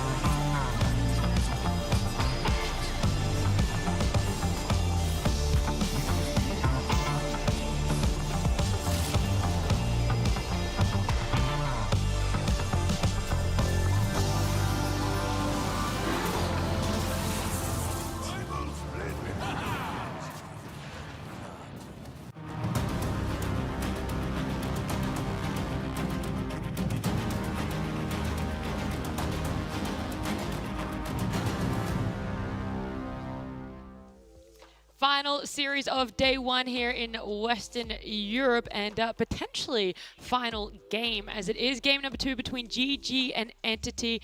Entity taking game number 1, guys. And I guess we could say it was probably down to at least 60% because they got the leaner tree. Yes. Is that what you would rate it? 60%ish? 65? I would go a bit lower. 45. Under half. That's a lot lower. Yeah, You've gone that's not a from, little like, bit. That's like majority. Yeah. That's because I have high hopes for GG and for Quinn. And I know that they can beat these heroes. And it was not only... And how would they do that, Kazu? They will do it by picking the proper hero for Quinn next game. Also, I just love how cozy close we are, by the way. It's actually why not? Yeah, okay. Anyway, so yeah, what's going to happen? What's going to change up? I think what's going to change up is that Entity won't get both Tree and Lina. Maybe they get one. Yep. And even if they do, I think GG will swap up their picks and play maybe a little bit to try and facilitate a bit more to have more answers against them. So do you think ban-wise, we're going to be seeing Rubik and Batrider first phase ban? Do you think Rubik's going to maybe be let through, banning out then Bat plus Lina? Like, do you think Lina is going to be given away, or is that going to have to be forced into the earlier bans? I think Lina will be taken out. I feel like either Lina or Tree will be taken out, and they're going to have a different opening than Broodmother. I feel like maybe the idea is cool, you kick out the hero out of the lane later, but if you don't follow it up with chasing her in the jungle or taking mid tower, then I feel like the concept is kind of flawed. Because I want you to have heroes that get on top of Lina and kill her, not heroes that throw a spawn spiderling or some web at you. Yeah, I mean, Gladiators, when they respond to this Lina, their draft is all about long fights, I feel like. Yeah. If the game goes late. If the game goes quick, then you just overwhelm with just presence. And I don't think presence is the answer to Alina. Yeah. I think Gladiators might have had a slightly wrong read on what their heroes can actually do and how quickly they can get to their timings early on to maybe actually put that threat. So I think this was maybe just a draft that I would love to see this draft again from Gladiators. I think it can easily punish lineups that don't have that kind of Lotus or brushing threat, that kind of delaying threat. And I hope they're not kind of too discouraged from that first game. It's just more that Entity, they just looked at this draft and just kind of understood it quite quickly. You said the Lina or Tree should and/or will be taken out. First phase ban is where you're thinking. Yeah. Which means you would let through the Rubik and/or Bat. Which one would you prefer? Rubik. Then to be fair, I don't really care about either. Okay. If my enemy team is first pick, then maybe I care about Bat because they can pick it as the closing pick. But if they're second pick, I don't really care if they take a Bat right there because I can respond right away. But I think if you look at the last game, you care more about those two heroes than Rubik and Bat. Yeah, I feel like for Quinn as well, he has some options to go into Bat. Like he can go for the Quap, not the Quap, sorry, the Puck, I meant to say. Like there are ways in which you can just delay a little bit, so we'll see. We will see draft. Did you just say that? What? No, I think he was laughing at me. Oh, I was worrying because I said Puck and I was like, did I just It's okay. Last game I called the Queen last pick. I think that's why you got Queen. Ah, yeah, maybe. I take that back, actually. I think Puck's much better than the Quap, but the Puck got banned. Exactly. Good. Nice save. Thank you. Good job. I'm not going to lie, I missed a little bit of what you said because I had production. It doesn't matter because... No, it's fine, because luckily we can segue into something else, which is a little bit more important. 3, 2. No, they have to wait until there's 2 bans before they can bring draft up. Sorry, it's which user means... interface. Sorry. That's fine. You can try and count down later. Yes, Kazu, which means? Which means that I have another trivia question. Do you want to... Oh, yes. yeah, hit me. Thank you. I feel like... Whoever gets the closest to Gaming Gladiators' average rank of players will win. What is the average rank of their players? Is this taken into the multiple Smurfs that they have? No, just their 5 main accounts. Do you know Duracio's rank? I'm going for an average here. I'm doing the numbers 1 second. I just asked because then I 56. I can't. It's a competition. 56, okay. You have 5 That's seconds. not true at all. You have 5 seconds. 4, 3, 2. 92. You're wrong. You're very close. It Am is I? 58.8. Oh. The only reason why I knew is because I think Quinn's ranked 24 and I figured Oh, yeah, lower Quinn. it a little bit. Oh, no, Quinn's 24, like the... doing math, other people low. Okay. That's right. Hey, I was only 2 off. That was pretty good. I kind of thought that Ace and Tofu were like around the 100, 150s. I think So Ace is like lower / you don't really know what rank he is because he keeps smurfing, but the rest of them are high. Yeah, I kind of thought. Oh, that let's not those throw two around were the down S there. word here on broadcast, okay, guys? Instead, I'm True. going to throw around the D word, draft. It's up on our screen. Clockwork band. Hello there. All right, so just to confirm, Entity is going to be second pick this time around. And what happened last game? Let me refresh my memory. Hold on, please. What happened last game? Was it Entity was were first pick. pick? Yeah, so because they took Lina. yeah, a little shift up. So now the question is, Hello, will Shifty. Entity be bannering the little leader? Because they banned it last time they banned Sniper. I don't expect them to ban Sniper first phase here. Yeah, I don't see why. I don't even know why they did that last game, but, you know, can always learn something. Yeah, I guess learn that's that it's bad. That's an interview question a little bit. Alina, No, Tree, I will not ask. Bat, Rubik. The thing, okay, going back to that Sniper ban real quick. It's like, you ban Sniper. Does a team 6-7 Sniper? No. Do they second pick it? No, like, idiot. I don't think they do. Like, that's why you don't even ask, because Yeah. it was just a mistake. It happens, and you move on. if they do win, let's do ask. Why not? And now like go, sorry, official information, can't tell you. And you're like, you know what, fair play, you're the pro. So It's all right, guys. Quinn's Quinn will be massive there. jumper is off now. He's warmed up. He's ready to play. Man's isn't cold. That looks pretty cool, though. yeah. Oh, they're at the so this is the the level up facility. It's been used previously by Brame in Western Europe. It's been used by Alliance from Western Europe. It's had varying success. The teams that have been in said. I was going to say, what is the success of those teams? I think most teams that go there always qualify from Div 2 to Div 1. The teams that go there. So what if you Div 1? Do you go back? Yeah, what if you're already in Div 1? Are you going back? We're yet to find out. So Gladiators, please, can you see what happens? Again, You just get to stay in Div 1. But yeah. Why Maybe. don't you drop down? You keep bouncing back and forth. It could honestly be. But no, again, everyone who's been there has always commended it. So nice to see other teams. This is a lot of thought on first phase bans. Can I just say that? Well, yeah. Have you ever in your pro career history, Kezzy, Yes. the extensive one that you have / had, Yes. retirement question mark, have you ever taken this long on first phase bans? Yes, it can happen. Yep. That It's was a not silly like question then. I mean, this discussion right now is like, are we banning out the Lina? If we give them the Lina, do we have an idea? Or like, do we have levels to our draft pattern with our current openings to be able to pick up those heroes later down the line? If they only have, let's say, 2 cores that would like to play against Lina, that they normally second phase, if they get banned out, they might not have a strat. So I think maybe they're talking about it. They banned the Sniper again. Okay, there's gotta be something about the Sniper that I don't understand. Scrims? Yeah, it could just be some Draccio stuff, and they go for the Lina. So now Entity, they've just played the Lina themselves. They should know about. Oh no! Again, so to be fair, in the previous game, we did commend the idea of Brood against Lina. The fact that you should take over the map, you should take over that lane. I just think it didn't really happen too well or too effectively. So, and you know, Toby, he's one of the best Broods, you know, in the region. So I'd like to think that Entity have maybe a better way of approaching it than how GG did. I would be surprised if we see the Ags rush again. I do think that auras are pretty critical in these scenarios. I think one thing that will be interesting to see in this game, I like that pick, is so Broodmother itself. We saw that Brood alone is not good enough against Lina, right? But maybe if you do pair it up with that tempo that then allows you to take over the map, maybe that's like the missing puzzle piece on top of the Brood to be good against Lina. But from Gaming Gladiators, I love the Legion Commander pick. We said it before, it covers Broodmother in the lane, it covers the spiders in the game. And also Legion plus Lina is a very nice combo. You want Lina to be your game-winning piece, you can purge, give her more attack speed, get her out of the root. First phase from both teams, I think they're probably very happy. You also see kind of in the mind of GG where they've just played the Brood with this Ags and Snare. They're respecting that potential need to dispel the roots down the line. And we've seen Celery play the +5 Legion before. I think it's very simple to say, when you pick up a range carry, it doesn't really matter what hero you put 5. It could be anything from a Clockwork all the way up to like a Sven, and like Legion could be that 5 as well. Again, Celery, I think, played it recently in the online tournament. Alternatively, you put it in the offlane. I think Legion offlane is a bit of like it's a very specialty hero where if you don't really get pressured in lane by aggressive cores, you can just exist. You buy Blade Mail, Phase Boots, Wand, even maybe like a Wraith Band or something, and you just exist. Catapult Wave comes in, you naturally take the tower. You're as effective as like a Zoo hero, in my opinion, where you never really shoved out a lane, and if you're left alone, that tower will fall just from your presence alone. I mean, that's like the ideal way, right? Which is also why you see in the bans, they're already taking out Ursa. There's a hero such as Monkey King, I think, which is another consideration. I think Watson is good at this hero. You don't like it? No, I don't mind it. I'm just going on the same lines where it's like, I was going to say like Slark as well. Monkey's kind of that 50-50 hero that I think it feels good in lane, but if you have a really good 4, you can actually punish and pressure that one a little bit. And in the game, if it is a core Legion, jumping the Monkey plus Alina behind it can feel quite nice. I think the more elusive, annoying heroes like the Slark, the Ursas, they're the ones that you duel.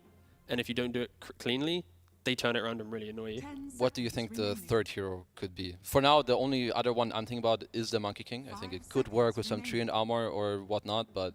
I think it's a fine ban if they don't have anything else to think about, but potentially they might be respecting the 4 position from Katomi a little bit. I don't really know what the ban is right now. Yeah. Guys, I was going to say Tusk is still in the pool as well. Tusk is still in the pool, that is very correct. Asshole. Gaming Gladiators could maybe pick it. Damn, calling me an asshole. Yeah, Oh, that's whoa, uncalled for. We've enjoyed working. But did you see that? You guys. You were maybe onto something. This Legion, I mean, Entity think that Thank this you. could be a That's all support. I actually wanted to hear. Sorry, I was actually talking about his point. That's awkward. You talked that Legion could be a support. Look at their bans. 2 of them are offlane bans. What can I say? And there's a Pugna. There's a Pugna. Holy. Yeah, holy. Okay. But there have been a couple players in the world that have been playing Pugna position 4. That has been Ari, British gamer. British? Playing on TSM right now. And Kataomi. These are probably the 2 of the most prominent Pugna 4 players. And the playstyle isn't really that different. You annoy the offlane with Decrep, or the safe lane, sorry, because you're in the offlane, and you just run around the map and apply pressure. It works in this scenario potentially because you have that Brood. A very self-sufficient hero. You also have quite a lot of MS on Pugna, where if the lane is hard, you naturally can just drag waves, do the annoying things, because position 4 is a very open role, where you don't always have to play the lane itself, you can do other things. And it does put a little bit more emphasis on Entity, kind of replicating the Game 1 draft, where it's annoying heroes with things to play around, be it a Tombstone, the Pugna Ward. The tree then utilizes that time in which people have to think about mini objectives in the fight, and it opens up the fight for tree to always find that entry, because there's always like things you have to accomplish before you just win an engagement. No, I think like this Pugna as support is somewhat interesting. It's good against duel, but now it kind of looks like it's a support Legion, so maybe there's a little less value there. I think the center pick is pretty nice. We mentioned it last game against the Brood too. So again, you have like this type of hero who should lane well, can go to the Brood's lane later.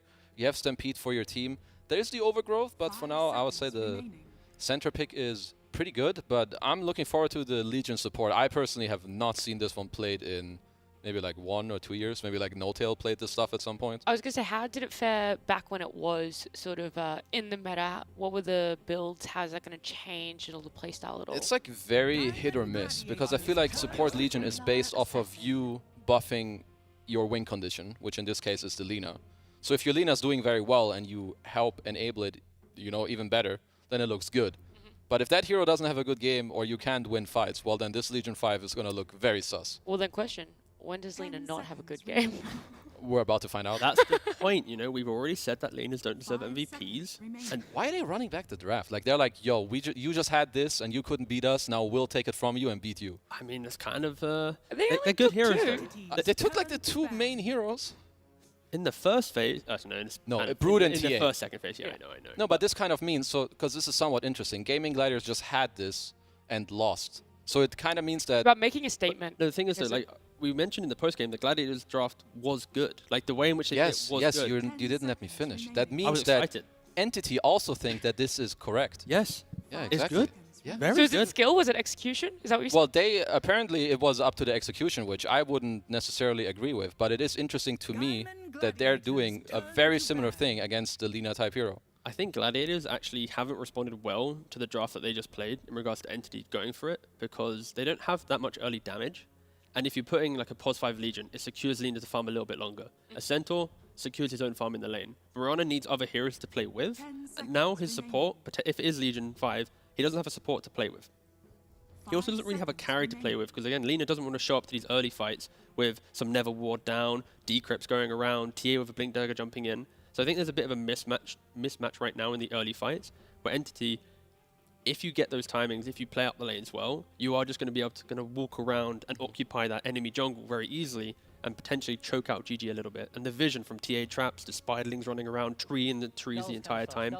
GG kind of need that mid lane now to really open up the game. But do you know, I found the piece as to what was, do you know what Entity have to change this time around in order to make the TA Brood work? T, do you have any clue? I was just choking. So, because you were perhaps dying on panel. I'm literally, yep. Yeah, we both just glossed over it. I think the problem is, or what Entity understand, is that their TA has to actually go to the safe lane. You need this tempo from mid in order to make it happen, which is why... Open that map up. Yep. You need... The Queen of Pain would have been a very good last pick. It's basically the exact hero I talked about last time around. I think this is Entity understand that you need a mid hero with tempo. So this, if they pick a mid, it can work.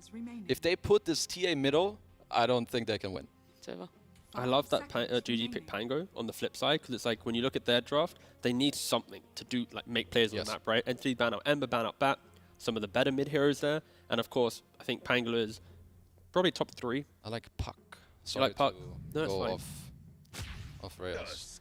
Good job. I don't consider myself the best player. No, Tusk is fine too. You know, it's whatever. I mean, it was in the pool. Yeah, you know, Tusk made it through. Nat knew all the way from the start. She was just waiting. But Tusk is so good here because, of course, Nat predicted it. Yeah, that's why it's good. 4 picks back, but no, it's against Pango. Any of these heroes that have ways to disrupt the role, be it like a Fissure or like the Tusk Shards, they're so small, but it really helps out in these clutch fights. And again, I feel like GG, they really lack a lot of damage early on, where it's Pango versus the world to protect the Lena's farm map, like area. So if you now have a couple heroes that can also pressure that Pango, force out a roll, disrupt that roll, as soon as it's on cooldown, the rest of the team can then swarm into that jungle. So I think GG have a really big job on their hands to do well in lanes, to stall that invasion of the jungle, to stall out the aggression, to then be able to take the fights later. Is this almost running it back from a similar issue that we had in Game 1?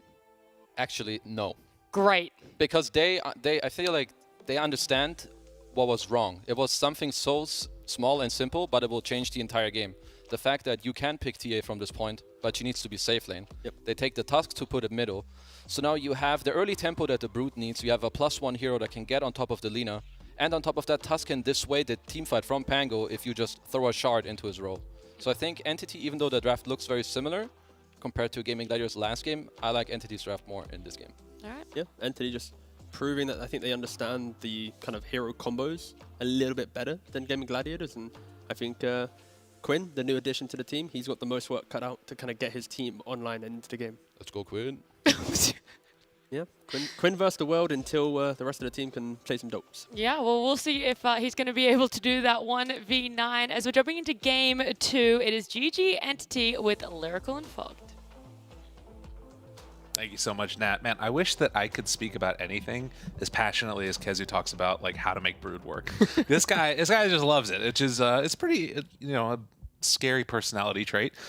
Jesus, what? Nothing. That's that about Kezu. I would never really call Kezu scary in a lot of ways. Not meaning any offense in that type of thing. But fair. Yeah, this It looks like both teams kind of took things from each other, right? A bit here. But the big dynamic, I'm glad Kezu touched on it, is swapping that positioning there. So now you have, even though you have TA Brood on the same team, now you have a super active playmaker going to be coming from your mid lane. Quinn kind of tried to make that happen, right? Going for the blink on the TA, but they got met with that massive force. The tree ults, of course, that we saw from Katomi kind of broke everything. So let's see how it ends up working, how that swap happens. Because, yeah, look, Entities, I think it looks pretty strong, and I'm always just a question mark a little bit when we have like a 5 Legion commander. Sure, it can sometimes look good, but it can also maybe perhaps just not really do much of anything. So we'll see. Yeah, and it's sort of a return to form in terms of what we've kind of seen from that hero. It's started to become more and more about the duel, going back a little bit more to probably play around that press the attack, and that hard disable is something that will definitely be useful, but the question is it anything else going on with it? Yeah. And then, of course, the overwhelming odds as well, you know? Blow up those spiders, why not? Yeah, him and the Pango will be the ones that eventually will have to be parked inside that lane, perhaps. I'm curious to see how it's going to work with like a 5 Legion, what his skill build will be if he wants to actually try to be able to clear spiders. But yeah, let's see.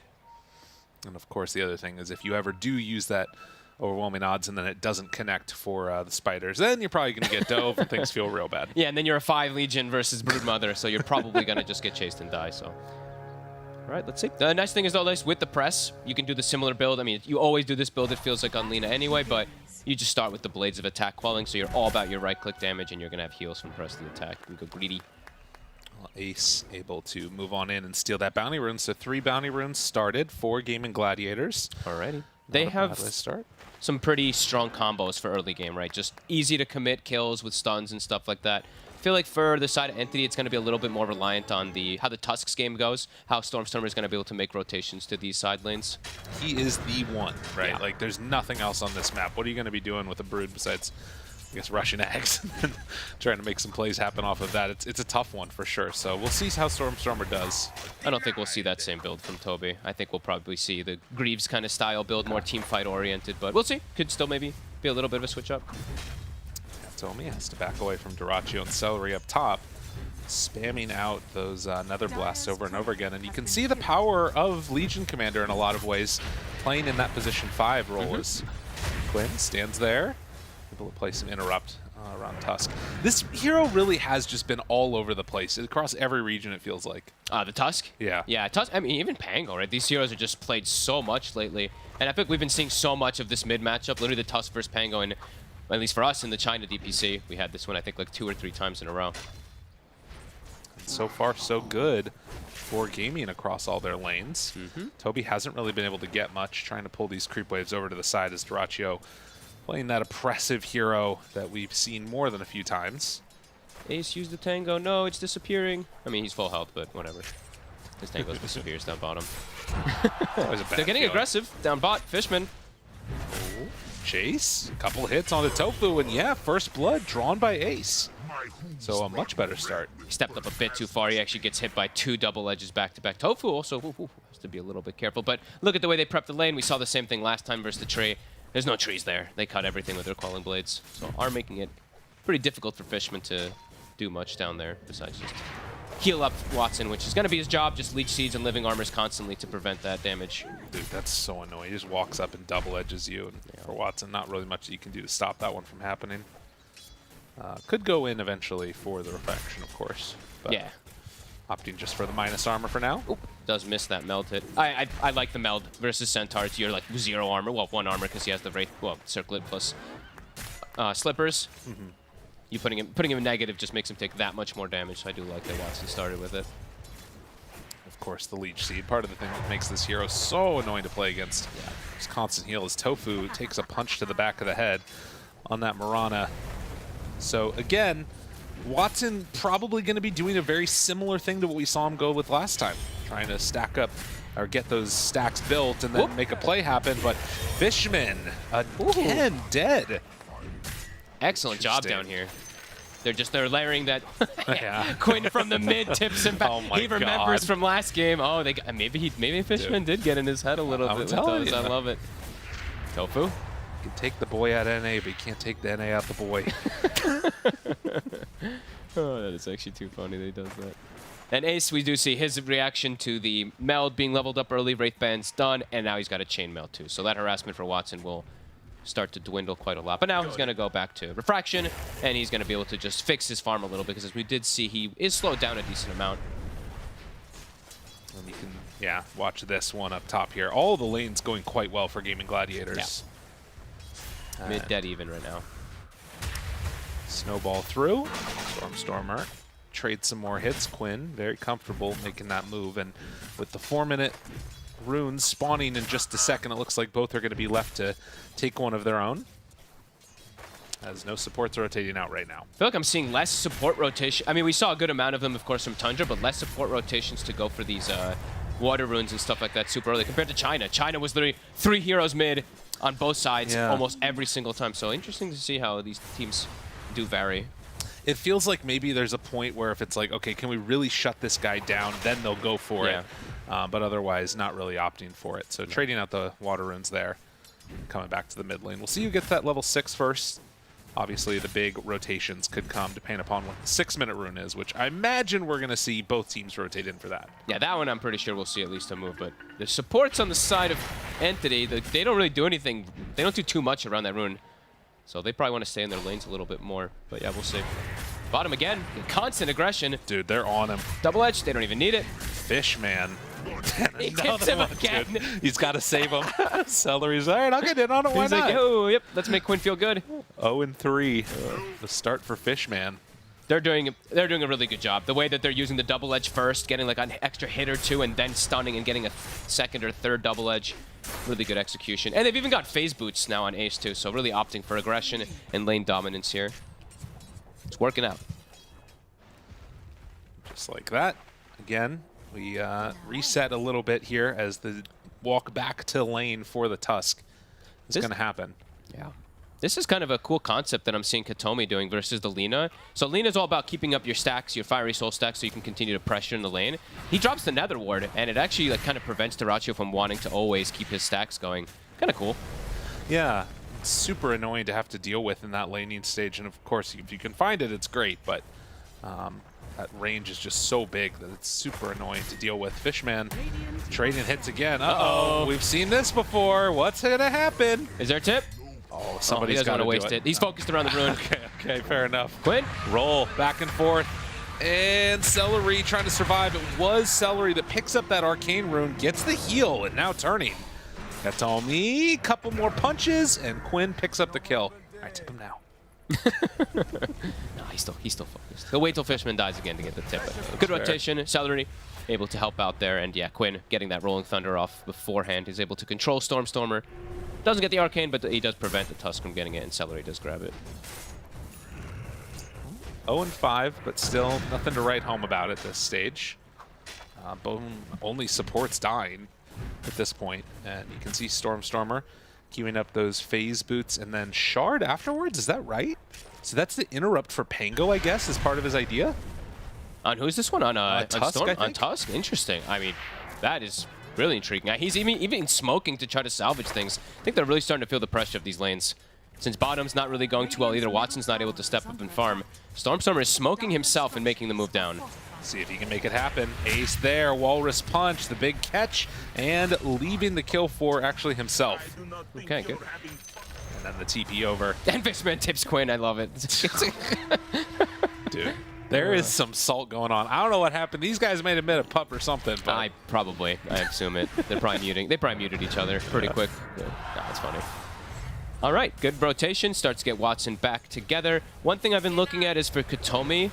He hasn't gotten any stacks going yet. I was expecting them to be backing up and getting some stacks at least around the triangle for TA, but yeah, so far no stacks yet. I think now he's going to start getting those stacks ready at least. They definitely want to be able to enable Watson because he is slowed down from this lane start. Yeah, not the best time for the TA. No. Likewise, though, Lina is right there with him. Absolutely, that's true. These stacks are now going to get built up, so there will be a move to come and stop that one eventually. Rune going to spawn top. Quinn thinks about going here. Pops the roll, doesn't go for it. Doesn't have backup, doesn't want to go for it. And it's an invis that Celery get. Again. Fishman. And arrow there, only one way to walk. Waits for it, goes for the kill, and Quinn moves on in. There it is. This is a normal Gaming Gladiators tip. Usually they tip a random player on the opposing side just to kind of get in their heads. I remember Celery having an interview about that actually last year. So constant tips, both teams having fun. 6-1. Centaur off to a phenomenal start. Ace. That's going to be pretty big. He already has Phase and Vanguard, so he's just going to be able to exist bottom, and not sure if they can actually push him out of this lane at this point. Well, and they do spot Watson too, heading off to the jungle, so they might start messing with him. As Stormstormer makes the TP rotation up top. It's actually just Legion there. So this should be, I mean, probably tower taken, but no kill. He's looking for Quinn. Hunting. Whoop. Spots him there. Finds him, doesn't know what to do with him. He doesn't really have the best heroes to play around with. He has to play around Toby for the most part. His supports don't do too much with the Tusk. The Max Snowball. Oop. Loses vision. Celery hides away. They're diving pretty far. Do they have enough to keep him alive? Stick charges doesn't come out in time, but instead Quinn makes the move, finds the kill onto Katomi, and now just going to roll on out before things get too serious. Catches the creep wave too. And a courier. Oh, nicely played. Wait, is he going to pay for that one? He's got a swash. Waits for it. Dodges out. Might still be in low, trouble. has stick charges, but Quinn going to die. Fishman was so ready. Dude. I mean, it's going to happen in this one. All right, they catch him. He was a little patient on the swashbuckle. Maybe actually ends up getting him caught there. And of course, going back for the courier too. Stormstormer. And now, no Pango. The rune setup. 1 second. Does he get this one for free? Does look like he will. It's a regen. Celery in trouble. Has to press the attack. Can he not see it? Oh, dodge careful. Needs to get out of there. LSA connects a couple more hits. And so, yeah. He didn't see it, I don't think. I don't think he sees it because the trap or something. Oh I don't know. God. He just left it. Dude, that's crazy. They killed him too. I'm like, yeah, that was okay. Well, that I thought he was trying to bait him to come back in for it or I thought something. the same thing too. I was like, that is very, I mean, sure, I guess he can do that, but all right. Well, free rune for Celery to get right back up to full. And we're seeing Ace, top of that net worth. He's maximizing. He's pulling the creep wave into neutral camp while getting that tower push going.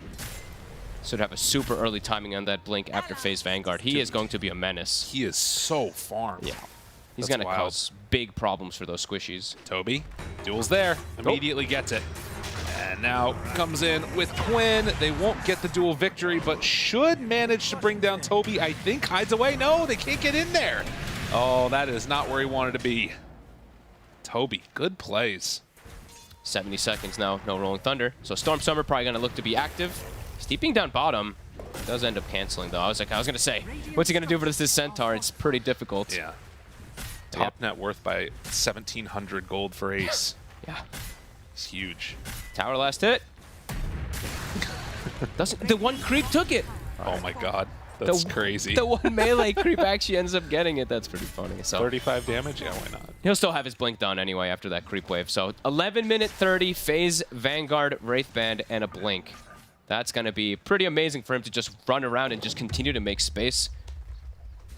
And he can definitely be parked versus Toby as well, too. He can just go versus that Brood, prevent that push from happening. But right now, it's just Celery, actually. So it does max out the overwhelming, and he's going to be able to always prevent Toby from getting any push going. I mean, this is really cool. This is probably the entire reason they picked this position 5 Legion, right? Yep. It's really neat. Yeah, it's going to have a lot of different benefits. Also that press, of course, to dispel versus the only real stun that's kind of there, that tree ult, right? That's kind of the biggest thing that he's going to be going for dispelling in a lot of these fights is they do want to finish off this tower. Looks like backs away. I guess they thought they were going to commit onto Celery, so very defensive Stampede. Yeah, there's going to be a window there with that down. It's a little bit scary. Jumps. Lane. Oh, good bait. And the arrow. Quinn baited him into that one. And Ace was there and ready. Just a lot easier for Gaming Gladiators to make these kills because of this early blink. There's stuns that they have available too. It's all about Stormstormer making the plays for the side of Entity. And he turns, throws out the punch. Quinn thinks about a roll. Says, please give me a heal, sir. Heads on back to farming. Mid tower. It's going down as well, so 2 early towers looks like Gaming Gladiator is going to get. Their Lena's being able to just free farm on Duraccio, and now they have access points even into the enemy Ancients too. As Duraccio just dies to Watson? Did he die to a trap? Oh no, that's unfortunate. I think he did. He was farming out the Ancients and got super low, and yeah, that's a freebie. Oh boy. I mean, again. I already just hit him, sorry, I guess I missed him, my bad, I was looking elsewhere. Well, Ace nonetheless jumps in now onto Stormstormer. Diffusal Blade done. Can they get him? Doesn't look like it. And instead, they pop the roll. Okay, a little awkward here. Yeah, it doesn't look like they're going to find anything. All right, well, that's quite a good move there for Watson, right? Level 10 now. Yeah. Same net worth as the Lena just because of a little God. situation like that. Holy moly. And now they're going to be able to put some tower pressure here. Katomi with the max blast. Surrounding with the spiders too. Celery hiding, gets a good overwhelming odds there onto the Tusk. It's healed up after by the Pugna. Can they keep alive Ace? They will be able to. Quinn. Duel. The mech is there, jumping from Tofu, trying to kill him off. They don't have enough damage. Katomi is too strong, keeping everybody alive. And Gaming, they lose both of them. With no roll, there's no defense. And Stormstormer gets a duel win. That stuff matters on a mid-Tusk. That extra bit of damage could be pretty impactful. And now push continues. An excellent route. Fishman, we saw Katomi always be at the right place at the right time on his tree last time. This time, Fishman will be able to catch that one. And they get an Arcane Rune. So they strike back pretty hard after it was looking to... Well, the lead was starting to build up pretty significant there for Gaming Gladiators. Right, the last couple of minutes, the combination of being able to get that kill onto Lena and then win the fight mid, take the tower, it feels like getting some life back in their sails for Entity. And now, you know, they're down 2,000 gold, but it doesn't feel so bad. No, they can look to make these quick moves now. I believe a blink is done for Stormstormer, so he can be super active. Watson, they're on the hunt for him, but he gets a successful scan. He's going to be able to back away. Nice play, nice play. The ward is down, maybe looking for a fight here. 4 heroes in the area for Entity. All 5 now. And Gaming, recognizing the danger, will back out. Ooh, Watson did body block his camp, though, while he was retreating, and he pings it, so maybe he's thinking they warded it perhaps, too, but it was actually himself. Snowball finds Dyrachyo. Quinn immediately rolls, trying to interrupt. So, again, a roll used, and every time that happens, it feels like a green light for Entity to just make moves around the map, and immediately that's what happens. Tofu there doesn't have any leap charges. He's in trouble. Ace can go for a blink stun if he wants, but I mean, they're potentially in trouble. The rest of the team is here. Ace thought he was safe, and the shards perfectly placed by Stormstormer. Ace is now in a ton of trouble. Gets Blink out of there. Can he escape, though? I mean, with Toby and Stormstormer right on top of him, Ace needs another Blink here in a sec, but back to the Tier 2 tower. They won't chase any further. I think the side of Entity recognized, I think they saw Dyrachyo's item build where he went for the bots as well, so I think they're trying to just take advantage of this, because it's a very greedy build that he's done for also that one. So I think they're just looking to try to run at them, especially if Pango ult is used, like you mentioned. That's kind of one of the big ones that Gaming Gliders is relying on for their team fight. Yeah, we think about this time last game, and it was Watson playing and getting that BKB early, which allowed them to fight together on Entity. So a little bit of a window here for Entity to keep making moves. We'll see what they decide to do next. Potentially Roche on the menu if they can win a fight. Once they have the Deso, perhaps it's about to be finished up for Watson. Vision gets the D ward. And even going to hit an arrow, it sounded like. I'm not going to do it. So yeah, 16.5 minutes. Gaming still very much ahead, but Entity finding some life. Yeah. Entity just has to... I think when their next play is either get like a big pickup or force one of these either Stampedes or Rolling Thunders, and then they can make a play to sneak into the Roche. They just have to be careful how they do play over aggressive here, because there is a lot of different stun, a lot of different control that Gaming Gladiators does have at their draft with that Blink and with the Pango. And of course, if you go into that pit and Pango's up with roll, it's curtains. They walk up, gonna immediately deward this OBS, and well, they find themselves some tasty little tofu up on the high ground. Let's see if they want to try with just that kill. If they want to try that Roshan star, and they will. Okay, Dagger of Ristol also for Watson just picked up after that Deso. So a little bit of bonus damage, of course, to be able to bring it down faster. And let's see. Gaming, do they react? Quinn, he's making his way over. Ace is right there ready to jump. They also have the overwhelming odds. This would be a big one if they decide to go in, but Ace backs away. It looks like they're just going to give it up. That's pretty huge. Wow. Interesting. I mean, it's probably in some ways the safer play, but giving up these objectives, it can't feel good. Oh, and they actually saw Dyrachyo down bottom with this ward, so maybe they can look to set up on him. I think Gaming was just... They're probably still feeling pretty okay with it all because, yeah, the 99... I think they're still feeling okay because they have this Carolina getting all this farm. And I think that's probably what the win probability is looking at. They're like, oh, yeah, they have Carolina, so... Dude, it's the new Spectre. It does feel like it. Everybody loves Carolina. 91%? I didn't feel like it was that. No. That feels a little, I mean, I guess high. 5K at, 18 minutes, but... It's pretty high, yeah. With the Aegis there, I guess, also, it just doesn't matter. Yep. Well, Gaming, comfortable with this one. Sometimes the win probability thing also gets messed up when it's like, they have a Legion support. No, they have a core Legion, right? I don't know. Yeah, it has question marks around that. At the same time, too, they are scaling really nicely. They do have this great team fight between the Pango and Centaur, and they do have that Lina carry that has just been dominating every game that we've seen.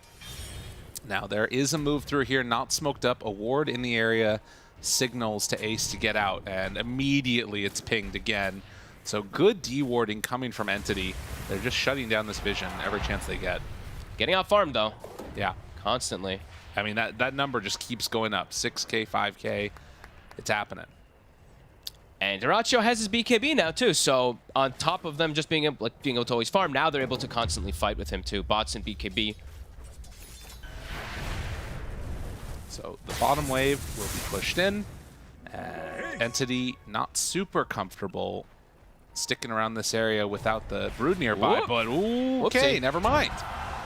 Jump in, find one, Ace there, disarmed, has the roll if they want it. BKB brought for the Lina. But on the other side of the map, can TP in if things get a little bit dicey.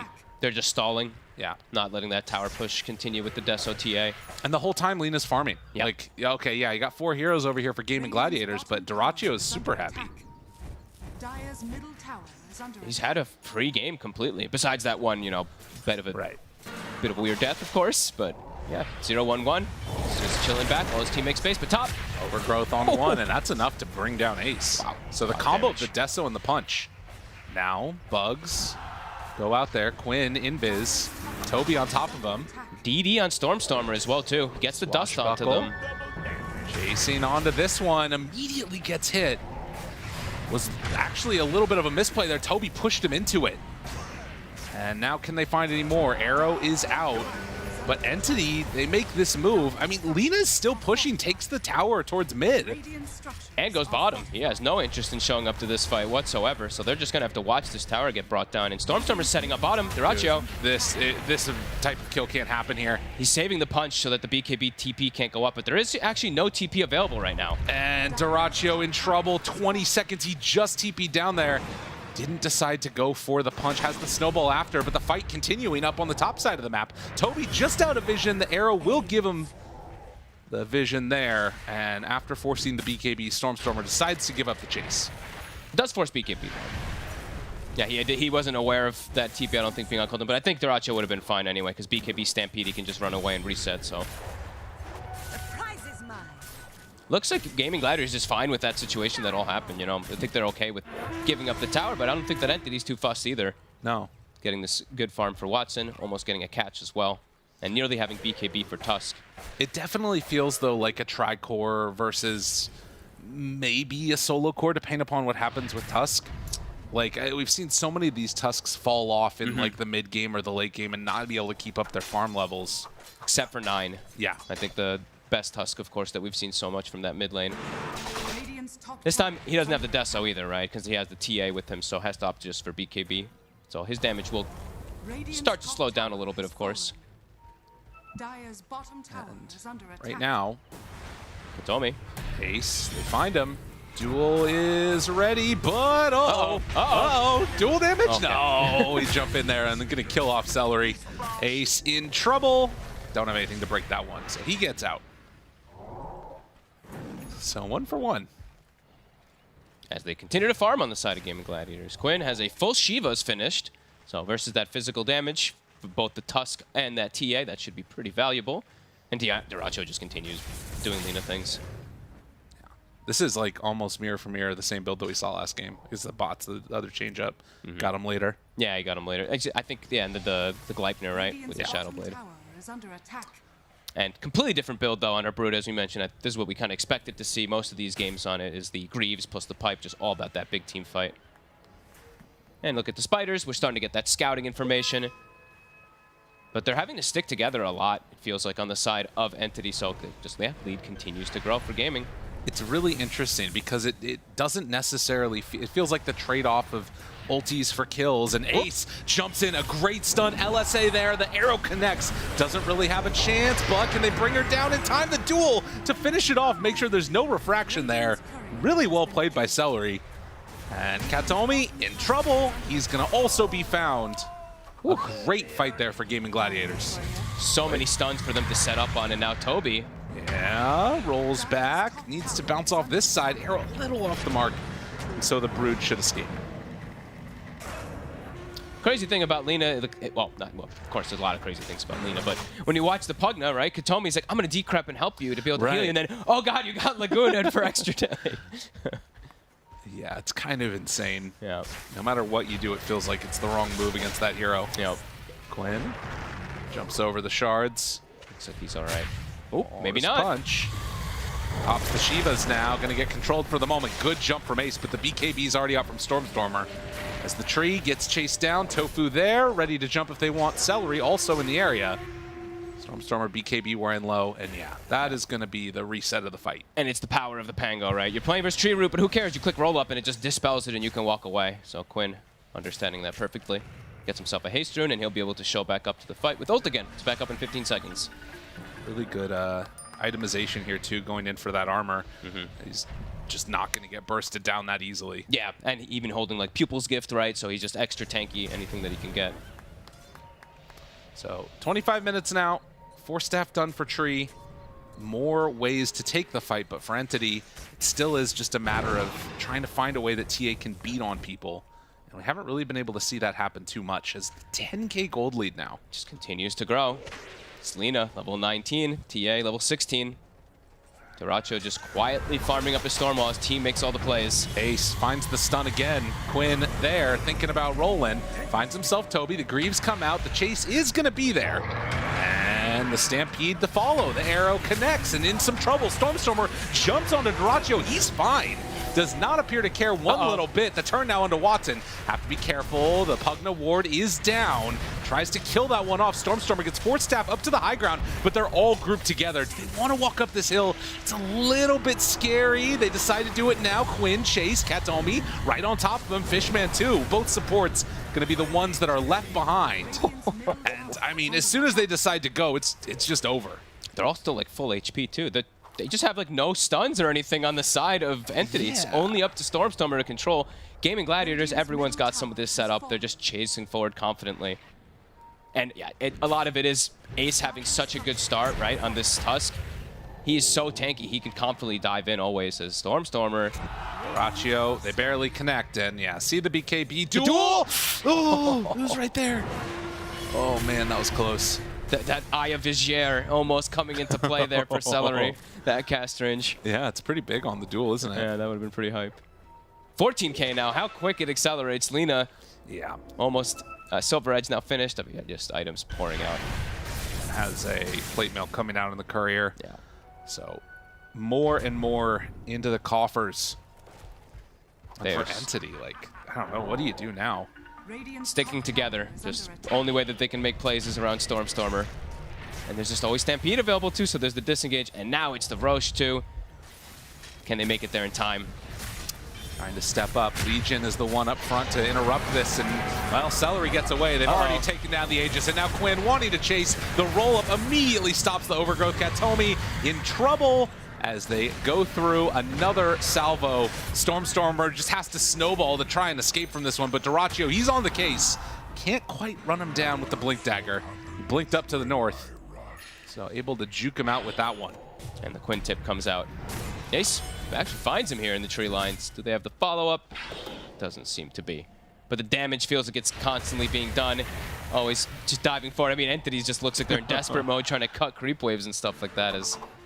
Yeah, this game feels like that reversal from last time, right? One team with the team with the TA plus the Broodmother just really struggling versus all this immense team fight. Quinn trying to break the blink, didn't quite get him there, and ooh, just barely off the mark. I guess it wouldn't have mattered anyways, doesn't have Basher. Yeah. But taking him on a merry little chase, the downside for Entity is that I don't know to what end. 18,000. I mean, you know, Dota buff, it knew. It knew. No, should have never doubted. No, never. Duracho's been playing a really good game on this Lena. Toby, they run into Ace. He's got a halberd. And immediately finds him. Oh, good LSA connects. Trying to keep Toby alive, but the roll is there. Connects onto both of them. Laguna played out. Duracho starting to drop, though. Watson able to bring him down once. Can they do it again? Ace is just right on top of him. Watson has to get the heck out of here as the arrow could come out in just a moment after the blink. He's got it up. And does manage to escape, but escape to where? Oh, sneaky, sneaky. They turned now and couldn't bring him down. It was a good try from Watson, a little smile from him there as he was brought down, but in the end, it was not enough. I mean, it's desperation. But look at Stormstormer. He's like, kill this creep wave. Don't let them hit our base. But uh-oh, they have a creep wave in mid, and Ace is still on the prowl. And Fishman. Oh, find him there. Stampede, thinking about a duel. Doesn't decide to use it. Didn't have it on cooldown. All right. Looks like we are definitely going to that game 3. That's what it feels like. So let's see if people would pick the TA Brood again together. All right. I mean, it seemed like everybody was sure that this was going to look a little bit better, and maybe it did. I don't know if it really did. It looks like it quickly did not, right? Yeah. Very quickly, they couldn't do much. Completely reliant on this Tusk to make any types of plays, and Gaming Gladiators with that laning start, it just everybody had a way to make plays. Feels like for them. Beep beep. Hello. Get him. That's one of the best voice lines. I love that one. So pipe almost done for Toby. I mean, they're yeah. I hear you. I'm gonna. This might be one of those 100%s, really. Yeah. Yeah, it's 100% for Gaming Gladiators now. They're just so strong.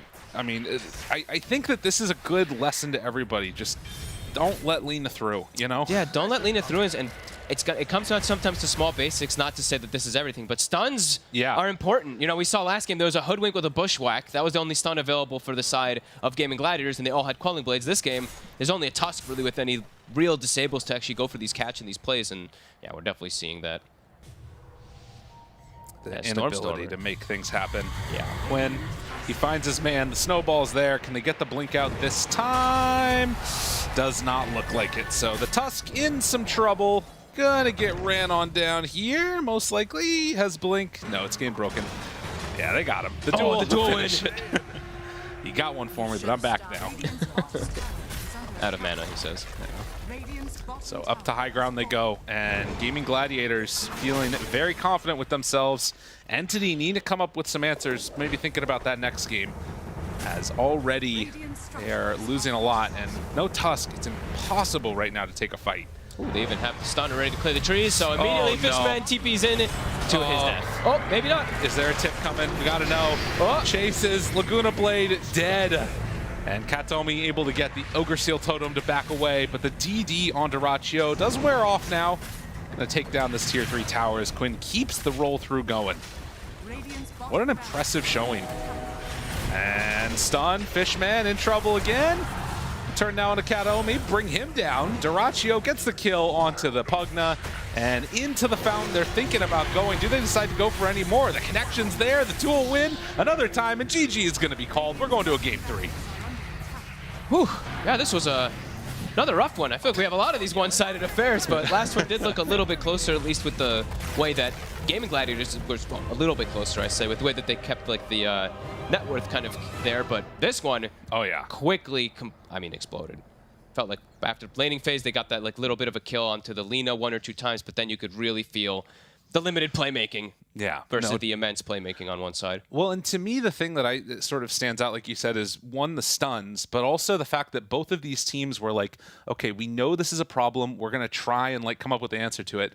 The thing that's weird is that they both came up with the same answer. It didn't work both times. Kezu mentioned, though, like they did try to switch it up this time where it's not that TA in the mid lane. He's going to be able to play from the safe lane, but that safe lane got demolished, right? Centaur had such early phase Vanguard and Blink Dagger. Sometimes you just see the Blink come out at that time, but they killed Fishman 5 times, pushed Watson out of lane.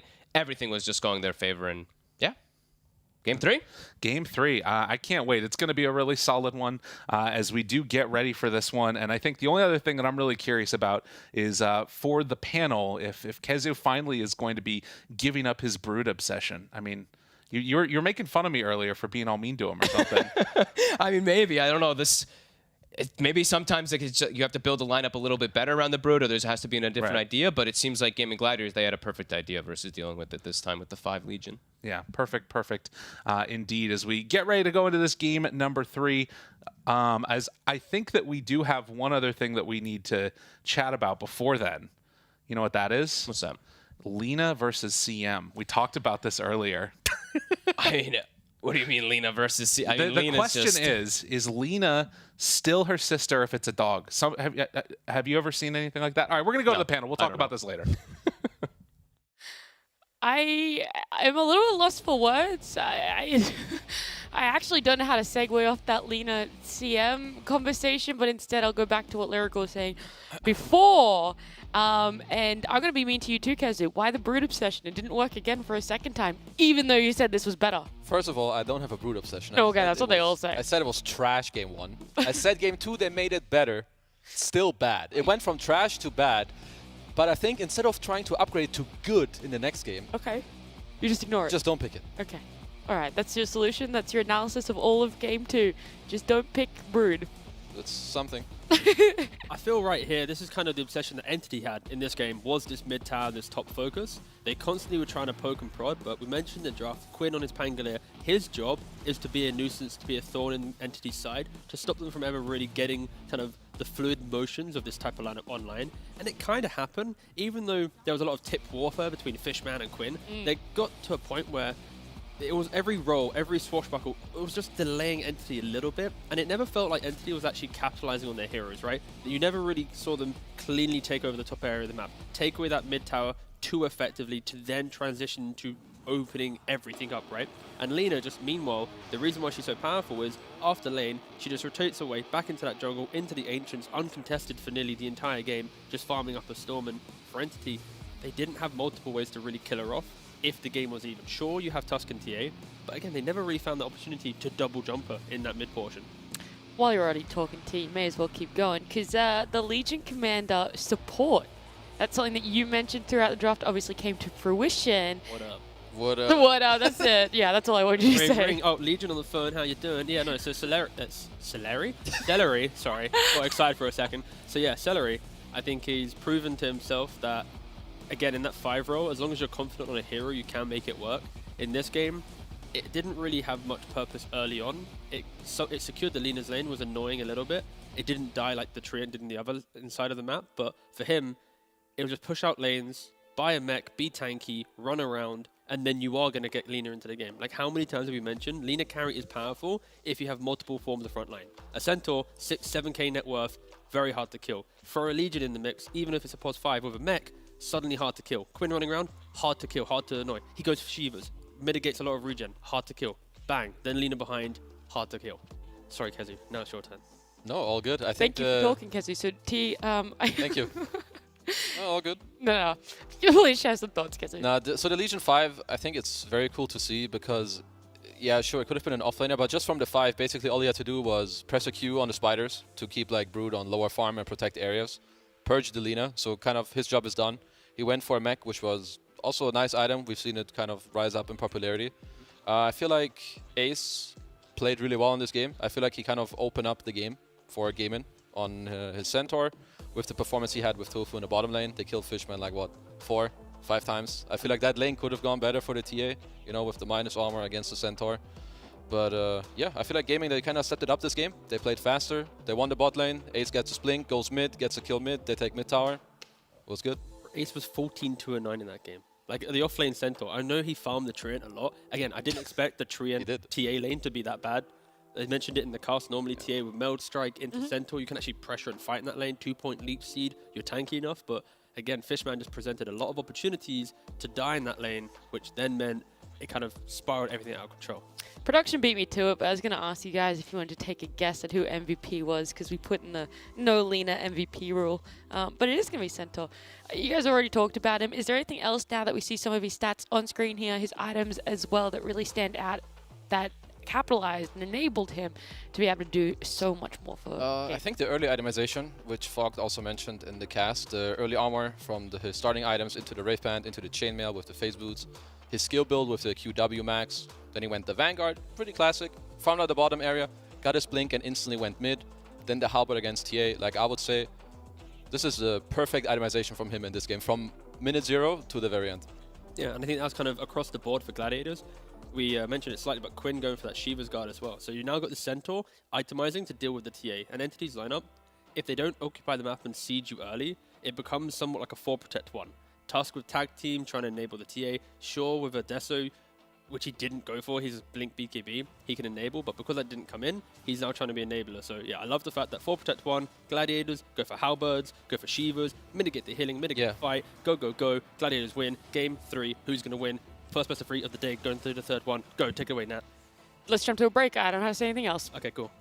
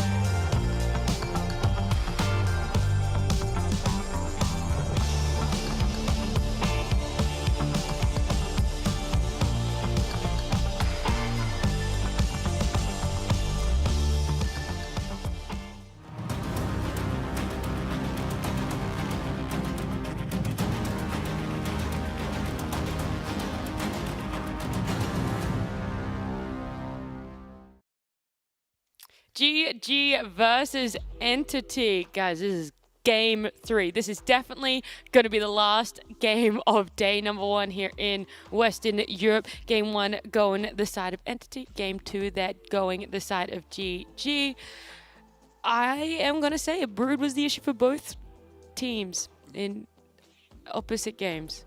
Yes, but perhaps, do you think Lina was the same problem for both teams on the opposite side? That's also true. I didn't think about that one, actually. That might be more of the issue. I think both teams also need to think about this sniper first phase ban, because for Gaming Gladiators, like, why are they They both did it? No. I mean, so only one team has Gladiators going, why are they banning sniper? And Entity's going, we're banning sniper. And maybe we just don't know something about Gladiator scrims. Maybe they're really enjoying this like 6-7 first phase sniper or something. Maybe. But I feel like that's not true, but maybe it is true. I agree. I think like Entity's been a team in regards to draft where they often will at least throw 1 or 2 bans within their entire draft towards things that they think are just really good. Less maybe that the opponent truly plays it. I feel like maybe that's the case with Sniper. Again, wait, you're saying Entity are losing to it in scrims? Potentially. This is all speculation. Yeah. So it's rather than Gaming Gladiators are always picking it and excelling at it. Yeah, along those lines, but also sometimes teams, when they play heroes themselves, they'll put it in a higher like pecking order, right? Do you know earlier today I spoke about teams, because they don't have any real pro information, they have to like think about their big 6, big 8 heroes of the meta themselves. This could be Entity thinking Sniper is way higher up in value than any other team because they play Sniper themselves. It's very good. Teams might play it. It goes pretty hard. So I feel like this Sniper should probably not be banned. Like if they're... I would agree with you. You're like Lina needs to be there instead. Yeah, I feel like if Gaming Gladiator's first pick, you can just do Lesh Lina ban, you play a draft out, you see what happens, right? But I just, again, I'm confused a little bit from the Sniper. We just haven't seen it in other regions. Yeah, like, you're not alone. if maybe like China or something had done it, but again, it's the one question mark I have in regards to draft. Everything else, it feels more just like on play, on like the macro choices. That's like the one itch that I still need to scratch. Yeah, I mean, when you think about it, when you see a Sniper, it's pretty telling of what they're going to do. They're going to play one guy that plays on high range. Sure, it's like a worse Lina in that case. And Lina budget Lina, some would say. Yes, it's a budget Lina by a lot, okay? A country mile, that's what we're saying. Yes, so like I don't understand why you would give them the better version, you know, first of all. And then second of all, Sniper is just not if they pick it first, you can counter it. Yeah, Lina is broken as hell, we all know this. But Sniper, you can play against it. There's like 25 different Dota heroes that make this hero's life super hard. And you'd argue that those 25 heroes also are the same ones that should counter Lina, but Lina is just tankier, quicker, faster to be able to at least go toe-to-toe with them. Yeah. Where Sniper, it's a bit more, you know, finesse, a bit more class needs to go into the act to be able to get it online. So again, Entity, they spent like a minute and a half thinking about their second ban. They eventually banned out the Sniper. So again, we don't have the draft yet, but I would like to think that probably is going to be the main thing that changes, or it sticks through. And if it does stick, that will be our interview questions. Without going into details, why the Sniper? No, I want all the details. Same. I mean, okay. I want all the scrim results. If we have Stormstormer for interview, he'll probably give us something, at least a nugget or like inclination. A nugget. Why. Yeah. I like that word. Thank you. You're welcome. Yeah, nice little chicken nugget of knowledge. That's what Storm's going to give us, and we're going to take it from him and go, thank you. Now we can use it. Chow down on it. Yeah, no, it's just one bite. It's like a little one. I feel like there was a end on the other side. Oh, that was it. That was actually just... On the other side, I'd like to know if... I mean, again, depends who we got for interview. Probably Celery will give us the most information. I don't think Quinn will give us that much, but... He will. He might give us like a meme answer. And hopefully their answer is, we also don't know why. And then we get to chuckle. And then it also goes back to the previous... I agree. Yeah, exactly. So, yeah, who knows? We'll have to wait and see. We will. We can talk a little bit bigger picture, though, not narrow down too much on the draft, the bans, how that's going to play out, but more how we've seen these play styles. Is it a similar sort of thing you've seen from Entity in both games, and you'd like to see them shake it up that way, or more just on the side of Gaming Gladiators, narrowing down and doing the same thing in both games? I would like for Entity to maybe go a little more to what they had in Game 1. I feel like this team really excels when either A, they have something where they can like rally around with a lot of teamfight, like this Lina with the Brew, Tree and Undying. That's what they had. And then, because I feel like in the game now, they didn't really have the same thing going. They couldn't also help their mid-tier out with rune checking. So I feel like this is one of the avenues that they should be looking to take. Either help out Stormstormer early on, have a good carry on Watson that you can help, and then teamfight around later on. Because I feel like I was missing those things in the game just now. Yeah, I feel like Entity's first draft was more about fight pressure, and that they want to kind of cut through the side of GG and just get into these like really messy engagements. And then the second game was kind of like the complete opposite. They weren't looking for fights, they were looking for just objective pressure, and that naturally then leads into teams taking fights quite poorly when they aren't really ready because they're feeling the threat. And I think just both teams understand how to deal with that level of threat and were able to relatively well, you know, fight against it. But clearly, Entity's style is a bit more fight over objective right now. Yeah, I do believe we are jumping into drafts, so in a little bit it'll be on our screens. And I do have the information for you guys that Entity are going to be second pick again.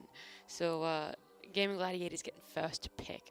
Are we going to see similar bans then for that second game? I know you guys aren't hoping for it, but is it going to play out very similarly? I think we'll see different bans. Yeah, so no matter what pick order it has been, Entity has always done less sniper. When they're first pick, when they're second pick.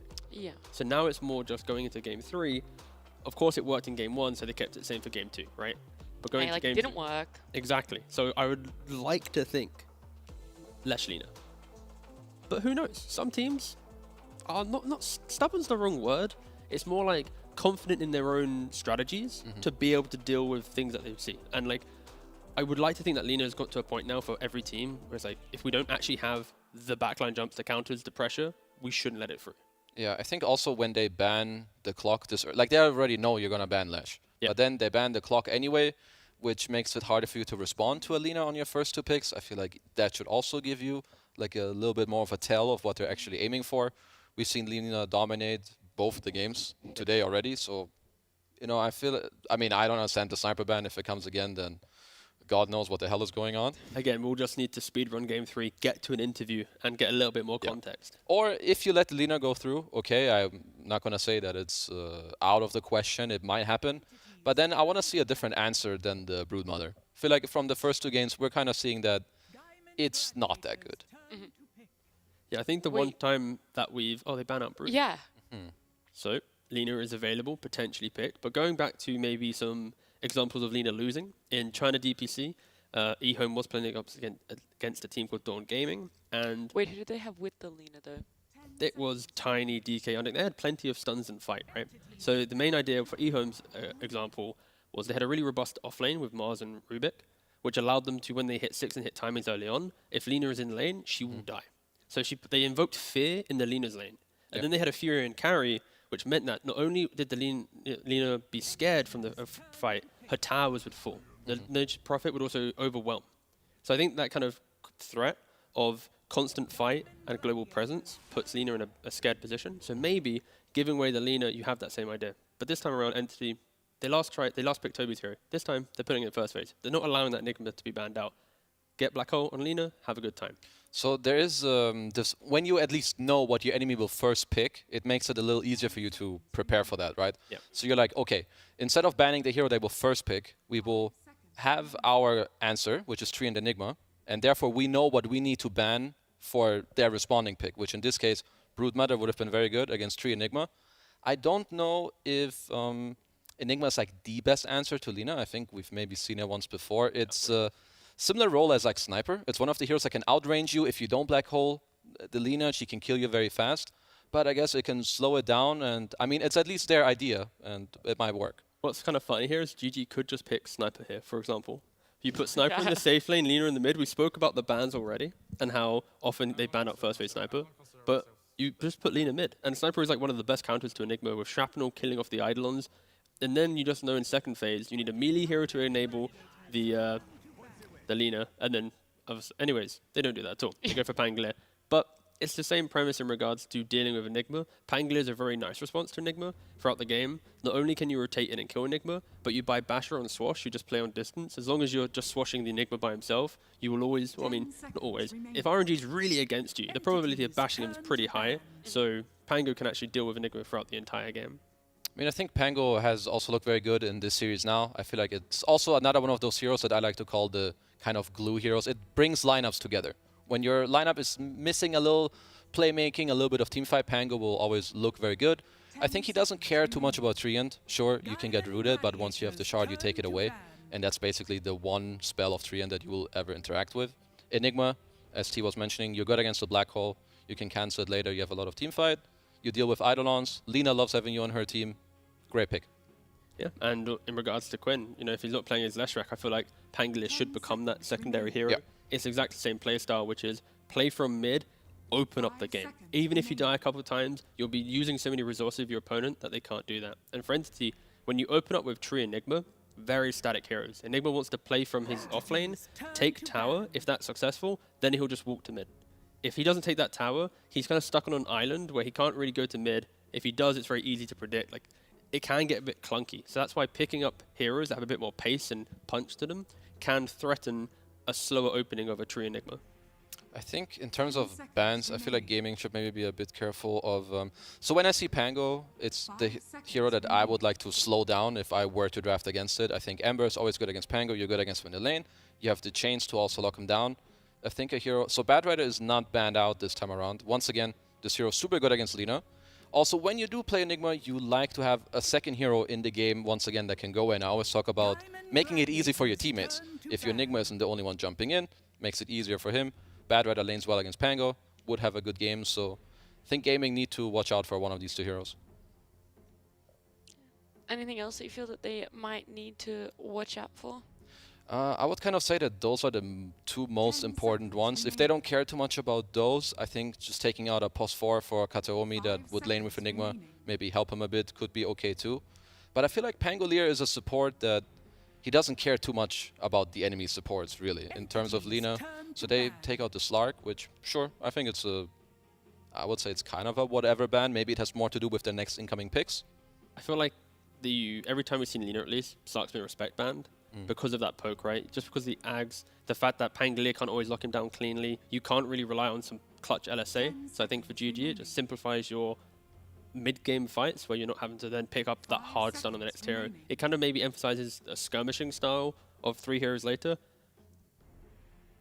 Oh, that was the end of the... Sorry, I thought... I was expecting more. I was about to think, and I was like, you know what? Let's just pause from that.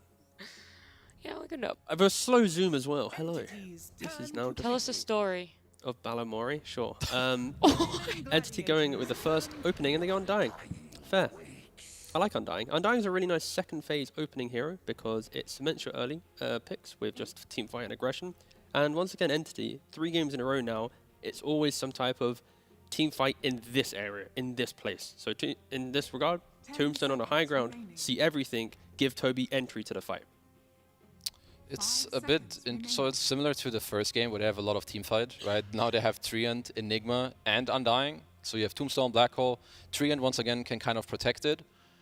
It is semi-blind, like you don't really see the offlaner you're laning against, so Gaming Gladiators could look to, well, maybe get a range offlaner and pair it with that. I feel like this is... I was thinking Nature's Prophet, but I'm not too sure. At least the tempo would be high, but Lina is very good against Undying. So once again, they're more so picking it for themselves rather than, I think, what they see. Yeah, exactly. It just feels like Entity often some draft, especially with Kataomi, even Fishman to some degree, they're heroes. It's based on comfort rather than the game.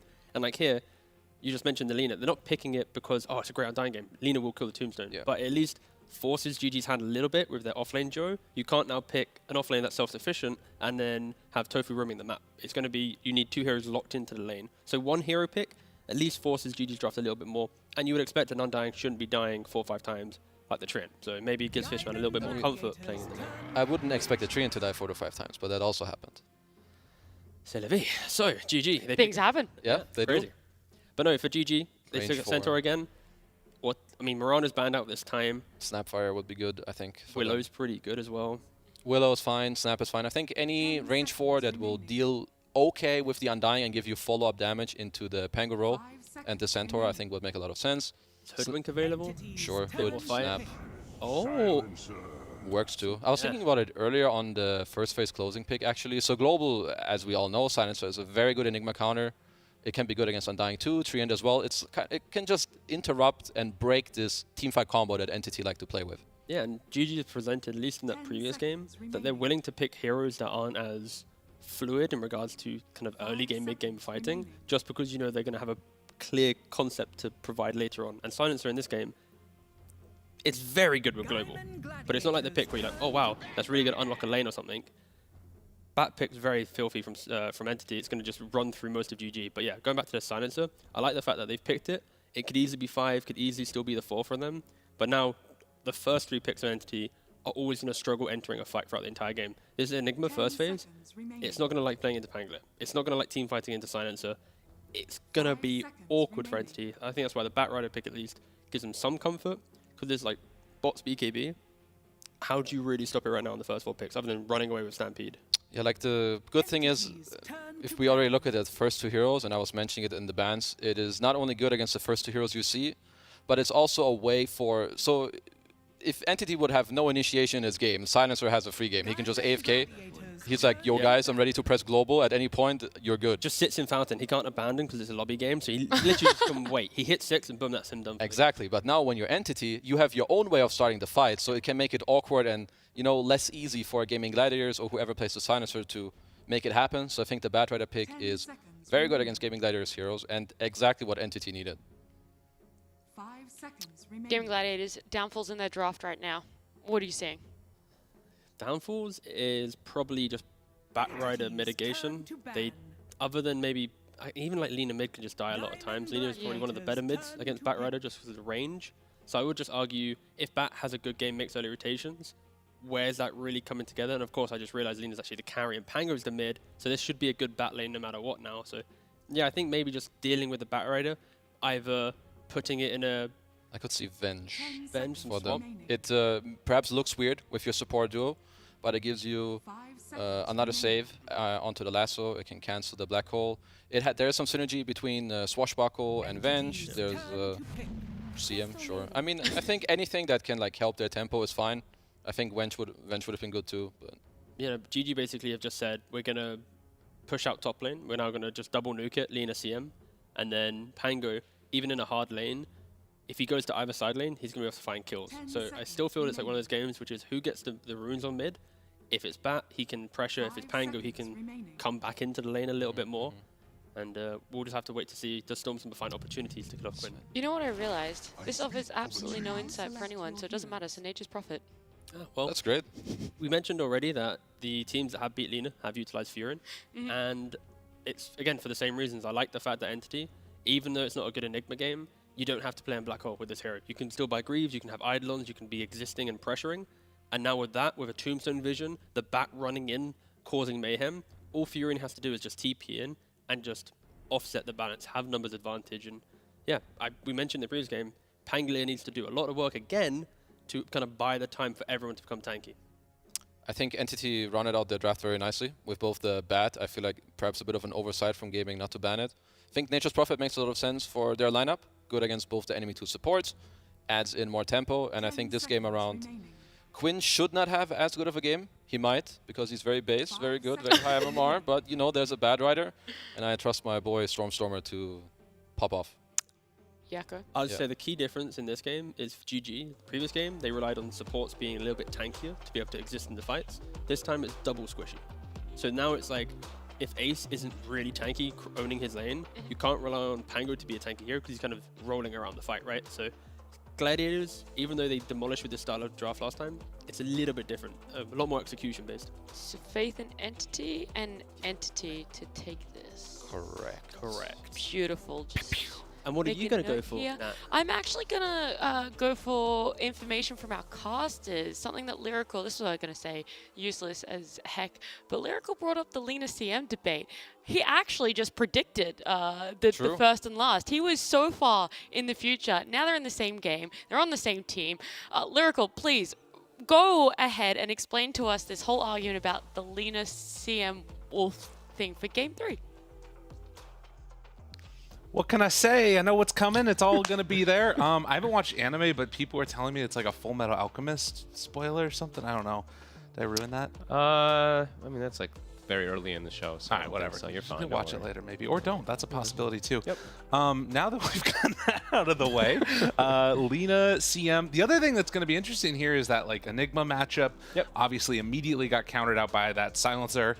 But as T was talking about, there's other things that this hero can do and bring to the table. Yeah, absolutely. And I think that I'm looking at that's most interesting. We have the same 3 cores from last game for Gaming Gladiators, right?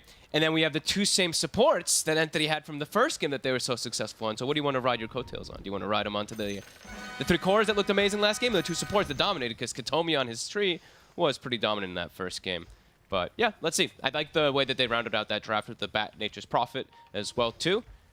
But definitely think that they could run into similar issues as the last time. This constant aggression swarming on the map with the Centaur. I think if Ace has another game similar to last time, it's going to be pretty problematic. But should be a harder lane for him versus the Nature's Prophet and Tree. Wow. Or Nature's Prophet and Undying, that is, sorry. Right, yeah, and obviously Undying, super annoying to have to deal with. You mentioned Coattails. The only hero I saw with that, actually there's two of them. There's two. You got Pango and Stormstormer on the Batrider there, so. That is the ugliest Batrider set I have ever seen. Click on this bat, look at his face. Oh my god, look at him. It is pretty. He's a pretty Redbeard. ugly. This is a pirate, right? I don't know. Maybe I'm not sure. I can't tell. But yeah, this time, yeah, Storm, he's got this matchup versus the Pango. I know Quinn's played this one a lot of times. He's been able to farm pretty well versus it. But has to be careful. Overstep your bounds one or two times. Make a couple mistakes and you can get punished. But yeah. They don't have the Mirana this time too, which I think was actually pretty huge for the Summit Gaming Gladiators with Ace, that constant kill threat combo. So let's see what Topo is going to be able to make happen on a Silencer. Did they cut any trees? Starting to cut some trees up top for the tree lane. I see Celery has a Quelling Blade again, but... All right, let's see. Let's see how they do. Can they slow down Watson with a Undying in the lane? I mean, this is really the thing to me that's been the story of this tournament. Or rather, well, yeah, I guess the tournament, but I was thinking just the series, it was going to be Quinn versus Stormstormer. That's been kind of exciting. It actually has been more Quinn versus Fishman, which is weird, but whatever. That's fine. There's some beef going on. But it definitely feels like Lina has been the one that's taken over the game every single time that we've seen it. And right now, Entity decided to give it back to Gaming Gladiators. And it seems like their solution is, okay, we're going to deny out a bunch of creeps. Will it work, though? It's a great question, because yeah, not a whole lot has been working against them unless you have one of those also super range carries, like the Sniper, the Drow, something that can also match that range. And also, lots of different heroes that get in the face of the Lina. So this time around, they do have at least the Bat, of course, and the Tree who can like sneak around and stuff like that, but not the most of those heroes that just get right in that Lina's faces. Yeah, we're seeing that mid matchup. I mean, it's a bit tough for Quinn. He's endured this before. He's played this matchup a million times. Always gets last pick, the Batrider versus him. So will be a slower start for him this time around. Yeah, has to deal with that one as Ace is going to get bullied back by Fishman. They have the creep pull coming, though. And, you know, it's interesting, too. There's obviously different dynamics at play here. But I was thinking back to the China games that we saw, and there was the Monet versus JT. Monet was playing Sniper in that game, was playing against Enigma, and the entire game he just couldn't find him. That range, keeping people at range, is really hard to deal with. And it seems like it could be a similar problem for Toby in this one. How does he actually get on top of Duraccio?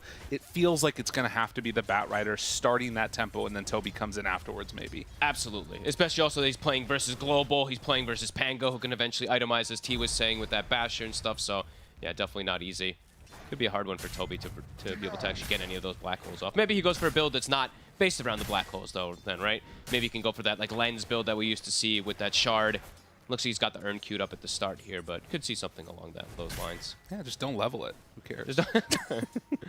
The threat of the black hole, as they say, right? Always the threat. Take stats, man. Why not? Everybody else is doing it. So Quinn in that mid, it's not been completely terrible for him. No. Still getting stick charges, obviously. Keep spamming that one out. Has the bottle coming to him on the courier. Now, for Stormstormer, we'll have to see if he is managing to get some of those stacks built up by the rest of his team. And yeah, this is a problem. LSA connects. Some pretty good damage there. But Celery looks to be okay. Oh my god, seeing CM past the tower in 3 minutes. You're like, uh-oh, he doesn't have boots. He's not moving anywhere, but we'll be able to get away. Good stun. And yeah, definitely seeing a big difference in the bottom lane. They can't actually put any pressure onto Fishman, can't slow down Watson at all. So a free start for the Nature's Prophet, which means that he can also look to make rotations really early. Sometimes you do see even these safe laners make a TP just for a kill and then TP quickly back bottom. So always have to be aware of that on those side lanes and mid even for Gaming Gladiators. If Quinn uses that swashbuckle in sort of an inopportune time, particularly with Stormstormer there, it could just go south so quickly. Stun. And keeping control of him, but the body blocks Ace, able to sneak his way through. Still, they have the tombstone down, and one more zombie spawns. Tofu looks to be fine along with Ace. Almost get the body block. Real close for them to get it. He will give the XP, though, to Watson. That's the other thing that you want to do when you're playing with the Nature's Prophet in lane. Give them as much XP as possible, right? Get that Wrath up early. can always just swarm these other lanes incredibly fast with that big potent damage that comes in. So Fishman walks away, gets bounty. And particularly after that earlier series that we saw today where MP just looks so solid. It'd be cool if we ended up seeing that Aghanim Scepter build again. Not sure if it's going to happen or not, but it was pretty sick. I liked it a lot. Hope not from the safe lane. Okay. But I can dream. You can dream. Now Watson probably just going to be going the more right-click oriented build as Quinn takes some damage there from Stormstormer. They glyph the wave, and yeah, they're moving in right on top of them. In trouble. No more bottle, but Celery's here. Celery, the savior. Yeah, and Tofu tipping is like, yeah, man, thanks for that. Yep. It's going to give him some regen as well. Salve and a Tango to help out Quinn. The dive was, they knew that dive was going to come at some point because of the level. He saw that point in the flame break, so does get punished for it, Quinn. That means he's going to hit 6 at a way faster pace than that Bat Rider. So we will see that Rolling Thunder coming out very early, and Stormstormer only level 5. Yeah, that is a bit of a problem. About to be 5 up for this creep, yeah. And going in for the bots. Yep, usual build-up. Doesn't want to rush his BKB. You always want to have boots travel first on the bat. His bottom. Couple damage is there on the Fishman. Needs to eat his way through those trees. Tofu also backs out. So just a lot of trading spells. No kills down here, really.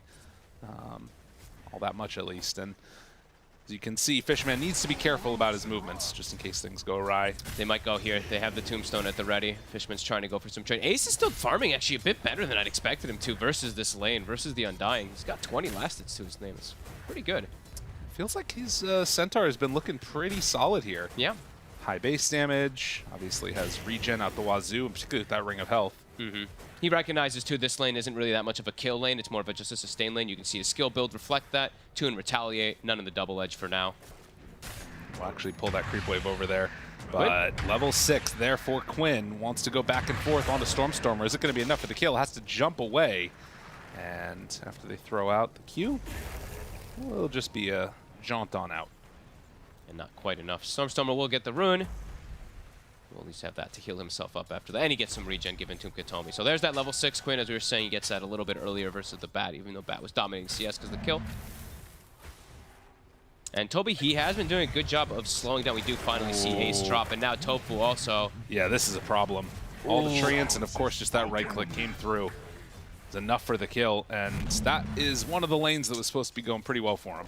Yeah, they'd recovered really quite well versus that like Undying, because how the Centaur works, you always just end up taking so much more damage versus the treants and the Nature's Prophet, but step up just a bit too far. And that's going to allow Watson now. That 6 is going to come out any moment, so watch top lane, watch mid lane as well too. There could just be that big swing that comes in from the Wrath of Nature. Stormstormer holding level 6. Thinking about going. Does he bait it out onto Quinn? He did skill up the lasso there, but doesn't go for it. Yeah, he's got lasso, and yeah, there's the 6 on Watson, so they're ready to make a move anywhere on the map. Tofu in trouble. Uses the lasso on the silencer, actually. Okay. And Quinn jumps up to high ground. Using the roll here, won't really be able to transition this into anything. Has to just get out of harm's way. Gets the ward, though. Yeah, I mean, this is a bold move by him. Does not appear that concerned about Stormstormer as soon as that lasso's down, but does he need to be? Thinking about going. Fishman diving the tower. Shield crash, very survivable. Has another swashbuckle, tries to live, and is going to get brought down. Stormstormer burns him, and Quinn just not quite fully there with it. And immediately the tips come out. Oh, of course. Yeah, they knew that they could keep chasing him with him playing a little bit confident, trying to like stay his ground. His Big top move. Watson chases Duraccio. He was trying to go there onto Toby, and now he's going to get punished. Does he have a way out of here? He's got a quelling. Hiding through the trees. Another hit connects, but the sprout is there. And just like that entity, they are looking completely different here in this game. Yep. Celery in trouble. Double bounty run for Fishman. Tombstone. And this is going to be another kill. 6-1. It's picking up the pace, and now with that kill top also, they can get this tower. They have the Eidolons and the Treants, so quickly going to get brought down. And with bottom, Stormstormer makes a quick move off of it all and forces the Centaur out of lane. Anthony, this early game looking phenomenal. Yeah, and all off of, again, like you were talking about, the rotations from the NP, getting the kill onto Ace early, and then, of course, making those moves. So, solid stuff. I think he has a Midas done already, too. Wait, what? Yeah, he does. Treads and a God. Midas on Watson at pre-9. Well, it's going to get to him around, like, the 9-something mark, but still. That is crazy how fast. All because of that little situation, right? Like they were recovering bottom on the Centaur, overstep your bound once, bam, this happens. So now you're in a tough position here on the side of Gaming Gladiators. Everybody's pretty squishy versus all these nukes and versus a Wrath of Nature that's going to constantly be up. But we talked about it, and what we thought was going to be the danger zone was the Lina, the hero that sort of dominated this one. And instead, it's looking like the NP. The Lina's just been slowed down, right? Sure, you kill off some Eidolons, but if you look at the actual denies of the Enigma, he's got 21 denies. That really does start to add up, even if you kill like 10 or 15 of those Eidolons. You're missing out on 21 creeps. Ace gonna try and recover this. You can see that after those couple of bad plays, rough situations, now Gaming Gladiators sticking together. They find the tree. These two supports do a ton of damage. And will it be enough? Yes, Black Hole completely off the mark. Don't worry, nobody saw. Now Tombstone down too. Okay, rolling backwards and forwards, finding this Undying. But Quinn realizes he can't do that much more. Has to get out of there. Stormstormer actually opting to try to go for the Flame Break play onto Ace rather than going for the lasso. He actually is able to just stampede and walk away after it there. So maybe wanted to hold the lasso for a bigger type of opportune kill or something. But yeah, it doesn't get the kill there. Quinn moves in, picks up the Arcane, and Duraccio just had to sit there and watch it for a little bit, trying to get his farm up. Not really that many stacks, it looks like, either in the jungle for him. And there's some stacks on the Entity side, but none on the Gaming Gladiator side. That is a massive stack, actually, for the Bat. He's going to be very happy, Stormstormer. I'll watch what he's at right now. 4,300. And also another on the hard camp here, too. Should be at like 5K after he clears both. That's really good. Get to the BKB. Well, an incredibly good start for Entity. And Gaming Gladiators now go back into the bag of tricks, figure out what they want to do. Need time in particular. They need to, I think for the most part, this game is going to be playing around Ace's timing, which has been delayed a lot. Because besides that, they don't really have these great ways of initiating fights. It'll have to be Quinn to just kind of force himself in there, but there's answers for Quinn. Black Hole's on cooldown, of course, because of the one that we did not see up top. But the Tree Ult and the Lasso are preventative measures versus Rolling Thunder. So, yeah, Entity, they have answers, and Quinn is kind of the one that has to be this playmaker at the moment to open up the map a little bit for Lina, for Duraccio. So let's see if they're able to find anything, and let's see if it does get counteracted by the side of Entity. Got Tomi down here bottom, gonna cut the wave, as you often see. Only 1 point right now in the grab, so keeping it fine on the Nature's Grasp. Yep. Still, they don't really come and contest this. So Gaming Gladiators, they're about to be scouted by these treants. This type of a move right here definitely hurts when you can't sort of make that kill happen. In the meantime, there's stacks still going on in that triangle. Yeah. Super efficient play. Ruin will spawn bottom, the Invis, and oh, he actually frostbites the creep as it was about to kill that Invis too. He does kill off that train. So yeah, farming game for Entity after those lanes went well. They're feeling real good. And Quinn, it's a deep jump forward. Tumbler's toy with an Arcane Rune. He wants Fishman, but Fishman's like, you're not getting me. I have my ult on. Yeah, and so Quinn just gonna go Invis, run away. He's underneath the ward right now. Has to be really careful. If Batrider steps forward, can maybe catch him there. Dire's middle tower is under But attack. no. Plays it safe, backs away. They're winning out on this farm game quite consistently here on the side of Entity now. Enigma occupying top. He's about to have Blink Dagger. That Midas, of course, for Nature's Prophet. Yeah, all looking good right now. And they are keeping their towers alive and just kind of keeping the farm going too, right? They just have Katomi bottom, parked up, level 3 living armor on both the mid tower and the bottom tower, so preventing that push. And Tofu goes out the last word. Can't get him. Doesn't want to go for it. Yeah. So they don't manage to get a kill there, but Stampede down. Do they want to do something with that timing now for Entity? I mean, again, you're just like little whittling away at these towers, but with the tree in the game, it's not really that effective. Yep, gets healed right back up. I believe, yeah, is that the blink? Yeah, blink on Toby. So they have to watch their positioning. Global has to be at the ready quickly here for Tofu if his cores do get caught inside of it. Again, they're still looking to be active. Hasn't been too successful with a couple of these rotations, but they're really trying to find something. But Entity, they've got a perfect read of it. Yeah, they know exactly what's going on. Again, these treants pushing out across the map, you know, seeing all the things that are there and who's not there, most importantly. And that signals, okay, time to get out of the triangle. But Quinn gets some farm. They saw the swashbuckle there. Are they going to try to go for something here? The trinket's right on Quinn. Yeah. Swashbuckles away. Tofu trying to run out. Oh my god. That Are they hits going to him? use 2 ultis for this guy? No, they're just going to be able to get the 1 kill. Tofu goes down. But yeah, What a the play. long range overgrowth. That was sick. Like the That was really perfect, cool. the perfect distance, really. It seems like for it. Yeah, dude, look at the gold on Katomi. Dude, he's so formed. What the hell? He's gonna have a blink dagger. So okay, for the team fights, right now, he's gonna have this before Centaur by a significant margin, and that makes Quinn's game a lot more difficult. Sure, it's about to be 15 minutes. He can buy the shard, of course, to be able to dispel it, but that's gonna be pretty problematic. Lots of different ways to get in Alina's face too. Very low on HP right now. Get healed up a little bit by Celery. Bottle refill from Tofu. Nice. And needs to make some type of a play, it feels like. I guess they are just waiting for the next set of items for themselves. As Tree Blink is done. Oh my god, Dude. it's so early. Yeah, that's crazy. I mean, that's before Centaur Blink. Yeah, Ace is still 700 away. They are making the move down here. This could maybe catch Stormstormer off guard. Quinn is in the area. Stampede, jump, diffusal, control. Katomi, does he want to turn this one? Doesn't look like it. They're going to cancel TP and actually use Global for this. Okay, that was pretty very over-aggressive Global. Now they won't have it for 2 minutes, so perhaps Anthony could look to actually take a fight down here with the Enigma making the rotation. Yeah, Toby's on his way. Immediately pings it's come spotted. out. Yeah, they have a ward. Maybe they actually catch him on his rotation. See if they go for it. Toby there. Nothing gained. But Ace, he's confident just to stay down here with that Vanguard and keep beating away at the tower. So with this catapult, they're going to claim their, I think, first tower here. Looks like he should be able to finish it off. They are rotating, though. Oh my As god, we say this, dude. Ace, he's going to get caught. Nowhere to go. The stomp is there.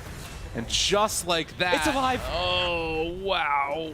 That is rough. That one hurts so much. I can't believe they kept it alive. Catapult was mid-animation, and it gets turned into Eidolons. They actually would have had the tower there, but a perfect timing from Entity.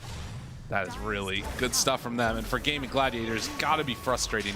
Quinn pops the illusion rune. Uh-oh. Needs to get out of there. Swashbuckle. Does he have the range, though? Tries to get away. And Celery, enough slow there to stop Stormstormer from going any further. All right, they're buying time for Duraccio to farm is the positive thing there for Gaming Gladiators, but yeah, missing out on the tower. They want to go back down to take it out because they know Katomi's just going to keep healing it up, but painful one. Dies right here. Uh-oh. Stormstormer right onto him.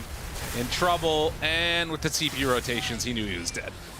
Oh boy. That one hurts. That one really. That was all the time that they've spent now to be able to secure Duraccio, the safe farm to finish up the BKB. It's going to get slowed down significantly. Entity. Looking like a totally different game this time around with a 10-3 lead, 4K advantage, heavy amount of team fight again on them. And you can see again, this game was favoring Gaming Gladiators on the esportsbets.io odds earlier, but right now, definitely in the favor of Entity, feeling like they're in a solid position, and with that Blink Dagger ready to go. And I'm wondering if that counter initiation is going to be kind of rough. Although Stormstormer doesn't have much HP. Yeah, he's got to go heal, but he's going to have BKB done for the fight. Katomi, whoop, gets scouted by Tofu. Gotta run, gotta run. He's been hit, though. Can't walk into the trees just yet. That's fine. Tower, though, has healed up 600 health. So they'll be able to drop it down here now, maybe, but let's see if Entity looks to fight again. They are already rotating the support and the Enigma down. Dude, this guy has had 1, maybe 2 points in Nature's Grasp this entire time, and he's been able to keep this tower alive. Here we go. It's got to be so frustrating. Quinn, he sees 1 TP in. Stormstormer's there. Can they break it off? It looks like it's going to be a retreat from Entity for now. With no NP, but having the BK, or rather just the black hole ready, they would need to find that silencer first. And Tofu's staying very far back. They really wanted to try to get the fight there with Stormstormer coming down, but can't quite. All right, tower eventually finally does fall. But I feel like it's taken them a long time, right? I think they wanted to get that tower 5 minutes ago or so. Entity's done an excellent job of just preventing, stalling it out. And something rare to say is Lina not at the top net worth. I know. I mean, she's definitely catching up. Like you said, Duraccio having a better game. That death over there on the top side of the map was hurting a lot. But the other question is going to be now, how do they decide to defend this? Do they decide to defend this? There's no Rolling Thunder, That's 20 so hard. seconds. This is a perfect timing for them with the Tombstone, with the Flesh Golem amp up.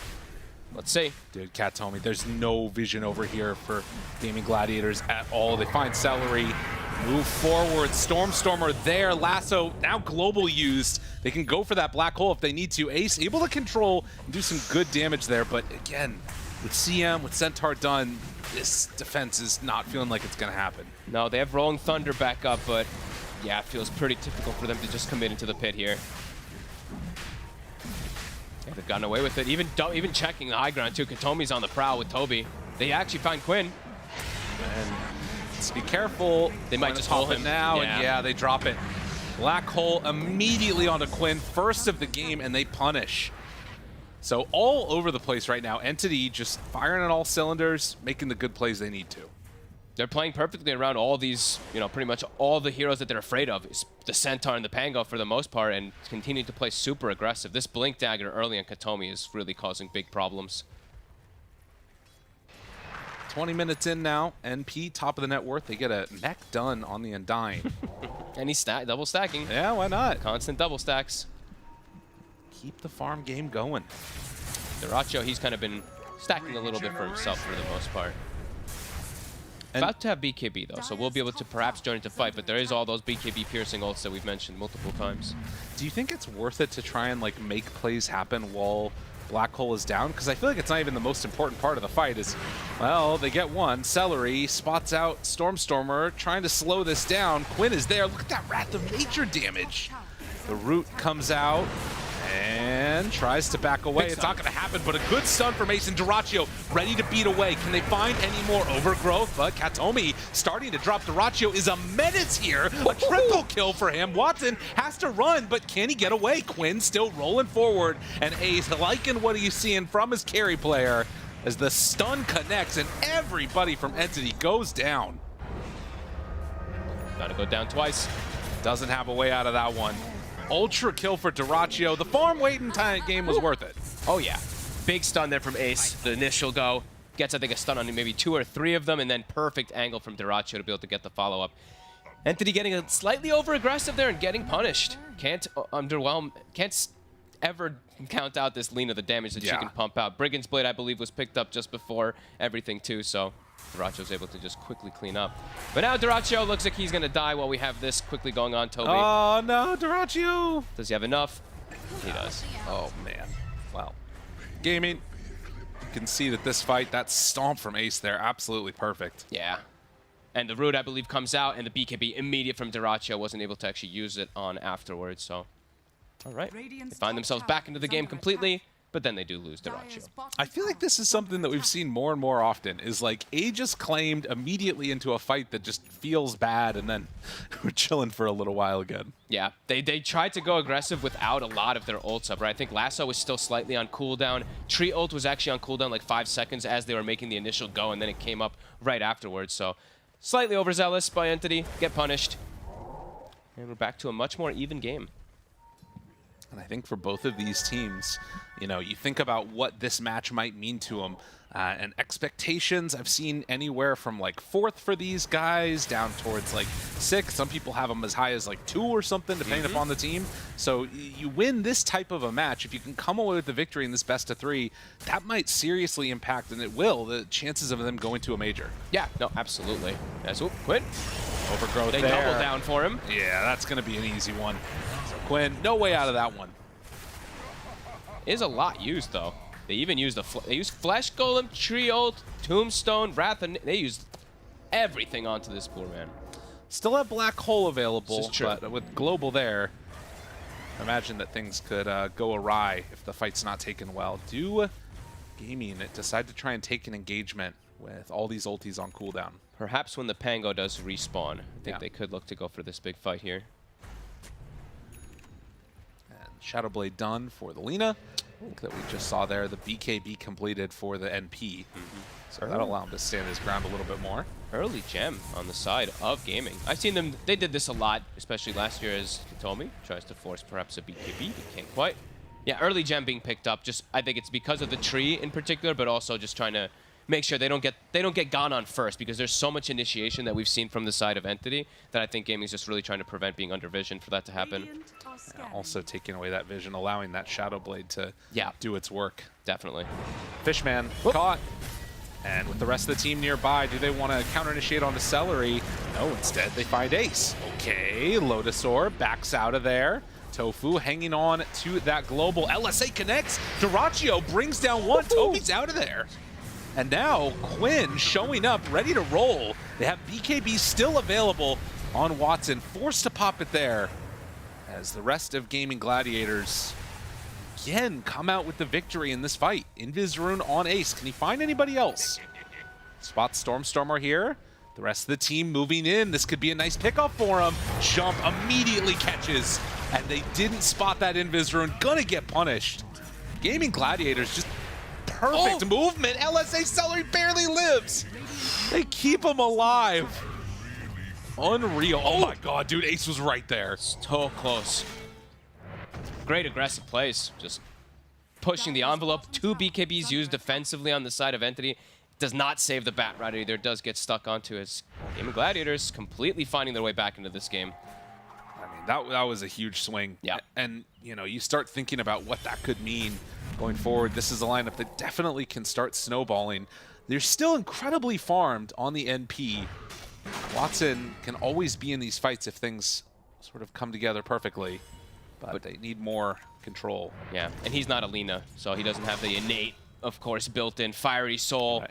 That crazy amount of attack speed that you always just get to have that crazy right click too. So is always going to be a little bit less damage that's going to be coming up from that Nature's Prophet and right clicks. Unless he's significantly further ahead in farm, which is no longer the case.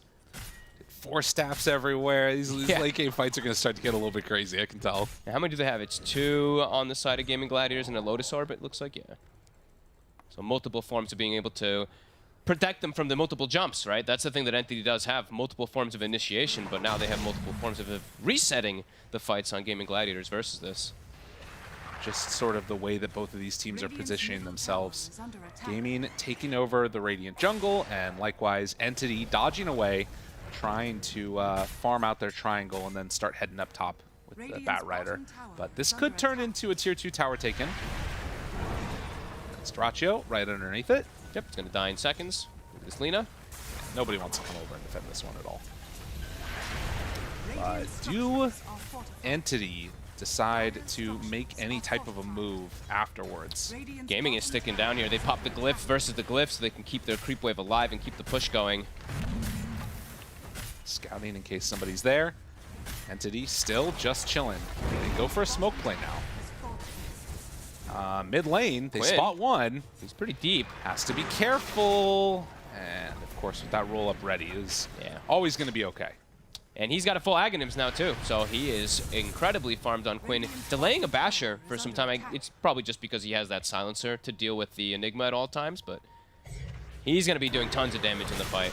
Jump right at the start, finds one, needs to be careful. Stampede, the mech popped. Eats one out of it now. There's the root. The roll is going to be coming through in just a moment, waiting for that black hole, but they already popped the global. Ace trying to run away. He's in trouble. The rest of the team was not here as the roll is going to be interrupted, but Quinn tries to back away, get some good damage out there, and black hole immediately afterwards. With global down, didn't stand a chance. Yeah, they got the jump forward. Tofu's like pump faking his global, but then ends up using it, and not at the most optimal time. Quinn still is able to get caught. A lot of ults again used. I think everything from the side of Entity, so perhaps when they do respawn on the side of Gaming Gladiators, again, it's going to be go time. Just have to try to take advantage of these ults. Did they get the gem clicking around? I don't know if they did, right? I don't think they took it, right? Like it. Where is the gem, actually? Oh, it's lost to time. Trying to find it. No, they did get it. Oh, okay. They took the gem, and now it's at the base. It's at Entity's base. Okay. Yeah, probably not worth potentially giving that one away again. No, I think they're probably pretty. But also carrying it's not a bad idea. Perhaps Stormstormer will carry it at some point soon, since he is playing versus that Shadow Blade. He's scouted. Give him the bullwhip. Whoop. Tomy there. Jumps away. Toby. Blinked high ground. That is a deep place to be, but he's got the backup of his team, and there Tombstone down. Duraccio. Chasing, thinking about it. Duraccio in trouble. BKB has to get out of there. Stormstormer thinking about chasing Ace. But with that Lotus Orb, it's a little bit too scary. Quinn just rolls in. Okay, bouncing back and forth. Can burn through these heroes' mana. Incredibly annoying to play against with that Diffusal Blade. So Quinn able to jump out before things get too scary. Things are going to start getting scarier for him, too. That level 20 is about to be there for Watson. So that leash, it will be there to hold the Pango in place pretty soon. Yeah, one of the most annoying elements of this hero when the Sprout leash is just can't do anything. You're stuck there.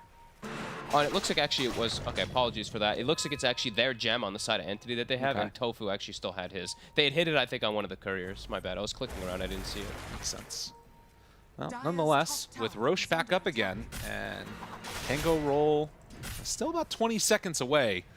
We'll see if Gaming want to come and contest this one as it's starting to fall. Falls fast. They got to make a move if they want to do it right now. Doctoring Core done for the Bat Rider. Ace steps out. Watson, after a little bit of posturing, heads back into the pit now. There's so much information here for Entity. Katomi's just waiting and waiting for his jump. Waiting for it. It's really close now. The roll comes out in time. Able to connect. The disarm is there, but they've already gotten the Aegis. Now Toby in trouble, burning through the mana. Watson pops that BKB. Control onto Dyrachyo. Can they kill him off in time? Laguna Blade turns to Toby, but he's living all of the heal coming from that Satanic, and Dyrachyo outlasts that NP. Triple kill for Dyrachyo. Just perfect coming out from Gaming. Satanic, too tanky. You see Watson trying to fight him back, but he does not do nearly enough damage versus that Lina. Perfect coverage. They approached the Pango, came back up. At perfect timing there for Quinn to get the initiation. Oh my god, dude, that damage is insane. What It's the so hell? Crazy. Yeah, that hero still appears to be very strong. Yeah. And now finally gonna claim this mid-tier 1 tower for Gaming Gladiators. And it's also that the fact that the Lina is also able to hit targets who are always like lucky shotted too, right? Yeah. From the Pango. Everybody's getting that effect onto them, so less armor, just getting wailed on, and yeah, they still have like most of their ultis up because the global was there to cover with the initiation. A great play really from Gaming Gladiators. We'll see what the solution is now. Again, no black hole used. It kind of has that feeling where the fights feel like they need to be perfect because just once Lina's let loose to unleash, if she's not dealt with, they can't do anything. Yeah, it's just too hard for them to get off a lot of their ults. Like they're never going to be able to get these black holes off. Global's just being held perfectly or just being popped on the initiation. So Entity now they're going to look to take advantage of these ults perhaps being on cooldown. Celery pretty deep forward, but he's gonna get out, it looks like. Stampeding the dog running very quickly to go join. And yeah, they will retreat together, holding hands, back across the river. 7K gold lead. And, I mean, I'm really surprised at actually how farm the Silencer's been able to be. Yeah, I noticed that as well just a few moments ago, too. They have 4-step and a Lotus. They have so many different ways to cover each other versus Lasso versus the trio now, too. And Lino, as we said, Dyrachyo, he did have like 1 or 2 deaths. 12, 3, and 2. Top of net worth. Nearly an AC finished, and his Gleipnir on the horizon, too. Almost 25. God, he's so strong. Literal turret in the fights. Yeah. Their turret is better. Oh, he has the full AC. Oh, yeah, okay. He does have the full AC already. God. Okay, so tons of minus armor with that in combination with Lucky Shot. Maybe ready to go and put the finishing touches on this game if they're not careful on the side of Entity. Starting to feel like perhaps. Stormer scouts himself for a second. The roll-up is there with the Blink Dagger ready. Got the stun. He starts the fight. Katomi barely able to connect there onto Dyrachyo. The turn onto Stormer, almost getting the kill. Fishman already dead. Katomi still on top of him, but Watson, he just doesn't have the damage. Trying to run away from this Lina. Anybody that shows up just gets demolished. He literally A-clicked, right? That was pretty much what Dyrachyo did there. Gets Sprout leashed. He's just like, okay, I'll just attack what's in front of me. Easy peasy. Level 25 now finished. God, Watson needs that AC, and probably another item on top of that. Yeah, he can't trade toe-to-toe with this Lina. And this is the initiation. They get the chain stun to catch this Bat Rider before the BKB. He gets the BKB but gets finished, and yeah, of course, another little bit of a tip. They're feeling pretty confident, I feel like, in this one now. You can't tip into dropping the ball and losing the game, though. It's not the way to do it. We'll see if he can keep up this momentum. But right now, at 33 minutes, Tier 2 tower top, Gonna get hit, taken down. And Gaming Gladiators with, what, 4 minutes until Aegis? Curious if they decide to sort of really push this tempo or just wait, dominate the map, shut down these areas. Because there's always that danger of a black hole coming in. Yeah, they have the coverage always. Tofu, man. Yeah. He's even going to perhaps be able to itemize. Like, I could honestly see him queuing up Refresher at this point because of how farmed he's getting on the Silencer. So, game looking very difficult for Entity to get these ultis off. Even though they got this early blink on Katomi, they had Watson doing super well. We've started to hit that critical mass where Toby's unable to have a game because he just can never black hole, and then there's this Lina who's just able to free fire. Completely alone in these fights. And even if you jump on her, like, as long as right clicks are coming out, you're not killing her. No, definitely not. Full Gleipnir now done too after that 25. He's max slotted already pretty much on the Lina. And Ace has a heart done. Yeah. What a monster. Gets the Stampede cooldown at 22. Can always help out his buddies. You think the Retaliate aura is ever worth it? No. Okay. Never, ever. I was dreaming. I always hope that talent gets replaced. With what? What do you want? Just anything, because the Retaliate becomes super underwhelming fast because it's physical return, and most of the physical people are hitting you have high armor, so it just usually doesn't feel that valuable. Unless you're playing versus Pango, and he swashbuckles at 5 heroes that have Retaliate aura or something like that, but never really the case. As Entity trying to get some positional advantage. Gaming very willing to walk up this high ground here. Yep. They spot the Enigma Courier. I think Ace is feeling pretty confident that he won't die if he just walks into them here with his heart. Follow the Couriers, find the kills. Fishman is the one that gets got. It's a quick jump in there. Well, maybe. Dude, is he going to drop your items? Just do something. No, he's not going to do it. I was waiting for it. They have to just full bail. They cannot take any fight now at this point. Stormer. There's the DD Lina. I mean, even these kills that were sort of somewhat available there, like the Pango, for instance, with the overwhelming blink now, he is so big as well. Yeah, very tanky. Blastering plus that, HP pool incredibly high, and it's just going to cause havoc when he jumps into these fights versus these supports. So harder and harder. I guess the one thing that is nice about this lineup for Entity is that with the NP, you can do some pretty good split pushing, cutting waves back behind like tier 2s or whatever, but also if Watson ever gets caught, it's just, it's curtains. They also do have the, I mean, they're always going to have the Enigma high ground kind of defense thing, BKB piercing back holes, but also now Batrider, Soarstormer, he did delay it for quite some time. He's got Blink, so they've got a way of high ground defense, like pulling people out of position and stuff like that, but not easy by any means. 19 to 21, even in terms of kills. Very much not the case in terms of the net worth and the situation of the game. Or staff away, but Celery. Celery, I mean, that's just mean. It's true. It's a dog, though, right? Lassoing the dog, it's pretty appropriate for the lore.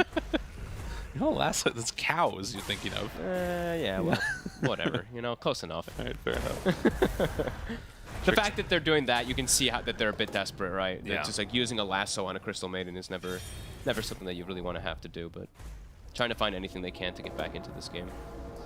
It gives them enough confidence right now for Fisherman to head on over, take over that outpost, and as we said, you can start pushing out these side lanes. Watson farming the enemy ancients, and Gaming Gladiators tempting fate a little bit, walking up high ground on the top side here. TP's coming back in. They got to be careful about this. I mean, they're just covering him with Lotus Orbs. And they're just sitting at the ready Tofu behind him, who has, by the way, queued up the Refresher. So he will be very ready. Whenever that moment happens for the Enigma, he's going to be able to have those globals at every moment. Finish that off. That'd be really good. Yeah. Tree they might armor. not even need it, but... And take a look at that, actually. It's just free Refresher shard, too, coming in on that third Roche. Oh, beautiful. Gaming, not checking it yet, but instead thinking about going another round up top. I mean, this is one thing that could be scary here. Entity managed to somehow win a fight at this moment before Gaming head back and get Roche. suddenly you win a fight, you get Aegis. They got to find the silencer to give Toby an opportunity to be able to play. Like, Stormstormer might have to just blink BKB on and ult a silencer to just try to kill him off or something along these lines, just to give Toby any hope. Scan, hitting, they find one. Where is he? Tofu's staying very far away. So far. The jump in, they get the Aegis, it's still on the ground. Quinn thinks about taking it. And instead, there's going to be the control. Lina pops the refresher, turns, punches, starting to beat down and kill Watson. And they kill him off. He's over in Death Valley, but Quinn gets stuck. And so Watson manages to escape from there. They've lost a couple, global down. Ooh. Toby blinked in incredibly aggressive, blinking onto the low ground there. Cute little lasso kind of play there, but doesn't actually get them anything that they wanted. Continues to be way too difficult for poor Toby to play the fights. This Enigma. The only thing that's sort of slightly good is that the Aegis is on Quinn now instead of Dyrachyo, but sort of a Pyrrhic victory if I've ever seen one. Yeah, Dyrachyo, I mean, has buyback anyways, with Boots of Travel too, so even if he gets pulled into some weird spot, he can buy back in, jump right back in with the rest of his teammates. True. So, not the most ideal, of course, but... Well, Stormstormer trying to buy time, spots him, but... I mean, that's the thing that sucks, right? Tofu is completely alone. None of his team can get there to help him, and he's blinking away from it. He's bluffing. A nice little bluff. Soon to have that refresher, as we were mentioning, too, as here we go. Boots 2. Finds him. I guess that's the thing. They can get there that quickly. Yeah. So Fishman goes down. Ace, blind, blinking for stuns. But won't be able to connect onto anybody as Gaming, do they decide to go high ground now? It looks like it. Yep. Ace walks up with no Undying. They're going to need to find some type of a lasso play. Watson cutting the creep wave in the mid lane, so they have to make the most amount happen right now without any creeps coming in after. Might be able to bypass the backdoor with Lina's full fiery soldier. It still hasn't kicked in either. Yeah, that's true. God, they do so much damage. Yeah, he can go right through it. Or she can go right through it. And Stormstormer? Okay. Finds one. Lasso's there. Still have a lot in the tank, though. Can they bring him down? Don't think so. Broken for a moment. BKB already used. Now in a little bit of trouble. Laguna Blade, never mind. Not in trouble at all. Not even a little bit of a worry. Oh, man. MP buys back. Dyrachyo tries to run away. Stormstormer can't get onto him. There's the black hole onto two of them. But the LSA gonna connect, and triple kill for Dyrachyo, looking for more. They don't have answers for this. Quinn playing the intercept. Make sure they can't find that big right clicker. Stampede out, wants to chase. Leash for now. The root is there, but Watson in trouble. So too is Stormstormer. Turn their sights now onto the stun for the Bat Rider, taking down the buildings. Oh, they tried. They tried. They got the Lina. They pulled her in, and then she just holds her ground. The turret, again, just continues to be able to do the damage. As the black hole hits on 3, but not enough follow-up, and that's looking like it's very likely the game. The Lina prevails again. Dude, it's too good. How does it even happen? Might start to get banned if people are starting to not be able to figure out how to actually counter it, right? No. They gave it away. Every game that's been given away here, it's won.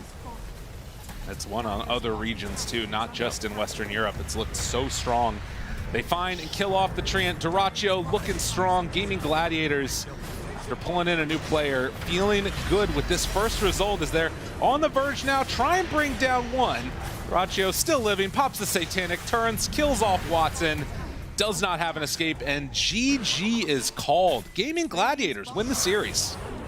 Nicely done. This draft, you know, this Tricore again, it prevails just like they had it work last time. And, you know, in lanes and stuff like that, it started to look perhaps that maybe Entity was going to get a big advantage here. But then we started to really see the Silencer pick. It's never really for lanes. It's just to ruin Enigma's life. And I think Toby had a pretty miserable time. He couldn't get anything off. He was really just like walking around in these fights and just unable to cast stuff. Well, and we were talking about it, like in that other match that we saw of the Enigma versus Sniper, right? There wasn't even a silencer in that game, and it was still difficult to find that initiation. Stormstormer was looking, trying to find those moments. Watson was setting out Treants to scout, but at the end of the day, if you don't find all of those key heroes, Tofu, whoever, also to make sure that they don't stop the black hole, it's going to be rough. Yeah. So really impressive, though. Game Gladiators, what did you think about them?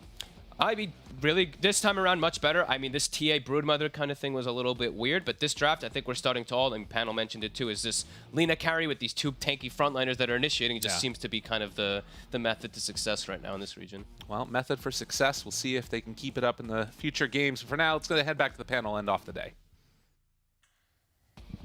Lina, that is our breakdown right here on the panel. Not too sure there's much else to say, Kezu. She has won every game in this series. Yeah, I mean, I think it is no surprise to anyone, right, that this hero is pretty good, probably too good. Yes, definitely too good. So, yeah, I mean, this hero, even though they were pretty far behind, she did a lot of damage, eventually manned up. I do think that Entity kind of threw this game pretty hard. They at least had the tools to, you know, walk away with a potential win if they really executed properly, but... What was, like, you say kind of, obviously they were in the lead, like Lina wasn't even top net worth by what, that 20-minute mark. When you say through, was it this misplay, overextension? What exactly was Entity doing? Definitely a misexecution. They had like a 5 or 6k gold lead around the time where they ended up playing in the top area, but then I think they just overstepped and people just started crumbling quite a bit. And yeah, then they threw their Aegis away. They were only 1k gold away from the BKB on Watson. And I think from there on out, it was really all only Gaming Gladiators. Yeah, and they just looking at the highlights. Yes, I'm looking. Yeah. Too, which is fine. So anyway. Wait, I thought you, did you not have something you wanted to add? No, I was just looking at game 2 for a second. I was really enjoying it. No, so I think... Oh, I see. Yeah. Oh, that took me way too long. Alright guys, it's all good. It doesn't matter. But anyway, so yeah, in regards to Entity at least, like you mentioned, the fact that they are moving towards this top high ground, they are trying to go for that siege. And then from there, they get wiped. They go to the Roshan pit area, also get wiped again. Yeah. I think it was a really fun start for Entity at least. Stormstorm were really just dictating a lot. Of course, we had a couple of times where they rotated and punished him a little bit, but they were setting the pace of the game and utilizing like the Undying Tree like they did in the first game. But it got to a point where they ran into that brick wall, and I think we saw glimmers of heroes that can counter Lina. I think this Furion, this Nature's Prophet, was a really good answer. Just being able to TP in, overwhelm the Lina just with numbers. You don't even need to lock her down, but just to be able to take the fight. But unfortunately, it kind of comes to a point where you hit a brick wall. When Lina has BKB, Satanic, when Centaur buys like a Lotus, even like Heart or anything, it's like you don't really want to be TPing in on the Furion. And you don't really want to be diving in on the Batrider. And then you have no place, because your Tree, your Undying, they can't commit. And Enigma can't go in because of Global. So now you have like 5 heroes who actually don't want to fight at all. And this was the point which Kezu and I just mentioned. You're going into this top area of the fight, you're trying to siege, but you're never really stopping this, you know, this turret of Alina, right? She just stood still the entire fight. In the low ground, in the middle of the fight, just A-clicking throughout everyone. And this is now where Entity pretty much threw away the game, unfortunately for them, because they had the Aegis, they lost it twice, and all the momentum that they built up, completely gone. Yeah, I feel like there were 2 crucial item timings, or 2 item builds that I didn't like as much from Entity's side. I feel like, as you were mentioning, Batrider is... I want it to be easier for him to actually jump in the fight. He opted to go for an Octarine before Blink Dagger. I feel like they should have tried to, you know, once again, speed up the game and try to just play faster. And then you had the same with Enigma. He went for some, was it Pipe and also into Octarine. So I feel like those 2 Octarines were kind of a misbuy. They couldn't speed up the game. Then they didn't get the BKB fast enough on Watson. And then from there on, no bueno. I was going to say, you got to give it to Aster as well. Like, on his Centaur, in this game, finishing the game 2-3-24. In the previous game, he was like 14-3-9 or something. But in this game, super utility, super engaging. Like, picks up the Invis rune, he's jumping onto the Batrider. He's overplaying and making sure, even when he's on low HP, he's still on the edge of the fight to be able to find those initiations. So I think Ace, playing the Centaur, night and day difference from game 1 when he was playing that Broodmother. Yeah, true testament that Ace is able to, you know, accommodate, know exactly what he has to do for his team. The Enigma, you mentioned it, part of the item timings that Entity could have hit for the potential win for them. We've seen it banned out quite a few times by a number of teams in 2 regions, predominantly China and a little bit here as well. Do you think now it kind of needs to be pushed to the side, shelved, don't even focus on it, whether it's being picked or banned, because it's just not hitting this potential that other heroes can live up to? I personally don't think the hero is bad per se. I don't think this was an impossible Enigma game. I think with slightly better execution you can make it work. They did also pick the Batrider with it to, you know, end up doing so and make it easier. But I think that Gaming Gladiators had like a good strategy against it. They picked the Silencer to make it harder for him. As you could see, it made him alter his item build. Maybe something he's not too comfortable with.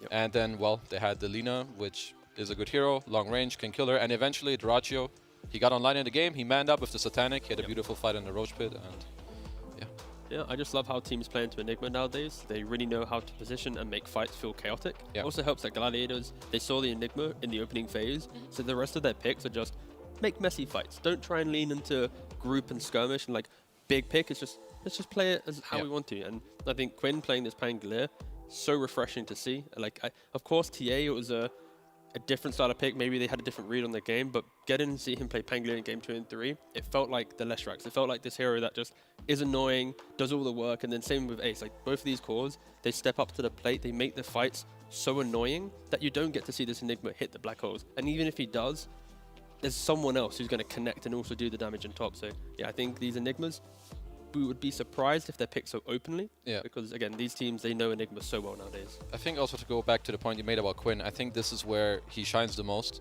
where he can be active and take over a game. I think, sure, he can farm and hit creeps and get fat, but I feel like it's more about him being able to use his strength and guide his team, where he shines the most. Whereas on these AFK heroes, I feel like he struggles sometimes to keep the balance there.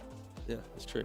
And if we talk about Quinn a little bit more, there's a potential that he, someone doing an interview might hear us. Oh, so you stole it from me. I was going to be like, great segue, Kezi, that you're talking about Quinn. What up, Because the Quinn? interviews are ready. The interview is ready with Quinn. We're going to say hi to him. We're going to get him up on the big screen. Oh my gosh, Quinn, congratulations. A win for you guys. A game in Gladiators. How you feeling? How's the vibe in boot camp? How you all gelling and vibing after it? Things are feeling pretty good, It's always good to vibe when you win. So, off to a good start. The vibing has begun already. Vibes out of 10 real quick. If you had to rank Vibes out of 10? Yeah. Vibes 0.3. What? Start with a Vibes 0.3 on the first series? Getting a bit carried away. Yeah, I'm gonna knock the vibes down a little bit. I'm gonna ask the real questions. That's fair. Why did you not win this in a 2-0? Why'd you lose game 1? Sometimes you cringe it up a little, and the win takes a little longer than one would initially expect. I mean, there's also something to be said for giving more content, seeing that NA-EU rivalry and EU taking the DL. You got to give a little more time there to relish that. You just said it was cringe. Could you then say who was the cringiest player on the team in game 1 then? I'd say it was a joint effort. It was a cringe-tacular combination. Yeah, that's rare. Normally it's just one, but thank you. So much honesty, actually. I do actually have a little bit more of a serious question, though. I want to know how you're fitting into this Gaming Gladiators lineup, sharing the ideas, how you guys are talking about drafting, and sort of any issues that you have when it comes to changing from a loss like game 1 into a win to game 2. I think fitting into game has been really chill so far. I think how much I talk and just like out of game, just chilling and hanging out fits very well so far. I think we definitely have a lot of things to improve on. But I mean, that's kind of the cool thing is, you start on a new team and there's a lot to improve on. You get to get better and better. And, you start out winning and doing pretty well and you've just begun. So I think that's a good sign. And I mean, I think resetting was pretty chill. I think we screwed up some hero stuff. And also, I individually played quite bad game 1. And I think we as a team also were just like a kind of giga AFK. So I think you're just like, hey, we played kind of bad and our heroes are like kind of sus. Let's go next, Mm-hmm. Sometimes it's like that. Kezu? Yeah, hey Quinn, at TI you told me something really cool. You told me you were going to swap to the EU region and shit on everyone. What happened to that? I did. You did shit on them? No, he's starting the process. Yeah, Fishman's, he's throwing out some tips here. There we go. I throw him back. Yeah. He takes the L, NA reigns supreme. What can I say? L taken. Okay, now on to my serious question. You talked about something cringe. I think that happened in game 1 with your last pick. What happened with the TA? Can you walk me through it? I mean, I actually don't even think the TA is necessarily the problem. I think the Giga AFKing was more the problem. I mean, I think there's some earlier pick in the draft that we questioned. I think the TAs, I mean, there's like reasoning behind it anyway. I think there's like some micro things I can do better that game that like shift things. I think we also just didn't even try to Roche. I just like riced like an animal. But I think there's like merits to the TA. Okay, so you think there's more to the execution part rather than something else? Or maybe it was already hard at the last pick? Yeah, I think there's some it already being hard, and I think there's like just some general cohesion issues that aren't necessarily all tied to the TA pick. Gotcha. Yeah, you've already touched on the tips a little bit. That was going to be my question. But Is this like out of game? Is it like a pub thing, or is this just like in the heat of the moment of the actual, game 1, game 2, being DPC? Like, what's the Fishman beef, man? Pro or in pubs? Oh, I don't know. He just started tipping me. I was like, okay, fine. It started right here, bro. Right here. This is it. Yeah. This was where the drama was born. That's fair. I respect Yeah, that. you heard it here first. Hot off the presses. I mean, I'm always down to beef. If you want to start beef, I'll tip you. Sure, let's go. Let's go. I'm in here. I'll fight anybody. I'll start tipping. Let's go. So you were doing all the tips, right? You were the one fighting Fishman. At any point, be honest, were there any team comms where you subtly during the downtime was like, tip him? Anyone got any tips available?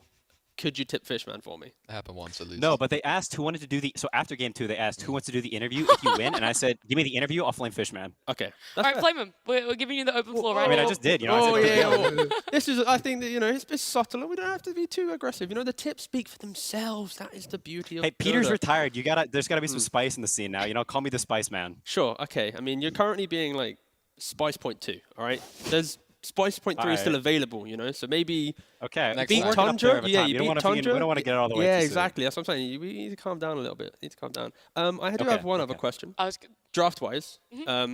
So Entity banned out Sniper in the first phase, like 2 games. Maybe was it even in the 3rd game as well? Let me double check. No, it wasn't. So yeah, they banned Sniper in the first phase 2 times. Without going into too much detail, and maybe you're a fiend on that front. Do you know why? Like, are you a Sniper team? Like, I do know why. Can you give us any hints? I'm a Sniper player, and I beat the crap out of Stormstormer in a pub like 2 days ago as Sniper, and I think he has PTSD and just didn't want to play against it. Oh, okay, thank you. Yeah, there's the insight. Because we were like, maybe they just respect the hero a lot because no other team, no other region is doing this. So either they've experienced something that's giving them PTSD, or like they have some insane strat that they're scared for other teams to do that we're yet to see. But in that case, yeah, cool. Quinn I think it's the former at least, or potentially both. Okay, fair, nice. So now in the future, just go up against mid laners and then play on weird heroes, and you get free bans. So cool, nice try. That's pretty good. Yeah. All right, I don't think we have any more questions. I know it's getting late for you, Quinn. I know you like to go to bed early. You definitely have never stayed up this late before. Yeah, 100%. So thank you so much for joining us. Congratulations again on your debut series to win with Gaming Gladiators. Thanks, guys. Good night. Good night. I really want to go to bed as well, so let's wrap this one up a little bit. I'm going to put production on the spot right now. Let's either do results or standings or tomorrow's scheduled results is what we're doing straight up. So we can have a look at this long day, our first day 1 of Western Europe and how it played out. A 2-0 for Tundra, a 2-0 for Liquid, and that final series going 2-1 for GG. Any surprises? Any shocks, Kezu? I think Secret underperformed very hard. It wasn't the result, it's just how they played. Yeah, I think they disappointed. Great. T? I think the teams I put in top 4 were Tundra, Liquid, GG, and then +1, which I can't remember. And I think I agree with Kezu. Secret, they greatly underperformed. They did stick to one strategy. Well, not one strategy, but one opening. Sure. And it kind of fell flat. So I think for them, it's about improving. But that's also the history of Secret and DPC in every tour. It's underwhelming to start, they bounce back, but it's a little bit too late. They either make it to the major or they finish 5th. So Secret's kind of doing the same that they've always done throughout all the tours, but then they get to TI and it's a different story. So I'm not surprised, but we're gonna get a week or a game where it's like, oh, that's the Secret we've been waiting for. It clicks. It's gonna happen. It always does. Have a bit more of a chat about this OG Tundra. It was all the way at the start of the day, so let's refresh some people's minds. And also I want to ask you, Kezu, if you felt that OG still looked like they had this potential. I know every team always has potential, but it just felt like they weren't really utilizing DM in a way that they wanted to, and the reason why they brought him onto that team. Well, so I think this team definitely does have potential. They also gave him some of the heroes that I think he's better with. I saw them pick the Timber once out of phase with 3 bans for it. Didn't work out as well for them in the game. He also played Doom. I would say he played pretty fine. He's a new addition. I think he did alright, but I think that Tundra, especially with no changes in the patch, it's a little unfair. Yeah. It's kind of like you win TI and IceFrog is like AFK, not changing too much. He's like, like chilling a bit. Unconfirmed, sorry. Kezu doesn't know anything about I'm this. just saying. He's new, he's new. Yeah, he doesn't know. No, it's more like, they win TI and usually you have like a very big change. No, so for them, it's kind of easy mode, so going up against Tundra first is a little scary, so I wouldn't read too much into them losing. Not at all. I won't read too much into it. Instead, I'm going to read us the schedule. Perfect. Yeah. Go we on. are going to be having day 2 of Western Europe, not tomorrow, but the day after. So not today on the 10th, but on the 11th. Go to the left, Kezu. That's where the schedule I was pointing. Behind him. He was Oh, throwing it it's behind him. you. It's also a 3-series day opening up with Secret and OG. Banger. Both of them having losses today. So, I mean, every series is important, but this one for their confidence, especially Into the Breach and Entity. So we're going to see them play for the first time. And then Nigma Galaxy up against Tundra. That one's definitely going to be an interesting series. I use interesting very loosely there too. Yeah, I mean, Nigma Galaxy, of course. Miracle, taking a little bit of a break. Amar, the F, moving into that carry role. Will he be good? Will he not be good? Find out on the 11th of January when they play the best team in the world. The world? I mean, they won TI. He's not wrong. Yeah, you're right. They're pretty good. Yeah, that's fair. The world. I'll give you a chance to hype up the day as well, because before I close this out. I would say the match I'm looking most forward to would also be Nigma, but Secret OG. Oh, it's the meme series. The meme series? Best Twitter accounts in the game. Best Twitter okay, accounts alright. in the world. OG will win. OG and Secret, what you mean? With the memes in or the the memes game? or the game? Both. The memes will make them Oh, win the in memes game. will be S tier. I am so excited for that. But if you guys can't wait until the 11th, then fret not. China will be happening later today on this Twitch channel, but NA is happening right now over on twitch.tv/PGL_Dota2EN2. So if you are a degenerate and you want to stay up late, or maybe you're in a different time zone, head on over there. NA, we'll see you guys later for some China action.